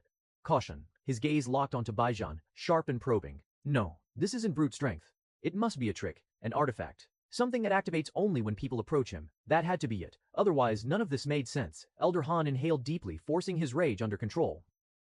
He did not advance. Instead, he straightened, his voice turning cold and authoritative. Bai Zihan, he said slowly, your tricks end here. He sneered. Surrender now. As long as you kneel and surrender, I won't treat you badly. The hall was silent. Then Bai Zihan laughed. Spare my life. Spare my life, he repeated, tilting his head slightly. His eyes curved faintly, filled with mockery. If you're scared, Bai Zihan said calmly, he would you just say so. Better yet, why don't you beg for forgiveness? The temperature in the hall seemed to drop. Elder Han's face twisted. You, his teeth ground together audibly. So that's how you want to play it, he said, voice low and venomous. I've already seen through your little trick. He raised his hand, voice low and venomous. I've already seen through your little trick. He raised his hand. A sharp clang echoed as a sword leapt from its sheath, landing firmly in his grasp. Spiritual light surged along the blade, he condensing as Elder Han poured his cultivation into it. A proximity-based method, he sneered. As long as I don't approach you, I'll see how you block this. He drew the sword back, chi gathering violently. The air screamed. From across the hall, Bai Zihan looked at him and shook his head. I wouldn't, Bai Zihan said lightly. The warning was calm, almost bored. Elder Han's lips curled. He took it as fear, as confirmation of what he thought. Hump. With a cold laugh, Elder Han readied to swing his sword. Hump. With a cold laugh, Elder Han readied to swing his sword. But before the attack could even fully form, Elder Han's body stiffened. His eyes widened. A sharp, suffocating pain exploded in his chest. It felt as if something invisible had clenched around his heart. This might his sword trembled violently. How? He didn't know. Bai Zihan was still where he stood, meters away, and he didn't know Bai Zihan was still where he stood, meters away, and he didn't seem to have done anything. The sword chi dispersed midair, shattering into motes of light. Elder Han staggered, blood surging up his throat. Poof F. He spat out a mouthful of blood, his face draining of all color, his knees buckled, and for the first time, fear surfaced unmistakably in Elder Han's eyes. Actor 458, aren't you glad to be useful? Elder Han's vision swam, his body refused to obey him. No matter how fiercely he tried to circulate his chi, no matter how desperately he commanded his limbs to move, nothing responded. It was as if his cultivation had been severed from his flesh. As if his body no longer belonged to him, his knees trembled violently, muscles spasming against his will. The sword slipped from his numbing fingers and clattered uselessly onto the stone floor. Clang. That sound echoed far louder in Elder Han's ears than it should have. Panic surged. This feeling, it looked like what those elders had experienced. Realization struck him like a hammer. So this is why they fell. Cold sweat drenched Elder Han's back. He tried to speak, to roar, to do something, but even his breath came out ragged and shallow. His eyes lifted shakily toward Bai Zihan. Confusion twisted his features. Fear, and something closer to disbelief. What did you do? Elder Han rasped, his voice hoarse, almost broken. He stared desperately, searching. No formation, no talisman, no fluctuation of chi, nothing. Even now, he still couldn't tell what had happened to him, or when it had begun. Bai Zihan looked at him. Bai Zihan looked at him. Then he laughed, and just an easy, amused laugh, as if he were watching a child struggle with a puzzle far beyond him. Ha ha! Slowly, Bai Zihan began to walk forward. One step, then another. His footsteps were unhurried, calm, each one landing clearly against the stone floor. Tap, tap, tap. Great ascension. Cultivators are indeed different. You can still talk. Bai Zihan muttered. Actually, he was pretty satisfied and impressed with his first experiment. Although he knew it would work, reading a description and seeing it for real were two different things. He could now also confirm that it worked on those in the Great Ascension realm as well. Those in the immortal realm and above might be able to resist better than this. Though this was just him not putting in any effort. If he did, then even those immortals who cultivated the heavenly mandate assimilation art wouldn't escape his claws. Bai Zihan stopped right in front of Elder Han. He looked down. Then, he stepped forward. Crack! The sole of his foot pressed firmly against Elder Han's chest, forcing him flat against the cold stone floor. The impact wasn't heavy, yet Elder Han felt as if a mountain had descended upon him. His ribs screamed, breath bursting from his lungs in a strangled gasp. Bai Zihan leaned down slightly, increasing his weight just enough to make the humiliation unmistakable. So this is the man who wanted to blackmail the Bai clan, Bai Zihan said thoughtfully. He tilted his head, studying Elder Han from above, as if examining a curious insect. Skak, I really overestimated you. Elder Han's eyes burned red with rage and fear, veins bulging as he struggled uselessly beneath Bai Zihan's foot. You climbed to the position of sect leader, Bai Zihan continued calmly, gained power and authority. His foot pressed down a little harder, and instead of knowing contentment, you decided to gamble your life on greed. He smiled faintly. Impressive hard worker. The words felt like knives. Elder Han wanted to scream, to curse. But all that came out was a hoarse, broken wheeze. At that moment, stop. Han Shenwu's voice rang out, sharp and panicked. Bai Zihan's foot paused. Han Shenwu stood rigid, sword trembling in his grip, one arm hooked tightly around Kong Zanhong's neck. The blade pressed close enough that a thin line of blood trickled down Kong Zanhong's skin. Cake another step, Han Shenwu shouted, eyes bloodshot, and I'll kill him. Han Shenwu's chest heaved. Undo whatever you've done to my father. He roared, now, or I swear. Bai Zihan turned his head. He looked at Han Shenwu. Just one glance, nothing more, no killing intent. Yet, in that instant, Han Shenwu's pupils shrank to pinpoints. A crushing pressure slammed down like divine judgment. Yu-Ji. His legs buckled violently. Around him, thud, thud. Every one of his lackeys suffered the same fate. Bodies hit the ground one after another, groans dying in their throats as Costa slipped away. Only one person remained standing, Kong Zhenhong. The blade fell from Han Shenmu's hand as he crumpled unconscious at Kong Zhenhong's feet. The hall returned to silence. Bai Zhihan looked away, utterly uninterested. He lifted his foot from Elder Han's chest and turned back, as if nothing had interrupted him. Now where was I? Bai Zhihan said, tapping his chin lightly. He took a slow step forward, then another, stopping beside Elder Han once more. Right? He said casually. I was thinking about how to deal with an idiot. He glanced toward Kong Zhenhong, eyes glinting with amusement. Kong Zhenhong, Bai Zhihan asked playfully, as if discussing the weather, what do you recommend? Kong Zhenhong had already moved after being freed and now stood a step behind Bai Zhihan, back, straight, prostrate, respectful, like a loyal retainer who had finally returned to his rightful place. He looked at the scene before him. The kneeling elders, the collapsed lackeys, Elder Han pinned to the floor like a dying beast and fell into thought. After a moment, Kong Zhenhong spoke. For such a display and lack of respect toward the young master, they should be tortured to death. The words fell plainly. Elder Han's pupils constricted violently. The elders kneeling nearby felt cold sweat explode across their backs. Killed. They were elders of the Heaven Sword sect. Supreme figures who once decided life and death with a word. If they could speak, they would have screamed. If they could move, they would have cursed. Inside their minds, rage and humiliation boiled over. Someone like him dares. Watch your mouth. Of course you would casually say that you are not one of us. Aren't you a disciple of the Heaven Sword sect? Shouldn't you have some compassion? But not a single sound escaped. Kong Zhenhong continued, oblivious to their glares. We can deal with them here and now, he said calmly. The consequences will be insignificant even if everyone finds out, and we can always find a scapegoat. His gaze flicked briefly to Elder Han. If young master kills him, Tian Yuhang will naturally return to the position of sect leader. With the Heaven Sword sect cleansed, there will be no need to fear retaliation either. That much was obvious. It was taking care of the immediate problem with the least amount of trouble. But Kong Zhenhong shook his head slightly. However, he said slowly, that would only revert things to how they were before. Bai Zhihan turned his head slightly. Continue, he said. Kong Zhenhong inhaled. Then his eyes sharpened. These people, he said, gesturing faintly at Elder Han and the other elders, occupy precious positions. Sect leader, Elder Han and the other elders, occupy precious positions. Sect leader, elders, moreover, individuals trusted by the Li Zhao Alliance, killing them is easy, Kong Zhenhong continued. But if young master controls them instead, a faint, meaningful pause, they could be extremely useful when dealing with much more difficult opponents. It was clear who he meant, the Li Zhao Alliance. Bai Zhihan smiled. Indeed, Kong Zhenhong, who had been managing the Black Lantern Society and gathering information for him, had grown. Having Elder Han, whom he could control easily, would indeed be better than Tian Yuhang, who, although somewhat an ally, could never offer 100% obedience. Still, that is too much work, isn't it? Bai Zhihan asked. We already have a spy in the Li Zhao Alliance. What's the need for these people? Spies. Elder Han and the other elders were stunned. Of course, there would be one or two spies, but from Bai Zhihan's tone, it seemed their positions were as high as their own. Which meant that from the beginning until now, Bai Zhihan had already been aware of most of their schemes, especially their attempt to overthrow Tian Yuhang as sect leader. Just when they thought they might survive, Bai Zhihan said such words. Now, they pinned all their hopes on Kong Zhenhong to come up with a convincing reason to spare their lives. Kong Zhenhong did not hesitate. The more, the better, he said simply. Information was never gathered from a single mouth. Some things one person would know, other things another would uncover. Sometimes even the same person would provide accounts that were similar or contradictory. That was how falsehoods were filtered out and how he determined which information required further verification. This was how he had always worked, collecting the most accurate information possible for Bai Zhan. Having more spies is never a disadvantage, Kong Zhenhong concluded calmly, especially when they sit at Elder Han's level. Elder Han's heart pounded violently. He had never imagined that a single word would decide whether he lived or died. Moreover, if news of their death spreads, it will definitely alert the Li Zhao Alliance. Bai Zhihan tapped his chin lightly, eyes narrowing in thought. Indeed, Elder Han was nothing more than a minor inconvenience, insignificant in the grand scheme. The real enemy had never been the Heaven Sword sect, it was the Li Zhao Alliance.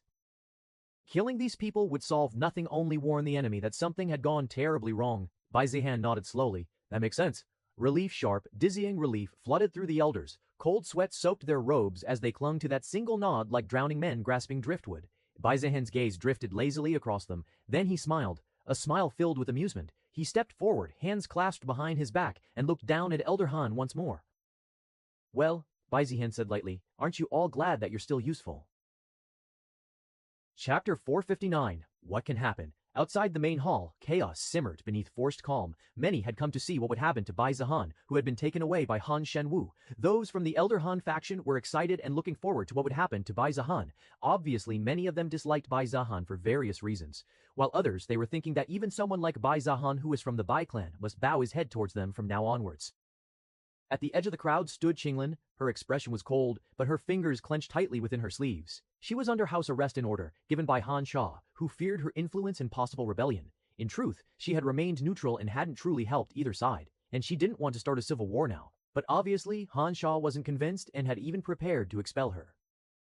She had obeyed his command without resistance, thinking that he would come to his senses, but he never did. She wondered whether she should even stay here. Perhaps leaving would be better. Then news came that Bai Zihan had been taken away by Han Shenwu. Han Sha, you are going too far. She was especially worried since she had heard that Bai Zihan was crippled. If not for that, there would have been no need to worry. Bai Zihan could have easily killed people like Han Sha. Disobeying the sect leader's explicit order to remain in seclusion, Elder Qinglan came out from her room. She knew Han Sha intended to use Bai Zihan for his own ambition. She hadn't interfered when he outed Tan Yiheng because even if there were schemes involved, it had been done through proper means. But targeting a disciple of the Heaven Sword sect, this she could not allow, especially when it was Bai Zihan who was her disciple, at least in name. It didn't take much time for her to reach the main hall where a small crowd had formed. With Kuiqing, Ziyan, Xiyan, she immediately noticed two of her disciples. The two of them had been waiting outside the main hall, clearly worried about Bai Zihan. Master, they called out in relief and surprise. Is Bai Zihan inside? She asked urgently. They nodded, confirming what she heard. She waited before the hall, which had been forcefully sealed and protected by a formation. This kind of measure was only used when enemies infiltrated the sect, yet now it is being used now. It was enough to confirm that Bai Zihan was being deliberately trapped inside. Qinglan took a step forward. Another step, Master. Bai Suiqing grabbed her sleeve, eyes wide. If you force your way in now, I know, Qinglan said quietly. But she did not stop. Her gaze remained fixed on the closed doors. Just as she prepared to raise her hand, the doors creaked open. A figure stepped out. Bai Zihan. Qinglan's breath caught. Bai Zihan. He looked unharmed. There was a little blood on his shoes and robe, which was from Han Sha and his elders, not his own. Still, it didn't look like anything serious had happened to him. Even so, Qinglan remained wary. She wanted to keep him safe and take him back to the Bai clan immediately. Before she could take another step, someone emerged behind him. Han Sha. But Qinglan's pupils shrank. The once imposing sect leader of the Heaven Sword sect now walked half a step behind Bai Zihan, his back subtly hunched, shoulders drawn inward. A forced smile was plastered on his face, as if he feared offending Bai Zihan. There was no arrogance, no authority. Qinglan stared. The surrounding disciples stared stunned. Silence crashed down like thunder. Sect leader Han. He was definitely Han Sha, at least in appearance, but there was no authoritative presence at all, making him seem almost like a different person.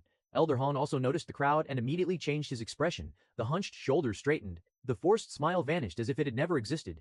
Han Sha stepped forward, his robe snapping sharply as his aura rolled outward. Not overwhelming, but enough to remind everyone who he was supposed to be. But of course, although he was trying to keep his image, he still remained behind Bai Zihan. Then he noticed Qinglan and was angered. His voice turned cold and authoritative. Elder Qinglan, he said sternly, why are you here? The words fell like a gavel. It was the tone of a sect leader reprimanding an elder who had broken the rules, almost like scolding someone placed under restraint. However, just then, Bai Zihan gave him a displeased glare. Han Sha's breath caught. A chill crawled up his spine. He hadn't even turned around yet, but he already knew. Bai Zihan was looking at him.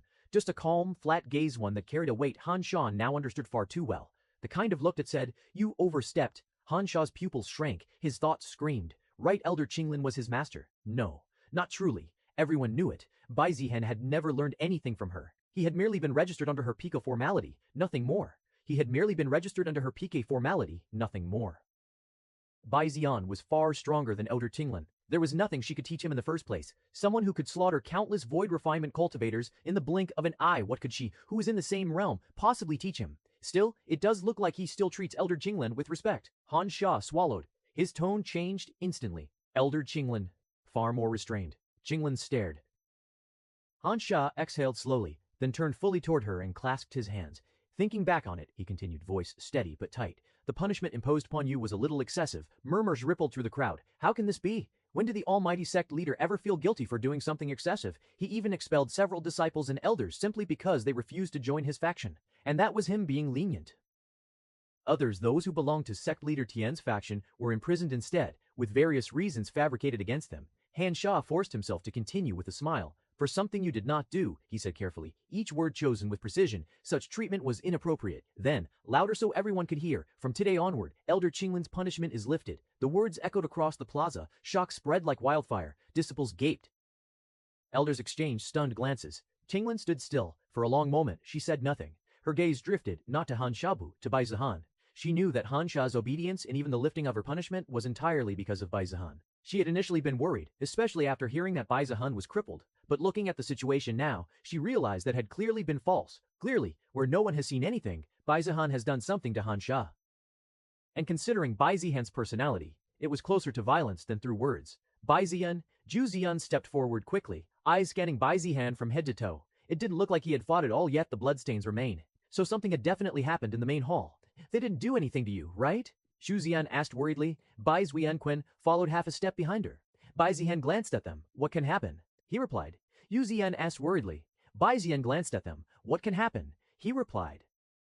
I was merely talking with the sect leader about the future of the sect. His eyes flicked briefly, casually toward Han Sha. In congratulating him on his new position, Bai Zihan added. Right. Han Sha stiffened as Bai Zihan turned to him. There was no need to ask twice. He knew what response to give. He nodded vigorously. Of course. Han Sha said quickly, his voice a little louder than necessary. Young Master Bai Zihan is a precious disciple of the Heaven Sword sect. Young Master Bai Zihan is a precious disciple of the Heaven Sword sect. Naturally, I felt it necessary to speak with him personally and seek his opinion on improving the sect. He forced a benevolent smile, clasping his hands like a model sect leader. After all, I have only recently risen to the position of the sect leader of Heaven Sword sect. It would be unacceptable if there were any dissatisfaction among the disciples and elders. So I wanted to discuss with a brilliant disciple like Bai Zihan and improve my way of management. Concernation? Care. Every word sounded perfect. Many of the naive disciples have even believed such blatant lies. Chu Ziyan blinked. Bai Shuijing's lips twitched ever so slightly. Elder Qinglan said nothing, but her gaze sharpened, lingering on Han Sha's rigid posture, the faint tension in his shoulders, and the way his eyes avoided Bai Ziyan for more than a heartbeat. They could all see it. Whatever had happened inside that hall, Bai Ziyan had done something horrible to Han Sha. To the point that he doesn't seem to have any will to disobey him at all. Chapter 460 Familiar Faces. Well, not many were convinced by Han Sha's words. However, they had no choice but to accept what was given. Those from his supporting faction didn't believe that Bai Zihan had defeated him and were more inclined to accept his explanation. Some even muttered about how generous and kind their sect leader was. Anyway, it seemed that things had settled between Bai Zihan and Han Yu. Even if one remained unconvinced, there was nothing Bai Zihan and Han. Even if one remained unconvinced, there was nothing Bai Zihan could do about it.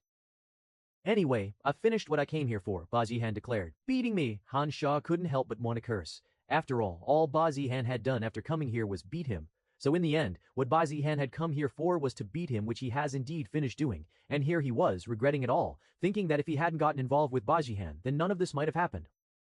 But he'd seen that no matter what, the moment he aligned himself with the Li Jiao alliance, he had been doomed to face this fate. Even if he had not gone for him, he would have come for him. Damn it. If in meat. It seems like Bai Zihan is leaving the sect now. Bai Zihan then turned slightly, his gaze sweeping over Bai Shuiqing. You should return to the clan, he said calmly, as if stating an obvious fact.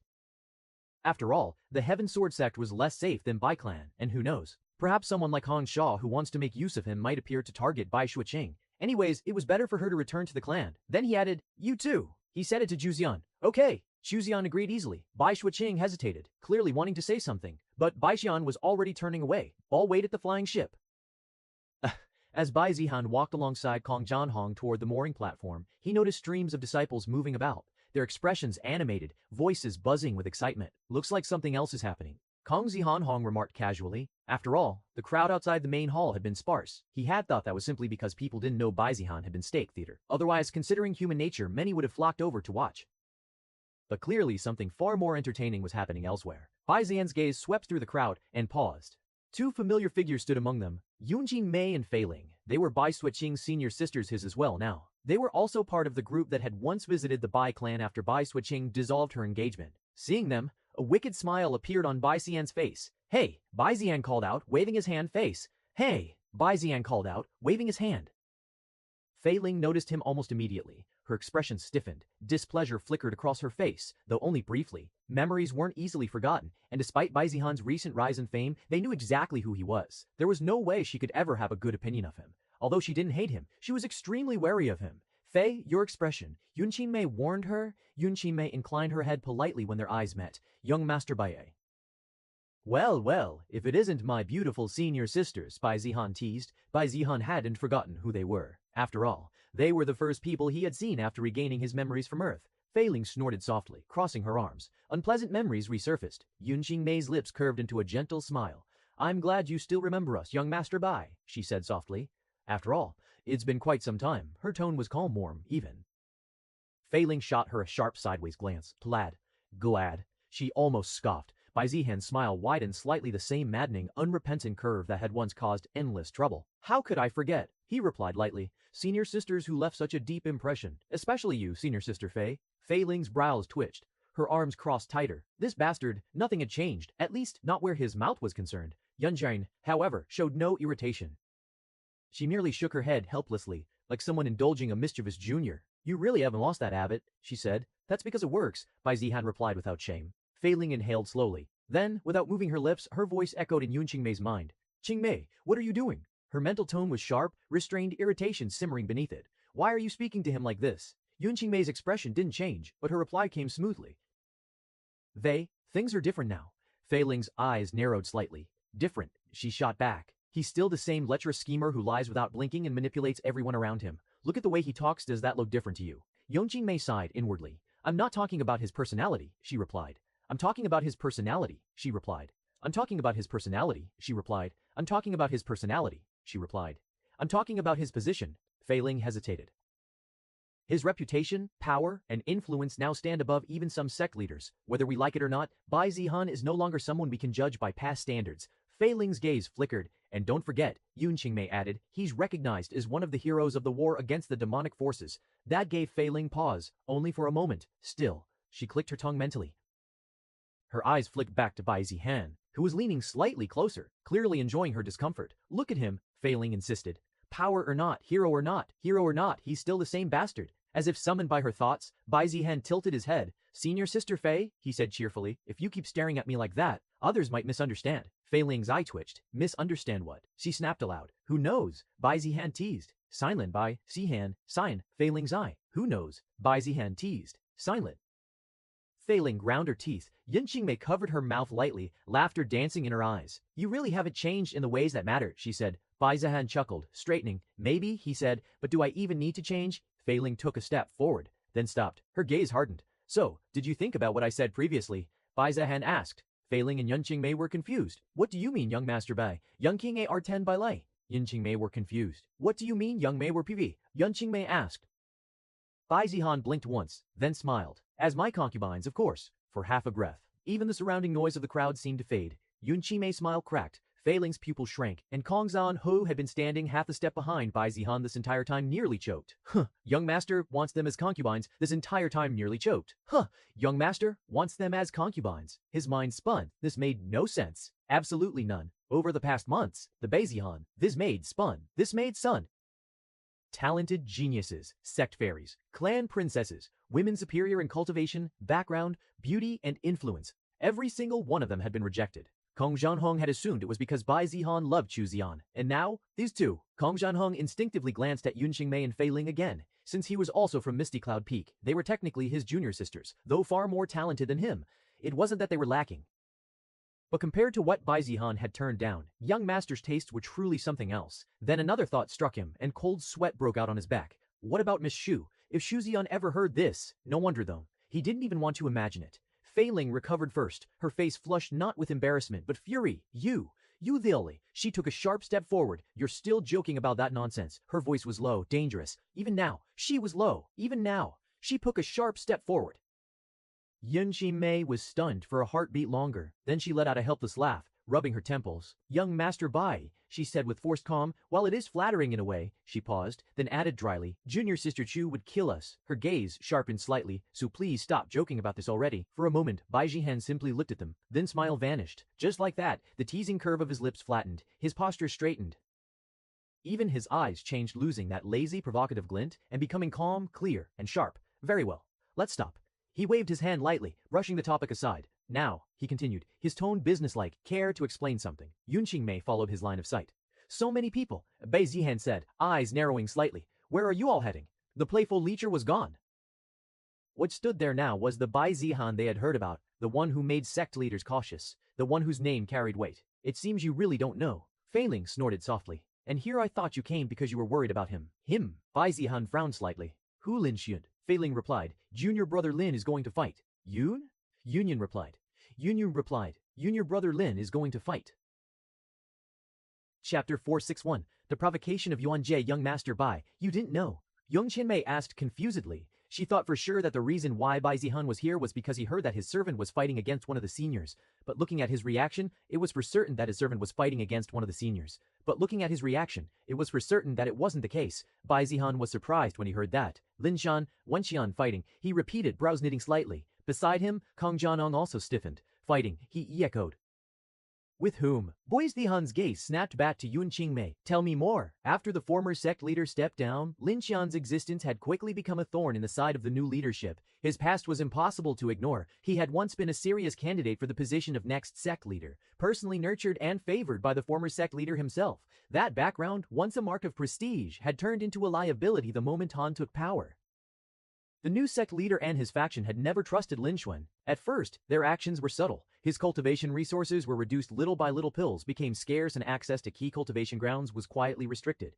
Then came the privileges. Rights he had enjoyed for years were suddenly deemed inappropriate, revoked under various justifications. It should have worked, but it didn't. Despite the suppression, Lin Xuan's cultivation speed never slowed, not even slightly.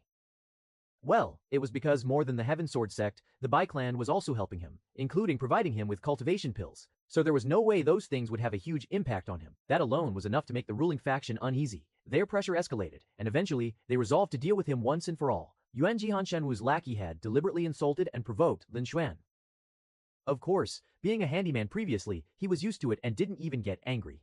Yuan Jie also realized that, but he had no intention of giving up. If personal insult wouldn't have any effect, then there was someone else who Lin Xuan revered more than anyone. He began insulting Bai Zihan and even called him a helpless cripple who he would take care of if he ever showed up before him. Lin Xuan had endured the loss of resources, the restrictions, and the humiliation in silence. But that insult crossed a line he refused to tolerate. His temper flared, the challenge was issued, and Yuan Jie accepted without hesitation. There was also a bet between the two. If Yuan Jie wins, Lin Xuan would serve Han Shenwu as his servant, and if Lin Xuan wins, he would grovel and beg for forgiveness before Bai Zihan. This is how this fight came to be. By the time Yuan Qingmei finished explaining, they had reached the fighting arena and were seated where a lot of eyes were directed in their direction. Skaz, how could you not know about this? Fei Ling asked, a bit angrily at Bai Zihan. After all, as Lin Xuan's senior sister from Misty Moon Peak, she knew very well about his loyalty to Bai Zihan and how he would talk about him in admiration. Well, she didn't believe most of what Lin Yuan said, as she personally knew Bai Zihan's real face, but she didn't say much considering Bai Zihan had helped him before he joined the sect as a disciple. Bai Zihan's thoughts shifted as the pieces finally aligned. So that was why Yuan Ji had not been by Han Shenwu's side earlier. Han Shenwu's most loyal lackey had been absent not because he had been tasked with something else entirely. Lin Yan C1. Bai Zihan's gaze flicked briefly toward the arena, then inward. Han Shenwu himself likely hadn't even thought much about it anymore. Han Shenwu likely saw him as bigger trouble than Lin Xian, and perhaps Lin Xian being targeted might even be because of him. Anyway, it seemed that he believed Yuan Jie could win against Lin Xian. The situation on the surface, however, looked painfully clear. Yuan Ji stood at the soul formation realm, his cultivation solid, aura stable, and foundation built through years of sect missions and bloodshed. He was not a pampered genius, but a veteran disciple who had clawed his way upward. Experience favored him, while Lin Xian was in the lower realm, at nascent soul. To most onlookers, the outcome seemed obvious. Whispers rippled through the arena, stands, eyes filled with anticipation. Fei Ling's tension was evident, her arms crossed tightly as she stared toward the arena. Unlike her, however, Bai Zihan felt none of that unease, not even a trace. He leaned back slightly, posture relaxed, eyes calm. To him, this scene felt familiar. A public stage, an opponent who looked overwhelming on paper. Bai Zihan exhaled slowly. Others saw a doomed fight. He saw this as an opportunity for Lin Xuan. A moment tailor-made for someone like Lin Xuan to tear apart expectations, to show everyone who he was. This wasn't a trap. It was a spotlight meant for heaven chosen, and when the curtain rose, Bai Zihan was certain of one thing. Everyone here was about to be reminded exactly who Lin Xuan was. Young Master Bai, shouldn't you stop the fight? Young Xinlei asked worriedly. Yuan Xuan be forced to become Han Shenwu's lackey if Yuan Yi? Young K asked, worried. Wouldn't Lin Xuan be forced to become Han Shenwu's lackey if Yuan? She was certain that Bai Zihan would stop this nonsense match once he came to know about it. Well, that is if he wins. I don't think that is possible, though. Bai Zihan said calmly. Kong Jianhong nodded beside him. King Mei, what do you expect from this heartless man? He Kong, what do you expect from this heartless man? He probably would abandon Lin Xuan as soon as he loses. Fei Ling scoffed. A low murmur swept through the arena. Moments later, two figures stepped onto the dueling platform from opposite ends. Lin Xuan emerged first. There was no killing intent leaking from him, no visible agitation. Only a quiet steadiness, like a sword resting in its sheath. Bai Zihan exhaled slowly. Others saw a doomed fight. He saw this as an opportunity for Lin Xuan. A moment tailor-made for someone like Lin Xuan to tear apart expectations, to show everyone who he was. This wasn't a trap. It was a spotlight meant for heaven chosen. And when the curtain rose, Bai Zhan was certain of one thing. Everyone here was about to be reminded exactly who Lin Zhan was. Young Master Bai, shouldn't you stop the fight? Yun Shenmei asked worriedly. Why should I? Yeah, wouldn't Lin Shen be forced to become Han Shenwu's lackey if Yuan Jianwei's lackey if Yuan Jie wins? Yun Chen asked. She was certain that Bai Zhen would stop this nonsense match once he came to know about it. Well, that is if he wins. I don't think that is possible though. Bai Jihan said calmly. Kong Zhenhong nodded beside him. Xingmei, what do you expect from this heartless man?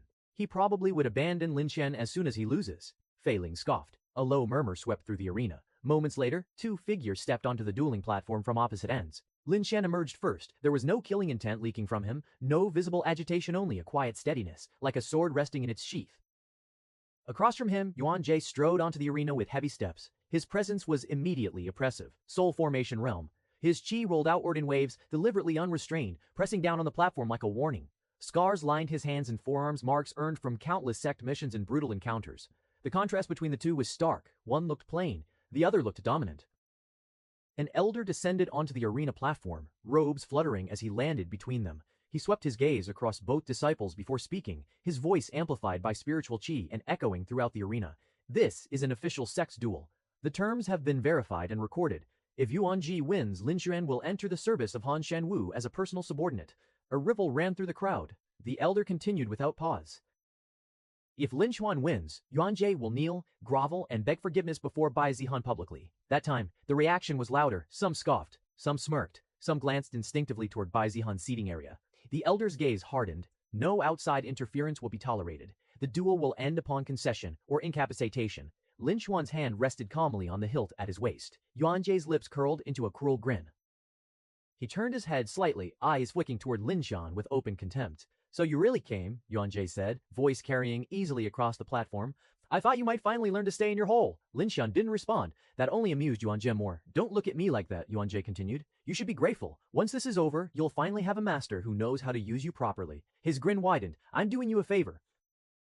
A faint metallic sound rang out as Yuan Ji slowly drew his sword. Lin Shen finally moved. With a smooth, unhurried motion, he drew his own sword. The air around Lin Shen sharpened. The elder stepped back. Begin. Yuan Ji moved first. He exploded forward, soul formation chi surging violently as he swung his sword in a powerful, descending arc. The blade howled through the air, carrying overwhelming force meant to crush rather than cut. Lin Shen stepped aside.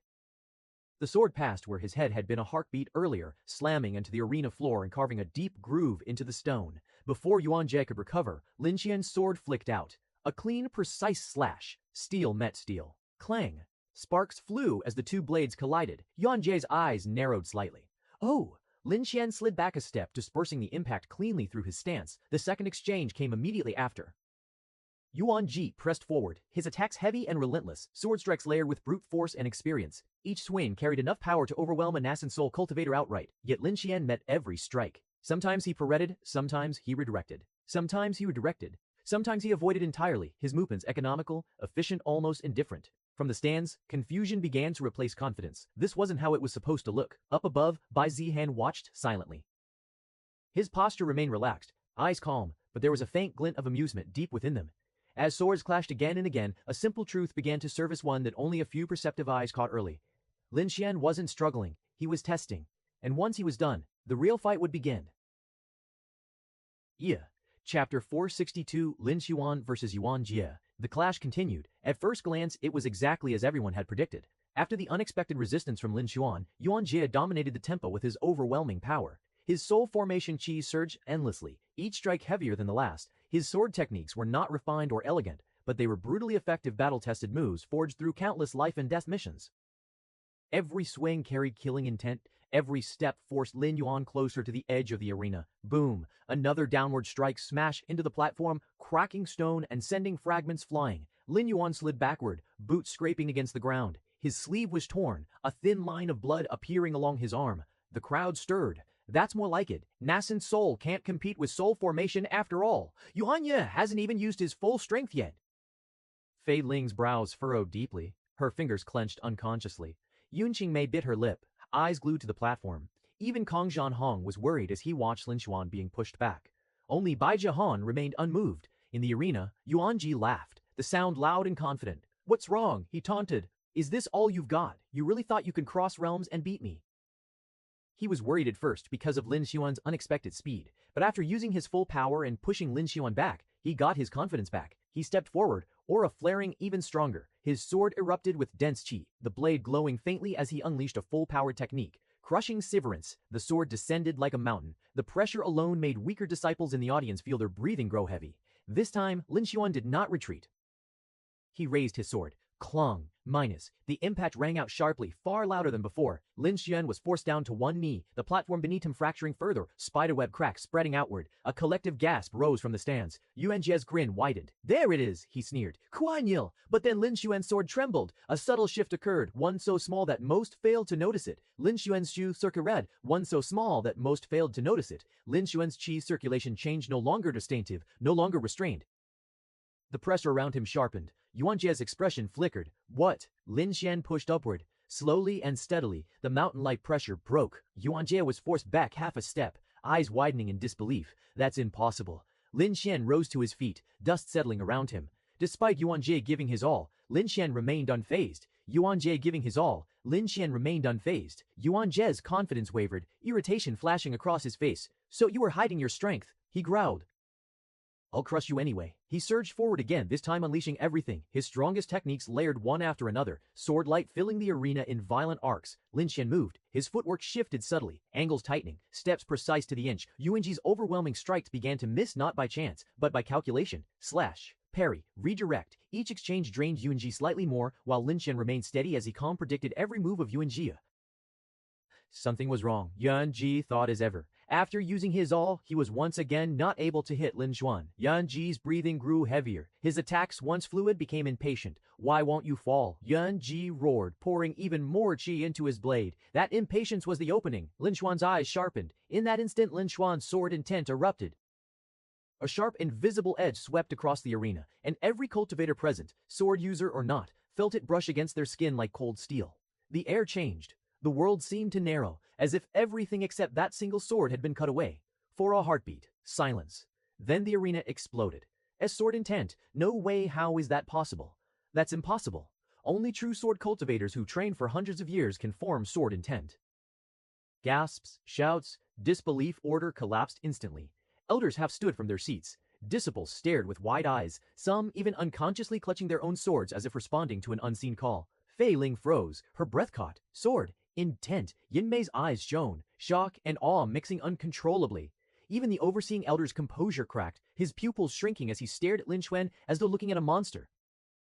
Above them all, Bai Zihan's gaze sharpened slightly. Sigh. What a monster, Bai Zihan thought. He too had sword intent, but that was something gifted by the system, not something he had earned himself. On the platform, Yuan Jie staggered backward as if struck by an unseen force. His sword trembled violently in his grasp, emitting a strained hum, as though resisting its master. Impossible. Yuan Jie muttered hoarsely. This is impossible. His face was drained of color.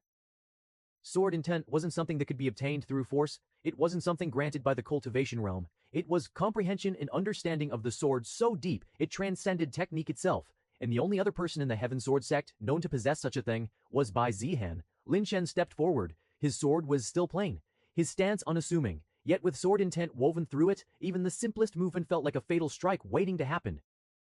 All of this, Lin Xuan muttered to himself, is thanks to young master. It wasn't as if Bai Zihan had taught him the sword or anything like that. After watching Bai Zihan use sword intent time and time again, watching how he cut through enemies, how his sword did not merely swing, but decided Lin Xuan he cut through enemies, how his sword did not merely swing, but decided Lin Xuan had begun to imitate him. At first it was instinct, then habit, then obsession. Imitation alone should never have been enough.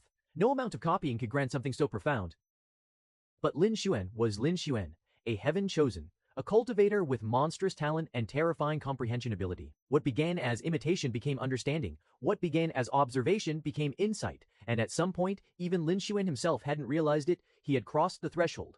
Back in the arena, Yuan Jie screamed, his fear finally boiling over. No. even with sword intent, you're still beneath me. He lunged forward desperately, sword blazing with unstable qia. Lin Xuan moved.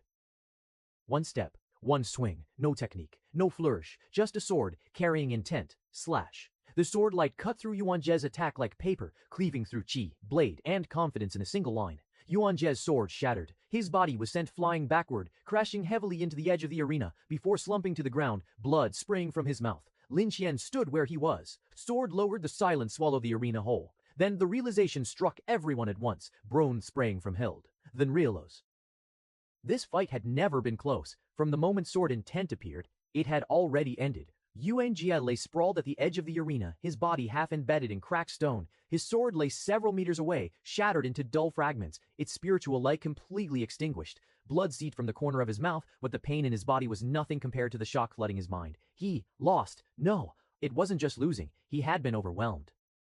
Yuan Ji's eyes trembled as he stared at Lin Xuan standing calmly at the center of the platform. The same Lin Xuan he had provoked. The same Lin Xuan he had believed he could trample at will. Slow footsteps echoed across the arena. Lin Xuan approached, sword lowered, no killing intent leaking from him. His expression was calm, almost gentle. He stopped a few steps away. "Do you want to continue?" Lin Xuan asked quietly. The words were simple.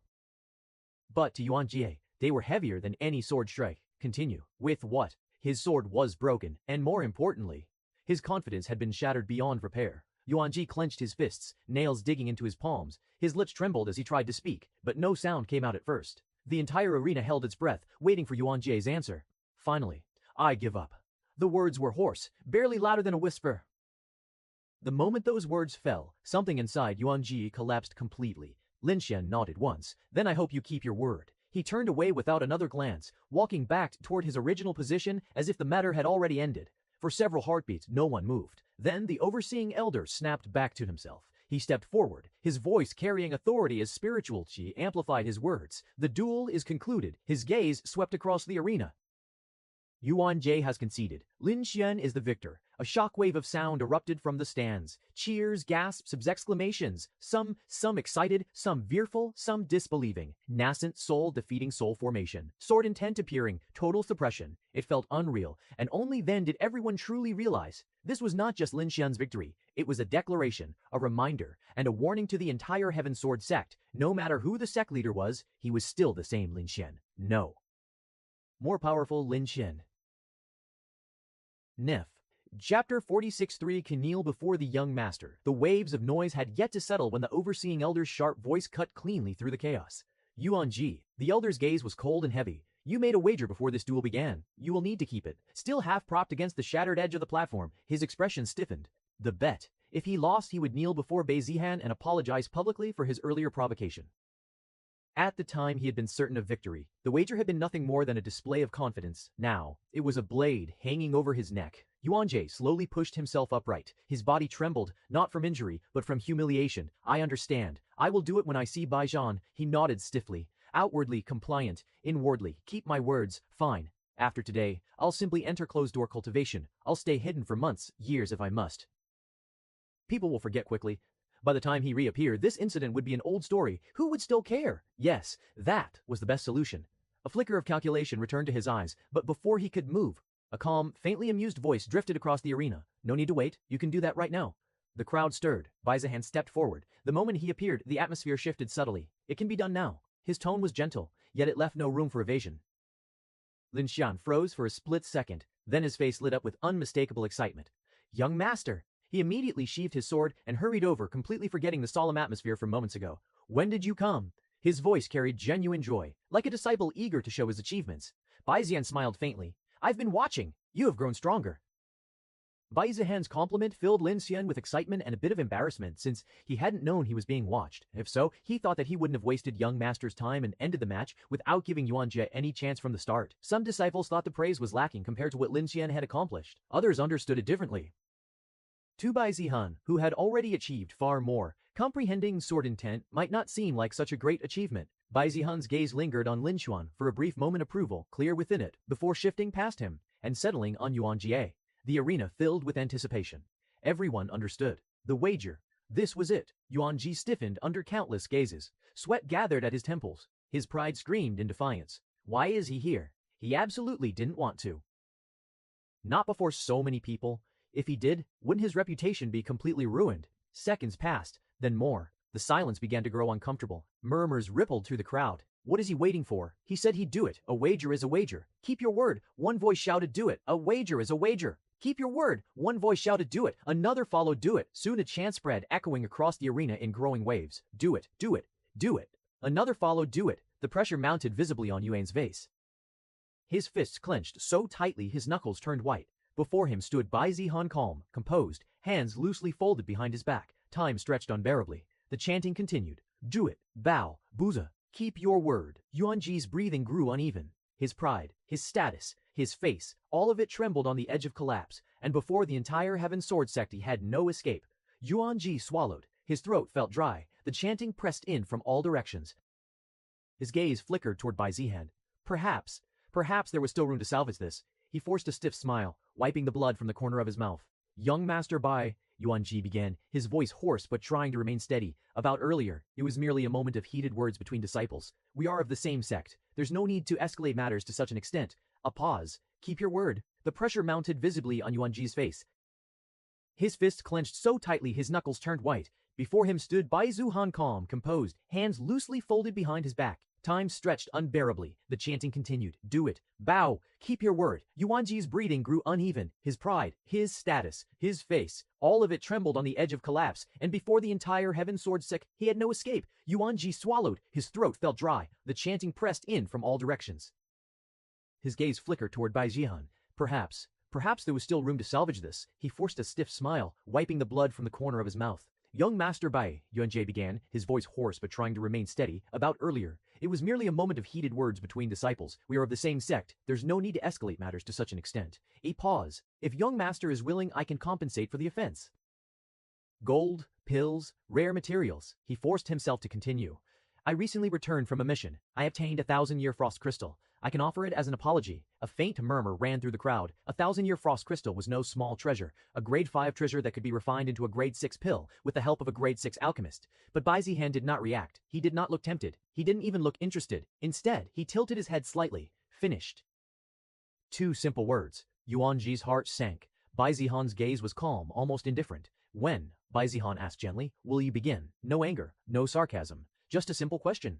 As if discussing something trivial, Yuan Ji's fingers trembled. Negotiate with Bai Zihan. Impossible. If it were anyone else, perhaps wealth would work. Perhaps favors, but this was Bai Zihan. Impossible. If it were anyone else, perhaps wealth would work. Perhaps favors, but this was Bai Zihan, the man who was rumored to be the richest cultivator in the entire desolate Heaven Empire. The one whose personal wealth surpassed that of many sects and clan leaders. What could he possibly offer? Treasures, connections. Bai Zihan had everything, and more. The worst part, Bai Zihan seemed hell-bent on seeing this through. Yuan Jie understood then. Delaying would only make this uglier. The longer he resisted, the more pitiful he would look. The chanting had not stopped. Bow. Do it. Keep your word. His jaw tightened. His teeth ground together. His pride screamed.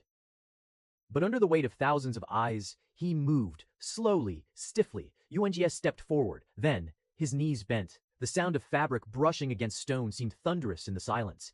He knelt before Bai Zihan. His head lowered, fists clenched against the platform so tightly that fresh blood seeped from his palms. I was wrong. The words scraped out of him like broken glass. I spoke arrogantly and disrespected young Master Bai. A tremor ran through his shoulders. I apologize. I apologize. Silence fell over the entire arena. Even the wind seemed to pause. For a soul formation cultivator, a core disciple, someone who used his status as Han Shiwu's lackey, the son of the new sect leader, to throw his weight around, to kneel publicly like this, it was unforgettable. Chapter 464. Can kneel properly. Bai Zihan looked down at him for a moment. His expression did not change. Do it properly, Bai Zihan said calmly. Yuan Ji's shoulders stiffened. Bai Zihan's gaze lowered slightly, observing the rigid back, the clenched fists, the bowed head that seemed more forced than repentant. I cannot feel any sincerity in your words. Yuan Ji's head snapped up slightly, disbelief flashing across his face. What? He was already kneeling, already apologizing. What more did Bai Zihan want? His humiliation had reached its limit. Young Master Bai, Yuan Jie forced out, his voice trembling. I have already. Bai Zihan raised a single hand. Yuan Jie's words died instantly. If you must kneel, Bai Zihan continued, his tone mild. Then kneel properly. His eyes were no longer indifferent. Lower your head, straighten your back, speak clearly. If you apologize, do so with sincerity. Bai Jihan spoke as if bowing properly were something taught extensively. Yuan Jie's breathing grew ragged. This was unreasonable. He was a soul formation cultivator, a core disciple, and now, not only was he forced to kneel, he was being corrected on how to kneel. His pride roared in protest.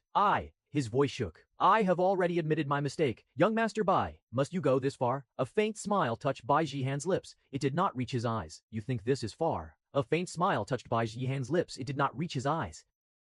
The temperature in the arena seemed to drop, yet Yuan Jie felt as if a mountain had descended upon him. Who told you to make the bet in the first place? Yuan Ji's lips parted, but no sound came out. He regretted it. He regretted it immensely. Try again, Bai Zihan said. It was not a suggestion. Yuan Ji's mind exploded. Try again. His humiliation had already been laid bare before the entire sect. He wants him to do it again. This is unreasonable. Yuan Ji burst out, his voice trembling between anger and desperation. I have already kept my word. His eyes turned abruptly toward the overseeing elder. Elder, you witnessed it. I knelt. I apologized. I fulfilled the wager. Several disciples stirred uneasily. Technically, he had. The elder's brows furrowed slightly, clearly caught between positions. Before he could speak, Bai Yuan's gaze shifted. The faint smile disappeared entirely. I've already said that your apology has no sincerity. Do it again. Wan Zhe's face flushed red. His pride snapped. I already bowed, he shouted hoarsely. How much lower do you want me to go? The words echoed sharply in the arena. Bai Zihan's expression turned cold. You should understand something. When I ask you to try again, it is not about your pride. His gaze locked onto Yuan Zhe's trembling eyes. It is what you cold and unforgiving. It is what you should do. Cold and unforgiving.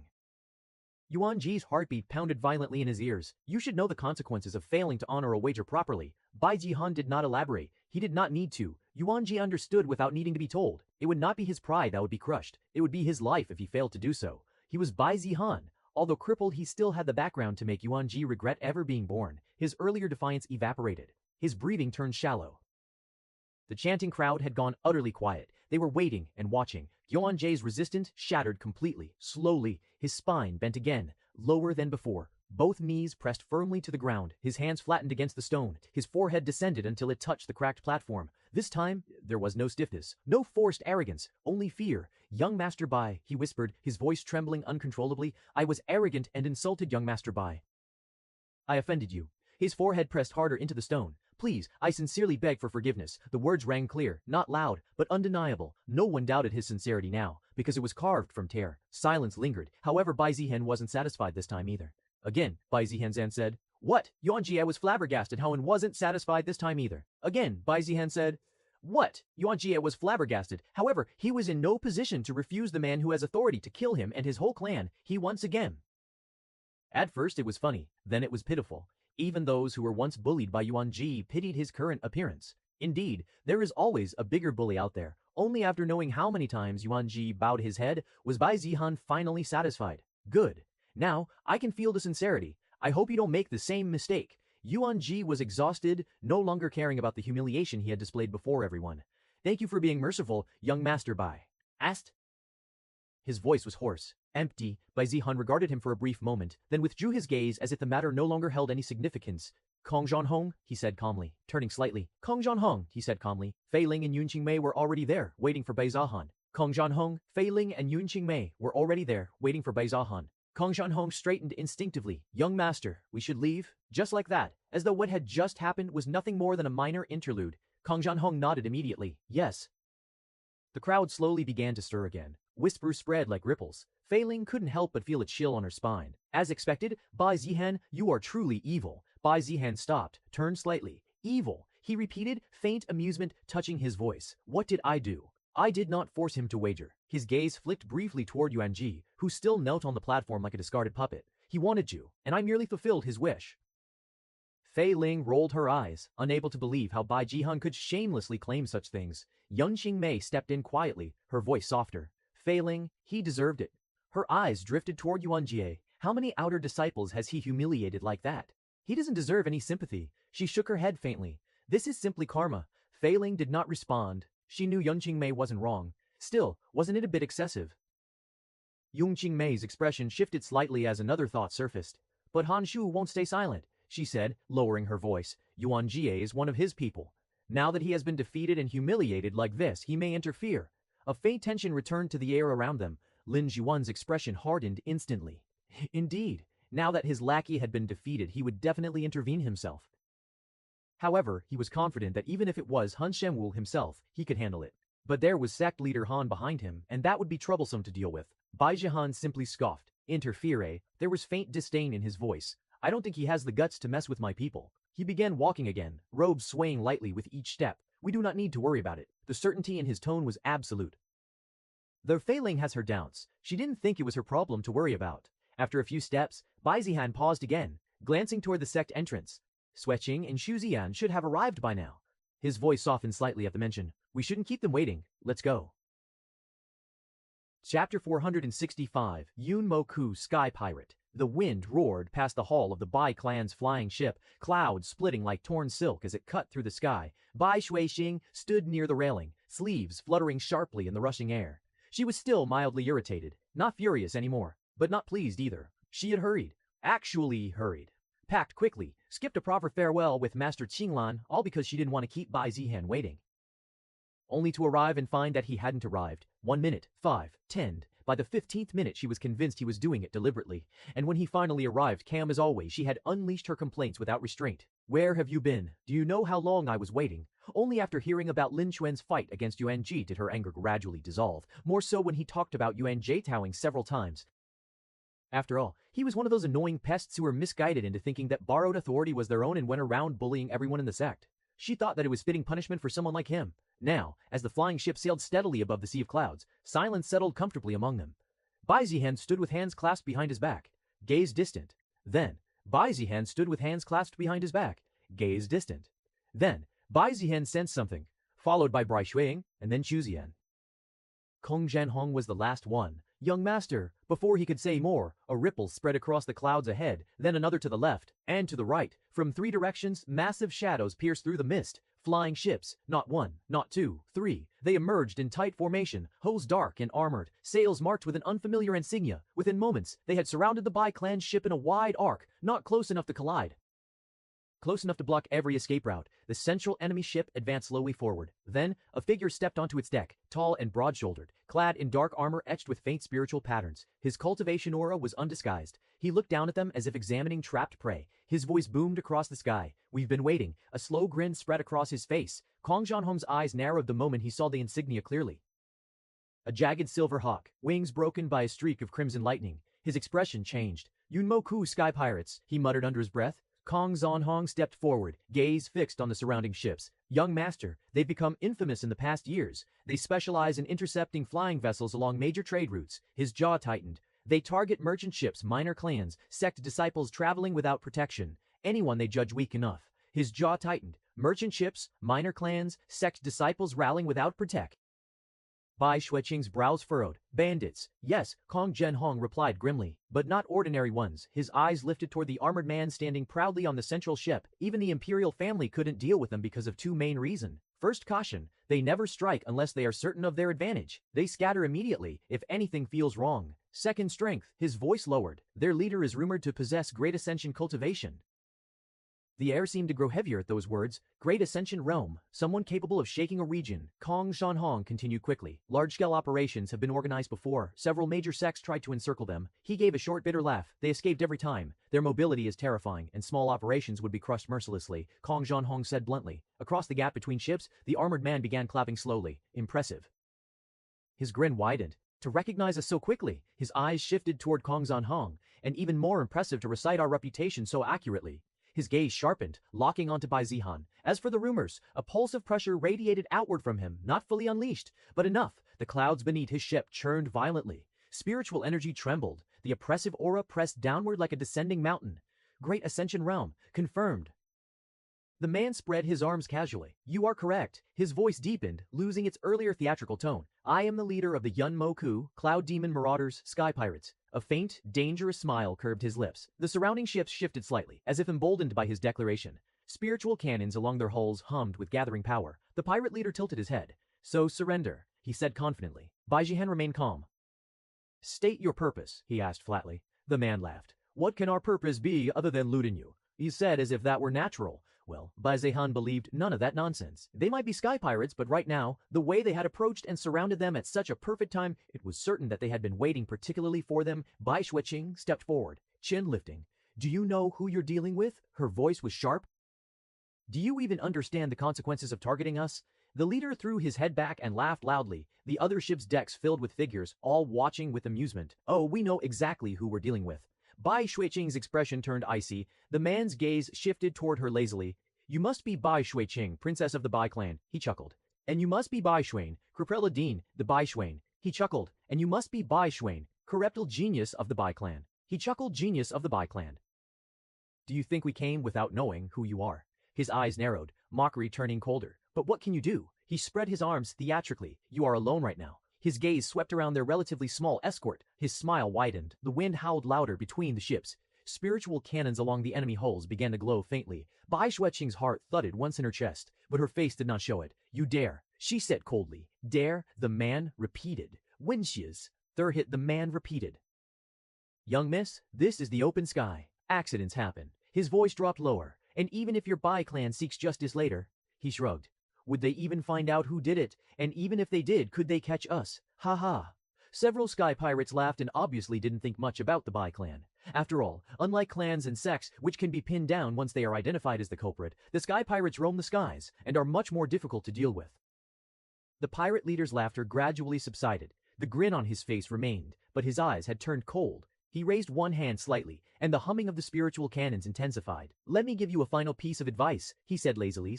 Surrender quietly. The word echoed across the open sky. His gaze lingered meaningfully on Bai Shuiqing before shifting to Bai Zhan. If you cooperate, I may be kind enough to leave you alive. Ahaz. Otherwise. The temperature in his voice dropped several degrees. Don't blame me for being cruel. The surrounding pirate ships adjusted formation slightly. Array patterns began lighting up along their hulls, interlocking, layered, suppressive. They had done this many times before. Bai Shuiqing stared at him for a long second. Then she scoffed. The sound was sharp and undisguised. Kind. Her lips curled faintly. You really shouldn't pretend.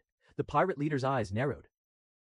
If you came to rob random merchants, you wouldn't need 3 ships. If you came by coincidence, you wouldn't surround us the moment we left the sect. Her gaze sharpened. If you're here to capture us, then admit it. She tilted her chin slightly. But don't insult our intelligence with your bad acting. A faint ripple passed through the pirate ranks. The leader's smile disappeared completely. For the first time, his expression turned solemn. The playful bandit facade fell away like a discarded mask. His aura surged subtly, pressing down harder against the Bai clan ship. Sharp, he muttered. Then his voice rang out, no longer theatrical. Attack! The word fell like a blade. Instantly, the 5 pirate ships erupted with light. Spiritual cannons roared to life. Beams of condensed heat tore through the sky, ripping apart clouds in their path as they converged on the Bai clan vessel. Defensive array. Kong Zhanhong shouted. The Bai clan ship trembled as protective formations flared into existence, golden barriers layering over the hull. Boom! The first cannon strike slammed into the barrier. The entire ship shook violently. Shockwaves rippled outward, scattering clouds for hundreds of meters. Another blast struck. Then another. The golden barrier flickered. Although 5 ships were simultaneously attacking Bai Zihan's flying ship, they still weren't able to break through. Well, compared to their flying ships, Bai Zihan's flying ship was top-notch, and it wouldn't be an exaggeration to call it the best of the best. But of course, even the best ship, under constant attack, would eventually crumble. The defensive formation can't take many more attacks. Yet ready to fight, Bai Shuiqing said as she took out her sword. It was the same for Chu Ziyan and Kong Zhanhong. Chapter 466, Trouble in the Sky. Spiritual light burst from Bai Shuiqing's blade the moment it left its sheath. Xu Ziyan stepped forward with her sword as well. Above, the 3 pirate ships maintained their triangular formation. Another volley of cannon fire gathered. Break their shield first, sky pirates shouted. Before the next barrage descended, Bai Shuiqing moved. She stepped off the deck. Her figure shot upward, a slash tore through the sky, colliding with an incoming beam. Boom! The blast scattered, but the remaining beams struck. The Bai clan's defensive formation flared violently. Light rippled across the barrier like a storm-tossed sea. One impact, then another. Cracks of pale light began to spread across the protective dome. Chu Ziyan's expression changed. They're focusing on a single point. The triangular formation above shifted subtly. All 3 pirate ships redirected their cannons toward the exact same section of the shield. A concentrated bombardment. Boom! The barrier trembled. The spiritual veins carved into the hull flickered erratically. Boom! A sharp, piercing sound rang out. Like glass splintering, thin fractures webbed outward from the impact point. The defensive array groaned under the pressure. For a brief moment, it held. Then, scrack. A section of the barrier shattered. Spiritual light burst outward in fragments, dissolving into the air. The protective dome collapsed entirely. The sky above lay open. Now they could enter. And they did. Board them. A pirate roared. Qing shot forward, latching onto the Bai clan ship's barrier and draining its energy. The sky pirates surged forward as the barrier was broken, launching their attack from multiple directions. Bai Shuiqing reacted immediately, freezing the chains midair and disrupting their formation. Xu Zian leapt after her, severing several more in a single strike. Many sky pirates fell on the spot. However, many more were able to Bai Xian's flying ship. Bai Shuiqing's eyes turned cold. Glacial heavens seal absolute frost domain. The air at her plummeted instantly. A wave of frost erupted outward from her position, spreading across the deck like a blooming glacier. Ice crystallized midair, forming a translucent domain that expanded with precise control, never touching the ship's cone paper, touching the ship's core formations, never damaging the hull. Sky pirates who had just landed froze mid-motion. Frost crawled up their legs, across their torsos, over their weapons. Those below the Soul Formation realm had no time to resist. They were locked in place within a breath. Statues of ice scattered across the deck. Only a handful of stronger pirates managed to shatter the encroaching frost, retreating hastily into the air. Xu Zian did not hesitate. Her figure blurred. Precise strikes followed. Frozen enemies shattered under her sword. The battlefield tilted sharply in their favor. However, it did not seem to matter much in the grand scheme of things, as several more sky pirates replaced them as if nothing had happened. Below them, Kong Zhanhong gritted his teeth. He knew his limits. Against opponents of this scale, reckless heroics would only create openings for the enemy. He focused entirely on clearing stray attackers and ensuring he did not obstruct Bai Shuiqing or Zhu Zian's movements. Keeping himself alive was what he could do at the moment. Above, the pirate leader watched. His subordinates were falling too quickly, but that seemed to be within his expectations. Bai Shuiqing's breathing remained steady. Xu Zian moved like flowing water, eliminating threats efficiently. They were holding, more than holding, they were dominating the lesser pirates. But it was not enough. Among them stood three figures apart. They were Void Refinement Realm cultivators. Nothing but weaklings to Bai Zihan, however, still too strong for Xu Zian and Bai Shuiqing. The pressure they exuded was fundamentally different from the rabble before them. No reckless roars, no wild charges, only cold, deliberate killing intent. One of them stepped forward, boots landing softly on the frozen deck. The ice beneath him cracked not from brute force but from spatial distortion. "Killing Soul Formation cultivators," he said with faint amusement. "Impressive for your strength." "Killing Soul Formation cultivators," he said with feigned amusement. "Indeed, you deserve to be called the #1 talent of the desolate heaven empire." Bai Shuiqing did not respond. Her blade rose. The temperature dropped further. The Void Refinement cultivator vanished. No, he did not move fast. The space around him folded. He reaped behind her. A palm struck toward her back, wrapped in distorted chi. Bai Shuiqing twisted midair, her blade intercepting the strike. Clang, the impact rippled like water struck by a stone. Her arm trembled. The difference in cultivation was no longer subtle. It was absolute. Another Void Refinement pirate attacked simultaneously from the flank. His spear pierced forward, the tip phasing in and out of reality, bypassing layers of frost as if they were illusions. Absolute frost domain. She expanded it further. Ice condensed around the spearhead, slowing it by a fraction of a breath. That fraction saved her. She slid back, robes fluttering, leaving a shallow tear across her sleeve instead of her flesh. Xu Ziyan attempted to intervene. Her chi surged, targeting the weakest fluctuation in the spatial distortions around the third pirate. Her strike was flawless. It passed through him. The pirate's figure shattered. An afterimage. The real body emerged from the void above her, palm descending like a collapsing sky. Boom. Xu Ziyan was forced down to one knee, her defensive seals cracking. Bai Shuiqing steadied herself. Her breathing finally grew uneven. She shifted stances, 9 shadows flowing lightsword. In an instant, her figure fractured into 9 streaks of glacial radiance. Each carried an identical aura, identical killing intent. Frost rippled across the deck as afterimages moved in impossible angles, some attacking from above, some from below, others phasing between layers of space like reflections on shattered ice. The Void Refinement cultivator narrowed his eyes. Interesting.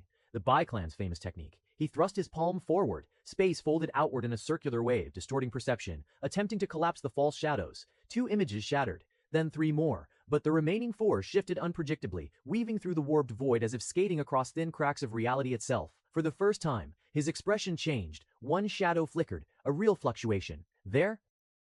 Bai Shuiqing's true body slipped between spatial folds, her blade thrusting toward the seam where his void distortion overlapped imperfectly. An opening, her sword pierced through. Cold, erupted inward. Frost spread across his chest. For a heartbeat, ice crystallized over his meridians. She pushed forward, but she surged violently from within him. The frost shattered. His body blurred backward, a shallow cut marking his robe. No blood, only a thin line of torn fabric. He looked down at it.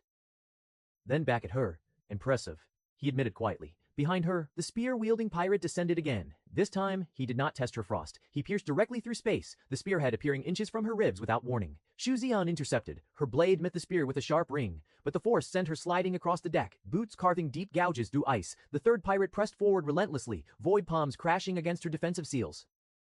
Each strike cracked another layer. Xu Zian's breathing grew ragged. Bai Xueqing rejoined her instantly, the frost domain compressing to shield them both, but 3 void refinement cultivators were too much. Every exchange demanded perfect timing. Every clash drained spiritual energy at an unsustainable rate. Above them, more sky pirates circled like vultures waiting for a decisive opening, and beyond, the pirate leader observed in silence. His eyes gleamed with measured approval. For cultivators of the soul formation realm to force void refinement experts into genuine defense, it was unusual. Very unusual. Bai Fuiqing's 9 shadows continued flickering across the deck, weaving through void distortions. She found another opening, slashed again. The strike landed, but only forced a stagger. Nothing decisive. Xu Zian attempted to entangle one opponent with her technique, but a single stomp shattered it before it could fully form. They were extraordinary geniuses. But the cultivation realms existed for a reason, and to kill opponents 2 major realms above them was extremely difficult. Gradually, the frost domain thinned. Void refinement realm pressure thickened. The deck beneath them cracked under spatial stress. The pirate leader finally stepped forward slightly, his voice carrying clearly across the battlefield. Good. All movements paused subtly. You too possess talent worthy of greater skies. To force my void refinement subordinates this far at your age. Admirable. His gaze lingered on Bai Xueqing. A faint smile curved his lips. Surrender. I will give this chance for your commendable resistance. Silence answered him. Bai Xueqing lifted her blade again. Her spiritual sea trembled from strain. Xu Zian steadied herself beside her, pale but resolute. Never. The pirate leader sighed softly. A pity. He gathered once more. The 3 cultivators moved simultaneously, killing intent converging, and at that exact moment, a calm voice interrupted. You speak too much. The pirate leader's gaze shifted. Bai Zihan stepped forward from the deck below. His robes fluttered lightly in the residual frost, his expression unchanged. You will regret this. No overwhelming aura, no dramatic surge. He simply raised his hand, then lowered it. A single slash, a straight, quiet line that severed space without resistance. The 3 void refinement cultivators froze mid-motion. Void distortions halted. Their expressions did not even have time to shift. Then, they disappeared, erased. As though that section of reality had been rewritten, Bai Xueqing slowly lowered her sword, breathing heavily. Looks like you have decided to stop hiding. Above, the pirate leader's smile vanished. For the first time since his arrival, his eyes turned solemn. Now his opponent was someone who has killed several great Ascension realms. Chapter 467, Sky Pirate Leader's Power. You are not crippled. The words tore from his throat before he could restrain them. Shock and disbelief, a flicker of fear. The rumors had spread widely across the desolate Heaven Empire.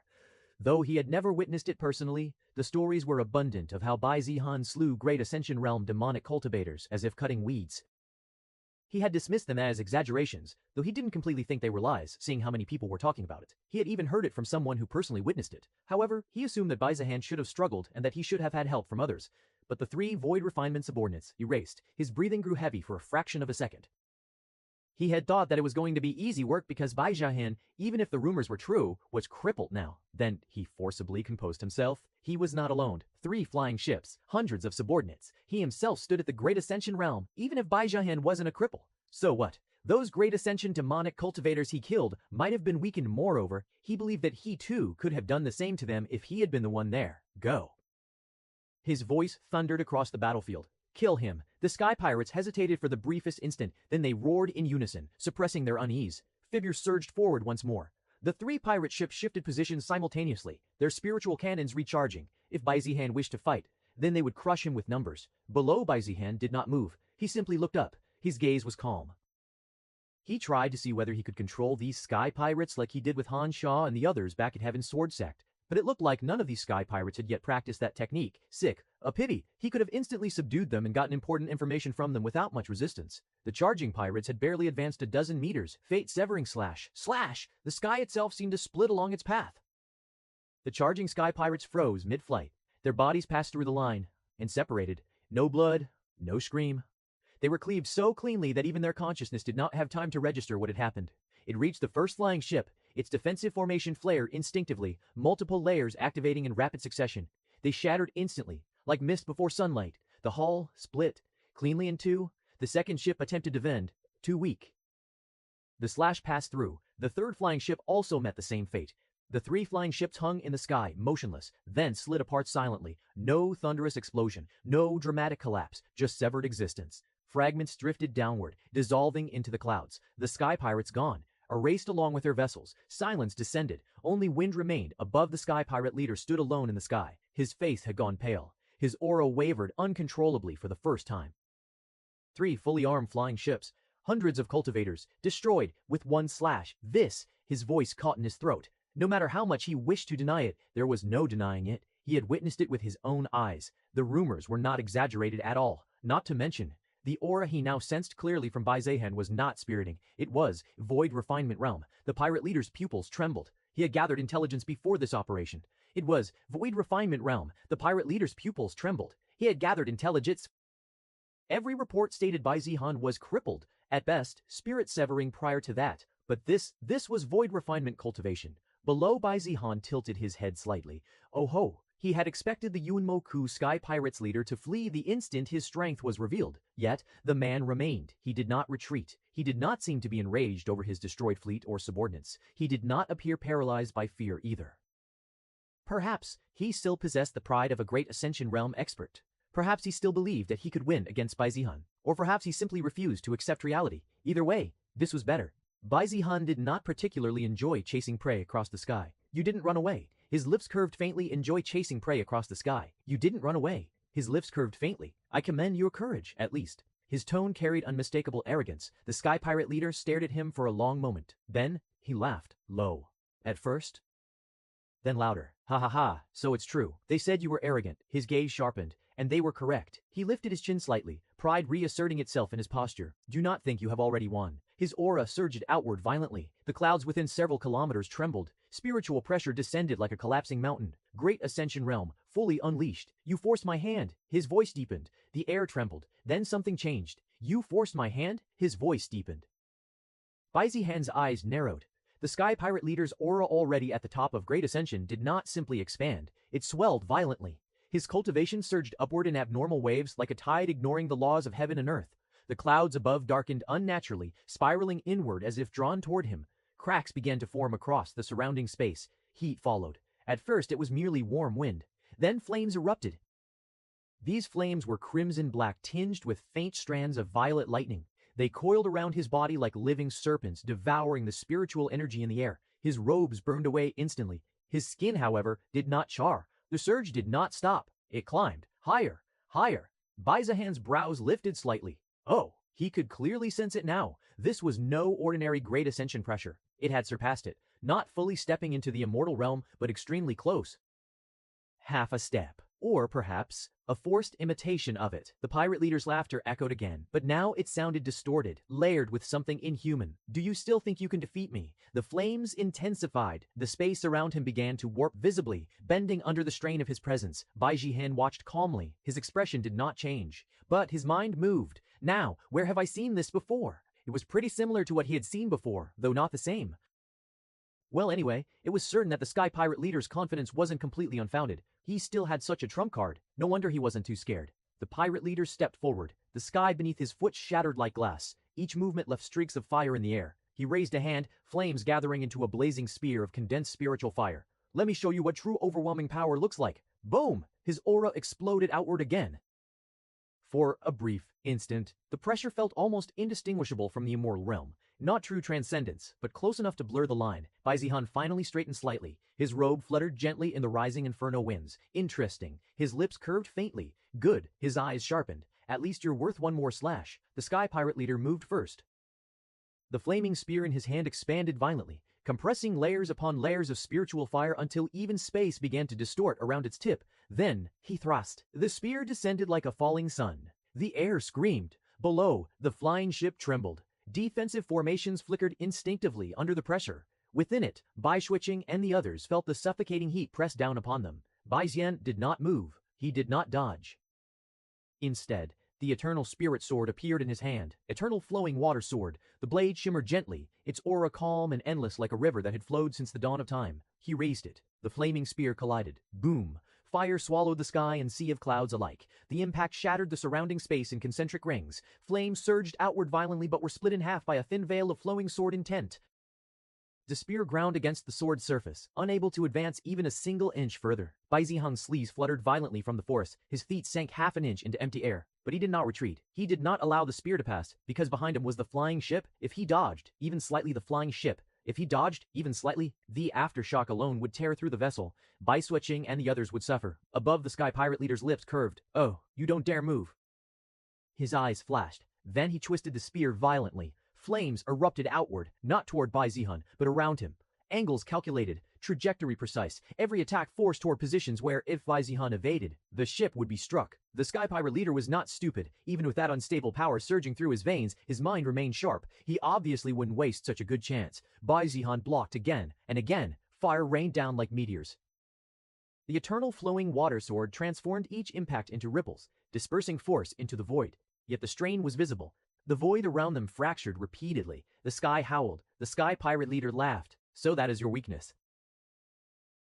Chapter 468 Crimson Flames extinguished beneath a single slash. The Sky Pirate leader laughed wildly. "So that is your weakness." His eyes gleamed with vicious understanding. "If you won't move, then die protecting them." The flaming spear dispersed into countless condensed fire lenses, each one burning with half-step immortal pressure. His target was set now. It wasn't Bai Zihan, but the flying ship behind him. The reason was easy to guess. Strike at Bai Zihan, and he could easily dodge.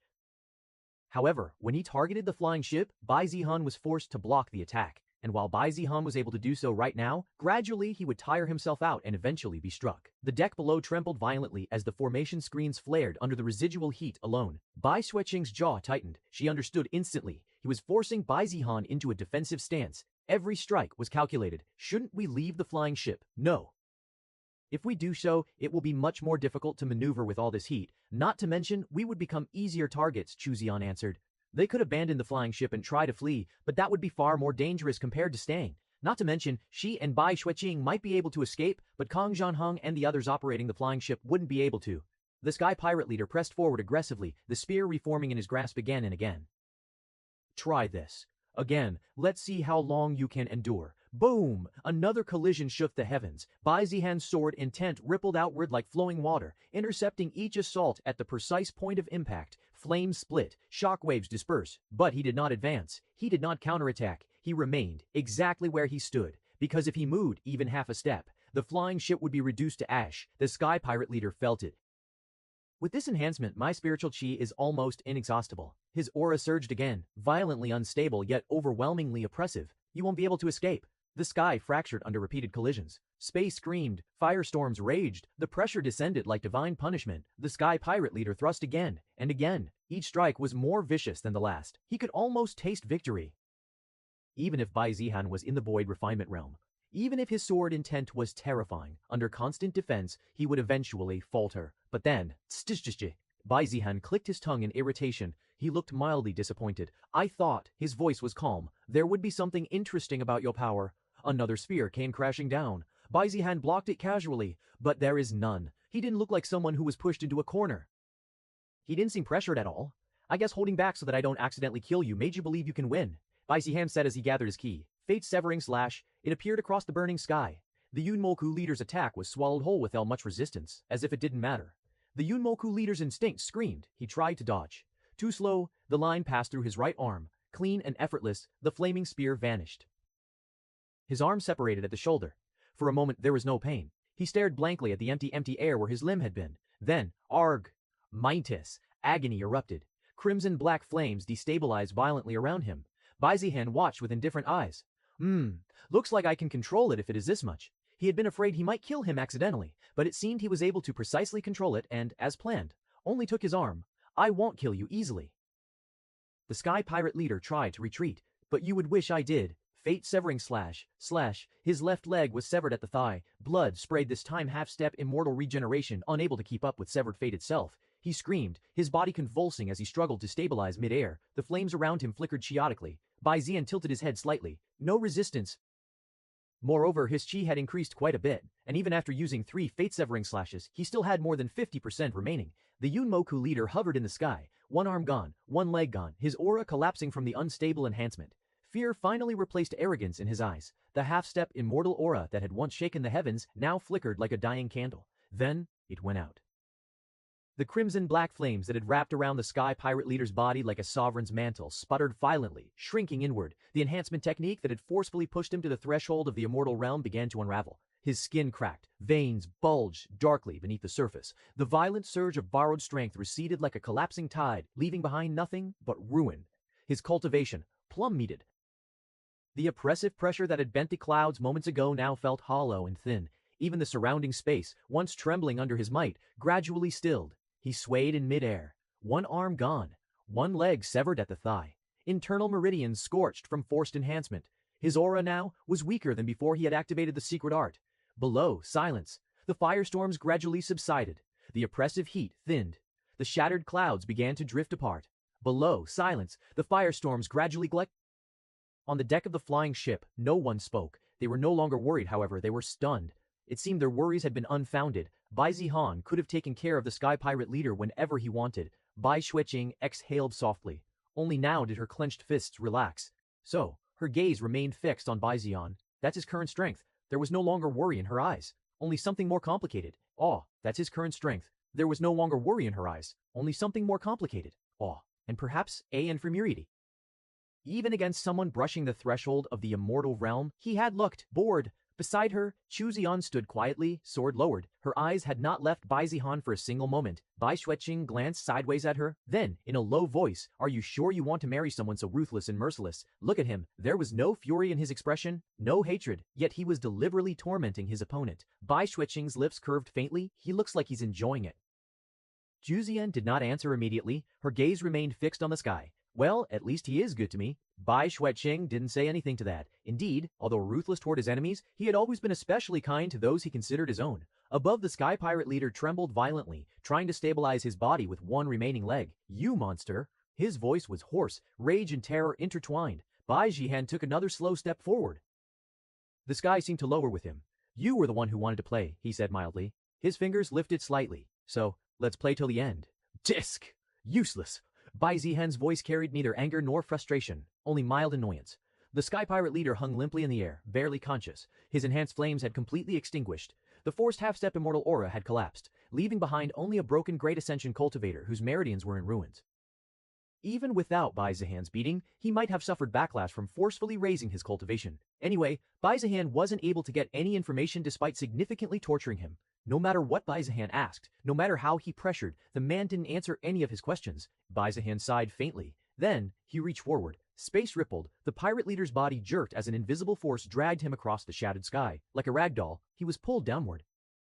Toward the flying ship, the deck grew quiet as the broken figure was thrown down. Thud. The Sky Pirate leader landed hard, blood staining the polished wood. One arm gone, one leg severed, aura in complete disarray. Everyone stared. This was the result of crossing Bai Zihan, even a Great Ascension realm expert. Reduced to this, Kong Zanhong felt a chill crawl up his spine. He had once believed that Great Ascension stood near the summit of the cultivation world, untouchable, invincible to most.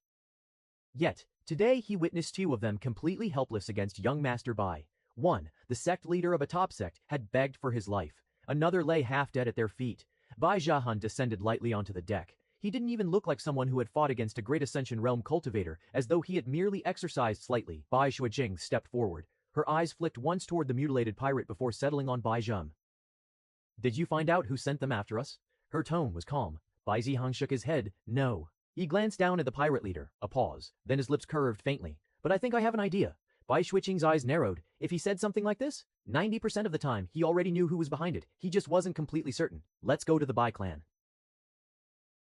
Chapter 469, Identity of Yuan Mo Ku. Sky Pirates leader Bai Zihan decided to keep going to the Bai clan because he didn't think there would be any problem even if another ambush was waiting for him. Unless a top clan or sect went all out to kill him, there weren't many who could pose a problem to his current strength. However, there was none, and soon enough they reached the Bai clan without any problem. The flying ship descended smoothly onto the main docking platform. As soon as it stabilized, Bai Zihan stepped down. "Greetings, young master." The station guards bowed deeply. Bai Zihan did not waste time on pleasantries. "You," he pointed at one of the nearby servants, "find Jin Yuanzhan and bring him to me." His tone was mild, but there was no room for delay. The servant startled slightly. "Yes, young master." The servant hurried off at once. Minutes passed. The courtyard remained quiet. Then footsteps approached from the stone path leading from the inner residences. Jin Yuanzhan appeared with a hurried step. Behind him walked a young girl, her hair tied neatly with jade pins. They stopped several meters away. Both bowed. Jin Yuanzhan greets young Master Bai. His voice was respectful, neither hurried nor trembling. Beside him, the girl followed suit. Jin Yuanzhan greets young master. Bai Zhuhan greets young greets. Young girl followed suit. His gaze lingered for a fraction of a second longer on Jin Yuanzhan. Looks like you have healed completely, Bai Zihan said. Jin Yuanzhan bowed again, excitement flashing across his face. It's all thanks to young master's generosity. His voice was full of gratitude, and there was genuine sincerity in it. Bai Zihan's gaze shifted to the girl. You too. Looks like you are working hard. Hi. Want to repay the young master as soon as possible. Jin Yuan replied with a hint of shyness.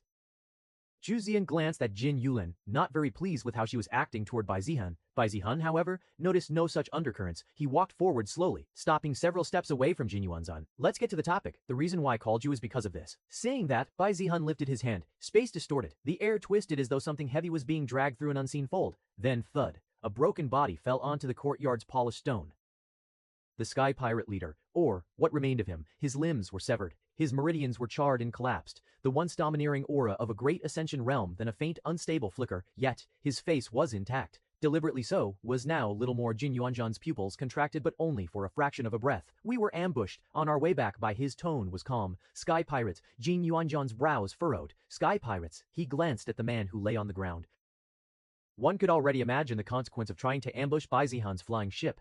This man forcefully raised his cultivation to half-step immortal realm during battle. He spoke evenly. The technique he used, a slight pause, resembled the one you used before in the Dragon and Phoenix competition. The wind seemed to thin. I thought. Bai Zihan continued. Perhaps you might recognize him. Yuna seemed to thin. I thought. Bai Zihan continued. Perhaps you might recognize him. Yuna John did not answer immediately. He stepped forward.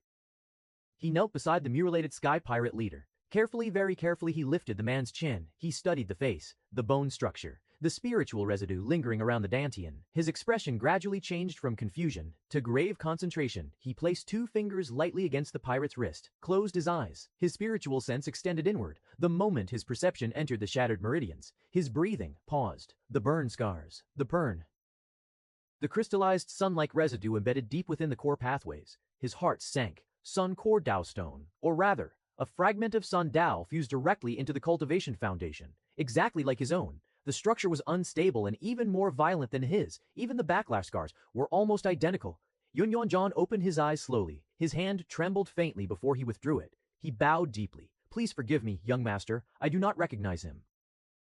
His voice was steady, though quieter than before. If he were a former elder or a known expert within Azur's unholy sects, I should have recognized his face immediately, especially since he is in the Great Ascension realm. If that was the case, then it was more likely that the Sky Pirate leader wasn't from the Azur's unholy sect, as Bai Zihan had initially thought. Bai Zihan remained silent. Jin Yuanzhan continued, more solemn now. However, he looked down at the broken pirate once more. There is no doubt. This man underwent the same type of forced fusion experiment as I did. That is something that I am certain of. The word experiment lingered in the air. The Sun Core Dao stone, or more precisely, a fragment of Sun Dao, was embedded into his body. His gaze hardened slightly, but unlike mine, his integration was even cruder. He relied entirely on external stimulation to awaken it, which is why his meridians collapsed so violently after the enhancement faded. Wei Jihan's expression remained calm. So, Wei Jihan said softly, the Azur's unholy sect does know this man. Yin Yuanzhan lowered his head further. Yes, after all, only they were capable of such experiments, and they should be able to recognize someone who successfully integrated a fragment of the Sun Dao stone. But just because the Azur's unholy sect knew him, wasn't certain that they were the ones behind the attack on Bai Jihan, and they knew that. However, the Azur's unholy sect has been bothering me quite a bit. I guess it's time to settle the score with them. Whether it was during the war with the demonic forces or their decision to join the Li Shao alliance, it was certain that the Azur's unholy sect had chosen to oppose him to the end. Now that an opportunity had appeared, he intended to take it and settle every grievance. Xin Yuanzhan, get ready. We are going to the Azur's unholy sect. Chapter 470, Experiments with Sun Dao Fragments. Arc. Please, just kill me. Why are you doing this to me? Scream echoed through the stone corridors. It reverberated against walls carved with blazing sun motifs, rising and falling like a dying ember struggling against the wind. Then, silence. Thud. The metallic scent of blood thickened the air. Inside the underground chamber, a formation array pulsed with searing golden light. Runes shaped like miniature suns rotated slowly in mid-air, each inscribed with ancient characters that radiated scorching heat. At the center, a body convulsed violently, skin cracking, veins bulging black beneath a surface glowing molten red. Golden flames erupted from within the flesh, burning outward. The figure arched once, then collapsed, charred, dead. The golden runes dimmed, the chamber fell quiet except for the faint hum of formation lines cooling. A man stood nearby, hands folded behind his back. His robes were embroidered with a radiant sun crest threads of gold that shimmered even in the dim chamber light. His expression did not change. Not at the scream, not at the death. Only his eyes moved cold, analytical. Another failure. His voice was calm, analytical. Another failure. His voice was calm, almost bored. A subordinate standing several steps behind immediately lowered his head further. My apologies, Elder. The man ignored the apology. Elder, the man ignored the apology. He stepped forward, crouching beside the corpse, 2 fingers extended, lightly touching the blackened chest. A thread of spiritual sense seeped into the remains. He examined the meridians, the dantian, the shattered spiritual pathways, compatibility ratio, 23%. He muttered to himself, better than the previous batch, but still insufficient. He straightened slowly. The golden array flickered again as he lifted a small shard from within the corpse's ruined dantian. A fragment no larger than a fingernail. It glowed faintly, like a dying sun. The sun-Dao fragment. He clicked his tongue. The human body remains too fragile. At the slightest mistake they end up dead. His gaze drifted toward the far side of the chamber. Their iron cages lined the wall, some empty, some not. Small hands gripped the bars, eyes wide, trembling. They were just materials, nothing more. Bring in another specimen. His tone remained steady. The subordinate didn't hesitate. The subordinate didn't hesitate. The subordinate didn't hesitate. The subordinate didn't hesitate. Yes, Elder. He turned and gestured. 2 disciples dragged forward a frail teenage boy, chains clinking against the stone floor. The boy struggled weakly, tears streaking down soot-stained cheeks. Please, please don't. Minus, the Elder did not respond. His fingers traced a seal in the air. The formation array flared once more. Golden light swallowed the chamber. Screams resumed. The Elder's eyes narrowed slightly, not at the suffering but at the reaction of the Dao fragment within the boy's body. The fragment pulsed violently. Unstable, too much rejection. The meridians began to rupture almost instantly. He observed clinically. No structural adaptation. Immediate collapse. It seems the materials they brought were of low quality. The screaming cut off abruptly. Smoke rose from the formation center. Another corpse. Another wasted fragment. The Elder exhaled slowly. Irritation, not grief. The Elder flicked his sleeve lightly. Irritation, not grief. The Elder flicked his sleeve lightly. Ash scattered across the formation platform. Bring 3 more. His tone was no different than before, as if requesting additional herbs for alchemy. The subordinate stiffened. Silence stretched. The Elder did not turn around. But the golden aura around him flickered faintly. Is there a problem? The subordinate immediately dropped to one knee.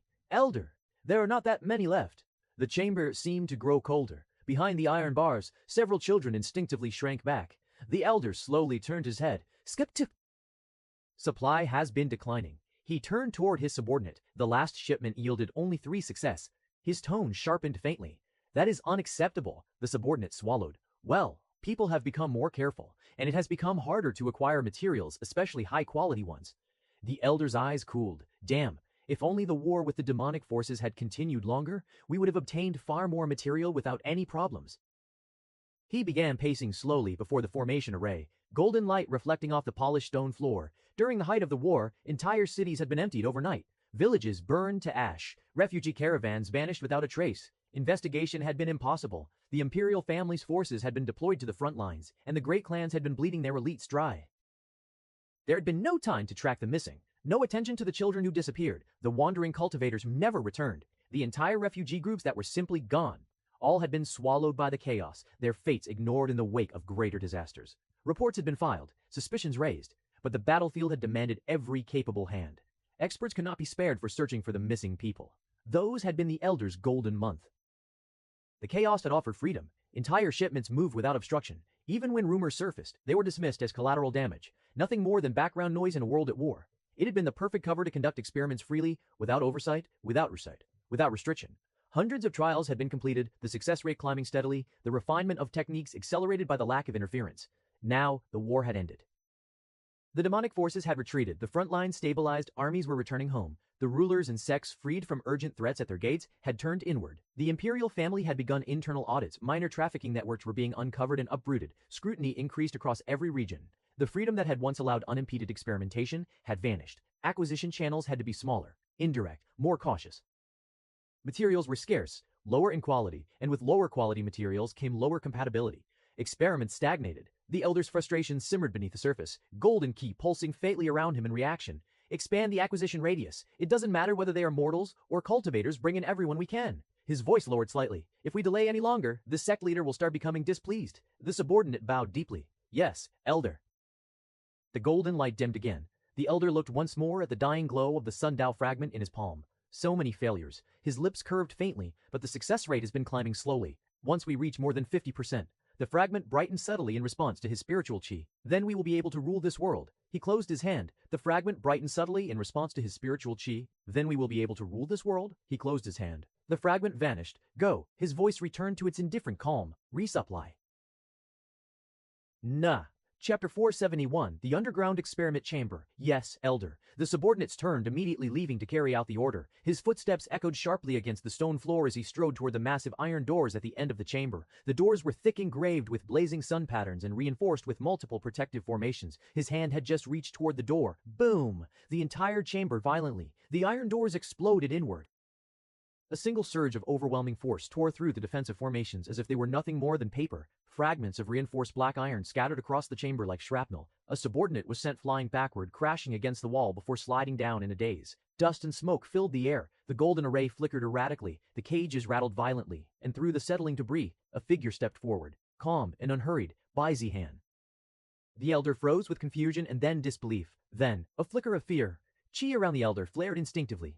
Do you know what you are doing? His voice sharpened, attempting to regain authority. This is a highly restricted area of the Azure Sun Holy Sect. His gaze hardened. Surrender yourself, or you will answer to the Azure Sun Holy Sect. The children in the cages trembled, some in fear, others with hope. The subordinate struggled to rise. Bai Zihan looked around slowly.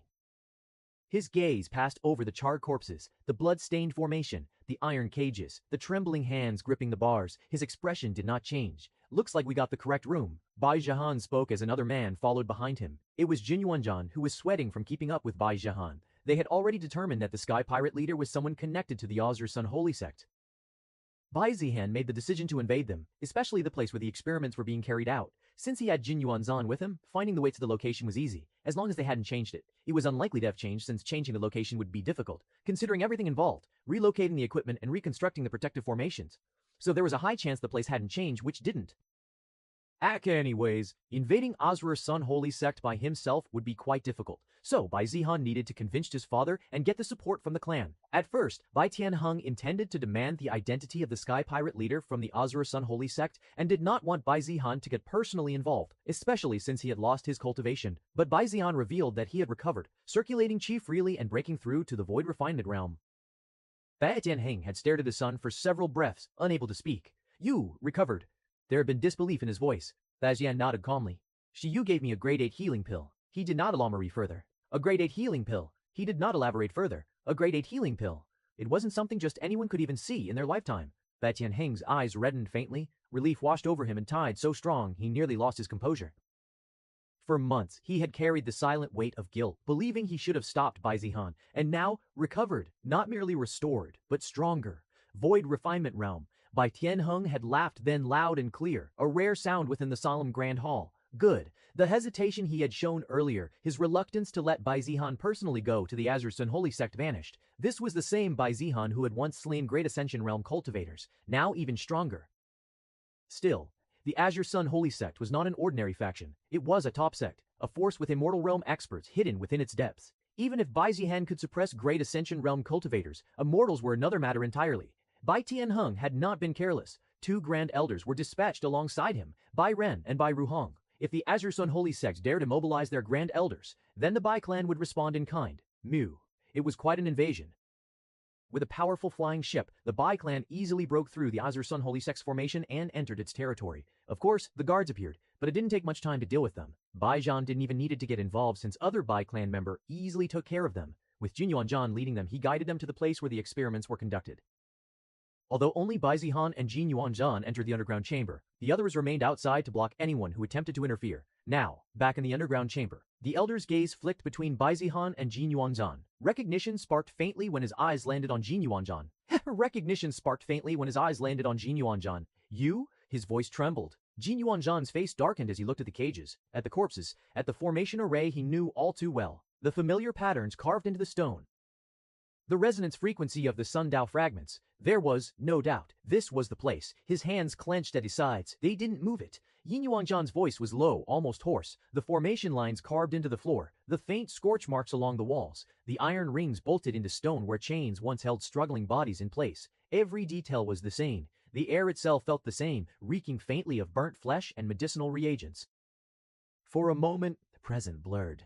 He remembered the day they dragged him here, remembered the weight of the chains, who he was tortured endlessly just so he could fuse with the Sun-Dao fragment. The feeling of something foreign being forced into his Dantian, a burning sun pressed into mortal flesh. He had screamed. He had begged. He had cursed. No one had listened. Days, weeks, he no longer remembered how long he endured. There had been no distinction between night and day underground. Only pain, only experiments, only cold voices discussing compatibility ratios while his meridians tore themselves apart, and standing above him, always watching, always observing. That man, the elder's eyes widened slightly as recognition fully dawned. Jin Yuhanzhan, his expression twisted. Traitor, his voice sharpened with fury. How dare you bring an outsider here? His chi flared, though faintly unstable under the pressure filling the chamber. The elder remembered Jin because he was a successful specimen, one of the highest synchronization rates with the Sun-Dao fragment he had ever achieved. Jin Yuanzhan had even managed to become a disciple of the Azur Sun Holy Sect because of that. His tone was both accusatory and possessive. You betrayed the sect that fed you. Jin Yuanzhan slowly raised his head. His eyes were cold. It was you all, he said quietly, who abandoned me first. The elder's expression darkened.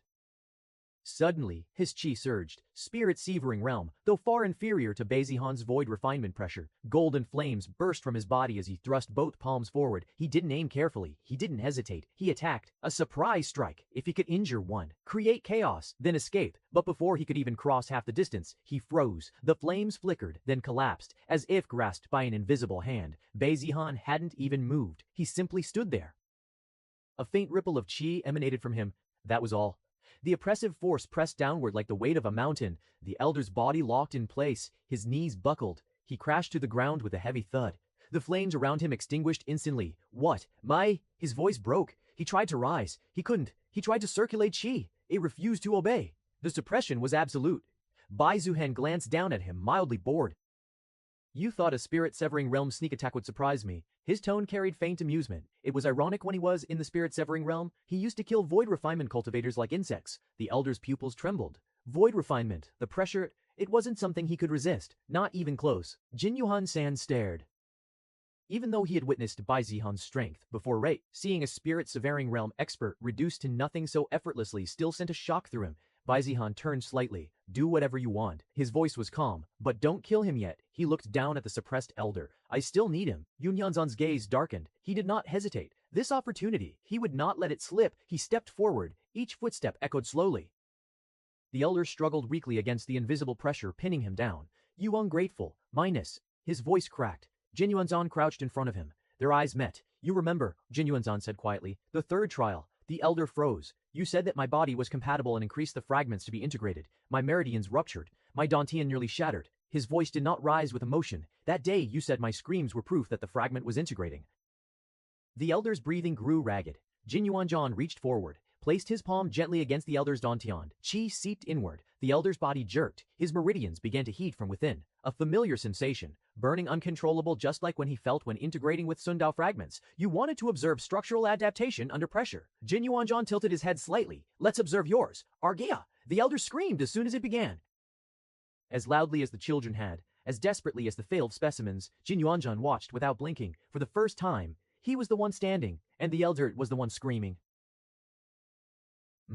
Chapter 472, Justice in the Dark Chamber. Arg. The elder's screams echoed throughout the experiment room. They rose, broke, and cracked into hoarse sobs before surging again. Jin Yuanzhan did not feel any sympathy. Even if that elder were to suffer 100 times worse than this, it still would not make up for all the sins he had accumulated. Bai Zihan stood a short distance away, hands folded behind his back, not a single fluctuation in his expression despite the horrendous scene before him. He did not interfere, even if that meant giving the Azur Sun Holy Sect time to send more cultivators. He knew that the kind of grudge Jin Yuanzhan carried could only be erased after he obtained his revenge. He did not want to interfere or leave Yuanzhan unsatisfied after finally getting the opportunity to exact vengeance. Jin Yuanzhan's voice remained low. Circulate your qi. The elder trembled. I can't. A pulse of scorching force exploded within his meridians. His body arched violently, veins bulging black beneath his skin. You can, Yuanzhan said calmly. You told me the same. Another surge. The elder screamed until his throat tore. Bai Zuan watched as Jin Yuanzhan disrupted the qi within the elder's body. Jin Yuan was precise. He avoided destroying the Dantan completely and killing the elder.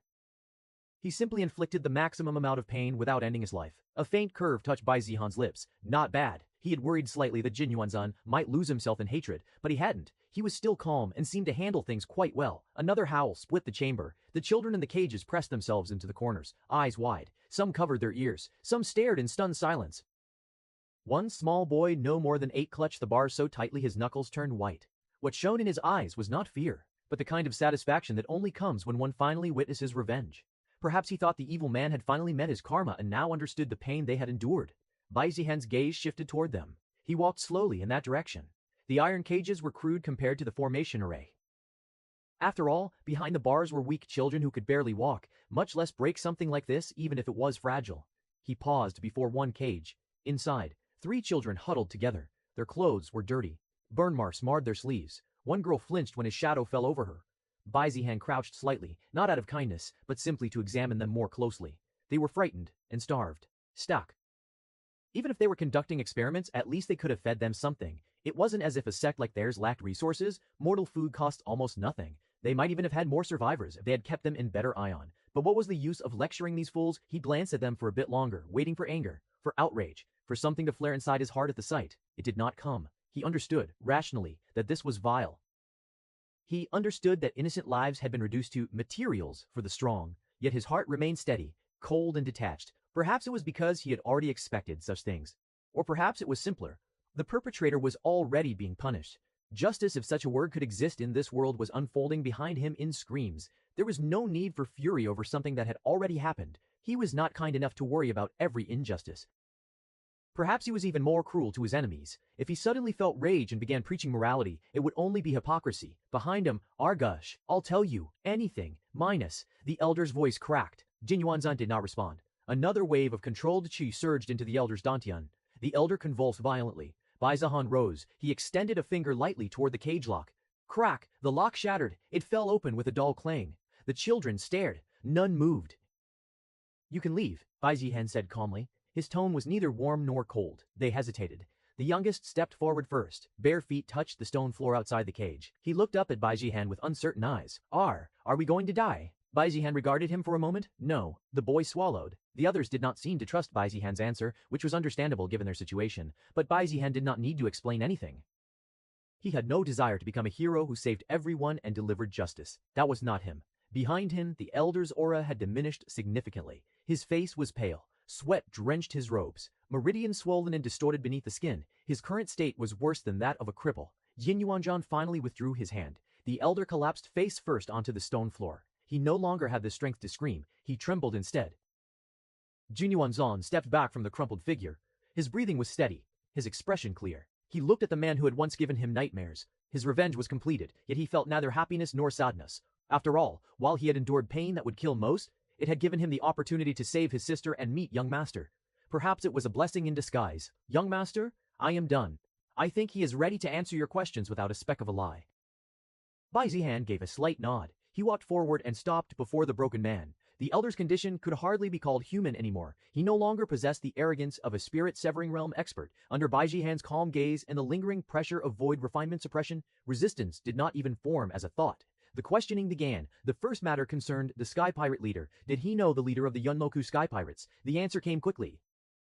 Indeed, the leader of the Yunmoku Sky Pirates was one of the successful experimental subjects. However, his case had been different from the others. He had not been captured. He had not been forced to undergo the experiment like many others. He had come of his own accord. Before the experiment, he had merely been a nameless cultivator among a minor pirate band. That group had been annihilated by the imperial family during a regional purge. Their ships destroyed. Their resources seized. Their members were all executed except him. He alone survived. It was unclear how he learned of the experiments conducted beneath the Azure Sun Holy Sect. Perhaps he overheard rumors. Perhaps someone careless leaked information. What was certain was that he had not reported it to the authorities. He was a sky pirate after all. He had not ignored it either. Instead, he sought them out. He presented himself not as a victim, but as a candidate. He requested power. His motivation had not been revenge against the imperial family, not grief. It was his ambition, pure and unadorned. He understood the risks, understood the mortality rate, understood that most who entered the formation left as ash. He wanted to be experimented on anyway. To the elder, this had been convenient. A willing subject required no concealment, though they had remained cautious. The synchronization rate had exceeded expectations. He survived. not only survived but rose even further. His compatibility with the Sundao fragment ranked among the highest recorded. As his power rose rapidly, the Azure Sun Holy Sect did not discard him. They invested in him. Resources were provided discreetly, contacts arranged, flying ships supplied. Under their covert support, the Yunmoku Sky Pirates were established. On the surface, they were merely another pirate faction raiding trade routes, intercepting merchant vessels, clashing with small sect convoys. But their true purpose lay elsewhere. They kidnapped people and supplied them for experiments. He provided materials. In return, he received resources he needs. The Sky Pirate leader understood the arrangement fully. The Elder described it as mutually beneficial cooperation. The pirate leader's ambition did not wane after gaining strength. If anything, it deepened. He expanded further than expected, and thanks to his efforts, the experiments continued more smoothly than before, no longer lacking subjects. Then, did your sect ask him to capture me as well? Bai Zihan finally asked. Was it personal, or the Azure Sun Holy Sect's design? This, I don't know. The Elder's voice cracked as he lay sprawled on the cold stone, body twitching from residual pain. Yun Yuhanzan's arrowed instantly. He stepped forward and drove his foot into the Elder's ribs. Crack. A muffled snap echoed through the chamber. The Elder screamed, curling instinctively, though the suppression pressing down on him made even that movement pitiful. You don't know. Jin Yuanzhan's voice was low and dangerous. You expect us to believe that? Answer, young master, honestly. Otherwise, I truly don't. The Elder gasped, blood trickling from the corner of his mouth. I oversee the experiments only. I rarely leave this place. Matters involving external operations are handled by others. Jin Yuanzhan grabbed him by the collar and lifted him slightly despite his broken state. Last chance, I swear. The Elder cried hoarsely. Yunmoku Sky Pirates operate with autonomy. He delivers materials. He receives resources from the sect. Beyond that, I don't know anything. Another kick. This time to the abdomen. Yun Yuanzhan searched his face. There was fear, pain, desperation, but no flicker of calculation. He truly did not seem to know. Useless. Bai Zihan had watched quietly the entire time. His expression did not change. It did not matter much whether the Elder answered this or not. He would speak with the sect leader of the Azure Sun Holy Sect anyway. Truth would surface there. He stepped closer. The Elder immediately looked up at him with trembling hope. I've told you everything I know. He pleaded. Bai Zihan's gaze remained calm. He turned slightly toward Jin Yuanzhan. We've heard what we needed. The Elder's eyes widened. For a brief second, relief flashed across his face. He thought he would live. He thought cooperation had bought survival. Bai Zihan's next words extinguished that illusion. There is no need for him to keep breathing. The Elder's pupils shrank. Why? A streak of cold light flashed through the chamber. Jin Yuanzhan did not hesitate. His blade moved cleanly and decisively. The Elder's head separated from his body before the plea could finish. Chapter 473, Azure Sun Holy Sect, surrounds the intruders. The Elder's head rolled across the stone floor, leaving a thin streak of red in its wake before coming to a stop against the leg of a broken experiment table. His body remained kneeling for a breath longer, then collapsed. Thud. Blood pooled slowly outward, dark and thick, creeping along the grooves between the stone tiles. The chamber no longer echoed with screams, only the faint drip of blood breaking the stillness. The chamber no longer echoed with screams, only the faint drip. Jin Yuanzhan flicked his blade once. The blood slid cleanly off the edge. Behind them, the children were staring. Not one screamed, not one cried, not even the youngest. Their eyes were fixed on the severed head lying on the floor. That face. That same face that had watched them burn. That same face that had called them materials. That same mouth that had smiled while they screamed. Now it lay twisted in shock, eyes frozen wide, lips parted in a plea that would never finish. There was no fear in the children's expressions. Only relief and satisfaction. However, the children did not rejoice loudly. They did not cheer. They simply stood there, staring, as if committing the image to memory. The nightmare had ended. Bai Zihan turned toward them. His gaze swept across their thin frames, their hollow cheeks, the dirt caked into their sleeves. Follow me if you wish to leave this place, Bai Zihan said. Knowing that these children were living evidence of the Azure Sun Holy Sect's crimes, it was certain that the sect would never let them leave this place. If you do not, you may remain here. His eyes shifted briefly to the blood-stained formation array, or find your own way. He did not force them. But considering that the outside would be swarmed with Azure Sun Holy Sect members, it was unlikely that anyone could escape this place without his help. But, well, in the end, it was their decision on what they wanted to do. Jin Yuanzhan glanced at the children but didn't say anything and just followed Bai Zihan behind them. The children exchanged uncertain glances. Trust was not something they possessed easily anymore. But the corpse on the floor was proof enough. The one who had tormented them was dead, killed without hesitation, killed without negotiation. If the Elder were still alive, perhaps they would have doubted. Perhaps they would have thought this was merely another test, another manipulation, another cruel trick. But he was dead, killed on the order of the person who offered them a way out. They knew that at least there was hope that Bai Zihan might really help them. Moreover, what other choice did they have? They did not know the way out. If they remained here, someone else would eventually come. Another robed figure, another calm voice declaring, another failure. It was better to follow Bai Zihan and get out of here. Better to gamble on what might be their last chance to escape this hell. Better to follow the enemy of their enemy. After a few seconds, everyone began to move and follow Bai Zihan and Jin Yuanzhan. Bare feet padded softly against stone. Thin figures lined up behind the two cultivators. None of them strayed, none of behind the two cultivators. None of them strayed. None of them looked back. When Bai Zihan sensed their presence gathering behind him, he did not turn. He simply continued walking, though there was a faint smile on his face. Outside, the hidden courtyard of the Azura Sun holy sect was no longer tranquil. Spiritual light clashed violently across the sky. Blades flashed. Talismans ignited. The Azura Sun holy sect had responded immediately, knowing that they had been invaded. Now, the courtyard had become a battlefield. A Bai clan disciple cleaved through a descending flame technique, his palm striking forward with crushing force. A wave of white chi swept outward, sending 3 Azure Sun Core disciples crashing into pillars. Despite that, another batch of disciples rushed forward to confront him. Hold the formation. Do not let those bastards retreat. Kill them. Orders rang out one after another. The Azure Sun Holy Sect leader stood atop the main pavilion stairs, robes whipping in the wind from colliding spiritual currents. His expression was dark, cold, and furious. He had immediately made the decision to send all available forces to confront the invaders, knowing the direction they were heading. His fingers tightened behind his back. Bai clan, that traitor Jin must have led them. His gaze sharpened. Years ago, when Jin Yuanzhan detonated his Sundao fragment to forcibly elevate his strength, he had judged him as good as dead. Though the elder failed to take care of Jin Yuanzhan because of Bai Zihan, he did not think it would become a big issue. Even if Jin Yuanzhan told Bai Zihan the dark secrets of their sect, it would not matter much without solid evidence. Even the Bai clan could not do much to their sect without concrete proof. Yin Yuanzhan's words alone were not enough. He had not considered Jin Yuanzhan a priority target afterward. One reason was that getting Jin Yuanzhan back would mean confronting the Bai clan directly. At that time, leaving that be was a wise decision. Now, regret flickered in his eyes. He had underestimated them. Who would have thought that the Bai clan would act on the information from Jin Yuanzhan without much to back it up? The moment he heard that the Bai clan was heading towards the experiment place, he did not hesitate. He issued a single command. Mobilize everyone available, and he meant it. Core disciples, inner hall elders, enforcement squads, even those in seclusion were notified. Their dark secret could not be exposed. The experiment chamber, the Sundao fragment research, kidnapping of the children's, none of it could be allowed to surface. If even a fraction reached the wrong ears, the sect would not merely face the Bai clan. They would face the whole empire. I should have killed that traitor. His gaze shifted toward the sealed underground entrance. Then, a Bai clan elder near the forefront paused, mid-strike. Young master.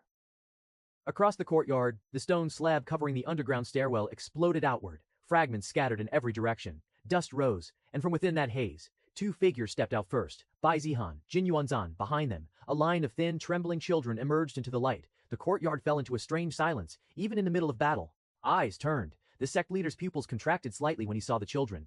Out in the open, living evidence.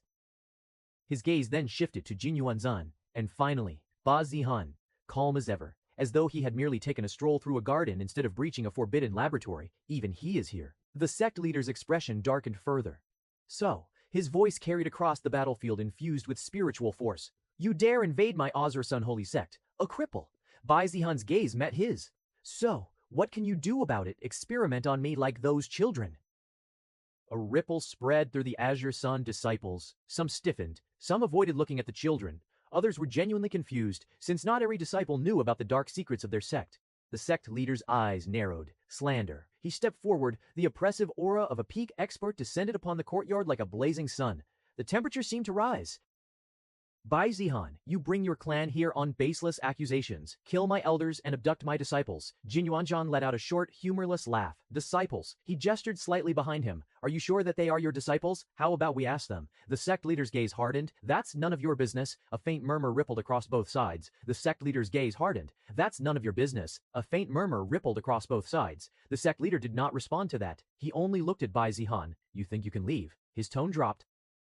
Though and threatening, you have stepped into my territory. Don't think you can return safely. Even if you are from the Bai clan, you will still have to face the consequences. Bai Zihan's lips curved faintly. You overestimate yourself. It is you who needs to prepare to face the consequences. The Bai clan elders behind him adjusted their stance. The sect leader glared at Bai Zihan. Killing him would become a big deal, and he would then need to deal with the full force of the Bai clan. But if Bai Zihan left alive, everything would unravel. It would be the empire that he would need to face, not the Bai clan. Not even the Li Jiao alliance can help him then. His gaze sharpened.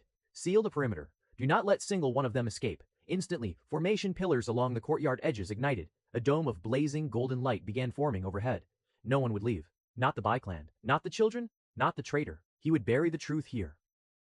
And Chapter 474, Azure Sun Holy Sect vs. Bai Clan. Sect leader Wen Houyu, I have informed the ancestors. A telepathic message was received by Wen Houyu, the sect leader of the Azure Sun Holy Sect. Good. The only ones he truly feared from the Bai clan were the two grand elders who were in the immortal realm. If they participated, then it would be dangerous for them even if they had a huge numerical advantage. So to curb them, he had to use their ancestors who were in the immortal realm. If they participated, then it would be dangerous for them even if they had a huge numerical advantage. So to curb them, he had to use their ancestors. Of course, considering Bai Ren's strength, Wen Houyu knew better than to think that they could win against them. But there was no need to defeat them. As long as those two grand elders could be held back, they would be able to defeat the others. With Bai Zihan in their hands, he reckoned that those two grand elders could be threatened with Bai Zihan's life. The dome of formation light sealed the sky. With all the preparations complete, Wen Houyu truly felt that Bai Zihan and his forces would fall here today. Haha, Bai Zihan, stop this useless resistance and surrender. There is no escape for you or anyone who dares enter my territory. Just accept your fate. Bai Zihan didn't even spare him a glance. I wouldn't worry about others if I were you, Bai Zihan replied. He didn't care about the formation that had just been activated, whose sole purpose seemed to be preventing them from running away. Run away. Why? Bai Zihan thought when he saw the formation, he never had the intention to do so, so all the preparations Wen Houyu made to prevent it were absolutely of no use. Big words. Kill them, the sect leader roared. The Azure Sun disciples surged forward like a tide of blazing robes and burning blades. They outnumbered the Bai clan almost 5 to 1. Perhaps even more. Just surrender. Today, the Bai clan is going to suffer, and I will reap a huge reward. Delusional. It is I who will kill those bastards. Flame techniques filled the courtyard. Hundreds of palm seals descended at once, turning the sky into a falling rain of fire. For a brief moment, it looked overwhelming. Then the Bai clan moved. They did not yell. They did not yell. They did not panic. They did not even rush. They stepped forward calmly. A Bai clan elder raised a single finger. The air in front of him split like a silk curtain. The incoming flame spears shattered into sparks before even reaching his sleeve. Another elder swung his sleeve outward. A ripple of white spiritual chi expanded in a perfect circle. The first wave of Azure Sun disciples flew backward as if struck by an invisible mountain. Bones cracked. Blood sprayed. They had not even touched him. The same teen level. The difference was horrifying. An Azure Sun core disciple lunged toward a Bai clan youth, sword blazing with condensed sundial fire. Die! The blade descended. The Bai youth sidestepped. One palm struck lightly against the disciple's chest. The Azure Sun disciple's body caved inward as if struck by a battering ram. He flew across the courtyard and embedded into a wall, unmoving. The Bai youth did not even glance at him again. He had used less than 30% of his strength. Elsewhere, 3 Azure Sun elders combined their attacks, forming a tri-layered solar array mid-battle. Golden chains of light descended. A Bai clan elder stood within the formation. He looked at the chains wrapping around his limbs. Then, he flexed. The golden chains shattered like brittle glass. Before the 3 elders could react, he vanished. 3 crisp sounds rang out in succession. Crack, crack. The 3 elders dropped lifelessly, their foreheads pierced cleanly. Itiver via re here where he had been standing before. His sleeves were unwrinkled, his breathing unchanged. Weak, he muttered. The battlefield tilted quickly. Azure Sun disciples began to realize something was wrong. They had numbers, they had formations, they had the advantage of home territory. But none of it mattered. They could not hold a line. Even when 10 attacked one, it only delayed defeat by seconds. Even when elders joined forces, they were dismantled methodically. The Bai clan did not rush. They did not expend excessive chi. Every movement was calculated. Every strike was efficient. They conserved strength as if this were merely a warm-up. If they had chosen to unleash their full power, the courtyard would have already been reduced to ruins within a dozen breaths. But of course, doing so would have weakened them for the next fight, which is why it was taking longer than it might have otherwise. Moreover, what's happening? I can't control my body. Hey, move, what are you doing in the middle of the fight? Quit messing around and help me. All around the battlefield, many Azure Sun Holy Sect members fell without any apparent reason. They were all people from Azura's Sun who had cultivated the heavenly mandate assimilation art. Bai Zihan quietly caused them to lose control of their qi, and thus the battle, which was already easy, became even more one-sided. Bai Zihan also tried to see whether he could do the same to Wen Haoyu, just like he had done to Han Sha, but was unsuccessful. It seemed that Wen Haoyu hadn't fallen to temptation, or perhaps he was cultivating a similarly powerful cultivation technique. But regardless, he had avoided being controlled by Bai Zihan. Confusion filled the atmosphere as both the Bai clan and Azure Sun didn't understand what was happening to some of them. Of course, it didn't last long and the Ba clan members took this chance to eliminate them without mercy. They didn't care what went wrong with them. The fact that they had crossed Bai Zihan was enough to warrant death. The sect leader stood atop the pavilion stairs, watching. His face was drained of color. This can't be. He had known the Ba clan was stronger? Of course he had. He had personally seen that with his own eyes during the war with the demonic forces. But they were even stronger than he had thought. At equal cultivation levels, his core disciples were being defeated in moments. At higher levels, the gap widened further. The Bai clan's spiritual qi was denser and purer. Their techniques were more powerful. They did not waste qi. They did not overextend. Even while fighting, they preserved energy for the next opponent. It was as if they were not engaged in a desperate battle, but conducting a training exercise. Moreover, some of his own elders and disciples were collapsing without reason. Wen Haoyu's fingers trembled behind his back. How? What did you do, Bai Zihan? Wen Haoyu didn't know what was happening, but he immediately assumed it had something to do with Bai Zihan. There was no way he was unrelated to this. Just yesterday many of them had no problems, and today they were collapsing as if severely injured. The sect leader staggered back half a step. Impossible. Absolutely impossible. His gaze darted across the battlefield, seeking any sign of reversal. Then he saw the weakest link of the Bai clan, and also something that might turn things in their favor, Bai Zihan. But of course, he didn't think it would be easy, considering that the two Grand Elders had yet to make move. They could easily intercept anyone below the Immortal Realm. Then the Elders, one of you, attack Bai Zihan, and another, kill the evidence. He sent a telepathic message to two of the Elders. There was no need to guess what Wen Haoyu was aiming for. With Bai Zihan being targeted, it was certain that all the Elders and Grand Elders near him would move to protect him. So while they were doing so, they could take care of the children. Wen Haoyu thought that as long as he eliminated those experimental specimens, then the Bai clan would lack concrete evidence. Without them, even if the Bai clan knew about their dark secret, they couldn't do much with it. Understood. Two elders in the Void Refinement Realm replied. Whoosh! They immediately moved to fulfill the order. First, it was the attack on Bai Zihan. Young Master Bai, you are done for. He shouted at the top of his lung. The first elder made as much commotion as he could to attract as much attention as possible, while the other waited a second before quietly moving toward the children. The children didn't even seem to notice him, and the others were all distracted by the commotion caused by the first elder. You should have stayed behind, he muttered as he moved to kill the children, who were still unaware of his presence. A white blur flashed past him. Bang! The elder's head spun into the air. His body continued forward 3 more steps before falling. One of the Bai clan elders had appeared. His expression was cold. Moomp! Do you think we can't see through your plan? Behind him, the children huddled closer together after realizing what had almost happened. As for the elder whose target was Bai Zihan, his body had already been split into 2.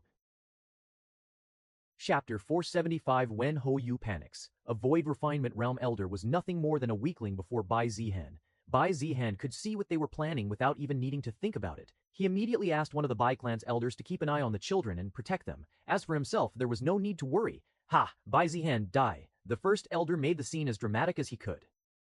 But of course, rather than concentrating on the attack, he was thinking about how to escape afterward. He knew that the Bai clan would target him after this. So, to survive, he only needed to attract their attention, and when the opportunity came, instead of killing Bai Zihan, he needed to focus on escaping, or, if possible, capture Bai Zihan and threaten the Bai clan. Whoosh! It didn't take long for him to reach Bai Zihan at arm's length. This is surprisingly easy, he thought.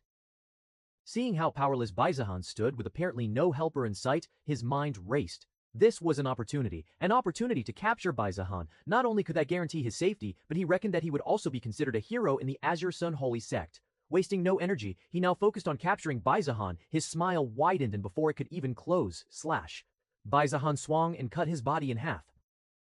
With him already heading towards Bai Zihan, there was no way that he could dodge or even react otherwise to someone whose speed far outclassed him. The body fell in 2 clean halves. Blood sprayed outward in an arc, staining the stone tiles dark red. For a heartbeat, silence. Even amidst the chaos of clashing techniques and exploding chi, that single slash seemed to mute the entire courtyard. The Void Refinement Elder did not even understand how he died. His eyes remained open as his upper body slid from his lower half. He had been smiling. He had thought he was about to seize victory. Instead, he had walked into death. Bai Zihun lowered his sword casually. Across the battlefield, Wen Huoyu felt it clearly. Bai Zihun had used qi. His pupils shrank violently. For a brief second his mind rejected what his eyes had witnessed. You, his voice trembled. You are not crippled. The words tore out of his throat. It was not a question born out of curiosity, but fear, the kind that crawled up from the spine and strangled the heart. Because he remembered. He remembered the war against the demonic forces. He remembered watching Bai Zihun slaughter demonic beasts like cutting grass. He remembered him stepping across battlefields littered with corpses of demonic cultivators, his expression unchanged, and they were all powerful comparable to his own strength. If that Bai Zihun stood before him, then formations meant nothing, numbers meant nothing, no cultivators under the immortal realm could handle him. Around him, several Azursun elders had also seen it, their faces drained of color. He used qi, right? Didn't they say that his meridians were destroyed? He wasn't crippled? That means the thought did not need to be finished. If he was the same Bai Zihun from before, it would only end one way: massacre. Wen Huoyu staggered backward another half step. His mind raced. Impossible. It wasn't just a rumor that Bai Zihun was crippled, it was a known and proven fact spread among the Li Jiao Alliance. Although he didn't know how they tested it, they were certain that Bai Zihun's meridians were destroyed. That was why he dared provoke Bai Zihun's meridians were destroyed. That was why he dared provoke Bai Zihun. But now, the truth stood before him. You deceived the entire empire. His voice was hoarse. Bai Zihun finally looked at him. I never said I was crippled. It was accepted as truth, something others convinced themselves of, and something he never explicitly corrected nor admitted. Several Azursun disciples instinctively retreated a step. The battlefield shifted again. Until now, they had believed that at least the so-called cripple young master of the Bai clan was harmless, that if they could capture him, they might turn the tide. But now... Gulp, an elder near the perimeter swallowed hard. This is unwinnable.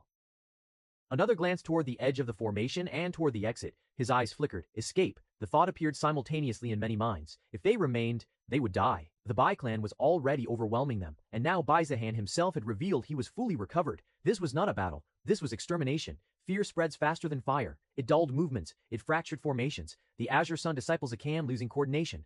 Palm seals faltered. Sword strikes lacked conviction. After all, wasn't this all meaningless in the end? They knew that they could never win against Bai Zihun. Running away and save yourselves was the only choice. Meanwhile, the Bai clan did not change pace. They advanced steadily. Wen Huoyu felt it, this shift. If this continued, their entire sex collapse would not take long. He clenched his fists so tightly his nails pierced his palm. No, he refused to accept this. He still had the formation. He still had his ancestors coming. His thoughts halted, because Bai Zihun had begun walking, step by step, toward him. Each step echoed strangely loud across the courtyard. Azursun disciples instinctively parted from his path. No one blocked him. No one dared. Bai Zihun stopped several dozen meters away from Wen Huoyu. Before I begin beating you up, I have a question. Bai Zihun stopped several dozen meters away from Wen Huoyu. Before I begin beating you up, I have a question, Bai Zihun said. Bai Zihun didn't wait for him to agree, and continued. Did you order Yun Mo Ku Sky Pirates leader to attack me? Bai Zihun asked. Wen Huoyu widened his eyes when he heard the question. So that's why. He finally understood why Bai Zihun had chosen this time to invade the Azursun holy sect. There was silence. Well, it doesn't matter. Bai Zihun had chosen this time to invade the Azursun holy sect. There was silence. Well, it doesn't matter. Bai Zihun didn't finish his sentence, when indeed, I did. Wen Huoyu confirmed it. Oh? I didn't expect you to agree so easily, Bai Zihun said, honestly surprised. Considering what he had experienced previously, he figured that Wen Huoyu wouldn't answer unless he was beaten up and forced to spill the truth. But unexpectedly, Wen Huoyu agreed on the spot. Yes, I ordered him to kill you, agreed on the spot. Yes, I ordered him to kill you. So what? Wen Huoyu arrogantly declared, as if it didn't matter whether Bai Zihun knew this or not. Well, compared to knowing their dark secret, such a thing wasn't as problematic. Moreover, there was a reason why he needed to do so. Seeing how you accept so easily, would you be so kind as to tell me the reason? Bai Zihun asked casually. Humph. Of course it was because you had Jin Yuanzhan at your side and risked our dark secret being revealed. As expected of that traitor, we should have killed him. I made the right decision, Wen Huoyu answered while glaring at Jin Yuanzhan. Previously, it was difficult, but after knowing you had become crippled, it should have been easy. Who would have thought that you would manage to deceive everyone? Wen Huoyu looked disappointed, but it still didn't seem like he was answering out of fear. Then he smiled like things were finally turning in his favor. Haha, Baijian, you should have taken care of me while you can instead of wasting time. Boom. 4 figures appeared before Wen Huoyu, all emitting the aura of the immortal realm. Now, you have lost your only opportunity. Chapter 476. Byron's dominance. Immortal aura rippled outward in waves, pressing down upon the courtyard like collapsing heavens. One of the newly arrived figures stepped forward first. His robes were deep gold, embroidered with blazing solar patterns that seemed alive. His hair was streaked with white, yet his posture remained upright and imposing. "Ho you," he said calmly, though his voice carried across the entire battlefield. "Are you all right?" Wen Haoyu immediately bowed deeply, relief flooding his face. "Ancestor, this junior is unharmed." The pressure weighing on his heart lessened the moment the four immortals appeared. Another asked, "What's the situation? Why is our sect still losing?" Wen Haoyu straightened slightly and added quickly, "As long as we capture Bai Zihan, we will win this fight." His eyes burned with urgency. Everything hinged on that. If Bai Zihan captured, the Bai clan would hesitate. The two grand elders would be restrained. The tide could still turn. The immortal aura intensified. It descended upon Bai Zihan like a mountain crashing from the sky. The stone tiles beneath him cracked. The air trembled. Spiritual chi warped and bent under the sheer density of their presence. Yet Bai Zihan did not tremble. His sleeves fluttered gently in the oppressive pressure. A faint smile curved his lips. The four immortals narrowed their eyes. One of them, an older man with sharp features and piercing golden pupils, studied Bai Zihan carefully. He was the strongest here, in the Earth Immortal realm. He was the one who had participated in the war against the demonic forces months ago. He had seen it. He had witnessed Bai Zihan walking through seas of demonic beasts as if strolling through a garden. Even then, he had been impressed, but this standing calmly beneath the combined pressure of four immortals. That was another matter entirely. "You truly are remarkable," the Earth Immortal ancestor said slowly. "I witnessed your performance in the war. Your talent was unparalleled among your generation." His eyes sharpened. "I did not expect that you would be able to stand so steadily before us." The immortal continued, almost regretfully, "In another time, I might have liked to take you as a disciple." A faint murmur rippled among the Azure Sun disciples. To be accepted as a disciple by an immortal ancestor, that was a supreme honor for them. But the immortal's tone hardened. "Since you dare to invade our sect and slaughter our people, you must face the consequences." Silence. Bai Zihan tilted his head slightly. Then he scoffed. A soft, dismissive sound, as if he had just heard the biggest joke in the world. "If I were to acknowledge someone like you as my master," he said calmly, "it would be too embarrassing." The immortal's expression froze. A vein twitched at his temple. "You, minus." The surrounding spiritual pressure surged violently, cracking more stone beneath Bai Zihan's feet. Yet Bai Zihan remained unmoved. Before the immortal could speak further, a voice echoed from above. "I agree." Bai Ren appeared. "With what qualification can you be our heir's master? What can you weaklings even teach him?" He spoke arrogantly. The sword pointed toward them. The moment it appeared, the four immortals stiffened. Cold sweat formed along Wen Haoyu's back. The saint-grade weapon, the strongest weapon in the entire empire. Its aura did not flare wildly, it did not need to. Everyone knew exactly what kind of weapon it was. Gulp. All four of them instinctively took half a step back. If they were struck by it, there was a high chance they could be killed. After all, even the half-killen had not survived against it. The Earth Immortal ancestor who had spoken earlier forced himself to remain composed. "Bai Ren," he said slowly, "are you declaring full war between our forces?" Bai Ren's gaze was indifferent. "You already declared it the moment you laid hands on our heir." The saint-grade blade gleamed faintly. The Bai clan elder straightened subtly. "As you have said, one must face the consequences of their actions, and for trying to lay your hands on our heir, it shall be your sect's destruction." Arrogant, the Azurus Sun ancestors stepped forward, immortal chi surging violently around him. "No matter how strong you are, Bai Ren, do you think a single saint-grade weapon can overturn a top sect of the desolate Heaven Empire? Today, you shall know our power." Four immortal auras erupted at once. Golden light intertwined, forming a massive solar array in the sky. The formation dome above the sect began resonating with their chi, amplifying and reinforcing it. Below, another figure appeared beside Bai Zanan. Bai Ruhong. He stood beside Bai Zanan, hands clasped behind his back. The Azure Sun Immortals' expressions darkened further. Two Immortal Realm Grand Elders of the Bai clan had arrived. But Bai Ren did not even glance sideways. "Ruhong," his tone was simple. "I will handle them." Bai Ruhong looked at the four immortals briefly, measured them, nodded. Very well. He truly did not think he was needed. Moreover, he could remain behind to protect Bai Zihan in case the enemy had some unknown scheme. The battle began without further words. One of the Azure Sun ancestors struck first. A massive flame palm condensed in the sky, spanning dozens of meters. It descended toward Bai Ren like a falling sun. Bai Ren raised his sword casually. Slash. A single horizontal cut, the technique split cleanly down the middle. It did not explode. It did not resist. It simply parted like mist before a blade of wind. The two halves dissipated into nothing. The four immortals' pupils contracted. Another immortal immediately followed up. A blazing spear artifact shot forward, trailing solar fire. It was a heaven-grade artifact, forged over decades, infused with their sect's core Sundao. It pierced toward Bai Ren's chest. Bai Ren did not dodge. He stepped forward. His sword descended. Clang. For half a breath, the spear resisted. Clang. For half a breath, the spear resisted. Then, crack. A thin line appeared along its length. The immortal's eyes widened. Crack. The spear shattered into fragments of burning metal. The immortal staggered backward violently, blood spraying from his mouth. His powerful artifact destroyed in one strike. Earth immortal ancestor roared in fury. Attacked together. Golden light surged again. 3 immortals formed hand seals simultaneously. A tri-layered defensive formation unfolded around them, layered with immortal inscriptions and blazing solar shields. They advanced together this time. If one sync-grade weapon was terrifying, then they would overwhelm it with numbers. 3 massive pillars of golden fire shot downward at Bai Ren. The sky warped. Space trembled. Bai Ren's expression remained unchanged. He stepped forward into the attack. Slash. The sync-grade blade cut through the first pillar like silk. Second slash. The second pillar collapsed instantly. Third, the final beam shattered. Before the fragments of flame could disperse, Bai Ren was already in front of them. His movement was not fast. It was inevitable. Defensive artifacts. One shouted. 3 shields materialized instantly. Ancient bronze mirror, heavenly golden bell, azure jade shield. Each radiated a powerful aura. Together they formed a layered barrier capable of withstanding mountain-shattering blows. Bai Ren's sword descended. The bronze mirror cracked on contact. Shatter. An azure jade shield was cut like butter. Slash. It split cleanly in half. The golden bell rang once, a sharp, desperate sound. Then it too was cleaved apart. 3 defensive immortal artifacts, destroyed within a few breaths. The shockwave blasted the 3 immortals backward. Their robes tore. Blood spilled from their mouths. Their immortal aura flickered violently. Earth immortal ancestor roared and lunged again, attempting to strike Bai Ren from the side. Bai Ren turned slightly. A single upward slash, the immortal's arm separated from his body. Blood erupted into the sky. Arge! He screamed. The remaining ancestors felt cold from head to toe. This was not equal. This was not slightly unfavorable. This was domination.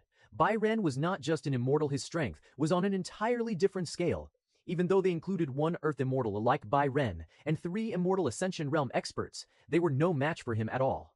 Now, Bai Ren said calmly, Sword Lord slightly, who here wants to continue this? Chapter 477 vanished in the chaos. The Earth immortal ancestor clutched his severed shoulder, blood cascading down his torn sleeve. His chi surged desperately to seal the wound, but even that required effort. The Saint-grade sword's intent lingered within the cut, suppressing regeneration. His pupils trembled. Continue. Behind him, the other 3 immortals were pale, their auras unstable. Their heaven-grade artifacts, treasures refined over centuries, lay in shattered fragments across the courtyard like discarded scrap metal. One exchange. That was all it had taken. They had not even managed to stall him. The Earth immortals' breathing grew heavier. Originally, even if they could not defeat Bai Ren, they believed they could at least delay him. 4 immortals against 1, even with a Saint-grade weapon, should have bought time. Time for others to deal with the other Bai clan members.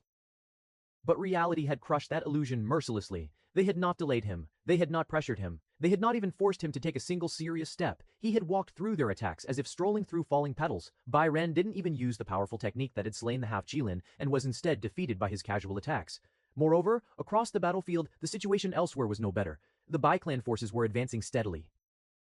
Even though the Azure Sunset held numerical superiority, disciples filling the skies in waves of golden robes, they were being destroyed mercilessly. It was clear they were losing, with no sign of victory. The Earth immortal ancestor clenched his jaw. They had miscalculated from the beginning. They had underestimated not just Bai Zihan, but the entirety of the Bai clan. If they continued at best, they might injure Byron slightly before dying. At worst, they would all perish here without being able to even touch his hair. And the Azure Sun sect would lose its foundation entirely. Without immortals, what was a top sect? Nothing. A carcass waiting to be divided. His pride screamed in protest. Surrender. To kneel before the Bai clan. Unthinkable. Yet, he looked again at his severed arm. At the shattered artifacts. If they persisted, the sect would truly be destroyed. Bai Ren's earlier declaration echoed in his mind. For trying to lay your hands on our heir, it shall be your sect's destruction. It had not been arrogance. It had been a statement of fact. The Earth immortal ancestor slowly exhaled. The rage in his eyes dimmed. He lowered his head slightly. We... The word tasted like ash. He forced it out. We. The word tasted like ash. He forced it out. We surrender. The battlefield seemed to freeze. The remaining 3 immortals stared at him in disbelief. However, no one objected. After all, they had pride. But before the mountain that was Bai Ren, it amounted to nothing. His voice rang across the battlefield, infused with chi. All disciples of the Azure Sun sect ceased fighting immediately. He continued, we lost. The word echoed across the mountains. Some disciples faltered mid-strike. Others froze in horror. Mine ancestors bloodied, defeated, weapons shattered, resistance crumbled. One by one, golden-robed figures lowered their weapons. Shattered resistance crumbled. One by one, golden-robed figures lowered their weapons. The blazing formations in the sky flickered, then dimmed. Clang! Clang, clang, weapons fell to the stone ground. Silence replaced chaos. The Bai clan forces halted, though they did not lower their guard. Bai Ren watched the Earth Immortal ancestor calmly. You surrender. So easily. Bai Ren sounded disappointed rather than pleased to see them give up so quickly. The Earth Immortal nodded stiffly. We acknowledge our defeat. His voice was heavy. We will accept whatever terms the Bai clan imposes. The courtyard wind stirred faintly. Bai Ren studied him for a moment longer. Zen. He withdrew the Saint-grade sword slightly. The oppressive killing intent eased, though its presence remained undeniable. You made the correct choice. Behind him, Bai Ruhong finally spoke for the first time since the battle began. If you had continued, he said mildly, there would be no Azure Sun sect left by sunset. The statement was delivered without mockery, without threat, just the truth. The Earth Immortal ancestor's shoulders sagged slightly. He believed it, completely. Bai Hin turned his gaze toward Bai Jihan. Zihan, he said calmly, how do you wish to proceed? Bai Jihan did not answer immediately. But a sovereign passing judgment, he clenched his jaw. There is only one explanation. Bai Rin's eyes narrowed. Speak clearly. Sect possesses a heaven-grade artifact. The Baclan elder's expression shifted subtly. A heaven-grade artifact was not rare for a top sect, but the tone in which he spoke made it clear this was no ordinary treasure. It is called the Void Obscuring Mantle. The Earth Immortal continued hoarsely. An artifact designed specifically for concealment. Bai Ruhong's brows furrowed. Concealment. The Immortal nodded. It can erase one's presence completely. He swallowed. You've rated to one's aura. Even an immortal spiritual sense would not be able to detect the user once it is activated. A faint ripple passed through the Bai clan ranks.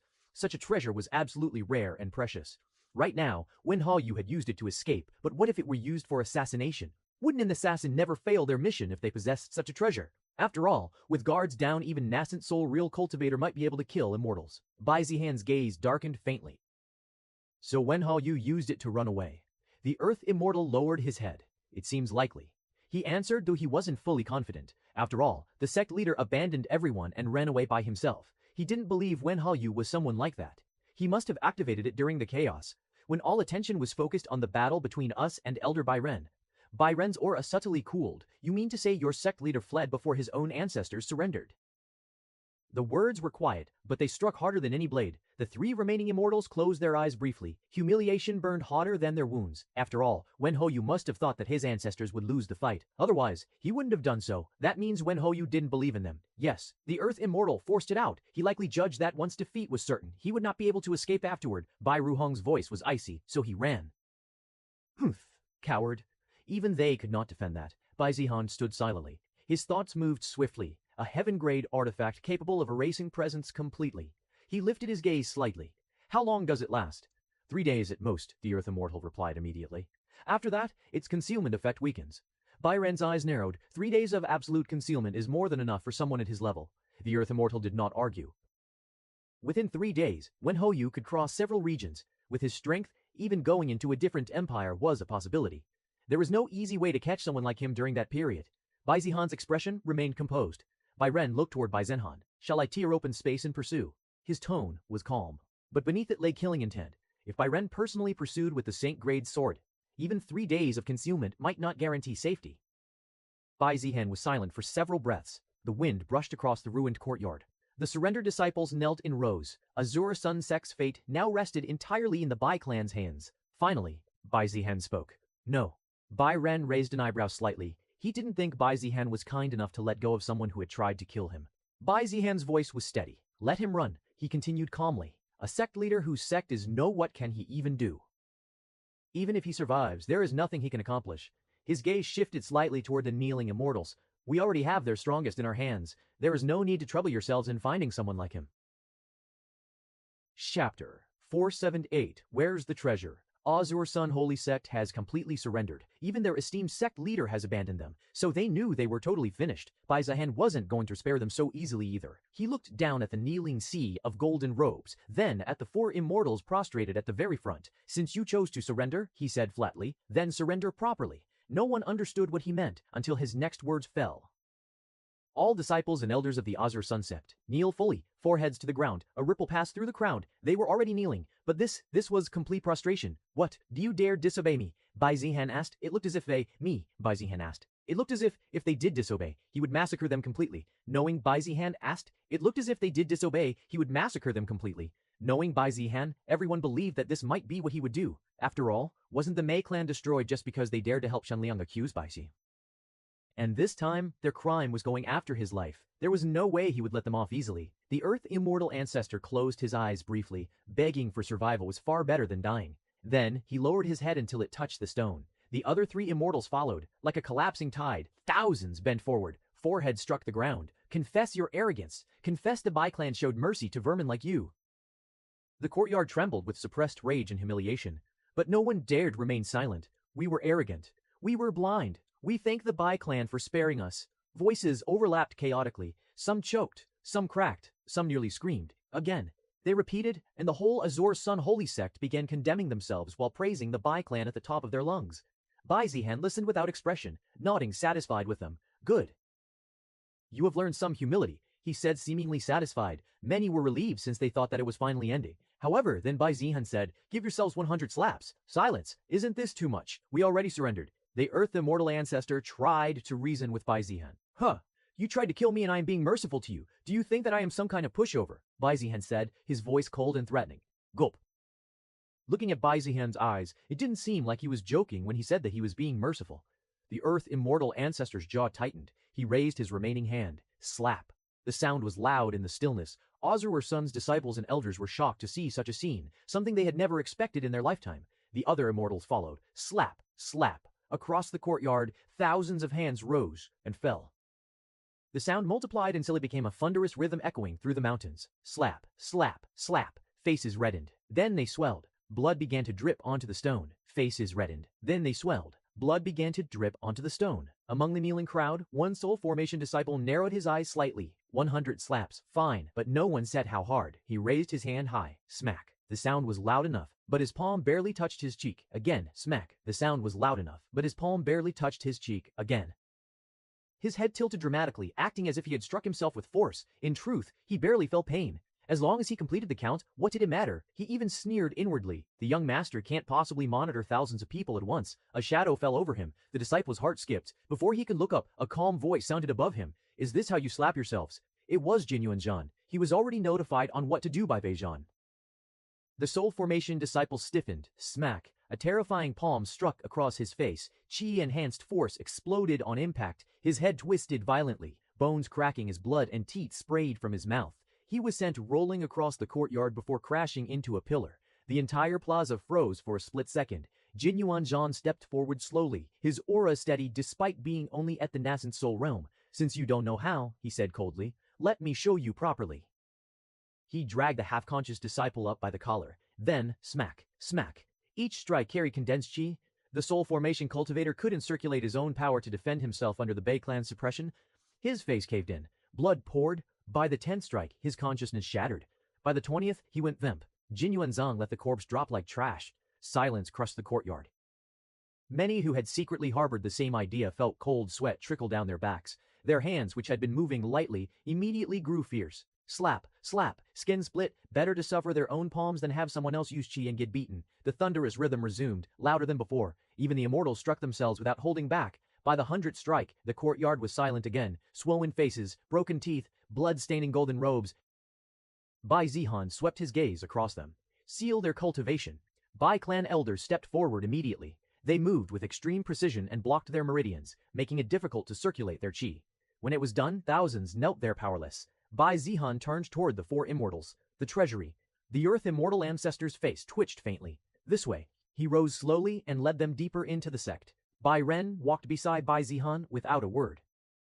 His senses swept the surroundings continuously. Even in surrender, no risks could be taken, especially when it came to Bai Zihan's life. They passed through courtyards and inner halls until they reached a massive bronze gate embedded into a cliff wall behind the main peak. Ancient formations flickered faintly across its surface. The Earth Immortal raised his hand and pressed his palm against the seal. Layers of restriction unraveled. The gate rumbled open. A wave of dense spiritual energy poured outward. Inside, rows upon rows of artifacts floated in arrays. Blades, spears, shields, robes. Earth-grade materials stacked in crystal cases, gold piled like small hills, bottles of every tier of pills, the accumulation of thousands of years. The Earth Immortal lowered his head stiffly. This is our sect's treasury. Bai Zihan stepped inside calmly. His gaze swept across everything once, then twice. No change in expression. Nothing here compared to what he already possessed. Nothing surpassed the Bai clan's own treasury either. Bai Ren snorted lightly. Azure Sun Holy Sect is poorer than I expected. Well, just what I expected from them. Bai Zihan also agreed. Those words felt like a slap to Ancestor's face. Thousands of years of hard work resulted in this treasury, and Bai Ren dared call it poor. Of course, while he wouldn't deny that it might not compare to the Bai clan, it was still plentiful. Moreover, despite insulting their sect's treasury, Bai Zihan still moved to take everything here. Everything began to vanish into Bai Zihan's storage ring. Even the ores and low-tier materials were not spared. In less than a dozen breaths, the vast treasury was stripped clean. Bare walls remained. The Earth Immortal felt his vision blur slightly. Not a single item left, not even scraps. His hands trembled faintly within his sleeves. Thousands of years, generations of accumulation. Carefully preserved for future prosperity. He had once refused to squander these resources even when the sect expanded, always thinking of tomorrow. Who would have thought that tomorrow would come like this, all of it, in another person's pocket? He suddenly wished he had wasted more. At least then, it wouldn't feel like watching someone carry away their entire history in a single wave of a sleeve. The treasury was emptied. Bai Zihan stood at the entrance for a brief moment. The Azure Sun ancestor thought that this would be it. But then, Bai Zihan's eyes shifted back to him. There is one more thing. The Earth Immortal's heart tightened. Where is the Sun Dao fragment? The four Immortals stiffened. The Earth Immortal forced a strange smile. That is a sacred inheritance of our sect. Surely the Bai clan does not intend to strip us of even. He didn't finish. Bai Zihan looked at him, deference. Bai Zihan looked at him, just a look. But those cold dark eyes held indifference. Azure Sun was already in his palm. Whether they lived or died depended on his mood. The Earth Immortal's throat went dry. This way, please. He turned immediately. They traveled deeper into the Forbidden Mountain. This time, the path led beneath the main peak, descending into an underground chamber carved from black spiritual stone. At the end stood a colossal gate. Unlike the treasury door, this one radiated ancient authority. Powerful arrays intertwined across its surface, like a blazing sun frozen in time. Complex runes pulsed rhythmically, releasing waves of scorching Dao intent. Even approaching it caused the air to distort. The Earth Immortal stopped several dozen steps away. This is where the Sun Dao fragment is sealed. Nosh. Chapter 479. Sun Dao Bai Zihan waited for him to open it just as he had done with the sect's treasury. However, the Azure Sun ancestor didn't seem to have any intention of doing that. It is protected by our sect's ancestral formation. Only the sect leader possesses the core key. Without it, no one can open this gate. He lowered his head slightly. In truth, even we four cannot force it open. There was the faintest hint of hope in his voice. Wen Ho Yu had fled. Without the key, perhaps this one treasure could be preserved. If at least this was protected, he still had hope that Azure Sun Holy Sect could be revived. After all, no treasure could amount to what this was, which was their true foundation. This was also the reason why, despite knowing that once the experiment became known, they would be condemned and hunted down as if they were demonic cultivators, they still kidnapped and experimented. He believed that the Sun Dao was the answer to invincibility, and once they succeeded, there would be no one they couldn't defeat in this world. Bai Zihan glanced at them and it seemed like they were telling the truth. Well, even if they lied, he didn't care. Bai Zihan stared at the massive formation. Grand Elder, break it. Bai Ren's lips curved upward immediately. It seems that is the only way. He stepped forward, the saint-grade sword resting casually on his shoulder. He examined the formation with interest. Let's see how sturdy you are. Slash, a casual swing. The sword light streaked forward like a crescent moon. It struck the formation, and dispersed. The arrays rippled slightly, then it returned to normal. Bai Ren blinked. Oh, he tilted his head slightly. Interesting. Even the half-Kylan couldn't recover after being slashed by his sword. However, this formation barely seemed to have been affected. Another slash, this time stronger. The blade light roared like a descending star. Boom! The underground chamber trembled violently. Dust rained from the ceiling. The formation flared brighter. Not even a crack. Seeing this, the Azure Sun ancestors' eyes lit up. They believed that in the end, even the strongest person in the desolate Heaven Empire couldn't do anything to their sect ancestral formation. Bai Ren's eyes lit up. He laughed softly. Good. His aura rose. Bai Ren adjusted his grip ancestral formation. Let's see if you can endure this as well. This time, he did not hold back. Qi gathered and his aura surged. Fate-severing slash, a powerful attack so strong that it could even kill the half-Qilin. The four immortals tried to cast their barrier, but with their Qi blocked, they couldn't. Bai Zihan, on the other hand, didn't even bother. With Bai Ren's skill, there was no way that he could be hurt even by collateral damage. Feng Yuan, on the other hand, didn't even bother. With Bai Ren's skill, there was no way that he could be hurt even by collateral damage. Bai Ren's attack clashed with the formation in a fierce collision. It lasted for a few seconds before Bai Ren stopped. The formation was still active and it seemed like Bai Ren had failed. For a breath, nothing happened and Azure Sun ancestors breathed in relief. Then, crack. A tiny fracture spread across one golden rune. The Earth Immortal's face went white. The fracture widened. Like ice breaking beneath pressure, the golden arrays flickered erratically. Bai Ren's smile widened. Ah! There you are. The formation shattered like glass. The massive gate exploded inward as fragments of spiritual light rained across the chamber. Scorching heat burst outward like a tidal wave. The four immortals staggered back instinctively, their sealed meridians unable to circulate chi to resist the sudden pressure. Bai Zihan stepped forward calmly. Bai Ren walked beside him, sword still humming faintly. The four immortals soon followed behind. They had no power to stop them, but they wanted to see this through until the end. Inside the chamber, at the very center, suspended in midair, was the sundial fragment. It was like a miniature sun. A blazing sphere of golden radiance, rotating slowly, emitting waves of scorching heat that distorted the very space around it. The air shimmered violently. Even standing dozens of meters away felt like being inside a furnace. Fortunately, there seemed to be a formation keeping the heat in check. Otherwise, even a void formation realm cultivator's spiritual chi would instantly boil. Even most great ascension experts would struggle to remain here for more than a few seconds without activating full defensive techniques. The heat radiating from it was overbearing, dominant, unyielding, like a true sun that refused to be approached. The four immortals' breathing grew heavy. Sweat formed instantly on their foreheads. Their skin reddened under the pressure. Fortunately, although they couldn't use any defensive techniques to protect themselves, their bodies were still those of immortals. Otherwise, they would have died. Yet in the midst of that terrifying heat, Bai Zihan stood there calmly. His robes fluttered slightly under the waves of scorching force, but his expression did not change in the slightest. The blazing temperature that could melt high-grade artifacts, did not even cause his skin to redden. This was because his body had long been refined into a primordial chaos body and had been tempered under extreme high temperatures for days. As such, even standing before the sundial, he didn't feel much different. The sundial's heat washed over him and dispersed, like sunlight falling upon a mountain peak. Harmless. So this is where the sundial fragment is extracted, Bai Zihan muttered in amusement. Indeed, he could see why they needed to extract small pieces from it rather than use it whole. The power. It was real.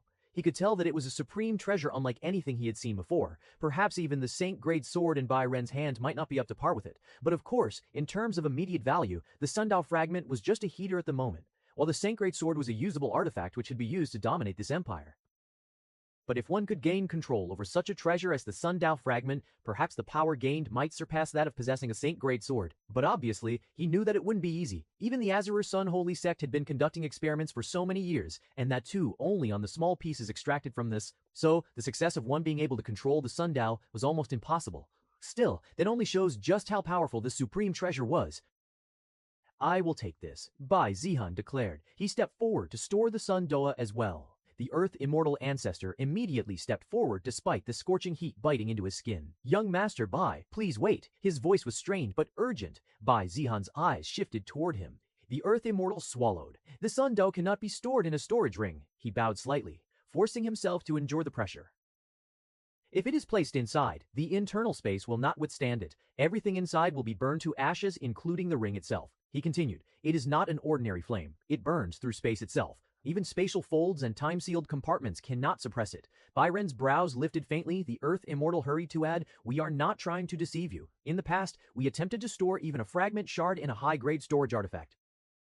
It lasted 3 breaths. Then the spatial pocket collapsed and everything within was reduced to nothing. If Bai Zihan were to place the sundial fragment into his storage ring and his treasures were destroyed, the blame would inevitably fall upon them. Their warning was given to avoid misunderstanding and to demonstrate complete submission. It was far better to warn him in advance and earn even the slightest goodwill than risk further punishment later.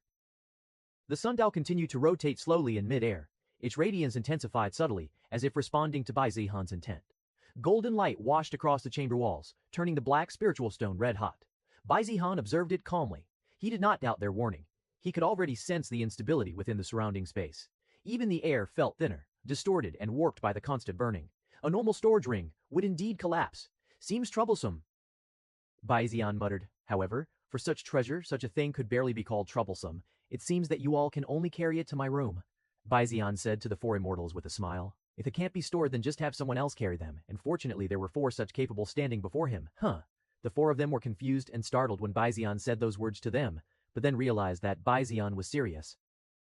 They nervously looked at the sundial. It was something that could scorch everything that it touched. Even if it was sealed in the formation, would they be able to carry it? The 4 of them look at Bai Zihan, thinking that perhaps he might change his mind. I hope that you don't refuse for your own sake.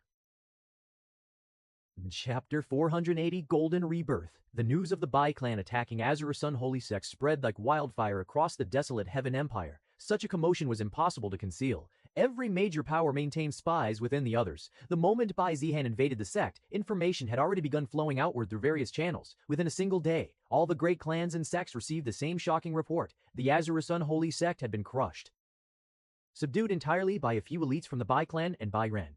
But even more explosive than that, Bai Zihan was not crippled. Many people had already accepted the fact and thought that the empire had lost a great genius, but it was false. Moreover, he was in the void refinement realm, a realm that even those in their 50s struggled to advance to for many geniuses, and for many others, something that they could only dream about. Each piece of information alone would have shaken the empire. Together, they were earth-shattering. The political balance trembled. Many felt fear. They knew that the Bai clan was very powerful, but still, to be able to defeat a top sect without utilizing even 50% of their force within a day, that was too bizarre. Then what if they were to give their all? Would there be any force that could even resist in the desolate Heaven Empire? Many felt that even the imperial family or the Li Zhao alliance mightn't be able to withstand that. Meanwhile, at the Bai clan estate, within Bai Zihan's residence, the sundial hovered at the center of a newly constructed grand formation of grade 6. Dozens of layered arrays overlapped beneath it, stabilizing space and isolating the heat from spreading outward. The four immortals stood at the edge of the formation, pale and exhausted. Their immortal physiques had endured the journey, but not without cost. Sleeves were scorched, the skin was cracked, pride was long gone. Bai Zihan had them carry this for the entire journey from the Azur Sun sect and the Bai clan, since if the sundial were to touch the flying ship, it would burn them. He had them personally fly and carry it as well. With Bai Zihan's personality, he also didn't allow them to rest, and that was how they ended up in such a state. You can leave now, Bai Zihan commanded. The four immortals, despite dissatisfaction and full of complaints, still bowed and left the place. Even if they want to complain, would they dare? He also told Bai Ren and other Bai clan members to leave, which they did despite their worries. Bai Zihan stood before the suspended miniature sun. His eyes reflected golden light. The sundial rotated slowly, emitting a steady hum that resonated with heaven and earth. Bai Zihan extended a strand of spiritual sense toward it. The moment it touched, heat surged up the connection like a tidal wave. Ordinary cultivators would have had their consciousness burned instantly. He touched it without any chi protection. He could feel the heat and even felt like his hand would burn if this continued. This was the first time since his body was refined. His primordial chaos body absorbed and dispersed some of the heat, stabilizing his meridians as if tempering them further. Bai Zihan smiled. A slow, satisfied smile. He had been worried. For a very long time, his body was able to withstand everything and no longer refined as he wished. The primordial chaos body had grown terrifyingly strong, yes, but it had also become difficult to refine without stronger materials, and the one thing he was lacking more than anything was a very powerful flame. He thought he had already reached a bottleneck with resources from the desolate Heaven Empire. Without better materials, others would just become waste. But he thought it was wasteful, since he felt that if he refined his body further, he was almost at the threshold of reaching the first stage of the primordial chaos body refinement technique. But now, standing before the sundial, feeling his skin finally sting, feeling his flesh threaten to burn, he could finally see a way for him to further improve his body. Bai Zihan glanced at the golden sphere. Perhaps, he muttered softly, I will be able to reach the first stage of the primordial chaos body refinement technique. For a long time, he had believed that requirement to be almost impossible within the desolate Heaven Empire. Now, the opportunity floated before him. When he achieved that, he felt that he would no longer worry about anyone in the desolate Heaven Empire. Perhaps even those foreign forces hiding in the Empire, he might be able to take care of them. He withdrew his hand slowly. The skin of his palm was red. Faint cracks appeared like dried earth under drought. They healed within breaths. He did not activate chi protection. He wanted the pure effect. Without hesitation, Bai Zihan waved his sleeve. One by one, treasures appeared around him. Ancient crimson dragon marrow from the Bai clan treasury. Void refined black star sand. Heavenly yangstone cores seized from Azur's unholy sect. Dozens of top-tier fire-attributed spiritual herbs. Sealed jade boxes containing ninefold sun essence. Even rare beast blood and bone fragments from Filian's storage ring. The courtyard trembled slightly under the sheer density of spiritual energy released. Every item here would cause sect wars if revealed outside. Now they lay scattered like firewood around him. The sundial pulsed brighter. Golden radiance intensified as if sensing provocation. The temperature within the formation rose further. The courtyard stones began cracking. Air twisted visibly. Bai Zihan stepped into the very center. Directly beneath the miniature sun, he removed his outer robe. Not ceremoniously, simply because cloth would not survive. His bare skin reflected golden light, faint chaotic patterns surfacing beneath like ancient runes awakening. He activated the formation. The materials ignited simultaneously. Dragon marrow liquefied into molten crimson. Star sand dissolved into shimmering particles. Yang's stone cores released concentrated solar essence. All of it was drawn upward toward him and toward the sundial. The miniature sun flared. Heat multiplied. The first wave struck him fully. No barrier, no chi shield, only flesh. Skin split instantly. Thin lines of blood evaporated before they could fall. Muscles trembled. Bones emitted faint cracking sounds as internal moisture vaporized. Pain, pure and overwhelming. For the first time in years, Bai Zhihan felt agony. His lips curved further. Good. If there was no pet, there would be no progress. The sundial pressed downward like a celestial furnace lid. The materials beneath amplified the process, forcing every inch of his body to be reforged under the sundial. Flesh burned, healed, burnt again. His hair ignited and turned to ash. Regrew slowly in chaotic strands. Internal meridians glowed red-hot. Impurities that had survived countless previous refinements were finally forced out, evaporating into nothing. Time seemed distorted. Space trembled. The sundial rotated faster, as though testing him, as though asking, "Will you endure?" Bai Zhihan did not retreat. He stood upright within the furnace of a star fragment and let himself be destroyed again and again and again. In Chapter 48:1, A Clan Above the Law. For several weeks, people have been talking about Azure Sun Holy Sect. The news of the Azure Sun Holy Sect's downfall at the hands of the Bei clan could not be contained. Despite the sect's attempts to maintain their dignity, issuing carefully worded statements to deny the scale of the destruction, the reality had already spread too far. The four immortals had done their best to brush off the representatives from different sects and clans who were sent to inquire about the situation. It is merely a misunderstanding between us and the Bai clan. We were not subdued by the Bai clan. As you can see, we are totally fine. They spoke with measured tones, carefully maintaining the image of a powerful sect, but appearances could only go so far. Several people had already seen it. Not to mention the disappearance of the sect leader, which couldn't be explained otherwise. The Azure Sun tried to lie that Wen Houyu was merely in seclusion to increase his cultivation. But the lies couldn't be bought easily since not long ago he had broken through. To go into seclusion after that was most unlikely. The attempt to preserve Azure Sun's image of strength could not reverse what had already happened. And yet, despite the gravity of this crisis, the reaction from the Li Jiao alliance was unexpected. One of their alliance members had been almost eliminated or at least severely crippled, and yet, instead of panic or fear, there was excitement. It took time for the reason for their excitement to become clear. The destruction of Azure Sun Holy Sect by Bai clan's hands created a precedent, one that many viewed as proof that the Bai clan's power, while undeniable, was too destructive. As the full scale of the news spread, the Empire's murmurs became shouts. The Bai clan was being called arrogant, a bully, a force that acted above the law. How can they just attack another sect like this? And it was Azure Sun Holy Sect who sacrificed too much to protect the Empire. Are they above the Empire's laws now? Is nothing going to stop them? Merchants whispered about the Bai clan's overreach, and the scholars debated the ethics of power. Some said the Bai clan had grown too bold, too confident, and too willing to act on their desires without regard for morals.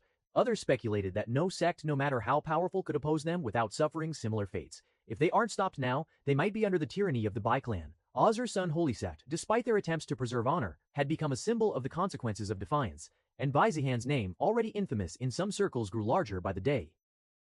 Many said that he deliberately deceived others, so that he could be given the justification to invade other territories. Others said that Bai Zhihan was the one to initiate the invasion on the basis that Li clan members were disciples of Azure Sun Holy Sect. They were concerned with the audacity of the Bai clan and the fear it inspired. The people, the courts, and even rival clans and alliances began questioning the very foundations of law and order in the desolate Heaven Empire. Could a single clan act with impunity? Could they dismantle another sect simply because they had the strength to do so? Every rumor carried a tinge of outrage, a mix of awe, and a deep, uneasy curiosity about just how far the Bai clan could go. What is the imperial family even doing? Shouldn't they impeach the Bai clan for breaking the law? Perhaps the imperial family is scared of the Bai clan. Moreover, Azure Sun ancestors are all saying that it is just a misunderstanding. So, how can they step up when the information isn't even accurate? Just as many thought that the Bai clan might be able to walk off without any consequences, the imperial family called Bai Tianheng to their court. The summons from the imperial court sent ripples of tension across the empire. Who would have thought that the emperor still had the guts to challenge the Bai clan? Wasn't he scared of being replaced by the Bai clan? And why now? Why did they choose to call Bai Tianheng to the court?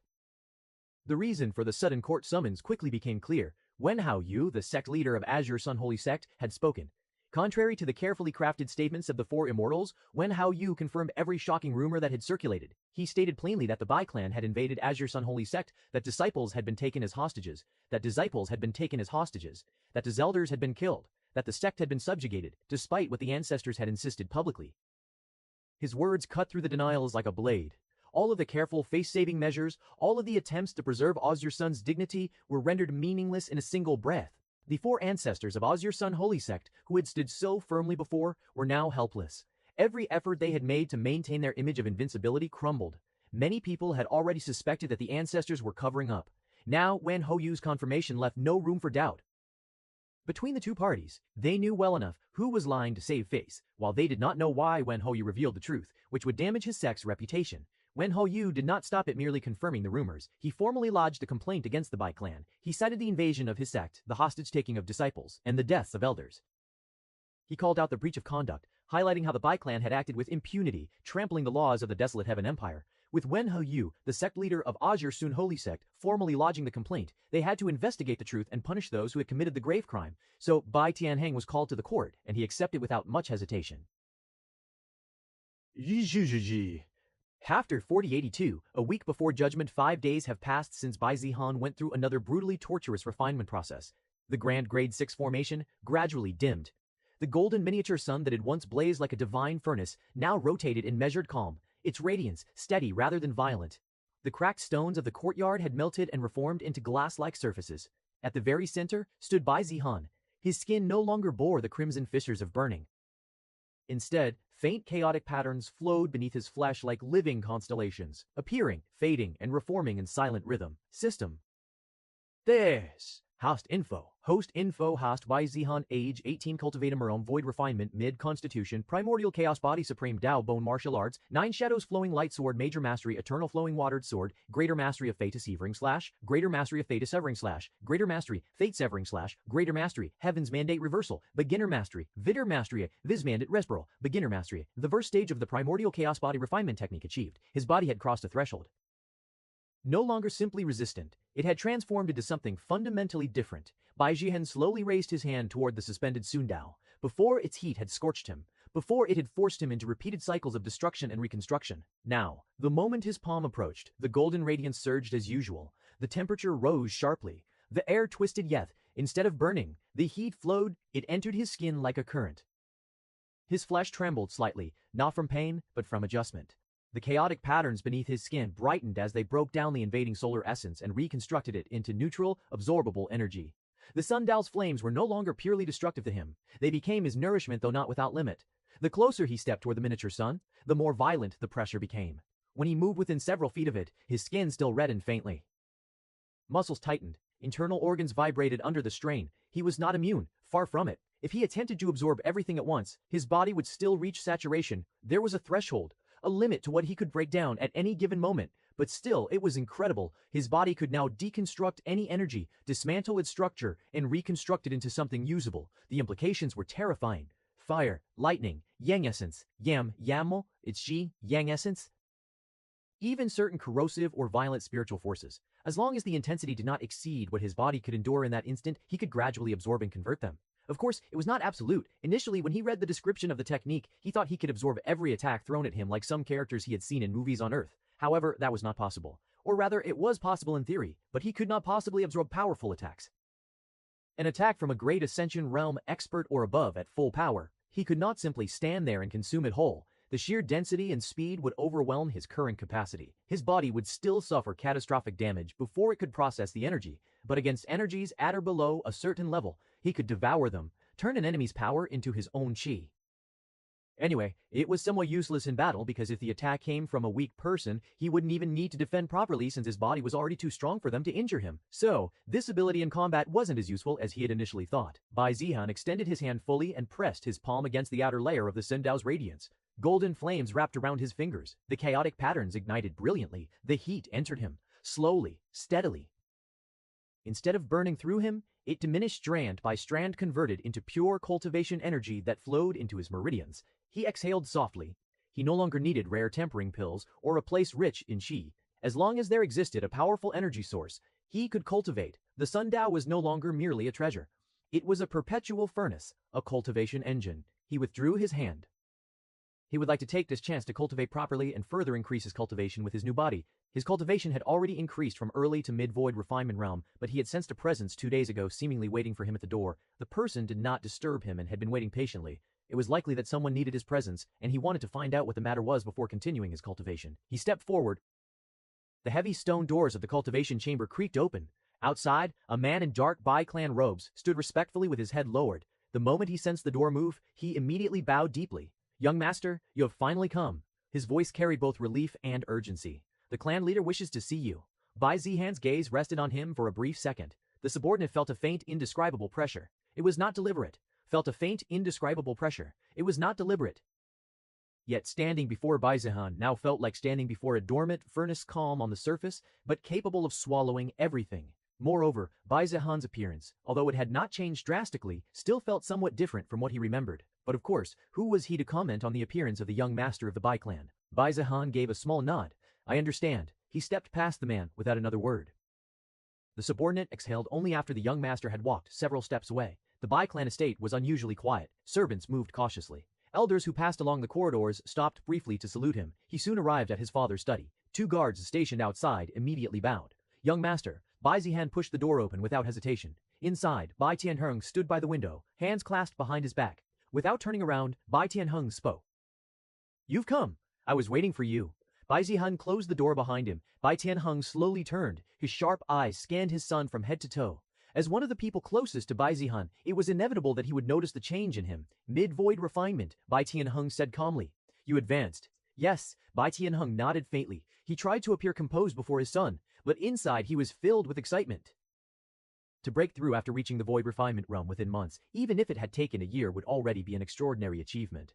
Still, he could not completely lose face before his son. "Ahem.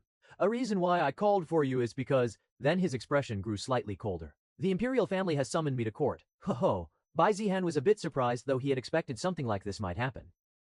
Still, he believed that the imperial family would refrain from taking action against them unless they had solid evidence, and since he had threatened the immortals of Azure Sun, he did not think they would be the ones pursuing the issue. When Hoyu had shown himself, he was the one who filed the complaint. Bai Zihan nodded in understanding. "That coward should have just stayed in hiding." Bai Zihan nodded in understanding. "That coward should have just stayed in hiding," Bai Zihan said.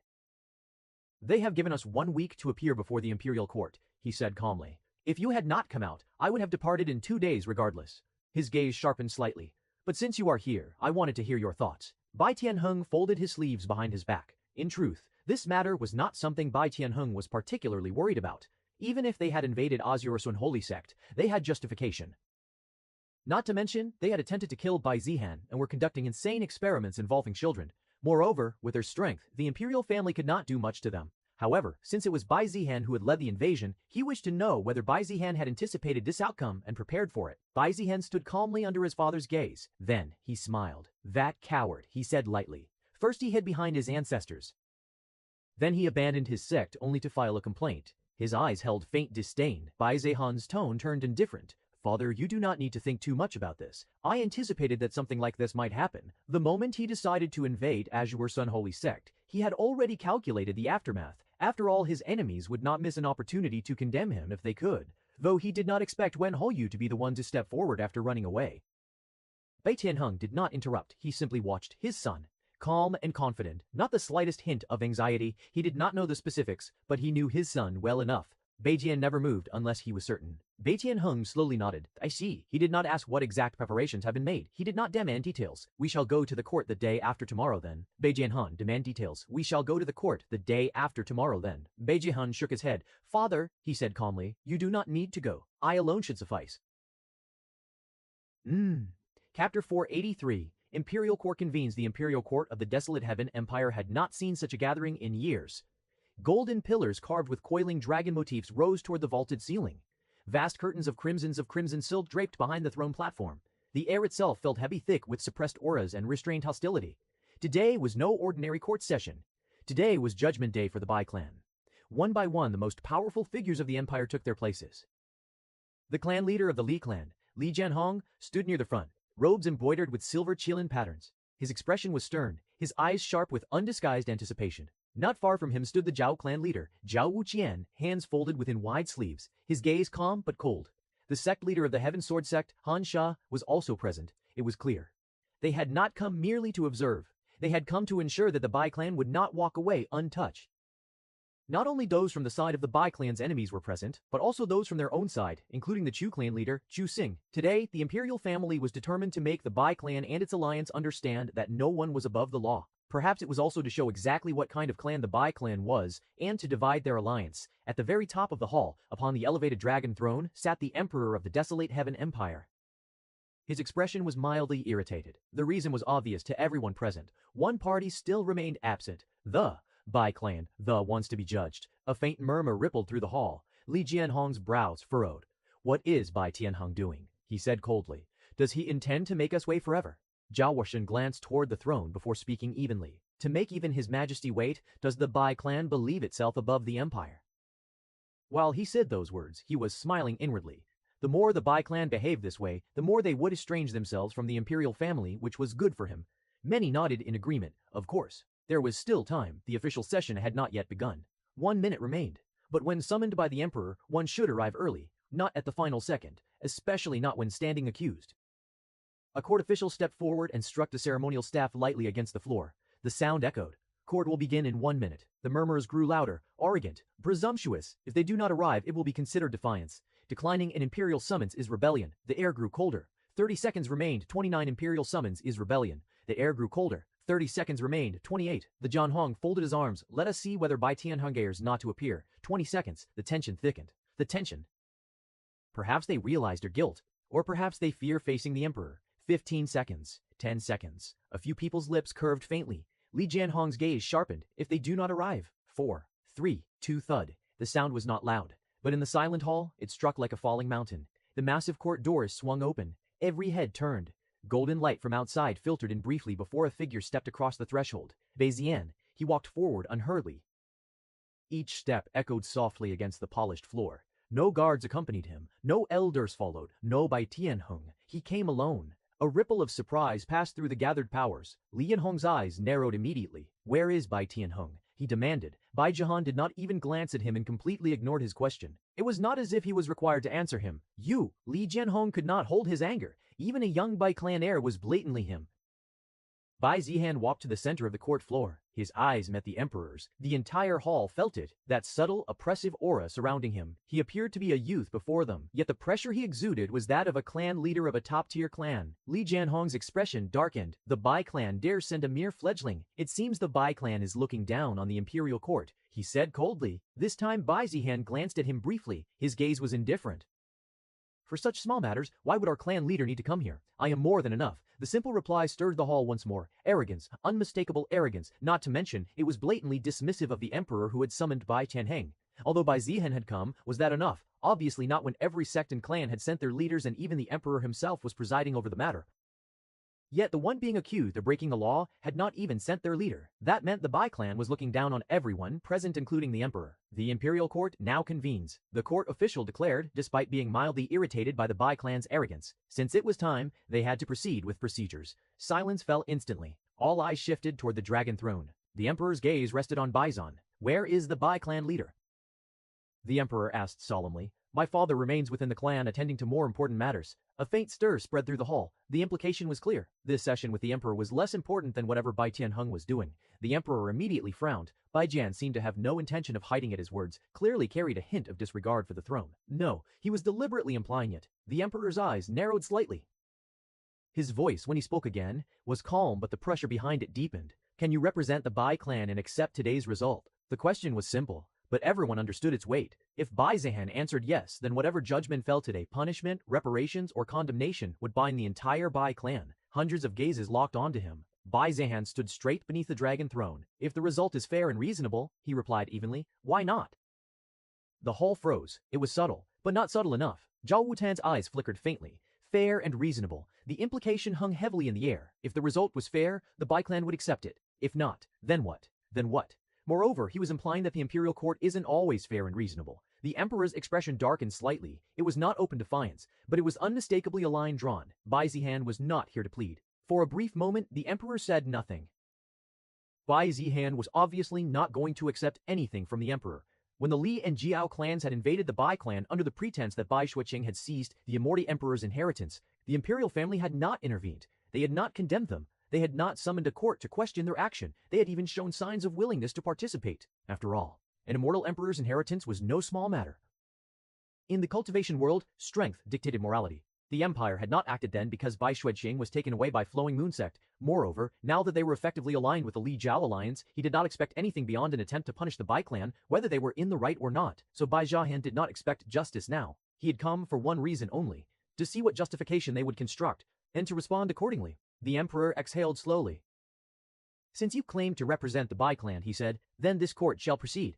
A court official struck the ceremonial staff. Bring forth the Azure Sun Holy Sect leader. The massive doors opened once more. Footsteps echoed across the polished stone floor. Wen Houyu entered. He wore formal sect robes, though his complexion was slightly pale. His eyes flickered briefly toward Bai Zhihan. For the briefest moment, a trace of fear surfaced. Then it vanished, replaced by indignation.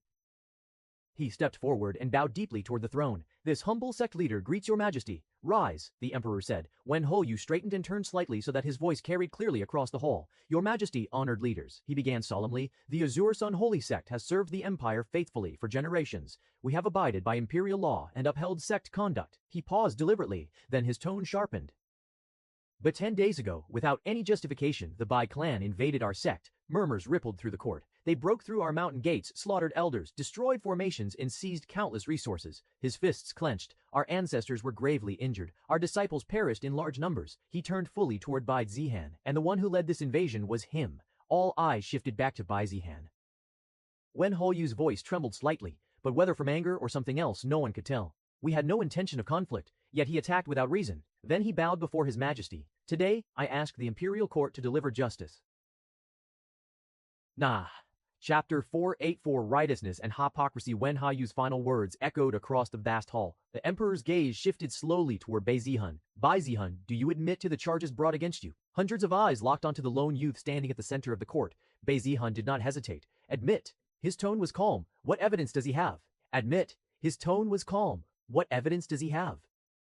Surely, Bai Zihan continued, his gaze sweeping across the gathered people. The imperial court does not intend to determine guilt based solely on one man's words. His eyes briefly met the emperor's. Or is testimony alone sufficient when it comes to punishing my clan? The implication was clear. One without evidence, offering only accusation, would have grown nervous, and retorted weakly. But instead of growing flustered, Wen Hou smiled confidently. Of course, he said, bowing slightly once more, mere words would not suffice. He raised his hand. A crystalline artifact appeared within his palm. It was round, transparent, faintly glowing from within its surface, swirling with faint spiritual light. The memory crystal mirror. A murmur broke out among the gathered powers. An artifact capable of recording events exactly as they occurred. Difficult to falsify? Wen Houyu infused a strand of spiritual energy into it. Light erupted from the crystal. The air above the court shimmered and an image formed. The projection displayed the mountain gates of the Azure Sun Holy Sect. Then, it showed footage of Bai clan members massacring the disciples and elders of the Azure Sun Holy Sect. The scene was not long, but it was clear and conclusive. Bai Zhihan watched quietly. His expression did not change. He quickly understood. Wen Houyu had recorded this before he disappeared. It seemed he did not immediately escape, but instead stayed for a few minutes to gather this evidence. Wen Houyu had indeed prepared well. The projection ended. The crystal dimmed. Silence pressed down upon the court. The conclusion, at least on the surface, was undeniable. The Bai clan had invaded the Azure Sun Holy Sect. They had destroyed it. The emperor's gaze returned to Bai Zihan. Do you have anything to say regarding this evidence? The emperor asked, this time with the unmistakable tone of addressing a criminal. All eyes focused on the lone figure beneath the dragon throne. But Bai Zihan wasn't flustered either. No, Bai Zihan said. Murmurs filled the courtroom, with his enemies feeling that finally the Bai clan would be impeached. Meanwhile, members of the Bai clan alliance, like Qing, couldn't help but shake their heads. Even if the evidence was clear, it wasn't a good idea to immediately admit to it. Though the images were clear and conclusive, there were still ways to maneuver or argue around them. But he understood it was because Bai Zihan was young and didn't have much experience in such matters. Either way, they would undoubtedly impose the highest punishment possible upon the Bai clan. By then, he would have to help the Bai clan at least reduce the severity of the punishment. Li Jianhong immediately seized the moment. Your Majesty, he stepped forward, bowing deeply. The Bai clan has invaded the Azure Sun Holy Sect without reason. They slaughtered elders and seized resources. There is enough evidence, and Bai Zihan admits to it. We must punish them severely. Several others voiced agreement. The empire must uphold order. If such actions are ignored, what meaning does imperial authority hold? Today it is the Azure Sun Holy Sect. Tomorrow, what meaning does imperial authority hold? Today it is the Azure Sun Holy Sect. Tomorrow, who knows? The pressure within the hall rose subtly. Spiritual fluctuations stirred beneath composed exteriors. Bai Zihan remained unbothered. The emperor did not speak immediately. His gaze lingered on Bai Zihan. The emperor raised a hand slightly. The hall fell silent once more. Since you have nothing to say, do you admit to invading the Azure Sun Holy Sect? The emperor asked. Yes, Bai Zihan said honestly, much to the delight of his enemies. The emperor's lips parted. The imperial decree was already forming, the Bai clan having invaded. Wait, the single word cut cleanly through the hall. A ripple passed through the gathered powers. The emperor's brows furrowed slightly. His gaze sharpened upon the youth below the dragon throne. You interrupt an imperial declaration, he said evenly. Do you have anything further to say? Bai Zihan met his gaze without the slightest trace of panic. Sure, I do. His tone was almost casual, so natural that even the emperor frowned instinctively. Bai Zihan was almost casual, so natural that even the emperor frowned instinctively. Bai Zihan was truly treating him as if he were any other person. The emperor's expression cooled. Speak. Bai Zihan tilted his head slightly. Your Majesty was about to declare the Bai clan guilty, correct? The emperor answered without hesitation. Correct. Since the evidence is laid bare and you have admitted to it, we must proceed with the punishment. And why is that? Why is my clan guilty? Bai Zihan asked. For the first time, confusion flickered across more than one face in the hall. Why? The emperor repeated, his voice calm but edged with irritation. Because the Bai clan invaded another sect without just cause. They violated imperial law and disrupted the balance of the empire. The reasoning was simple, direct, lawful. Several officials and leaders nodded, but Bai Zihan only smiled faintly. Who said, he asked softly, that we had no reason? Silence fell again. The emperor's eyes narrowed slightly. What reason, he asked, voice measured, would justify the extermination of the Azure Sun holy sect? All eyes turned to Bai Zihan. Bai Zihan's calm demeanor had never once wavered. Wen Hallyu was nervous since he knew that once the truth came out, he would be condemned like a demonic cultivator. But glancing in the direction of Li Jianhong and Zhao Wutian, then slowly at the emperor, his confidence returned. With such backing, would he need to be afraid of Bai Zihan? Bai Zihan clasped his hands behind his back. Then he spoke. Because I wanted to. The words were neither loud nor forceful. Yet, in the suffocating silence of the imperial court, they detonated like thunder. For a moment no one reacted. Even the emperor's expression froze. What did you say? The emperor asked slowly. Bai Zihan's gaze remained steady. I said, he repeated calmly, the reason the Azure Sun holy sect was invaded was because I wanted to. A sharp intake of breath rippled across the hall. Several elders stared at him as if he had gone mad. The emperor's eyes narrowed. Are you telling us, his voice deepened slightly, that this is the justification you offer for exterminating one of the empire's foremost sects? A backbone of imperial stability? Yes. Bai Zihan did not even hesitate. The biggest reason, he continued lazily, is because I wanted to. Otherwise, why would I waste energy on such an insignificant sect? Gasps. Jacques, rage. The arrogance in his tone was naked, unconcealed. The Azure Sun holy sect, insignificant. Li Jianhong's face flushed crimson. You are too arrogant. He burst out, unable to endure it further. Such a ridiculous justification would never be accepted in his court. The pressure in the hall trembled faintly. Bai Zihan's eyes shifted toward him coldly. And what reason? Bai Zihan asked softly. Did your Li clan have when you invaded the Bai clan 2 years ago? Li Jianhong's mouth opened, but Bai Zihan did not allow him the opportunity. I hope it was for some selfless, righteous cause. A faint, mocking smile curved at the edge of his lips. Several officials exchanged uneasy glances. That incident, everyone remembered it. Ahem. Li Jianhong straightened stiffly. You are too young to understand, he said with forced composure. The immortal emperor's inheritance is far too dangerous to be left in the hands of a single clan. We acted for the stability of the empire. A ripple of murmured approval rose from certain factions. Bai Zihan scoffed. Nice joke. Keep your stupid excuses at home. His voice was no longer lazy. His gaze rose. It met the emperor directly. A subtle tension snapped into place. When my Bai clan was besieged, when so-called righteous forces tried to plunder us, he tilted his head slightly. Where was this concern for imperial balance then? Silence. The emperor's expression hardened slightly. The implication was unmistakable. Bai Zihan did not look away. But now, he continued calmly, suddenly the empire is so righteous? The words were not shouted. They did not need to be. They lingered in the air like drawn blades. Several ministers shifted uneasily. The emperor's gaze remained locked onto Bai Zihan. You tread dangerous ground, he said quietly. Bai Zihan's expression did not change. I only speak facts. If you are so worried about the empire's stability, why don't you have Li Jianhong and Zhao Wutian give a proper justification for invading our territory? A beat passed, then another. Spiritual pressure subtly gathered beneath the dragon throne, vast, suffocating, imperial, yet Bai Zihan stood straight beneath it, unbowed and unflinching. The court no longer felt like a simple trial. It felt like a confrontation. Well, no justification is needed, because it was the Bai clan, right? Chapter 48-5. Beneath the holy sect's halo. Well, no justification is needed because it was the Bai clan, right? Bai Zihan said with a sarcastic tone. Silence swallowed the hall whole. Some lowered their eyes, others stiffened. Because everyone knew what Bai Zihan said was the truth. The Li and Zhao clans had launched even bigger invasions against the Bai clan, yet there weren't many consequences for that. The silence stretched. Then, Zhao Lutians had launched even bigger invasions against the Bai clan, yet there weren't many consequences for that. The silence stretched. His expression was calm, his voice steady. The past is in the past, he said evenly. We are discussing the present matter. Zhao Wuqian immediately tried to change the topic and bring everyone's focus back to the problem at hand.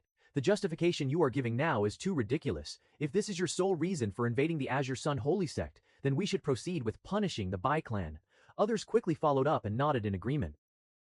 Indeed, what was the use of discussing something that had already passed? It still didn't give the Bai clan justification to invade the Azure Sun Holy Sect. Heh, Ba Zihan scoffed lightly. I wasn't done yet. His tone was almost amused. I only told you the biggest reason why the Azure Sun Holy Sect was invaded. He paused deliberately. There are still more reasons. Ba Zihan's eyes darkened slightly. Secondly, he said calmly, they tried to assassinate me. Secondly, he said calmly, they tried to assassinate me.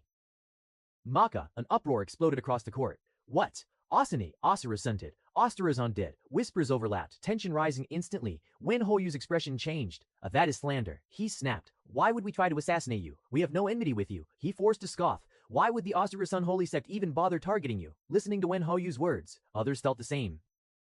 Apart from when Bai Zihan invaded the Azure Sun Holy Sect, there didn't seem to be any confrontation or conflict between the two parties. So, a matter as serious as trying to assassinate Bai Zihan, while it could be a justifiable reason, sounded too absurd to be real. Was Bai Zihan lying to justify a reason sounded too absurd to be real? Was Bai Zihan lying to justify his actions, or was Wen Hao hiding something they didn't know? Anyway, if Bai Zihan could prove that Wen Hao had tried to kill him first, the outcome of this court session might change.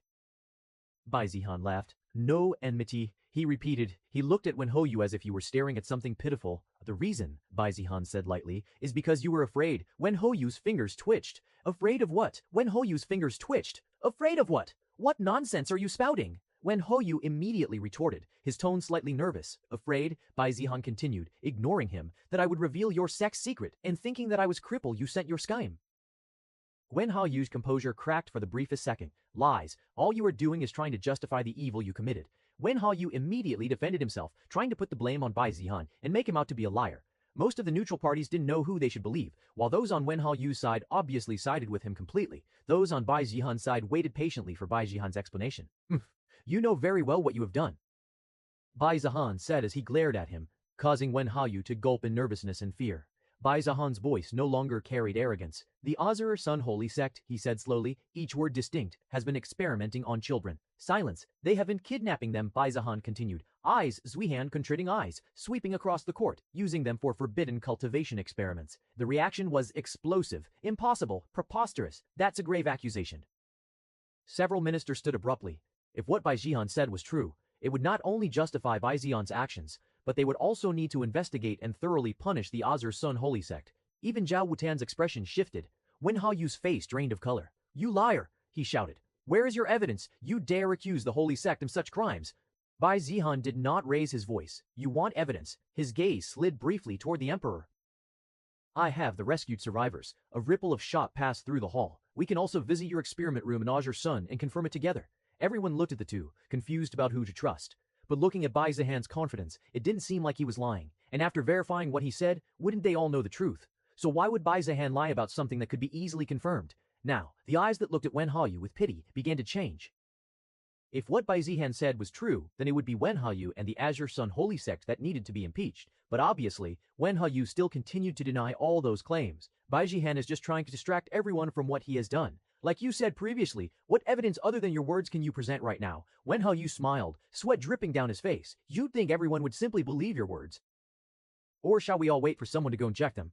Wen Hao asked confidently. Obviously, if someone on his side went to check, even if it was true, would it be reported honestly? No. And it wasn't like they could all go together to confirm this. So Wen Hao still felt that he was safe. Even the Emperor would choose to send someone, and he believed they would undoubtedly help him even if they discovered the truth. The hall simmered with suspicion and doubt. Wen Hao stood firm, forcing confidence into his expression. Wen Hao glared at Bai Zihan, seemingly asking, what will your next move be? But then, Bai Zihan smiled. You seem very confident, he said lightly. You asked for evidence. We can verify what I said earlier, but obviously we don't have such leisure time. So I shall show desperately want to see. The evidence you saw Bai Zihan's fingers brushed against his spatial ring. You are not the only one, he said calmly, who has a memory crystal mirror. The words struck like lightning. Bai Zihan took out the artifact from his storage ring. A stir swept across the court. Wen Hao's pupils contracted. He could already imagine what might be inside that artifact. Bai Zihan infused qi into it. Light burst forth. The air above the court trembled once more. Another projection formed. This time, the first scene showed Bai Zihan infiltrating the sect. Then it went dark. A hidden corridor, underground, a sealed chamber deep within the Osiris Sun holy sect. The image showed Bai Zihan bursting through the chamber doors, and then, the recording captured everything. Rows of iron cages, small figures within them, children, some unconscious, some staring blankly, some weakly struggling. A collective gasp tore through the court. The projection continued. The scene shifted again. Strange formations etched across the floor. Blood-red inscription. The cages. The scene shifted again. Strange formations etched across the floor. Blood-red inscriptions. The experiments. The terrified children. Formation arrays designed for forced spiritual extraction. It continued until the confession from the elder who told almost everything that is to know about the emperment. When the projection ended, no one spoke. Wen Hoyu's face had turned deathly pale. "This is fabricated," he shouted hoarsely. "You captured events from somewhere and pinning the blame on us." Chapter 486, End of Wen Hoyu. This was what an experienced political schemer was like. Even with evidence laid bare before the entire imperial court, he still refused to admit fault. He searched desperately for loopholes, for distortions, for anything he could twist. But before the crystal-clear projection of the memory crystal mirror, his words were dust. Firstly, it was undeniably the Osiris Sun holy sect. The recording showed Baizoan entering the sect openly, the mountain gates. The disciples, the elders. Many among them were well-known figures, recognizable faces who had attended gatherings and competitions. Moreover, the elder conducting the experiments had revealed far too much within the recording. There was no room left for doubt, no matter how Wen Hoyu tried to deny it. The evidence was overwhelming. And yet Wen Hoyu still did not think it was hopeless. He had Li Jianhong, Zhao Wuqian, and even the emperor on his side. As long as he did not admit guilt, as long as he maintained defiance, there was still a sliver of hope that power could reshape truth. Slowly, Wen Hoyu's gaze shifted. He looked toward Li Jianhong first, then Zhao Wuqian, then, finally, the Dragon Throne. But what he saw made his blood run cold. They were no longer confident, nor did they dare look at him, no longer seeming to want to shield him with subtle nods or calm authority. Li Jianhong's expression was stiff. Zhao Wuqian's aggression was stiff. Yao Wujian's jaw was tight. The emperor's face was unreadable, but his eyes had grown colder. Worse, the surrounding court no longer held condemnation toward Bai Zihan. That tide had reversed completely. The gazes aimed at Wen Hoyu now were filled with something far more dangerous. Disgust, rage, contempt. You dared to commit such evil and still had the face to complain when invaded. That was what their expressions seemed to say. Some ministers looked as though they wanted to strike him down where he stood. Some sect leaders stared as if looking at filth. Even those who had previously supported the Osiris Sun holy sect now kept their distance, subtly shifting their bodies as if proximity itself might taint them. Indeed, no one could understand what Wen Hoyu had been thinking. He had escaped. He had survived. If he had fled and hidden himself, he wouldn't get caught. Instead, he had returned to the imperial court, and that too to accuse the Bai clan as though he were the victim. As though he were the innocent one wronged. Now, it would not just be the Bai clan he faced. It would be every clan. Every sect, the entire empire. The atmosphere within the grand hall had turned 180 degrees. Moments ago, Bai Zihan had stood alone beneath hundreds of condemning gazes. Now, Wen Hoyu stood isolated, and he could feel it. The subtle fluctuations of spiritual intent in the hall had changed direction. They were no longer pressing toward Bai Zihan.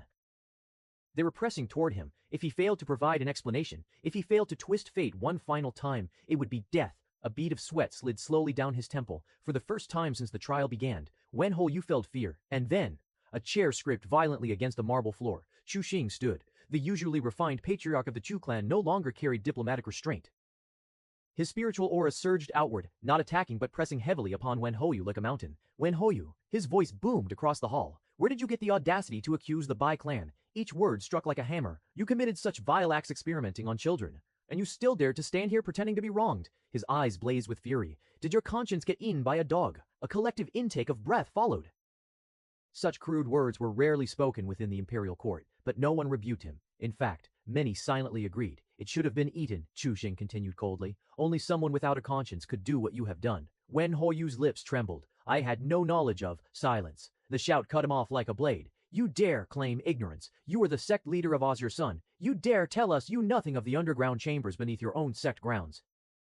His voice dripped with contempt. You think we are fools. Other clan leaders who had previously remained silent, mostly from the Bai clan's alliance, now voiced their opinion. Your Majesty, if the recording is authentic and it appears indisputable, then this is not a minor offense. Kidnapping children, conducting forbidden experiments, such crimes shake the foundation of the empire. If this is allowed to pass with light punishment, what message does it send?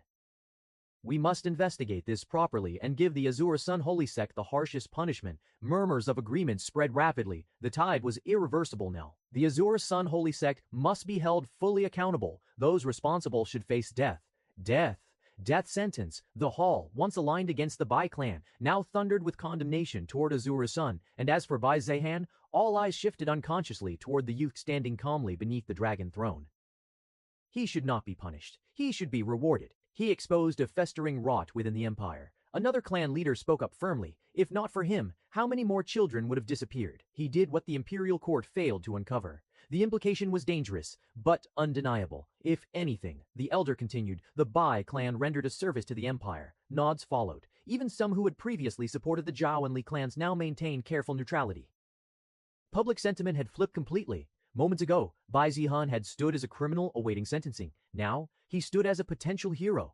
Wen Hoyu felt the shift like a blade sliding across his throat. The spiritual intent in the hall was no longer ambiguous. It was murderous. He staggered back half a step. This is slander, distortion. You cannot condemn an entire holy sect based on one recording. But his voice no longer carried force. No longer conviction. It sounded small, desperate, bought, but-hipped. Above all alone. Chapter 48-7 Foolish Decision across the hall. Li Jianhong's fingers tightened imperceptibly within his sleeve. Idiot. The word echoed sharply within his mind. He had thought this would be a good opportunity to bring down the Bai clan. Everything had been aligned perfectly, until that mirror lit up, with such clear-cut evidence laid bare before the entire court. If he dared to continue supporting Wen Hoyu, suspicion would inevitably fall upon him, kidnapping and experimenting on children. There was grave consequence for that. If he spoke now in Wen Haoyu's defense, many might even suspect that the Li clan was involved with them. Li Jianhong slowly exhaled. The opportunity to bring down the Bai clan was tempting. But after this revelation, continuing to support Wen Haoyu wouldn't just be bad, it would be utterly foolish. Zhao Iqian's thoughts were strikingly similar. There was no point in helping Wen Haoyu, and doing so would be equivalent to digging one's own grave. The court's sentiment had shifted completely. The moral high ground now stood firmly beneath Bai Zihan's feet. To oppose him here was to oppose Pim Hero was to oppose righteousness itself. Zhao Wudian's jaw tightened faintly. Wen Hoyu was finished. There was no salvaging him, no turning this around. The only sensible course was to distance themselves completely. Meanwhile, at the center of the hall, Wen Hoyu was still speaking, still grasping at threads that no longer existed. This recording must have been altered. The children could have been placed there by the Bai clan. This is a conspiracy. But no one responded. No one backed him. The silence he once commanded now swallowed him whole. Even Li Jianhong did not look at him anymore. Zhao Wutian stood still as a statue. As for the emperor, he remained seated upon the dragon throne. But a faint shadow of disappointment flickered across his otherwise unreadable face. Not a disappointment for Wen Hoyu, but disappointment at the situation. This had been meant to curb Bai Zihan's growing influence, to remind the Bai clan of imperial authority. Instead, it had turned into a spectacle exposing rot beneath the empire's nose, while the Bai clan would be revered as the hero who helped expose such rot. Everyone has witnessed it. The sect leaders had witnessed it. If he attempted to suppress this matter, then even as the emperor, many would question his decision. Slowly, the emperor raised his hand. The hall quieted instantly. His gaze descended upon Wen Haoyu coldly. Wen Haoyu, the emperor said calmly, though the weight in his tone was immense, the evidence presented today is grave. You stand accused not only of deceiving this court, but of overseeing crimes that shake the foundation of the empire. Explain yourself. Wen Haoyu's knees trembled. Your Majesty, what could he say?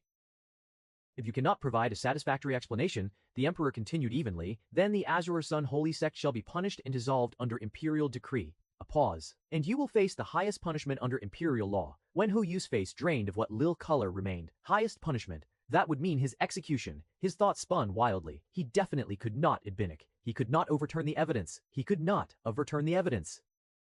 But he had to survive. At least, he had to separate himself from the crime. Suddenly, his expression shifted. Shock, then outrage, then grief. Your Majesty, he cried, forcing hoarseness into his tone. I had no knowledge of such atrocities. Gasps rose faintly. I swear upon my Dao I was unaware. He dropped to one knee. If such things truly occurred within the Azure Sun Holy Sect, then I have been deceived. A tremor entered his voice. It must have been the Grand Elder. He must have been the Grand Elder. He must have been the Grand. Or certain elders abusing authority in secret. He clenched his fists dramatically. I will investigate personally. I will uncover the culprits and present them to the imperial court. He lowered his head deeply. If there are traitors within my sect, I will purge them myself. I will purge them myself. I will purge them myself. The hall fell into uneasy murmurs. Many scoff at the audacity of Wen Houyu, still trying to feign ignorance. Under normal circumstances, such blatant shifting of blame would have been laughed out of the court. The sect leader claiming ignorance of underground chambers within his own territory. Absurd. But this time, the emperor did not immediately rebuke him. Instead, he fell silent. His gaze remained unreadable. Behind that calm expression, calculations moved swiftly. The Azure Sun, holy sect, was not small. It was also one of the major pillars within the Li Zhao sphere of influence. If it collapsed entirely, the balance between factions would tilt. And who would benefit most? The Bai clan. The balance between factions would tilt. And who would benefit most? The Bai clan. After today's events, Bai Zihan's prestige had already surged. If Azure Sun were erased outright, the Li Shao alliance would weaken significantly. The emperor could not allow any single power to rise unchecked. Slowly, he gave a small nod. Very well. The hall stirred with confusion. Was the emperor truly this foolish? It was certain that Wen Houyu was the biggest culprit, and now the emperor wanted the criminal to investigate his own crime. Wen Houyu, on the other hand, was first surprised, then filled with excitement. He felt that being on the emperor's side was indeed advantageous. Even when he was caught committing such crimes, he could still wiggle his way out. Wen Houyu knew well why the emperor was making such a decision, even though it would be questioned by many people. After all, despite righteousness, in the end, it was authority that mattered. If he and the Azure Sun Holy Sect were to be dismantled, it would only help his enemies. You will be granted a period of investigation. A ripple passed through the gathered leaders. If it is proven that certain elders acted without your knowledge, and you bring the culprits before this court. His eyes sharpened. Then, leniency may be considered. Wen Houyu cowed out immediately. Thank you, your majesty. I will not fail. I will definitely bring those culprits. Across the hall, Li Jianhong's gaze flickered subtly. Zhao Wutin's shoulders eased by the slightest margin. This was good for them. Azure Sun might lose a few sacrificial pieces, but the sect itself could survive. They knew that finding a scapegoat was fairly easy, and even if they couldn't accomplish their original goal, it was good enough if their alliance didn't suffer. Your Majesty, Shu Xing was obviously not going to let that happen. However, the emperor raised his hand before he could even protest. I know your concern.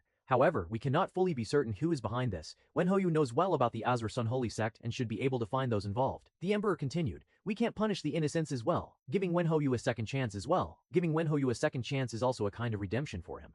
Seeing that the emperor had already made up his mind, others could not raise their voices. But, at the center of the court, Bai Zihan was holding back his laughter but in the end couldn't. Ha ha ha. Amidst the silence, one person laughed hysterically, and that too before the emperor. The emperor obviously did not like that. Bai Zihan, you have something to say about my decision? The emperor asked with a stern expression. Of course. Who would agree with your foolish decision? Bai Zihan blatantly insulted the emperor before everyone. Bai Zihan, how dare you? Watch your mouth. Bai Zihan, apologize immediately. Several ministers stood up in anger. Even if the emperor made a mistake or bad decision, it wasn't the time for someone like Bai Zihan to insult him publicly. But obviously, Bai Zihan didn't give a damn about them and ignored them completely. The emperor frowned and was visibly fuming with anger. How could he be insulted by a teenager in his own empire? The emperor's eyes darkened. I have tolerated you long enough, Bai Zihan. His voice was no longer merely stern, it carried the unmistakable edge of imperial authority. You stand in my court, before my throne, and yet you dare insult my decision openly? A suffocating pressure descended from the dragon platform, spiritual might rolling outward like a gathering storm. This is direct disrespect to the throne. His gaze sharpened. One more and you will face punishment. There won't be a second chance. The hall fell silent. Even the ministers who had shouted moments ago felt their hearts tighten. The emperor was truly angered this time, yet the center of that oppressive aura, Bai Zihan, showed no concern whatsoever. Instead, he smirked, almost amused, punished. He did not even bother responding to that threat. Instead, he tilted his head slightly. Whatever, he said casually, as if discussing something trivial. There's no need for an investigation. A ripple of confusion passed through the hall.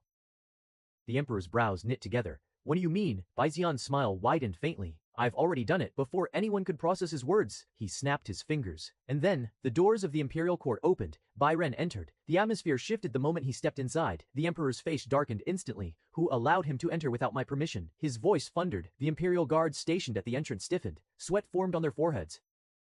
Allowed? How could they stop someone like Bai Ren? Even if they tried, would they still be standing? The guards lowered their heads in silence, caught in an impossible position. Bai Ren, however, appeared completely unbothered. He walked forward at an unhurried pace, then stopped, offering a shallow nod, not quite a bow. Your Majesty, he said evenly, relax. The casual tone caused several ministers to inhale sharply. I'm here for a reason.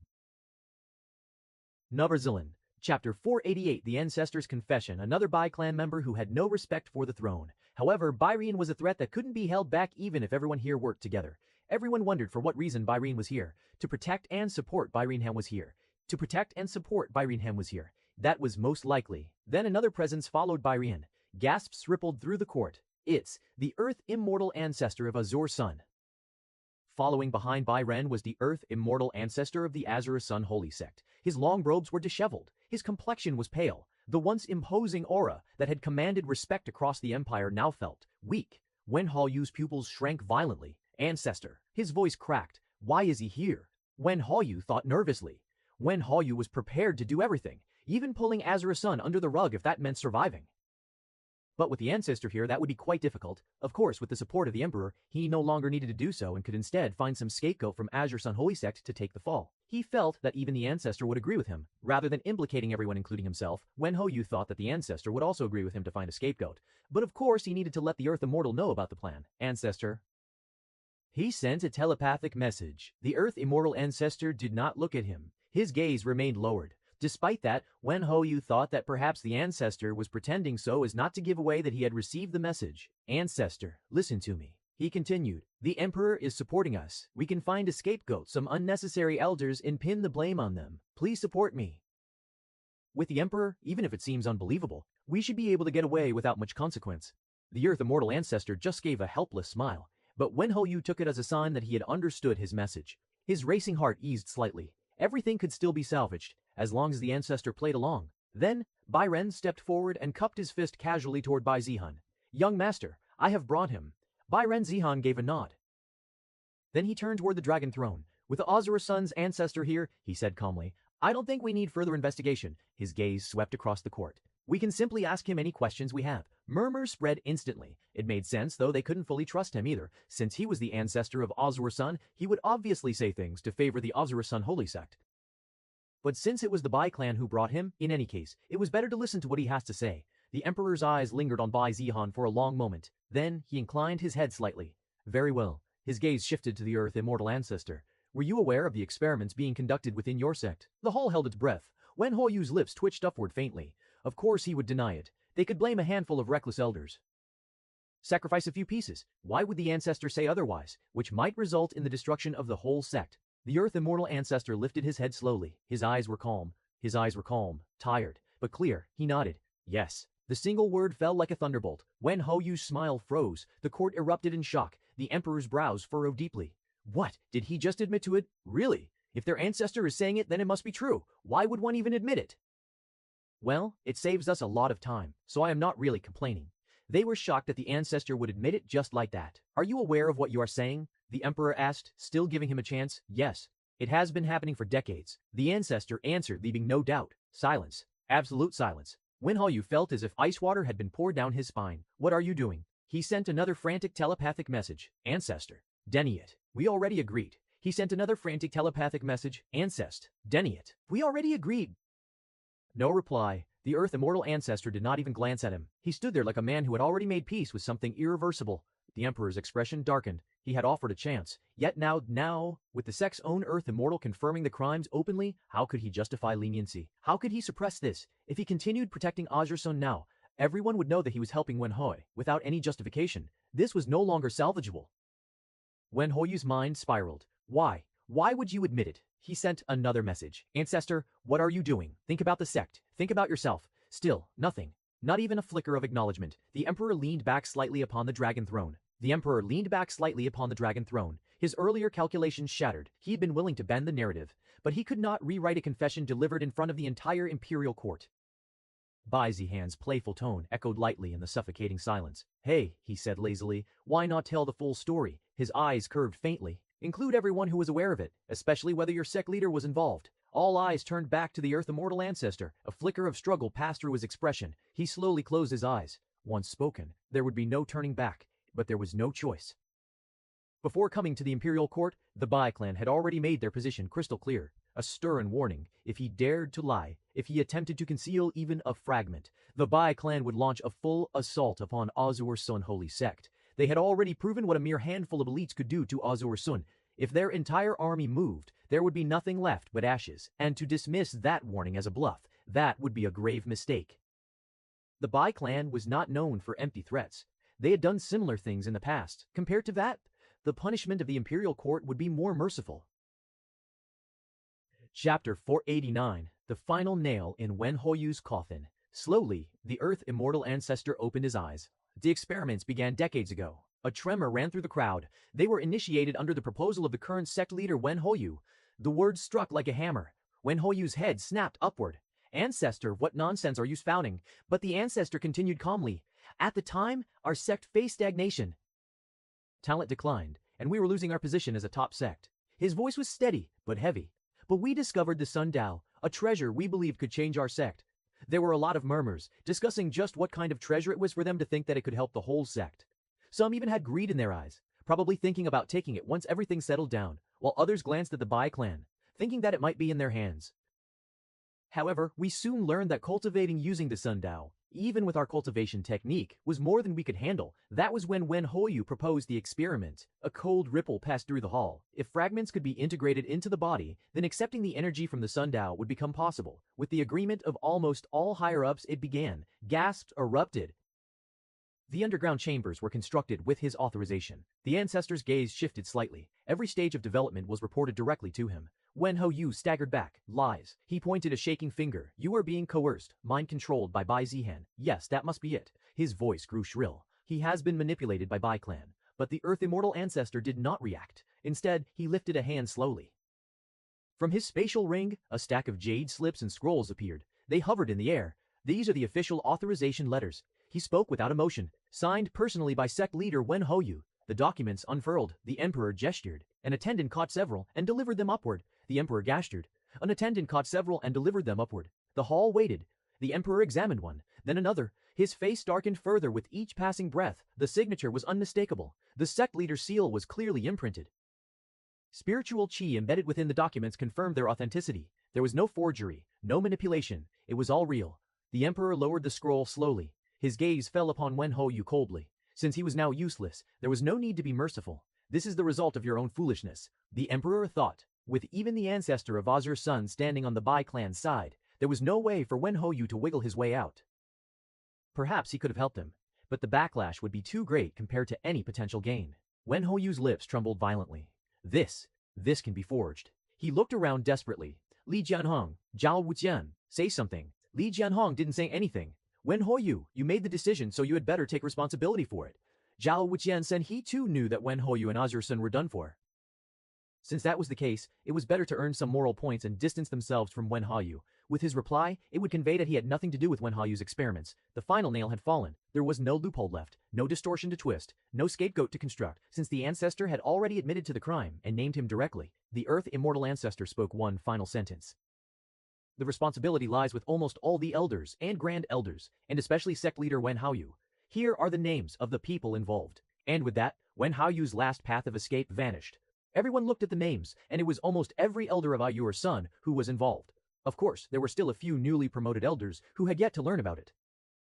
Then there was a list of disciples who were also aware, but it was mainly because they were once those who had been experimented upon and survived. They were mostly innocent victims rather than perpetrators. A suffocating silence followed the revelation of names. Then, it exploded. How vicious! Treat living cultivators as experiments. This is no different from demonic cultivation. Voices rose one after another, sharp and furious.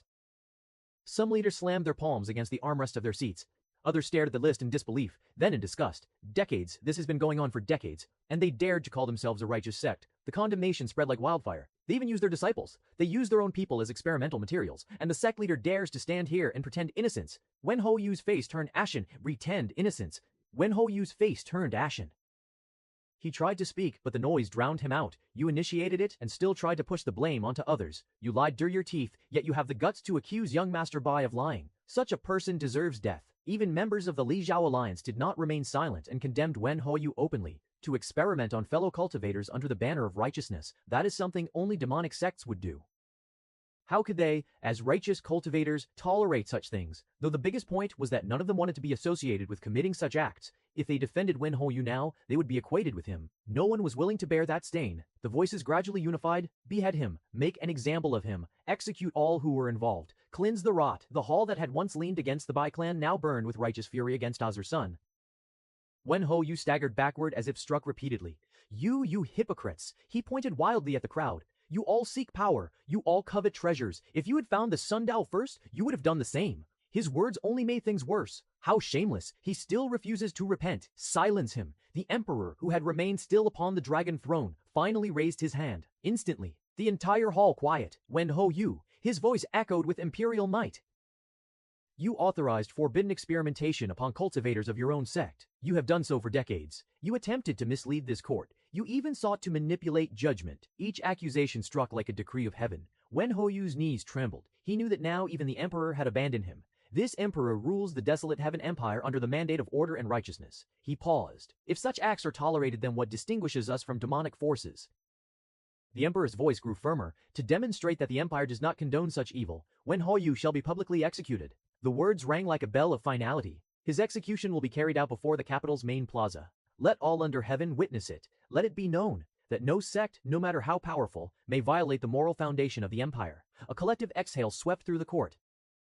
And as for the elders and grand elders listed, they shall be detained immediately and await further judgment. Armored imperial guards stepped forward. Their boots echoed sharply against marble. Wen Hoyu's face was drained of all colors. No, he looked desperately toward Li Jianhong, toward Zhao Wutian, toward anyone. No, he looked desperately toward Li Jianhong, toward anyone. No one wanted to help him. His cultivation base, once formidable, now felt meaningless beneath the weight of imperial authority and unified condemnation. Two guards seized him. He struggled. Ancestor, say something. But the Earth Immortal Ancestor remained still, eyes lowered, as if already mourning a sect that had doomed itself long ago. Wen Haoyu's final scream echoed as he was dragged out of the hall. The doors shut heavily behind him. Silence returned, and in that silence, more than one person glanced at Bai Zhan. The storm had begun with him, and it had ended exactly where he wished. Chapter 490, Wen Haoyu's execution. The news of what occurred at the imperial court spread faster than one could imagine. After all, many people were already keeping their eyes on what would be the fate of the Bai clan after this. But the news that they got was completely different from what they expected. Bai Zhan didn't attack the Azure Sun Holy Sect just because he could, but because they were carrying out dangerous and illegal experiments on children. And that was just the tip, with news about Azur's son kidnapping children and trying to assassinate Bai Zhan also becoming known. Within a single day, the entire desolate heaven empire knew. At first, disbelief, then shock, then fury. Azure's Sun Holy Sect dared to experiment on children for decades, and they have the audacity to call themselves righteous. They should burn in hell. The same streets that had once buzzed with rumors condemning Bai Zhan now echoed with a completely different tone. Was he not arrogant? Was he not lawless? Had he not defied the imperial court? That was what people used to say. Now, the narrative had turned on its head. So that's why young Master Bai attacked the Azure Sun Holy Sect. As expected, he has a noble reason. He wasn't acting recklessly, he was saving those children. What is the imperial court doing?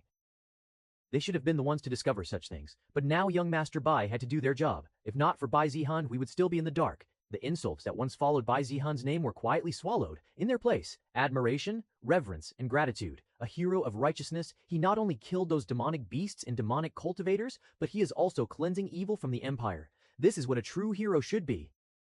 Meanwhile, curses rained upon the Azure Sun Holy Sect like an unending storm. Beasts in human skin, demonic sect in disguise. To think we respected them. They must all face punishment. Yeah, voices united against the Azure Sun Holy Sect. So what if they were a top sect? Could they do whatever they wanted? With the unity of everyone, they had nothing to fear, even if it was someone like the Azure Sun Holy Sect.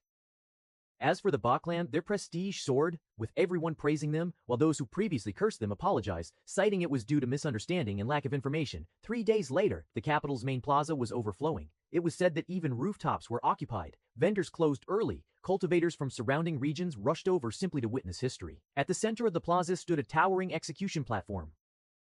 Imperial banners fluttered above it, golden dragons coiling across crimson silk. Heavy chains clinked. Wen Hoyu was brought forth. His once immaculate robes were gone, replaced by plain white prisoner garments. His cultivation base had been sealed. No spiritual aura, no commanding presence, no sect leader. Just a man, perhaps not even that. Just a filthy criminal who didn't deserve any of a human's privileges. The crowd roared the moment they saw him. That's him.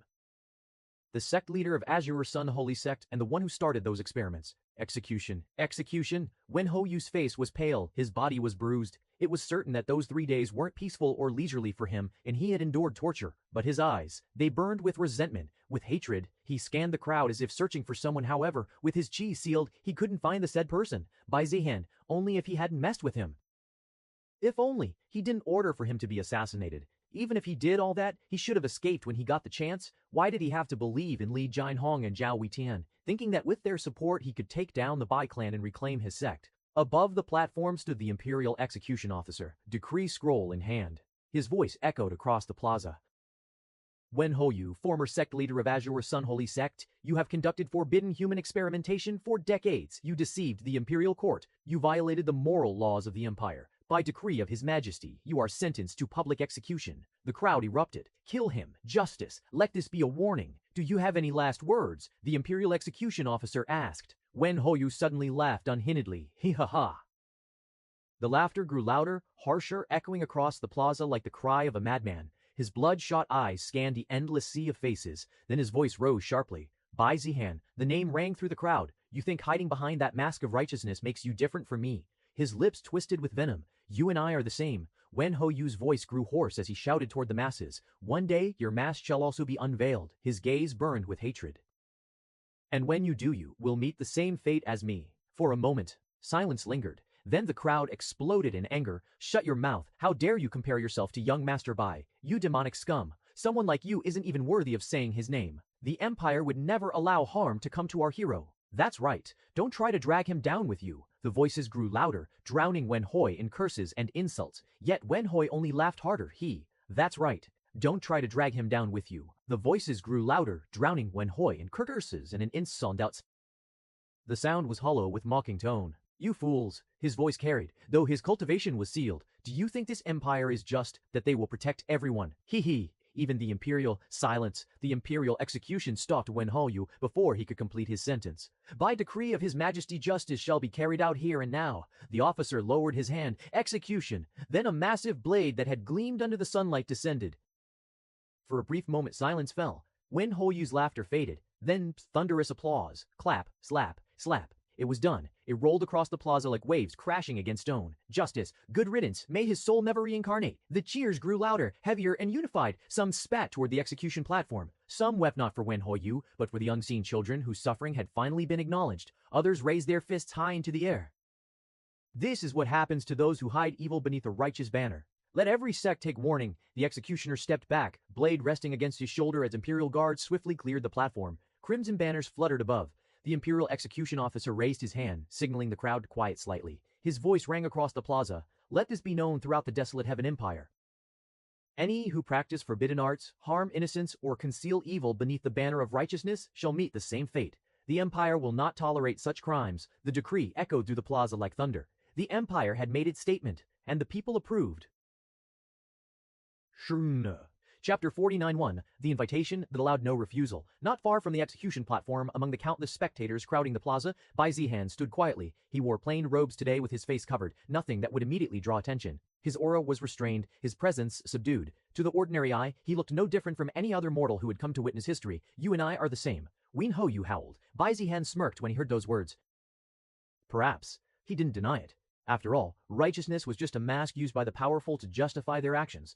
But Wen Houyu was wrong about one thing. Bai Zihan's mask had always been unveiled. There was no need for him to be hiding behind anything. He silently watched as the executioner beheaded Wen Houyu. Around him, the cheers continued to surge. Justice has been served. That demon finally paid for his crimes. Serves him right. That demon finally paid for his crimes. Serves him right.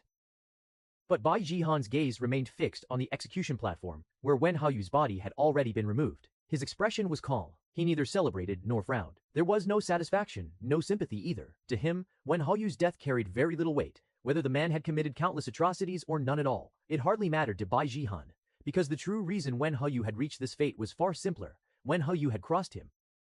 And once that line was crossed, the outcome had already been decided. Bai Zihan's eyes lowered slightly as the cheers continued to echo around the plaza. If not for a single variable, a lot of things would have been different today.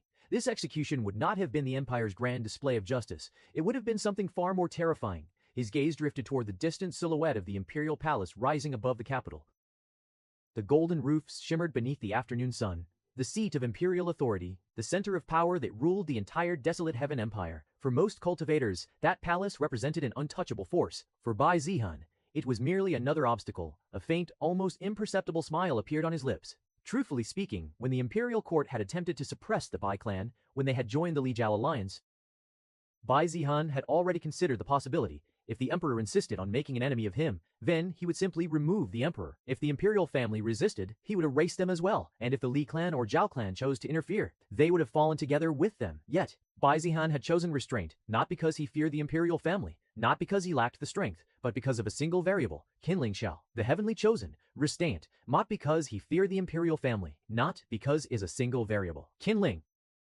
Otherwise, Bai Zihan wouldn't have even bothered with any of this. He would have changed the one who tried to bring down the Bai clan. But alas, fate had a different plan. With Qin Shao posing as Yu Feiyan, he could only wait. It wasn't wise to cross Qin Shao or do something which might lead to confrontation with her. He needs to wait at least before she is done with whatever reason she is here for, or wait until the Bai clan is powerful enough to take her on.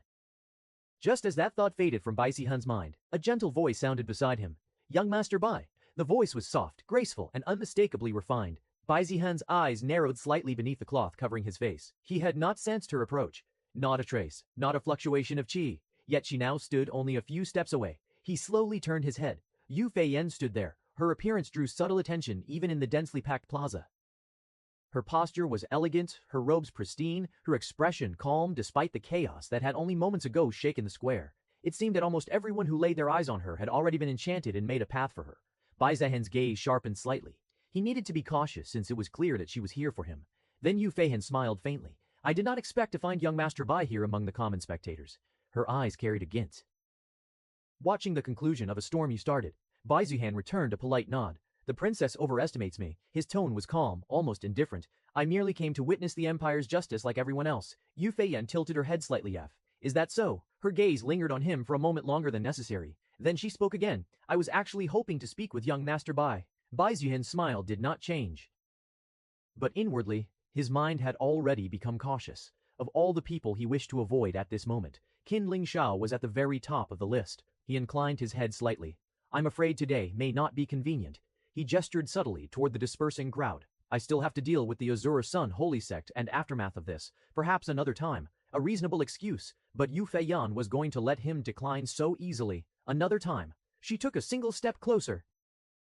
Not enough to alarm others, but enough that Bai Zihan could clearly see the faint amusement in her eyes. Young Master Bai seems to be avoiding me. Bai Zihan chuckled softly. How could that be? Bai Zihan tried to wiggle his way out. Of course he needed to avoid her as much as possible. Otherwise, no one would even know how he died. It seems that way to me though. Just give me a few seconds. Otherwise who knows, I might even come to the Bai clan if you decline. Yu Feiyan said.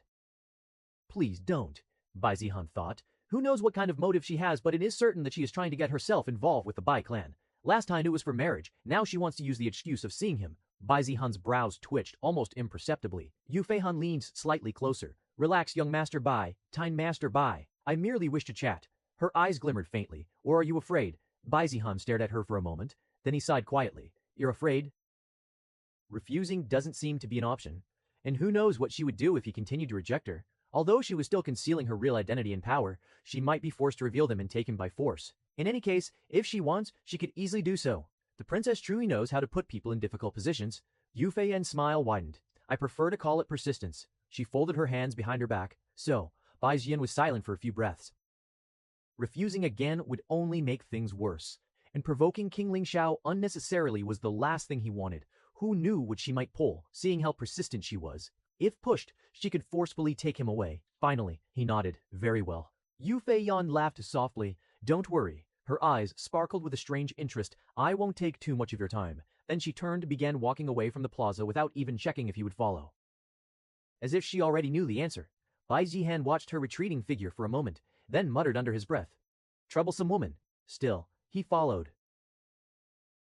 Cooper 49-2, Essence of Bai Clan. The two left the plaza together. The cheers and discussion surrounding the execution gradually faded behind them as they moved through the bustling streets of the imperial capital.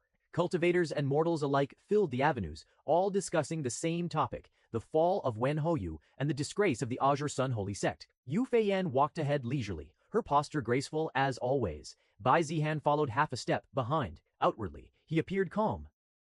Inwardly, however, his mind remained vigilant. After several turns through the crowded streets, Bai Zihan suddenly spoke. Princess, how about we sit somewhere here?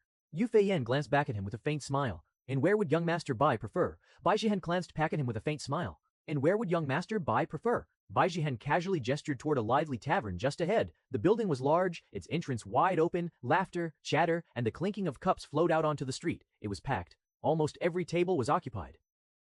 A place like this with the opposite of private, precisely the kind of place Bai Zihan wanted, because he believed Qin Xiao would not reveal her true identity in such a public setting. Of course, if she truly wished to silence everyone here, Bai Zihan knew very well it would only take a single snap of her fingers for the entire tavern to disappear. But at least this gave him some psychological comfort. No matter how arrogant he might act, the person before him was a golden immortal cultivator. Every trick of his would be useless before her. Yu Feiyan studied the tavern for a moment before chuckling softly. A crowded place. Bai Zihan shrugged lightly. It's lively, just as I like. Her smile deepened slightly, but she said nothing more. The two entered the moment Yu Feiyan stepped inside. Several patrons subconsciously turned their heads. Her presence naturally drew attention. Even without displaying any aura, her elegance and beauty were difficult to ignore. Still, the tavern was too noisy for anyone to stare for long. Soon the chatter resumed. Bai Zihan quickly found an empty table near the window. A waiter hurried over. What would the honored guests like? Give me the best spirit tea you've got. Bai Zihan replied calmly. Yu Feiyan added lightly, and the best wine, right away. The servant nodded and left. For a brief moment, neither of them spoke. Outside the window, the streets continued to bustle with life. Then Yu Feiyan rested her chin lightly on her hand and looked at him. Let's skip the pleasantries. Her tone was casual. What would you say is the essence of your Bei clan? Bai Zihan blinked. That was not the question he expected. The essence. Yu Feiyan nodded. There was always something that one group distinguished itself from others, which became the identity of that organization. Every sect, every clan, each had something that defined them. For the Heaven Sword sect, it was naturally the sword. For the Azure Sun Holy sect, it was their fire cultivation techniques. It was something fundamental, something that shaped their identity. As for clans, the majority of the time, it was their cultivation techniques. Many disciples might join different sects and learn different martial arts, but at their core, their cultivation technique would remain the same. Of course, unless they got their hands on a superior cultivation technique, they might abandon it for more power. Just like when he spread the heavenly mandate assimilation art. Ever since he introduced it, more and more people had begun cultivating it. Many had even abandoned their century-old traditions for more power. If this continued, perhaps in the future the identity of the entire Desolate Heaven Empire might revolve around that very technique. The heavenly mandate assimilation art might become the defining identity of the Desolate Heaven Empire. Bai Zihan thought for a while. He had never really considered it that way. Most great powers indeed had something that represented them, something that outsiders immediately associated with them. But the Bai clan. For a moment, nothing came to mind. After thinking for a moment, Bai Zihan finally answered. The Azure Dragon breathing method. This was the cultivation technique that previously Bai clan core members were allowed to cultivate. Obviously, now it has changed, but there was no need to tell that to Qin Xiao. Though if you asked Bai Zihan to answer honestly, he might simply reply with one word: ruthlessness. That much was evident in how neither he nor any member of the Bai clan ever hesitated when destroying a clan or sect. Qin Xiao raised an eyebrow. She did not look satisfied. Perhaps it wasn't the answer she was looking for. Instead, she simply stared at him. A strange smile slowly appeared on her lips. That's not it. Bai Zihan narrowed his eyes slightly. Then what does the princess think it is? Yu Feiyan leaned back in her chair. The Azure Dragon breathing method is merely a tool. But there is something that defines the Bai clan. Aren't you aware of that, young Master Bai? She asked playfully, almost as if she were saying that she already knew and he should simply reveal it. However, Bai Zihan was genuinely confused. He didn't understand what Qin Xiao was referring to, but he could tell that she was looking for something, and that something might be in the Bai clan. Don't tell me the Bai clan is part of some ancient clan that fell apart after thousands of years and there is a supreme treasure hidden within the clan. Bai Zihan thought. But it wasn't like he was thinking about it seriously. As far as he knew, the Bai clan had existed within the Desolate Heaven Empire for as long as their history spanned, so there shouldn't be some hidden backstory about them originating from a powerful clan that once ruled the world or anything like that. Well, I don't know what answer the princess is expecting, but I don't really know much. I don't like studying history, Bai Zihan answered honestly. Indeed, perhaps there might be information related to what Qin Xiao wanted, but he truly had no idea since he had never focused much on his studies. Well, one of the reasons was that he couldn't even see properly because of the system interface, so he couldn't be fully blamed. Even though you are the heir, the princess asked playfully. She seemed to have sensed that Bai Zihan was telling the truth and stopped probing further for the answer, which clearly wasn't on Bai Zihan. Knowing history isn't the requirement to become the heir, strength is, Bai Zihan answered, half of which was a lie. Strength was needed to become heir. That was bullshit, since he had been named heir even when he was a weakling, but since his father was the clan leader, the position had automatically fallen upon him, the only son of Bai Tianheng. But it wasn't a lie either. If not for the strength he had shown, by now he might have been replaced by other geniuses. That might be true. Chapter 49 Tree. The name that shook her Qin Xiao also seemingly agreed with Bai Zihan's statement. Anyways, Qin Xiao said as she stared at Bai Zihan's body. Her gaze lingered. Longer than what would normally be considered polite. Bai Zihan noticed it too, not like Qin Xiao was trying to hide anything. His brows twitched slightly. Then he slowly leaned back in his chair and crossed his arms over his chest. Princess, his tone carried faint amusement. Staring at someone's body for that long is rather rude. Yu Feiyan blinked. For a moment, she simply looked at him. Then Bai Zihan added with a half-teasing smile, even if I am handsome, there should still be some restraint. You already know that I am engaged to Chu Ziyan. The words hung in the air, the bustling tavern continued around them, but at their table, a strange silence formed. Yu Feiyan's eye twitched almost imperceptibly. Narcissistic fool, she thought, Shirin Lingxiao. A woman whose beauty alone could topple kingdoms, a woman countless geniuses across the continent dreamed of glimpsing once in their lifetime, and this man actually thought she was staring at him for some absurd reason, utterly absurd. Her fingers lightly tapped the table once. A faint irritation surfaced in her mind, but it quickly faded, because the truth was she had been staring at him, just not for the reason Bai Zihan imagined. Qin Lingxiao had been probing him. Not with obvious spiritual sense, that would have been crude. Instead, she used an extremely subtle method, something that someone like Bai Zihan could never notice. Yet the more she observed, the more shocked she became. Her gaze swept across him again, his breathing, the circulation of spiritual qi beneath his skin. Qin Lingxiao's pupils narrowed slightly. The Bai Zihan she remembered had been a cripple, and she didn't think it was possible for him to ever recover from that. His meridians were shattered. His body had been barely suitable even for basic cultivation. And yet, the man sitting in front of her now was perfectly fine. No, not just fine. He was in the void refinement realm. It would have been easier for her to believe if Bai Zihan had simply recovered, but his cultivation shouldn't have been the same as before. But now, it has advanced. Either the information that he was in the spirit severing realm was false, or he had truly broken through after recovering. Both scenarios were shocking. Qin Lingxiao's fingers stopped tapping. Her gaze sharpened slightly. How? That was the question echoing in her mind. As far as she knew, the desolate Heaven Empire didn't have the capability for such a thing. Bai Zihan noticed her silence. He waved a hand lightly in front of her face. Princess Yu Feiyan noticed her silence. He waved a hand lightly in front of her face. Princess Yu Feiyan slowly returned her senses. You recovered well, she said calmly. Bai Zihan's hand paused for a fraction of a second. Then he chuckled. I suppose you could say that. But inwardly, his thought sharpened. So she noticed? Of course she would. A golden immortal missing something like that would be far stranger. She leaned back slightly and picked up the cup the waiter had just placed before her. She took a slow sip of wine. Her gaze never leaves Bai Zihan. Interesting. Very interesting. Very.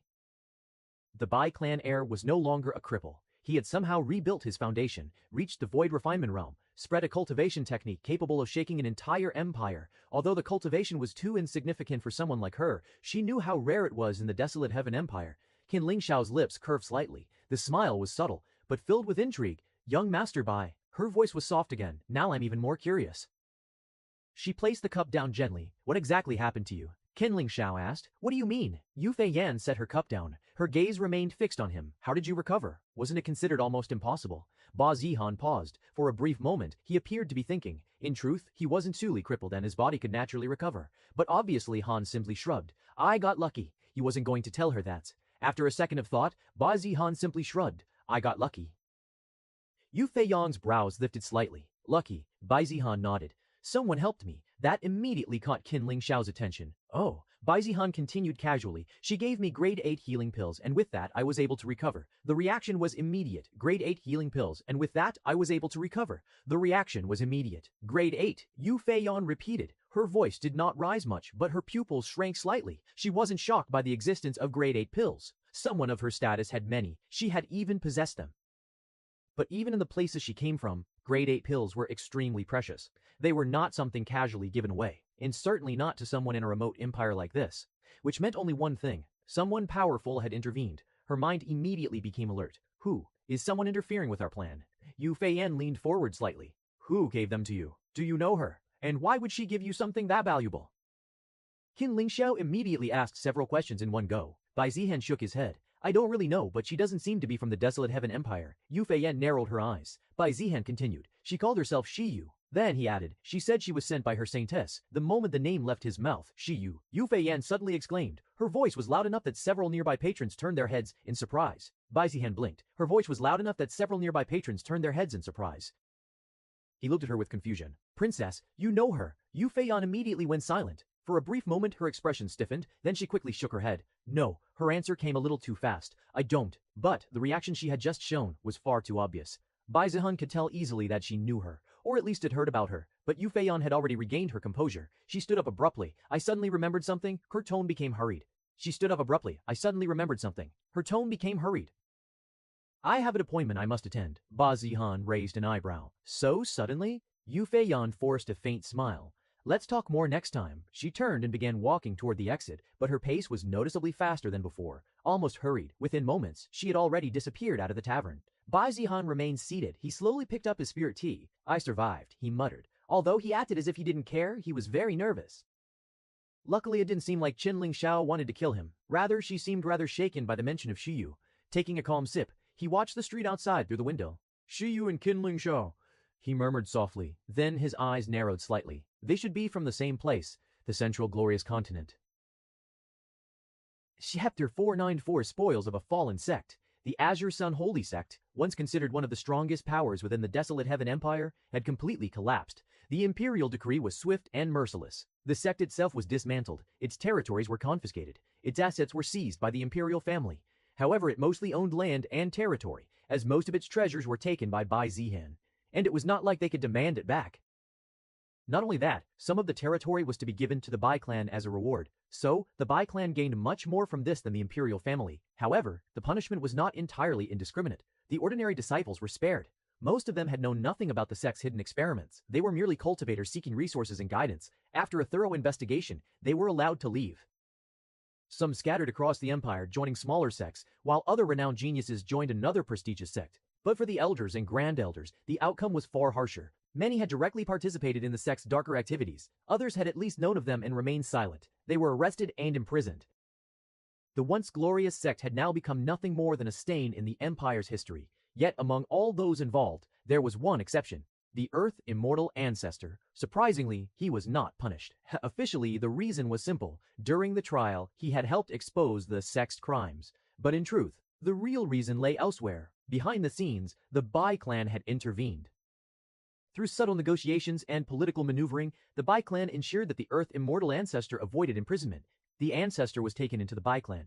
Naturally, his status was far from high. He was neither a Grand Elder nor an Elder. In terms of rank, his position was closer to that of an ordinary disciple, perhaps even lower. However, no one truly treated him lightly. After all, he was still an Earth Immortal cultivator.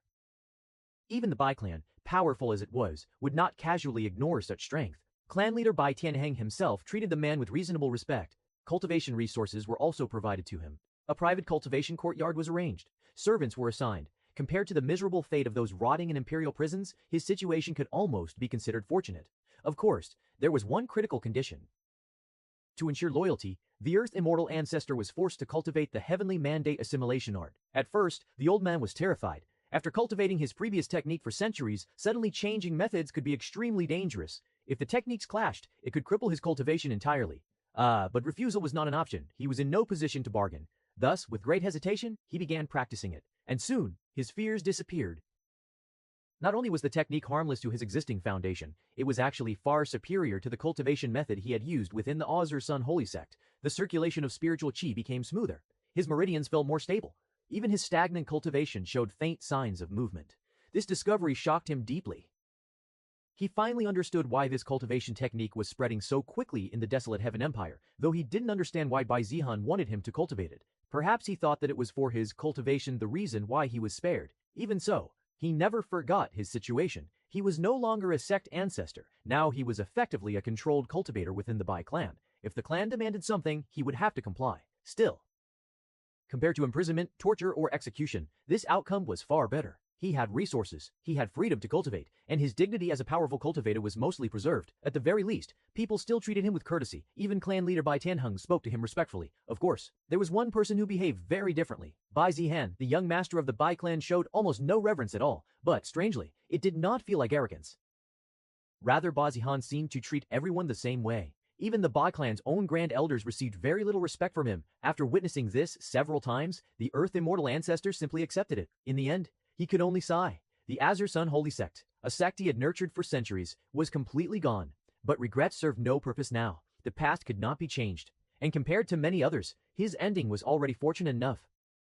Eck. While the Earth Immortal Ancestor had already accepted the fate of the Azure Sun Holy Sect, there were others who had not. Far from it, the ones most shaken by this incident were the members of the Li Jiao Alliance. What had happened was simply too shocking. The Azure Sun Holy Sect had not been some minor force. For centuries it had stood as one of the strongest powers within the Desolate Heaven Empire. Its influence spread across numerous territories.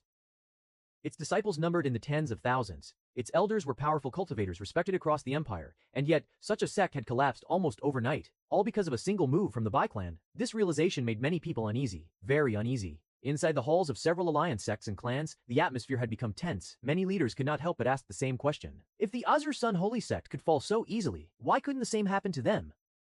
What frightened them even more was what had happened afterward. The Li clan and Zhao clan weren't able to do anything. Even the emperor of the Desolate Heaven Empire had ultimately allowed the matter to conclude without interfering too much. Obviously, it was certain that it was because the Azur Sun Holy Sect had conducted illegal experiments, which was a taboo in the empire. But reason aside, to many observers, it almost looked as if the Bai clan had acted completely unchecked. That realization caused chills to spread among the alliance members. If even the imperial authority could not restrain the Bai clan, then what exactly was protecting them? The confidence they once had in the Li Zhao alliance began to crumble. Quiet discussions started appearing behind closed doors. What if the Bai clan targets us next? Will the Li or Zhao clan truly protect us next? Will the Li or Zhao clan truly protect us? Or will we simply become the next sacrifice? Such questions slowly spread like poison. Doubt grew, fear grew. And along with it, distrust. Some smaller clans had already begun secretly preparing contingency plans. A few bold leaders had even started considering something far more drastic, leaving the alliance entirely. After all, no one wanted to remain on a sinking ship, and right now, that was exactly what the Li Zhao alliance was beginning to feel like. But obviously among them were hardcore alliance members who would rather blame the Bai clan for unscrupulously invading another sect, despite the reason that was officially accepted. They still believed that everything was orchestrated by the Bai clan in order to justify their invasion. They even spread rumors that it was the Bai clan who had conducted the experiments and then blamed them on the Azur Sun Holy Sect. Obviously, at this stage, no one believed those lies, and most people still trusted the Bai clan, especially since the imperial family had also announced the truth. But that didn't stop them from slandering the Bai clan. They claimed that it was actually the treasures that the Bai clan was after, saying that they should return them if their purpose had truly been to save the children. They also pointed out that the Earth Immortal ancestor who testified was now with the Bai clan, suggesting that he might have been the one who conducted the experiments on the orders of the Bai clan, but later pushed the blame onto the Azur Sun Holy Sect. Many conspiracy theories were created to make the Bai clan look as bad as possible. Even if the effect might be small, they still put in the effort to do so. Strangely though, both Li and Zhao clan remained quiet. They didn't do anything to those leaving their alliance, nor did they stop others from spreading rumors about the Bai clan. Chapter 495 Clan Leader Training. In the days that followed, Bai Zihan returned to a relatively quiet routine. Every morning, he would practice his sword. Standing alone within the Bai clan's training grounds, his blade moved with sharp precision. Each swing cut through the air cleanly. With intermediate sword intent, it would not be wrong to say that Bai Zihan was among the best swordsmen in the empire. Still, practice made perfect. Although his cultivation had already reached the void refinement realm, Bai Zihan had no intention of slowing down. If anything, he pushed himself even harder. Sword practice, cultivation, short breaks in between. Day after day, his routine remained almost identical, or so he thought. One afternoon, just as Bai Zihan finished his training and was preparing to return to cultivation, a servant approached him. "Young master, the clan leader wishes to see you." Bai Zihan was confused by the sudden summons. Inside the clan's main hall, Bai Tianheng sat behind a large table covered in documents and jade slips. He barely lifted his head when Bai Zihan entered. "You're here." Bai Zihan glanced at the pile of work. His brows twitched slightly. "What is it?" Bai Tianheng finally looked up. His gaze swept over his son briefly before he spoke calmly. "Your cultivation is already more than sufficient for now." Bai Zihan raised an eyebrow. Bai Zihan raised an eyebrow. Bai Zihan raised an eyebrow. Bai Tianheng leaned back slightly. "It's time you start learning how to manage the Bai clan." The words made Bai Zihan immediately frown. "I'm not interested. He was the heir and might take on the role one day, but not now. Managing a clan, that could be delegated to others." Of course, he wasn't sure whether he wanted to be one. Unfortunately, Bai Tianheng wasn't about to accept the refusal. "You don't have a choice." His voice was calm but firm. "As the future clan leader of the Bai clan, whether you like it or not, you must understand your responsibilities. Otherwise, how can you manage the Bai clan in future?" Bai Zihan opened his mouth to object, but Bai Tianheng had already returned to reading the documents. "Starting today, you will follow me," he said. "Observe and learn. That's how I did it." The tone left no room for negotiation. Bai Zihan stared at his father for a moment. This time refusal was not an option. Bai Zihan. The tone left no room for negotiation. Bai Zihan stared at his father for a moment. "Troublesome," he muttered quietly. From that day onward, Bai Zihan's peaceful routine disappeared. Instead, he began following Bai Tianheng throughout the clan's affairs. At first, Bai Zihan simply observed. He watched as his father held meetings with the clan's elders. They discussed matters such as allocation of cultivation resources, management of the clan's territories, negotiations with different organizations, integration of lands recently taken from the Azur Sun Holy Sect. Occasionally, Bai Tianheng would suddenly ask him, "What would you do in this situation?" At first, Bai Zihan shrugged, but over time he began answering more seriously. Sometimes his suggestions were blunt, even ruthless, yet surprisingly many were effective. Although he clearly disliked the work, his judgment was sharp and decisive. He was also tasked with smaller responsibilities, reviewing minor documents, deciding where a disciple would train, assigning guards, approving budgets, and managing branch reports. Naturally, Bai Zihan found the entire process extremely annoying, yet somehow he handled it well. Bai Zihan was also sent out to the meeting where Bai Tianheng was usually needed, though others might have complained. Well, it was Bai Zihan was also sent out to the meeting where Bai Zihan who would raise an objection, who still dares underestimes Bai Zihan. People began to notice, but they did not find it strange. After all, Bai Zhen was the next clan leader. There had never been any real competition. There had been whispers long ago, when he was thought crippled. Some wondered whether the succession might change, whether someone else might rise to take his place. But those doubts vanished the moment everyone realized he was no longer crippled. His body had fully healed, and his cultivation had surpassed expectations. Moreover, the clan leader had always personally trained the next heir, teaching how to manage the clan, make judgments in complex situations, and navigate disputes in external relations. This was a long tradition, typically carried out when the current leader was nearing a breakthrough into the immortal realm. But with the Bai clan's current growth rate, it seemed Bai Tianheng could reach that level sooner than many anticipated. Normally, it would be when the clan leader's son turns 30 or so. Sometimes, even higher, quiet discussions among the elders often touched upon the topic. Perhaps Bai Tianheng is preparing to hand the clan over to him. Indeed, the clan leader is nearing a breakthrough. If he wishes to ascend to the immortal realm, he will need long seclusion. During that time, the clan must have a capable leader. Who could be better suited than Bai Zihan? Of course, there were some concerns. Bai Zihan was still a teenager, and his maturity sometimes lagged behind his talent. More than once, he would act on personal whims rather than the clan's perspective.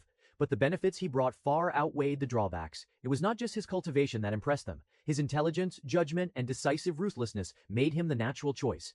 There was no one more suitable within the clan, or perhaps the entire empire. As time passed, this became increasingly obvious.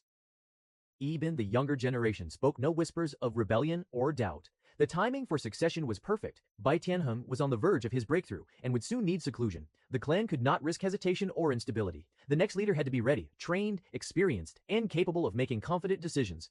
Bai Zihan fit that role perfectly. No one doubted it. No one questioned it. The natural order of succession had been reaffirmed. If anything, it seemed inevitable. Even quietly, in the hearts of the elders and branch leaders, a shared thought lingered. Perhaps no one would ever be more suitable than him. It was without a doubt the most natural decision the Bai clan could make. Chapter 496. Qing Sheng returns just when everyone thought things would continue peacefully. A letter arrived. It came directly from the imperial palace of the Falling Star Empire. It carried the personal seal of Princess No, Empress Sun Yaoqing. The recipient was obviously Bai Zihan. Bai Zihan was surprised and excited by that, thinking perhaps the princess had gotten hold of the mysterious organization or Qing Sheng. Bai Zihan went through the contents. Looks like you have finally decided to show yourself, Qing Sheng. Months passed since the incident where Qing Sheng revealed himself as a demonic cultivator and escaped. For most people within the Falling Star Empire, the incident at the Quan clan gradually faded into memory. The Quan clan sent out search parties to find him and kill him. Quan Lingshu felt that he would only regain his face after taking care of the bastard who had sullied his clan's name. Yet no trace of Qing Sheng was ever found. Some began to believe he had already fled the empire. Others claimed he must have died from his injuries shortly after escaping. The Quan clan themselves wanted to believe that, but deep down, many members of the Quan clan still remembered the hatred burning in Qing Sheng's eyes, and the promise he left behind. Though many months had passed, many eventually forgot about it and went on living their lives as before. Then it happened on a quiet night. It was after the Desolate Heaven Empire had won against the high-level Beast Tide. The Falling Star Empire was on high alert since demonic beasts were also rampaging on their side, though not to the same degree as in the Desolate Heaven Empire. But many were still cautious, especially before the victory of the Desolate Heaven Empire. Because if the Desolate Heaven Empire had fallen, then their empire might have been next. Fortunately, their worries turned out to be unnecessary. Many clans were at ease again, including the Quan clan, thinking the disaster had passed. The moon hung high above the Quan clan compound, bathing the buildings in pale silver light. Most of the clan had already retired for the night. Quan Lingshu, however, wasn't sleeping yet. Inside his study hall, several jade lamps burned quietly, illuminating the stacks of reports piled across his desk. His expression was dark as he flipped through the financial documents. Damn it! With a furious shout, he slammed the jade slip down. If not for that bastard Bai Zihan, his chest rose and fell with anger. The Quan clan had once been thriving. Through secret dealings with the mysterious organization, they had received an enormous amount of resources. In exchange, all they had to do was help hide the organization's base within their territory and ensure no information leaked. It was an easy arrangement. More importantly, the second prince himself had been behind them. With royal backing, the Quan clan had practically been untouchable within the falling star empire. Qiao Lingshu had believed his future was already set. Once the second prince ascended the throne, the Quan clan's influence would skyrocket, and he, Quan Lingshu, would rise alongside him. He would have been below one person and above thousands, a high noble of the empire. Only the royal family would stand above him, but all of that had collapsed because of a single person, Bai Zihan. He spat the name with hatred. Ever since that young master arrived in their empire, everything had begun to unravel. The secret base was exposed. The mysterious organization was destroyed. Their resource supply disappeared overnight. And worse, with Empress Sun Yaoqing's reforms, the empire had begun implementing policies aimed at weakening noble privileges and bringing greater equality between people. That meant fewer advantages for clans like the Quan clan. Their position was already beginning to weaken. Damn it, Quan Lingshu grabbed one of the financial reports and hurled it across the room, just when he thought his clan was soaring into prosperity. They had been dragged straight back to reality. Useless. He slammed his fist onto the desk. Everyone is useless. He cursed. What makes you so angry? A calm voice suddenly spoke from behind him. Quan Lingshu froze. A chill ran down his spine. Someone was inside his study hall. But how? But how, spine? Someone is inside his study. There were guards stationed throughout the compound. How had someone infiltrated this place without making a single sound? Moreover, how could he fail to sense someone standing so close? Who? He spun around instantly, chi flaring as he prepared to attack. But when he saw the figure standing near the doorway, his expression stiffened. The young man stood casually in the shadows, leaning lightly against the wall as if he had been there for some time. Moonlight filtered through the window, illuminating his face. For a moment, Quan Lingshu couldn't believe his eyes. Chang Sheng. The name left his mouth almost instinctively, yet even as he said it, uncertainty crept into his voice. The man looked different. His face was the same, but sharper and more refined. His features had matured. His aura had changed completely. The former slave who once stood before them trembling and bloodied was gone. Now the young man looked almost unnaturally handsome, his expression calm and confident. But the most terrifying thing was the dense demonic chi quietly swirling around him like a living shadow. Chong Shang smiled faintly. "Oh, it seems you still remember me. I am quite honored, clan leader Quan. I almost thought you might have forgotten me by now." Chong Sheng said playfully. Quan Lingshu's pupils shrank. A cold sweat instantly formed across his back. How? How did you get in here? His mind raced. The guards, the defensive formations, none of them had noticed anything. Chong Sheng slowly pushed himself away from the wall. Thud, thud. His footsteps echoed softly across the quiet room. Getting in was quite easy, honestly. His gaze swept across the room, briefly pausing on the scattered financial reports. Looks like the Quan clan is struggling quite a bit. Quan Lingshu frowned. Guards, Quan Lingshu frowned. What are you on? There's an intruder here. Yi yelled, but no one came. He was confused. Just what was happening? Keki, they won't be able to come, Chang Sheng said as he revealed a bloodied knife. It seemed that before coming to Quan Lingshu's room, he had already taken care of the nearby guards. Even if they do, they will face the same fate. A terrifying pressure began to fill the room. The demonic chi leaking from Chang Sheng's body was far stronger than before. Much stronger. That's impossible.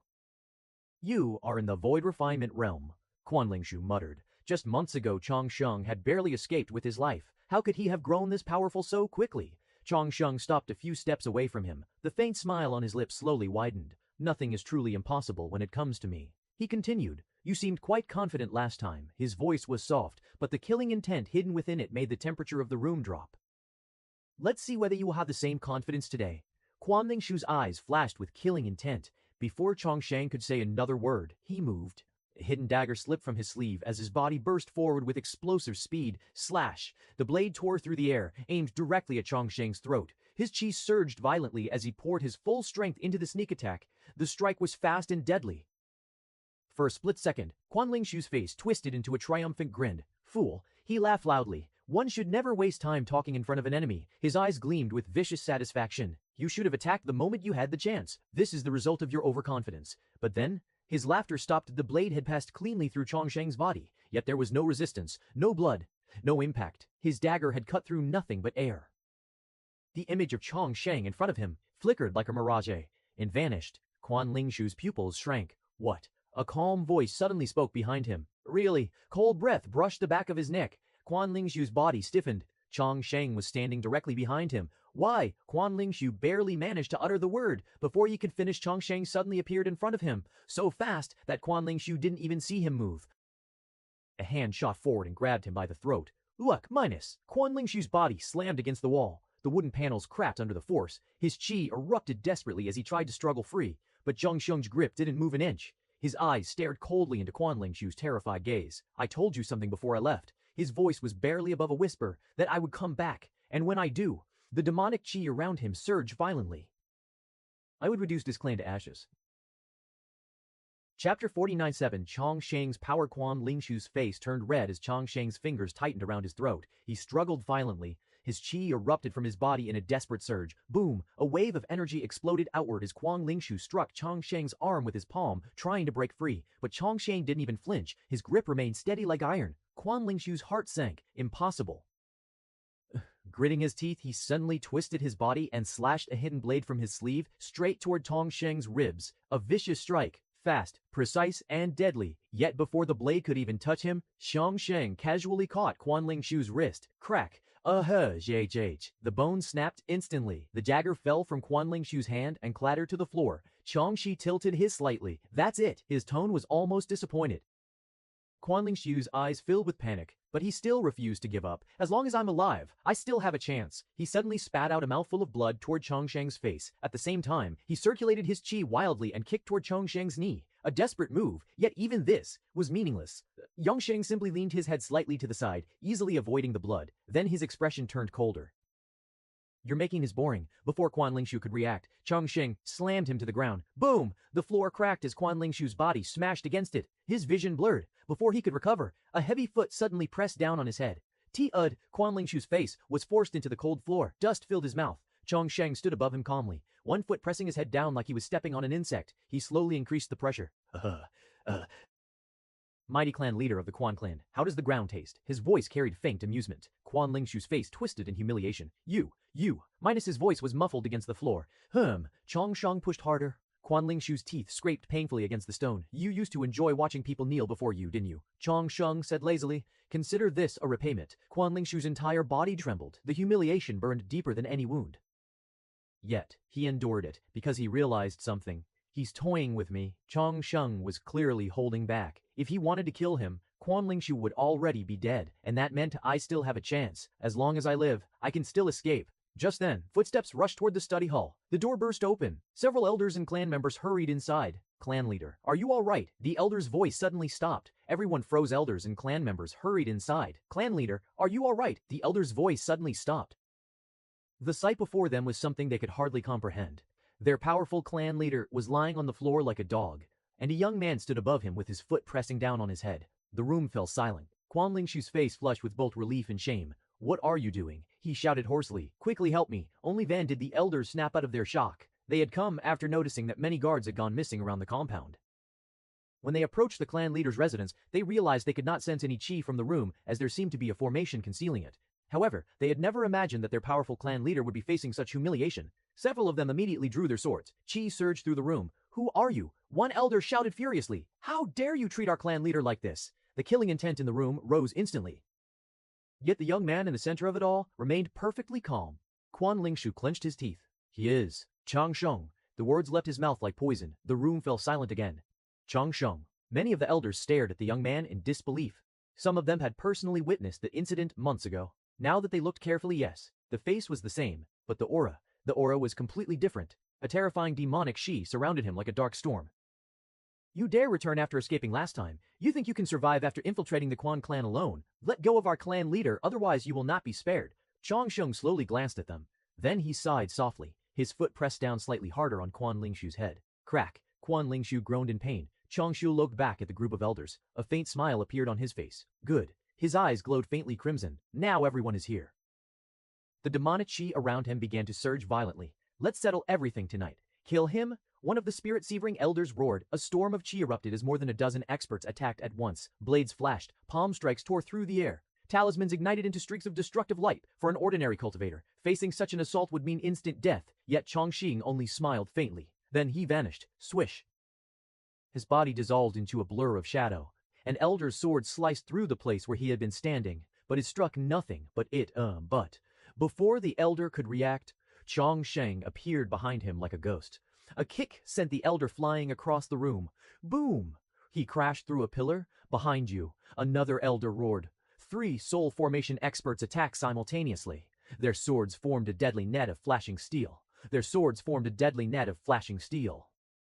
Yet Chong Sheng's body twisted like flowing smoke. His movements were strange, shadow-like and unpredictable. He slipped between the blades with impossible precision. It was as if he wasn't bound by normal movement at all.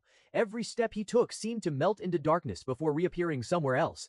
Too slow. He casually struck one elder in the chest. Crack! The elder spat blood as he was sent crashing backward, but the Quan clan wasn't weak. 3 void refinement experts including Quan Lingshu joined the fight. Their attacks were far more dangerous. A massive pong strike descended toward Chongsheng. Boom! The floor shattered as the attack landed, but Chongsheng had already moved. A spirit-severing elder slashed downward with a sword technique. This time, the blade grazed Chongsheng's shoulder. Blood sprayed into the air. Another attack struck Sheng's shoulder. Blood sprayed into the air. Another attack struck his side moments later. Yet, he didn't even flinch. It was as if the injuries meant nothing to him. Chongsheng simply continued moving through the battlefield like a shadow dancing among flames. It was as if his body was immune to all attacks. Chapter 498. Destruction of Quan clan still numbers mattered. Even someone as powerful as Chongsheng couldn't dodge forever. Another palm strike brushed his ribs. A sword slash cut across his arm. Slowly, the pressure began to build. Across the battlefield, Quan Lingshu burst into laughter. Hey ha ha. His earlier humiliation seemed completely gone. His eyes burned with vicious excitement. You see, he pointed at Chongsheng. This is the end for you. The elders continued pressing their attacks. Blades and chi filled the entire room. You humiliated me. Quan Lingshu snarled. You dared step on my head like a dog. His expression twisted with hatred. Tonight, you will pay for that. Another round of attacks forced Chongsheng to retreat a few steps. Quan Lingshu's confidence grew. Give up. He sneered. No matter how you infiltrated this place, escaping is a different matter. He gestured toward the surrounding elders. You are surrounded. Soon your chi will be exhausted. While my reinforcements will arrive, you have no chance. And he wasn't entirely wrong. After all the fighting, Chongsheng's chi reserves had already dropped to nearly half from dodging all those attacks. Moreover, with even more people joining, the chance of Chongsheng winning was almost zero. Escaping also wasn't going to be easy since he had activated the formation and trapped Chongsheng. Of course, if Chongsheng made a teleportation formation, he might escape, but Quan Lingshu wasn't going to give him the chance. But instead of panicking, Chongsheng suddenly smiled. A calm, amused smile. You seem to misunderstand something. Chongsheng slowly wiped the blood from his lip. To kill everyone here. He glanced around the room. I don't even need to lift my fingers. Quan Lingshu burst out laughing, almost immediately followed by others. Haha. Their laughter echoed loudly. A bluff. Quan Lingshu's eyes gleamed with mockery. You think we're fools? You're already struggling to survive, yet. He pointed his sword toward Chongsheng. You say you can kill us all without lifting a finger. The elder sneered as well. Does he think of himself as God? A mere demonic cultivator deluded into thinking he is some kind of immortal. But Chongsheng only looked at them with calm indifference. Then suddenly, swish, Chongsheng vanished. Quan Lingshu's eyes widened. Find him quickly. He roared instantly. He's trying to escape. The elders immediately spread out, their spiritual senses expanding across the entire building. But before they could locate him, a voice echoed across the entire estate. Quan clan. The voice was amplified by chi carrying far beyond the study hall. It thundered throughout the entire Quan clan compound. The peaceful night was shattered instantly. Lights began appearing across the estate. The Tithkin across the estate.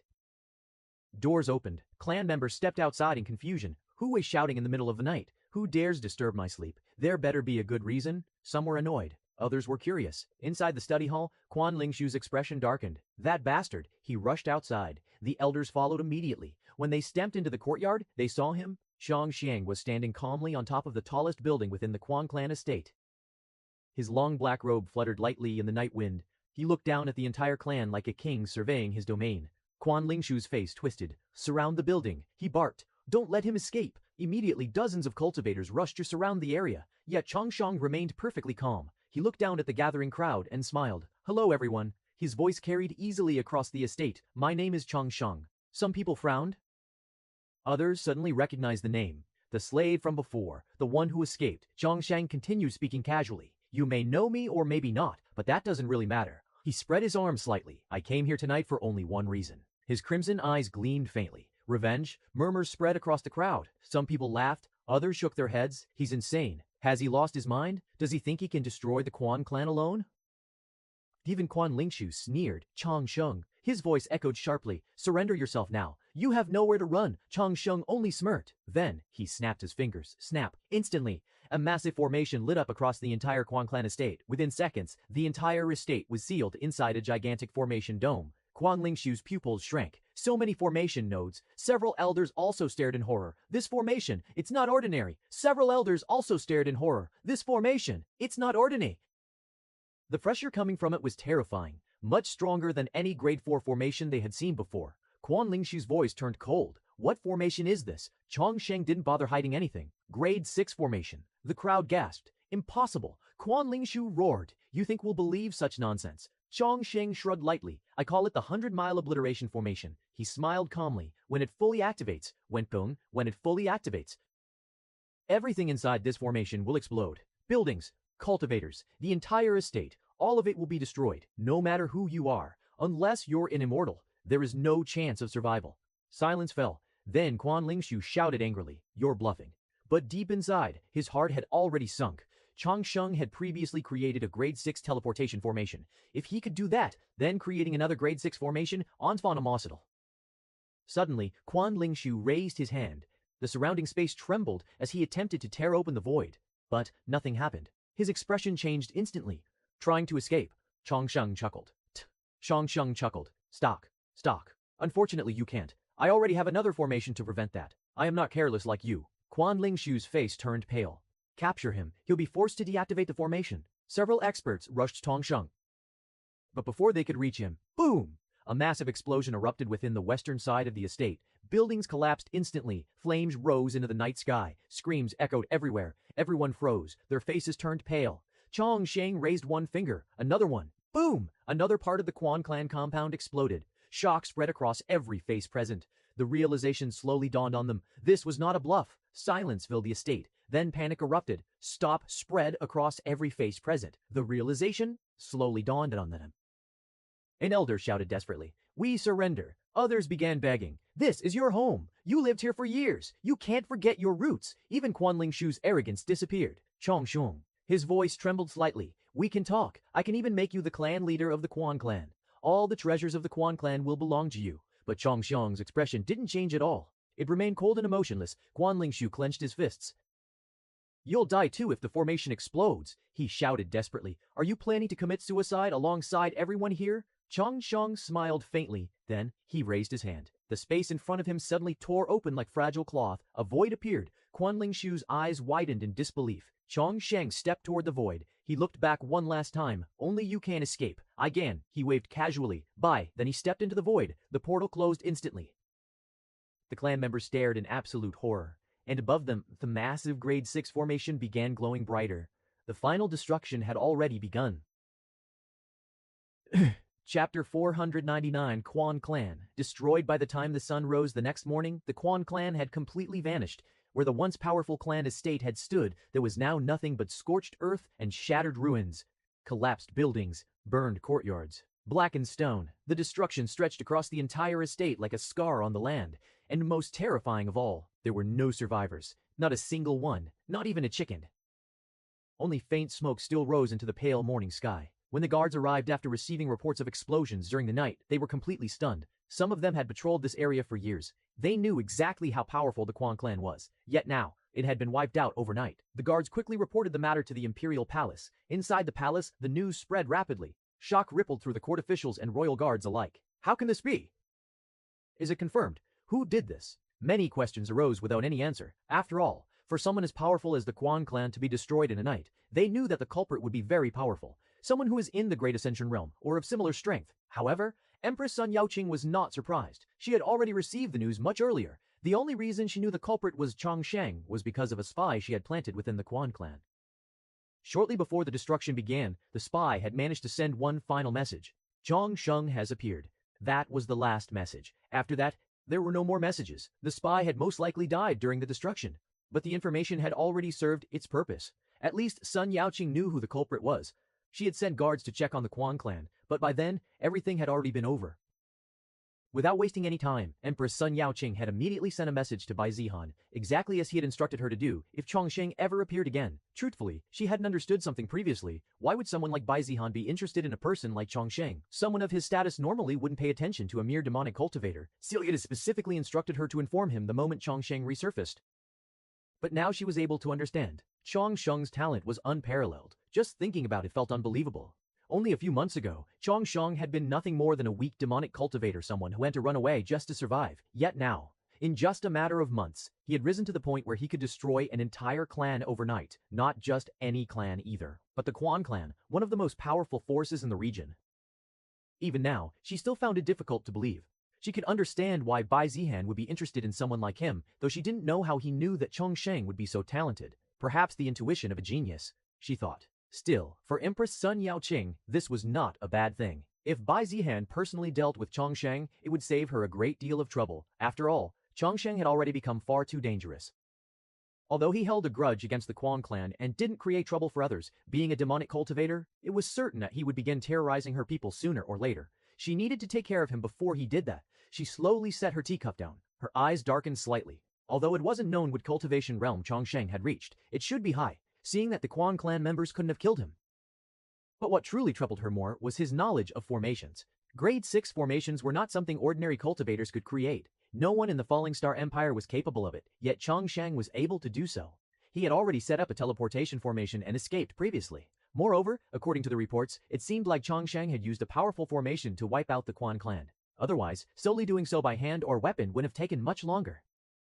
Even if he was in the Great Ascension realm, it wouldn't be done so quickly unless he possessed some extraordinary technique. And the other, more reasonable explanation was that he had used a formation. He had already shown he was capable of that, and she believed that it was more likely. Princess Sun Yaoqing slowly exhaled. It was regrettable that Chongsheng was a demonic cultivator. Otherwise, she would have done everything to recruit such a talent.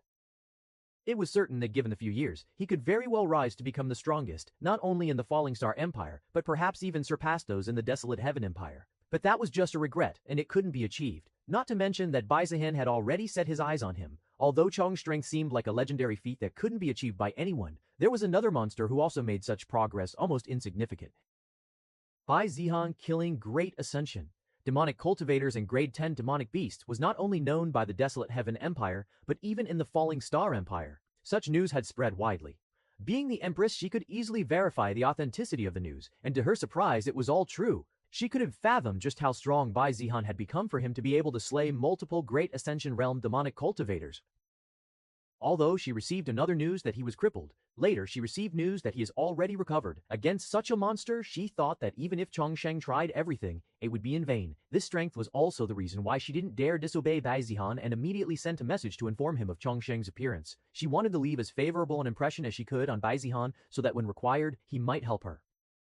She didn't want to make an enemy of Bai Zihan and knew that being on his good side was beneficial not only to her, but to the empire. Just then, the doors to the chamber burst open. Mingju, Empress Sun Yaoqing looked up, slightly startled. Her personal attendant hurried inside, her usually composed expression replaced with urgency. Her breathing was slightly uneven, as if she had rushed all the way here without stopping. "What happened, Mingju?" Sun Yaoqing asked, her brows knitting together in confusion. She even began to speculate whether Chongsheng had attacked another clan or something. For someone as well-trained as Mingju to lose her composure like this, something big must have occurred. Mingju quickly bowed. "Your Majesty, young Master Bai Zihan has arrived." Chapter 500 Back at Falling Star Empire. Bai Zihan had come to the Falling Star Empire the moment he received the message. Truthfully, there was nothing else for him to do recently other than train for the position of clan leader. Although his father had begun involving him in clan matters, Bai Zihan still found those responsibilities rather dull. Compared to that, hunting down a heaven-chosen one was far more interesting, and far more necessary.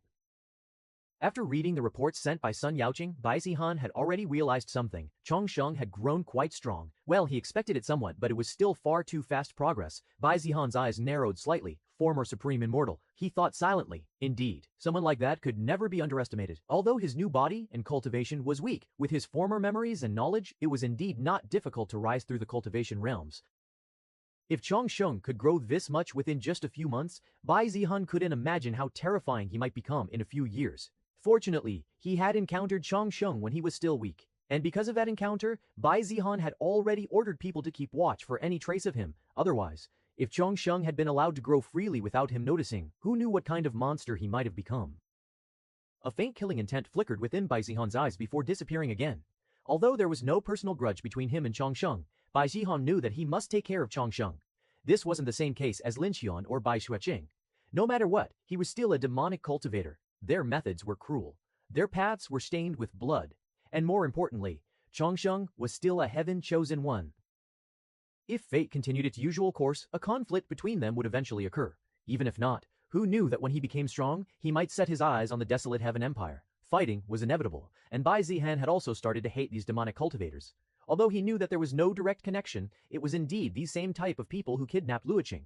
Moreover, if he left things to fate, Then one day he might die like some third-rate villain, existing only to strengthen the protagonist. That was something Bai Zihan would never allow. So if he had the opportunity, he would limit the threat before it could fully grow. A cold smile appeared faintly on his lips. This is probably the best chance. If he missed this and gave Chongsheng a few years, he could easily ascend to the immortal realm. Perhaps it might not even take years.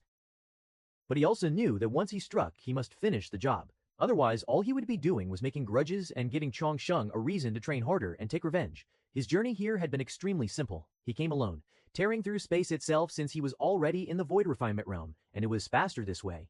With his current strength, traveling across empires was no longer difficult. Perhaps bringing the Grand Elder might have made the mission foolproof.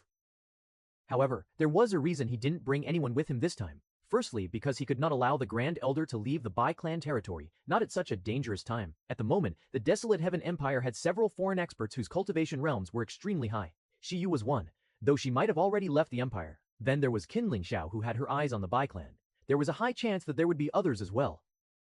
Hence why he couldn't afford to weaken their forces. The second reason was even simpler. He did not believe anyone in the Falling Star Empire could threaten him, not with his current strength.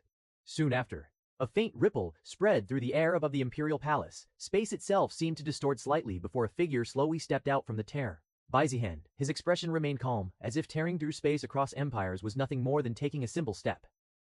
Below him, the massive Imperial Palace of the Falling Star Empire stood majestically. Layers of golden roofs stretched across the palace grounds while guards patrolled the walls. The moment Bai Zihan descended toward the palace gates, the guards instantly sensed his presence. However, before they could even react, someone else had already stepped forward. Mingzhu, she had just returned from delivering an order when she suddenly noticed Bai Zihan's presence and immediately came out. For a brief moment, her eyes widened. She immediately recognized him. Mingzhu quickly composed herself and stepped forward respectfully. Young Master Bai. She bowed politely. Her tone was extremely careful. Although she was the Empress's personal attendant and had seen many powerful figures before, standing before Baijian still placed immense pressure on her. This was someone who could destroy entire sects and slay great ascension experts. Not to mention the clan behind him, which was now thought to be the strongest in the Desolate Heaven Empire, something even the Imperial Yu family could not restrain. A single mistake in her words might bring disaster to the empire. Please follow me. She gestured respectfully and began leading him into the palace. Bai Zihan did not say anything and simply followed behind her. The palace guards watched silently as the two figures walked inside. Soon, Bai Zihan was led into a quiet reception hall within the palace. Mingzhu gestured toward a seat. Young Master Bai, please. Bai Zihan sat down calmly. A servant quickly brought tea and placed it on the table before him. Mingzhu stood respectfully nearby, her posture straight and disciplined. After a brief moment of silence, she finally spoke. Young Master Bai, may I ask what brings you to the Imperial Palace? Her tone was polite, but extremely cautious. Her tone was polite, but extremely cautious. Her tone was polite. It wasn't a tone of questioning, but rather one that implied that whatever he was here for, she would help him. Bai Zihan lifted the teacup slightly but did not drink. His gaze remained calm. I have something to discuss with Princess Sun Yaojing. His voice was simple and direct. Mingzhu didn't bother correcting Bai Zihan on how he should address Sun Yaojing as Empress. If it had been anyone else, she would have definitely confronted them for the disrespect. Mingzhu immediately nodded.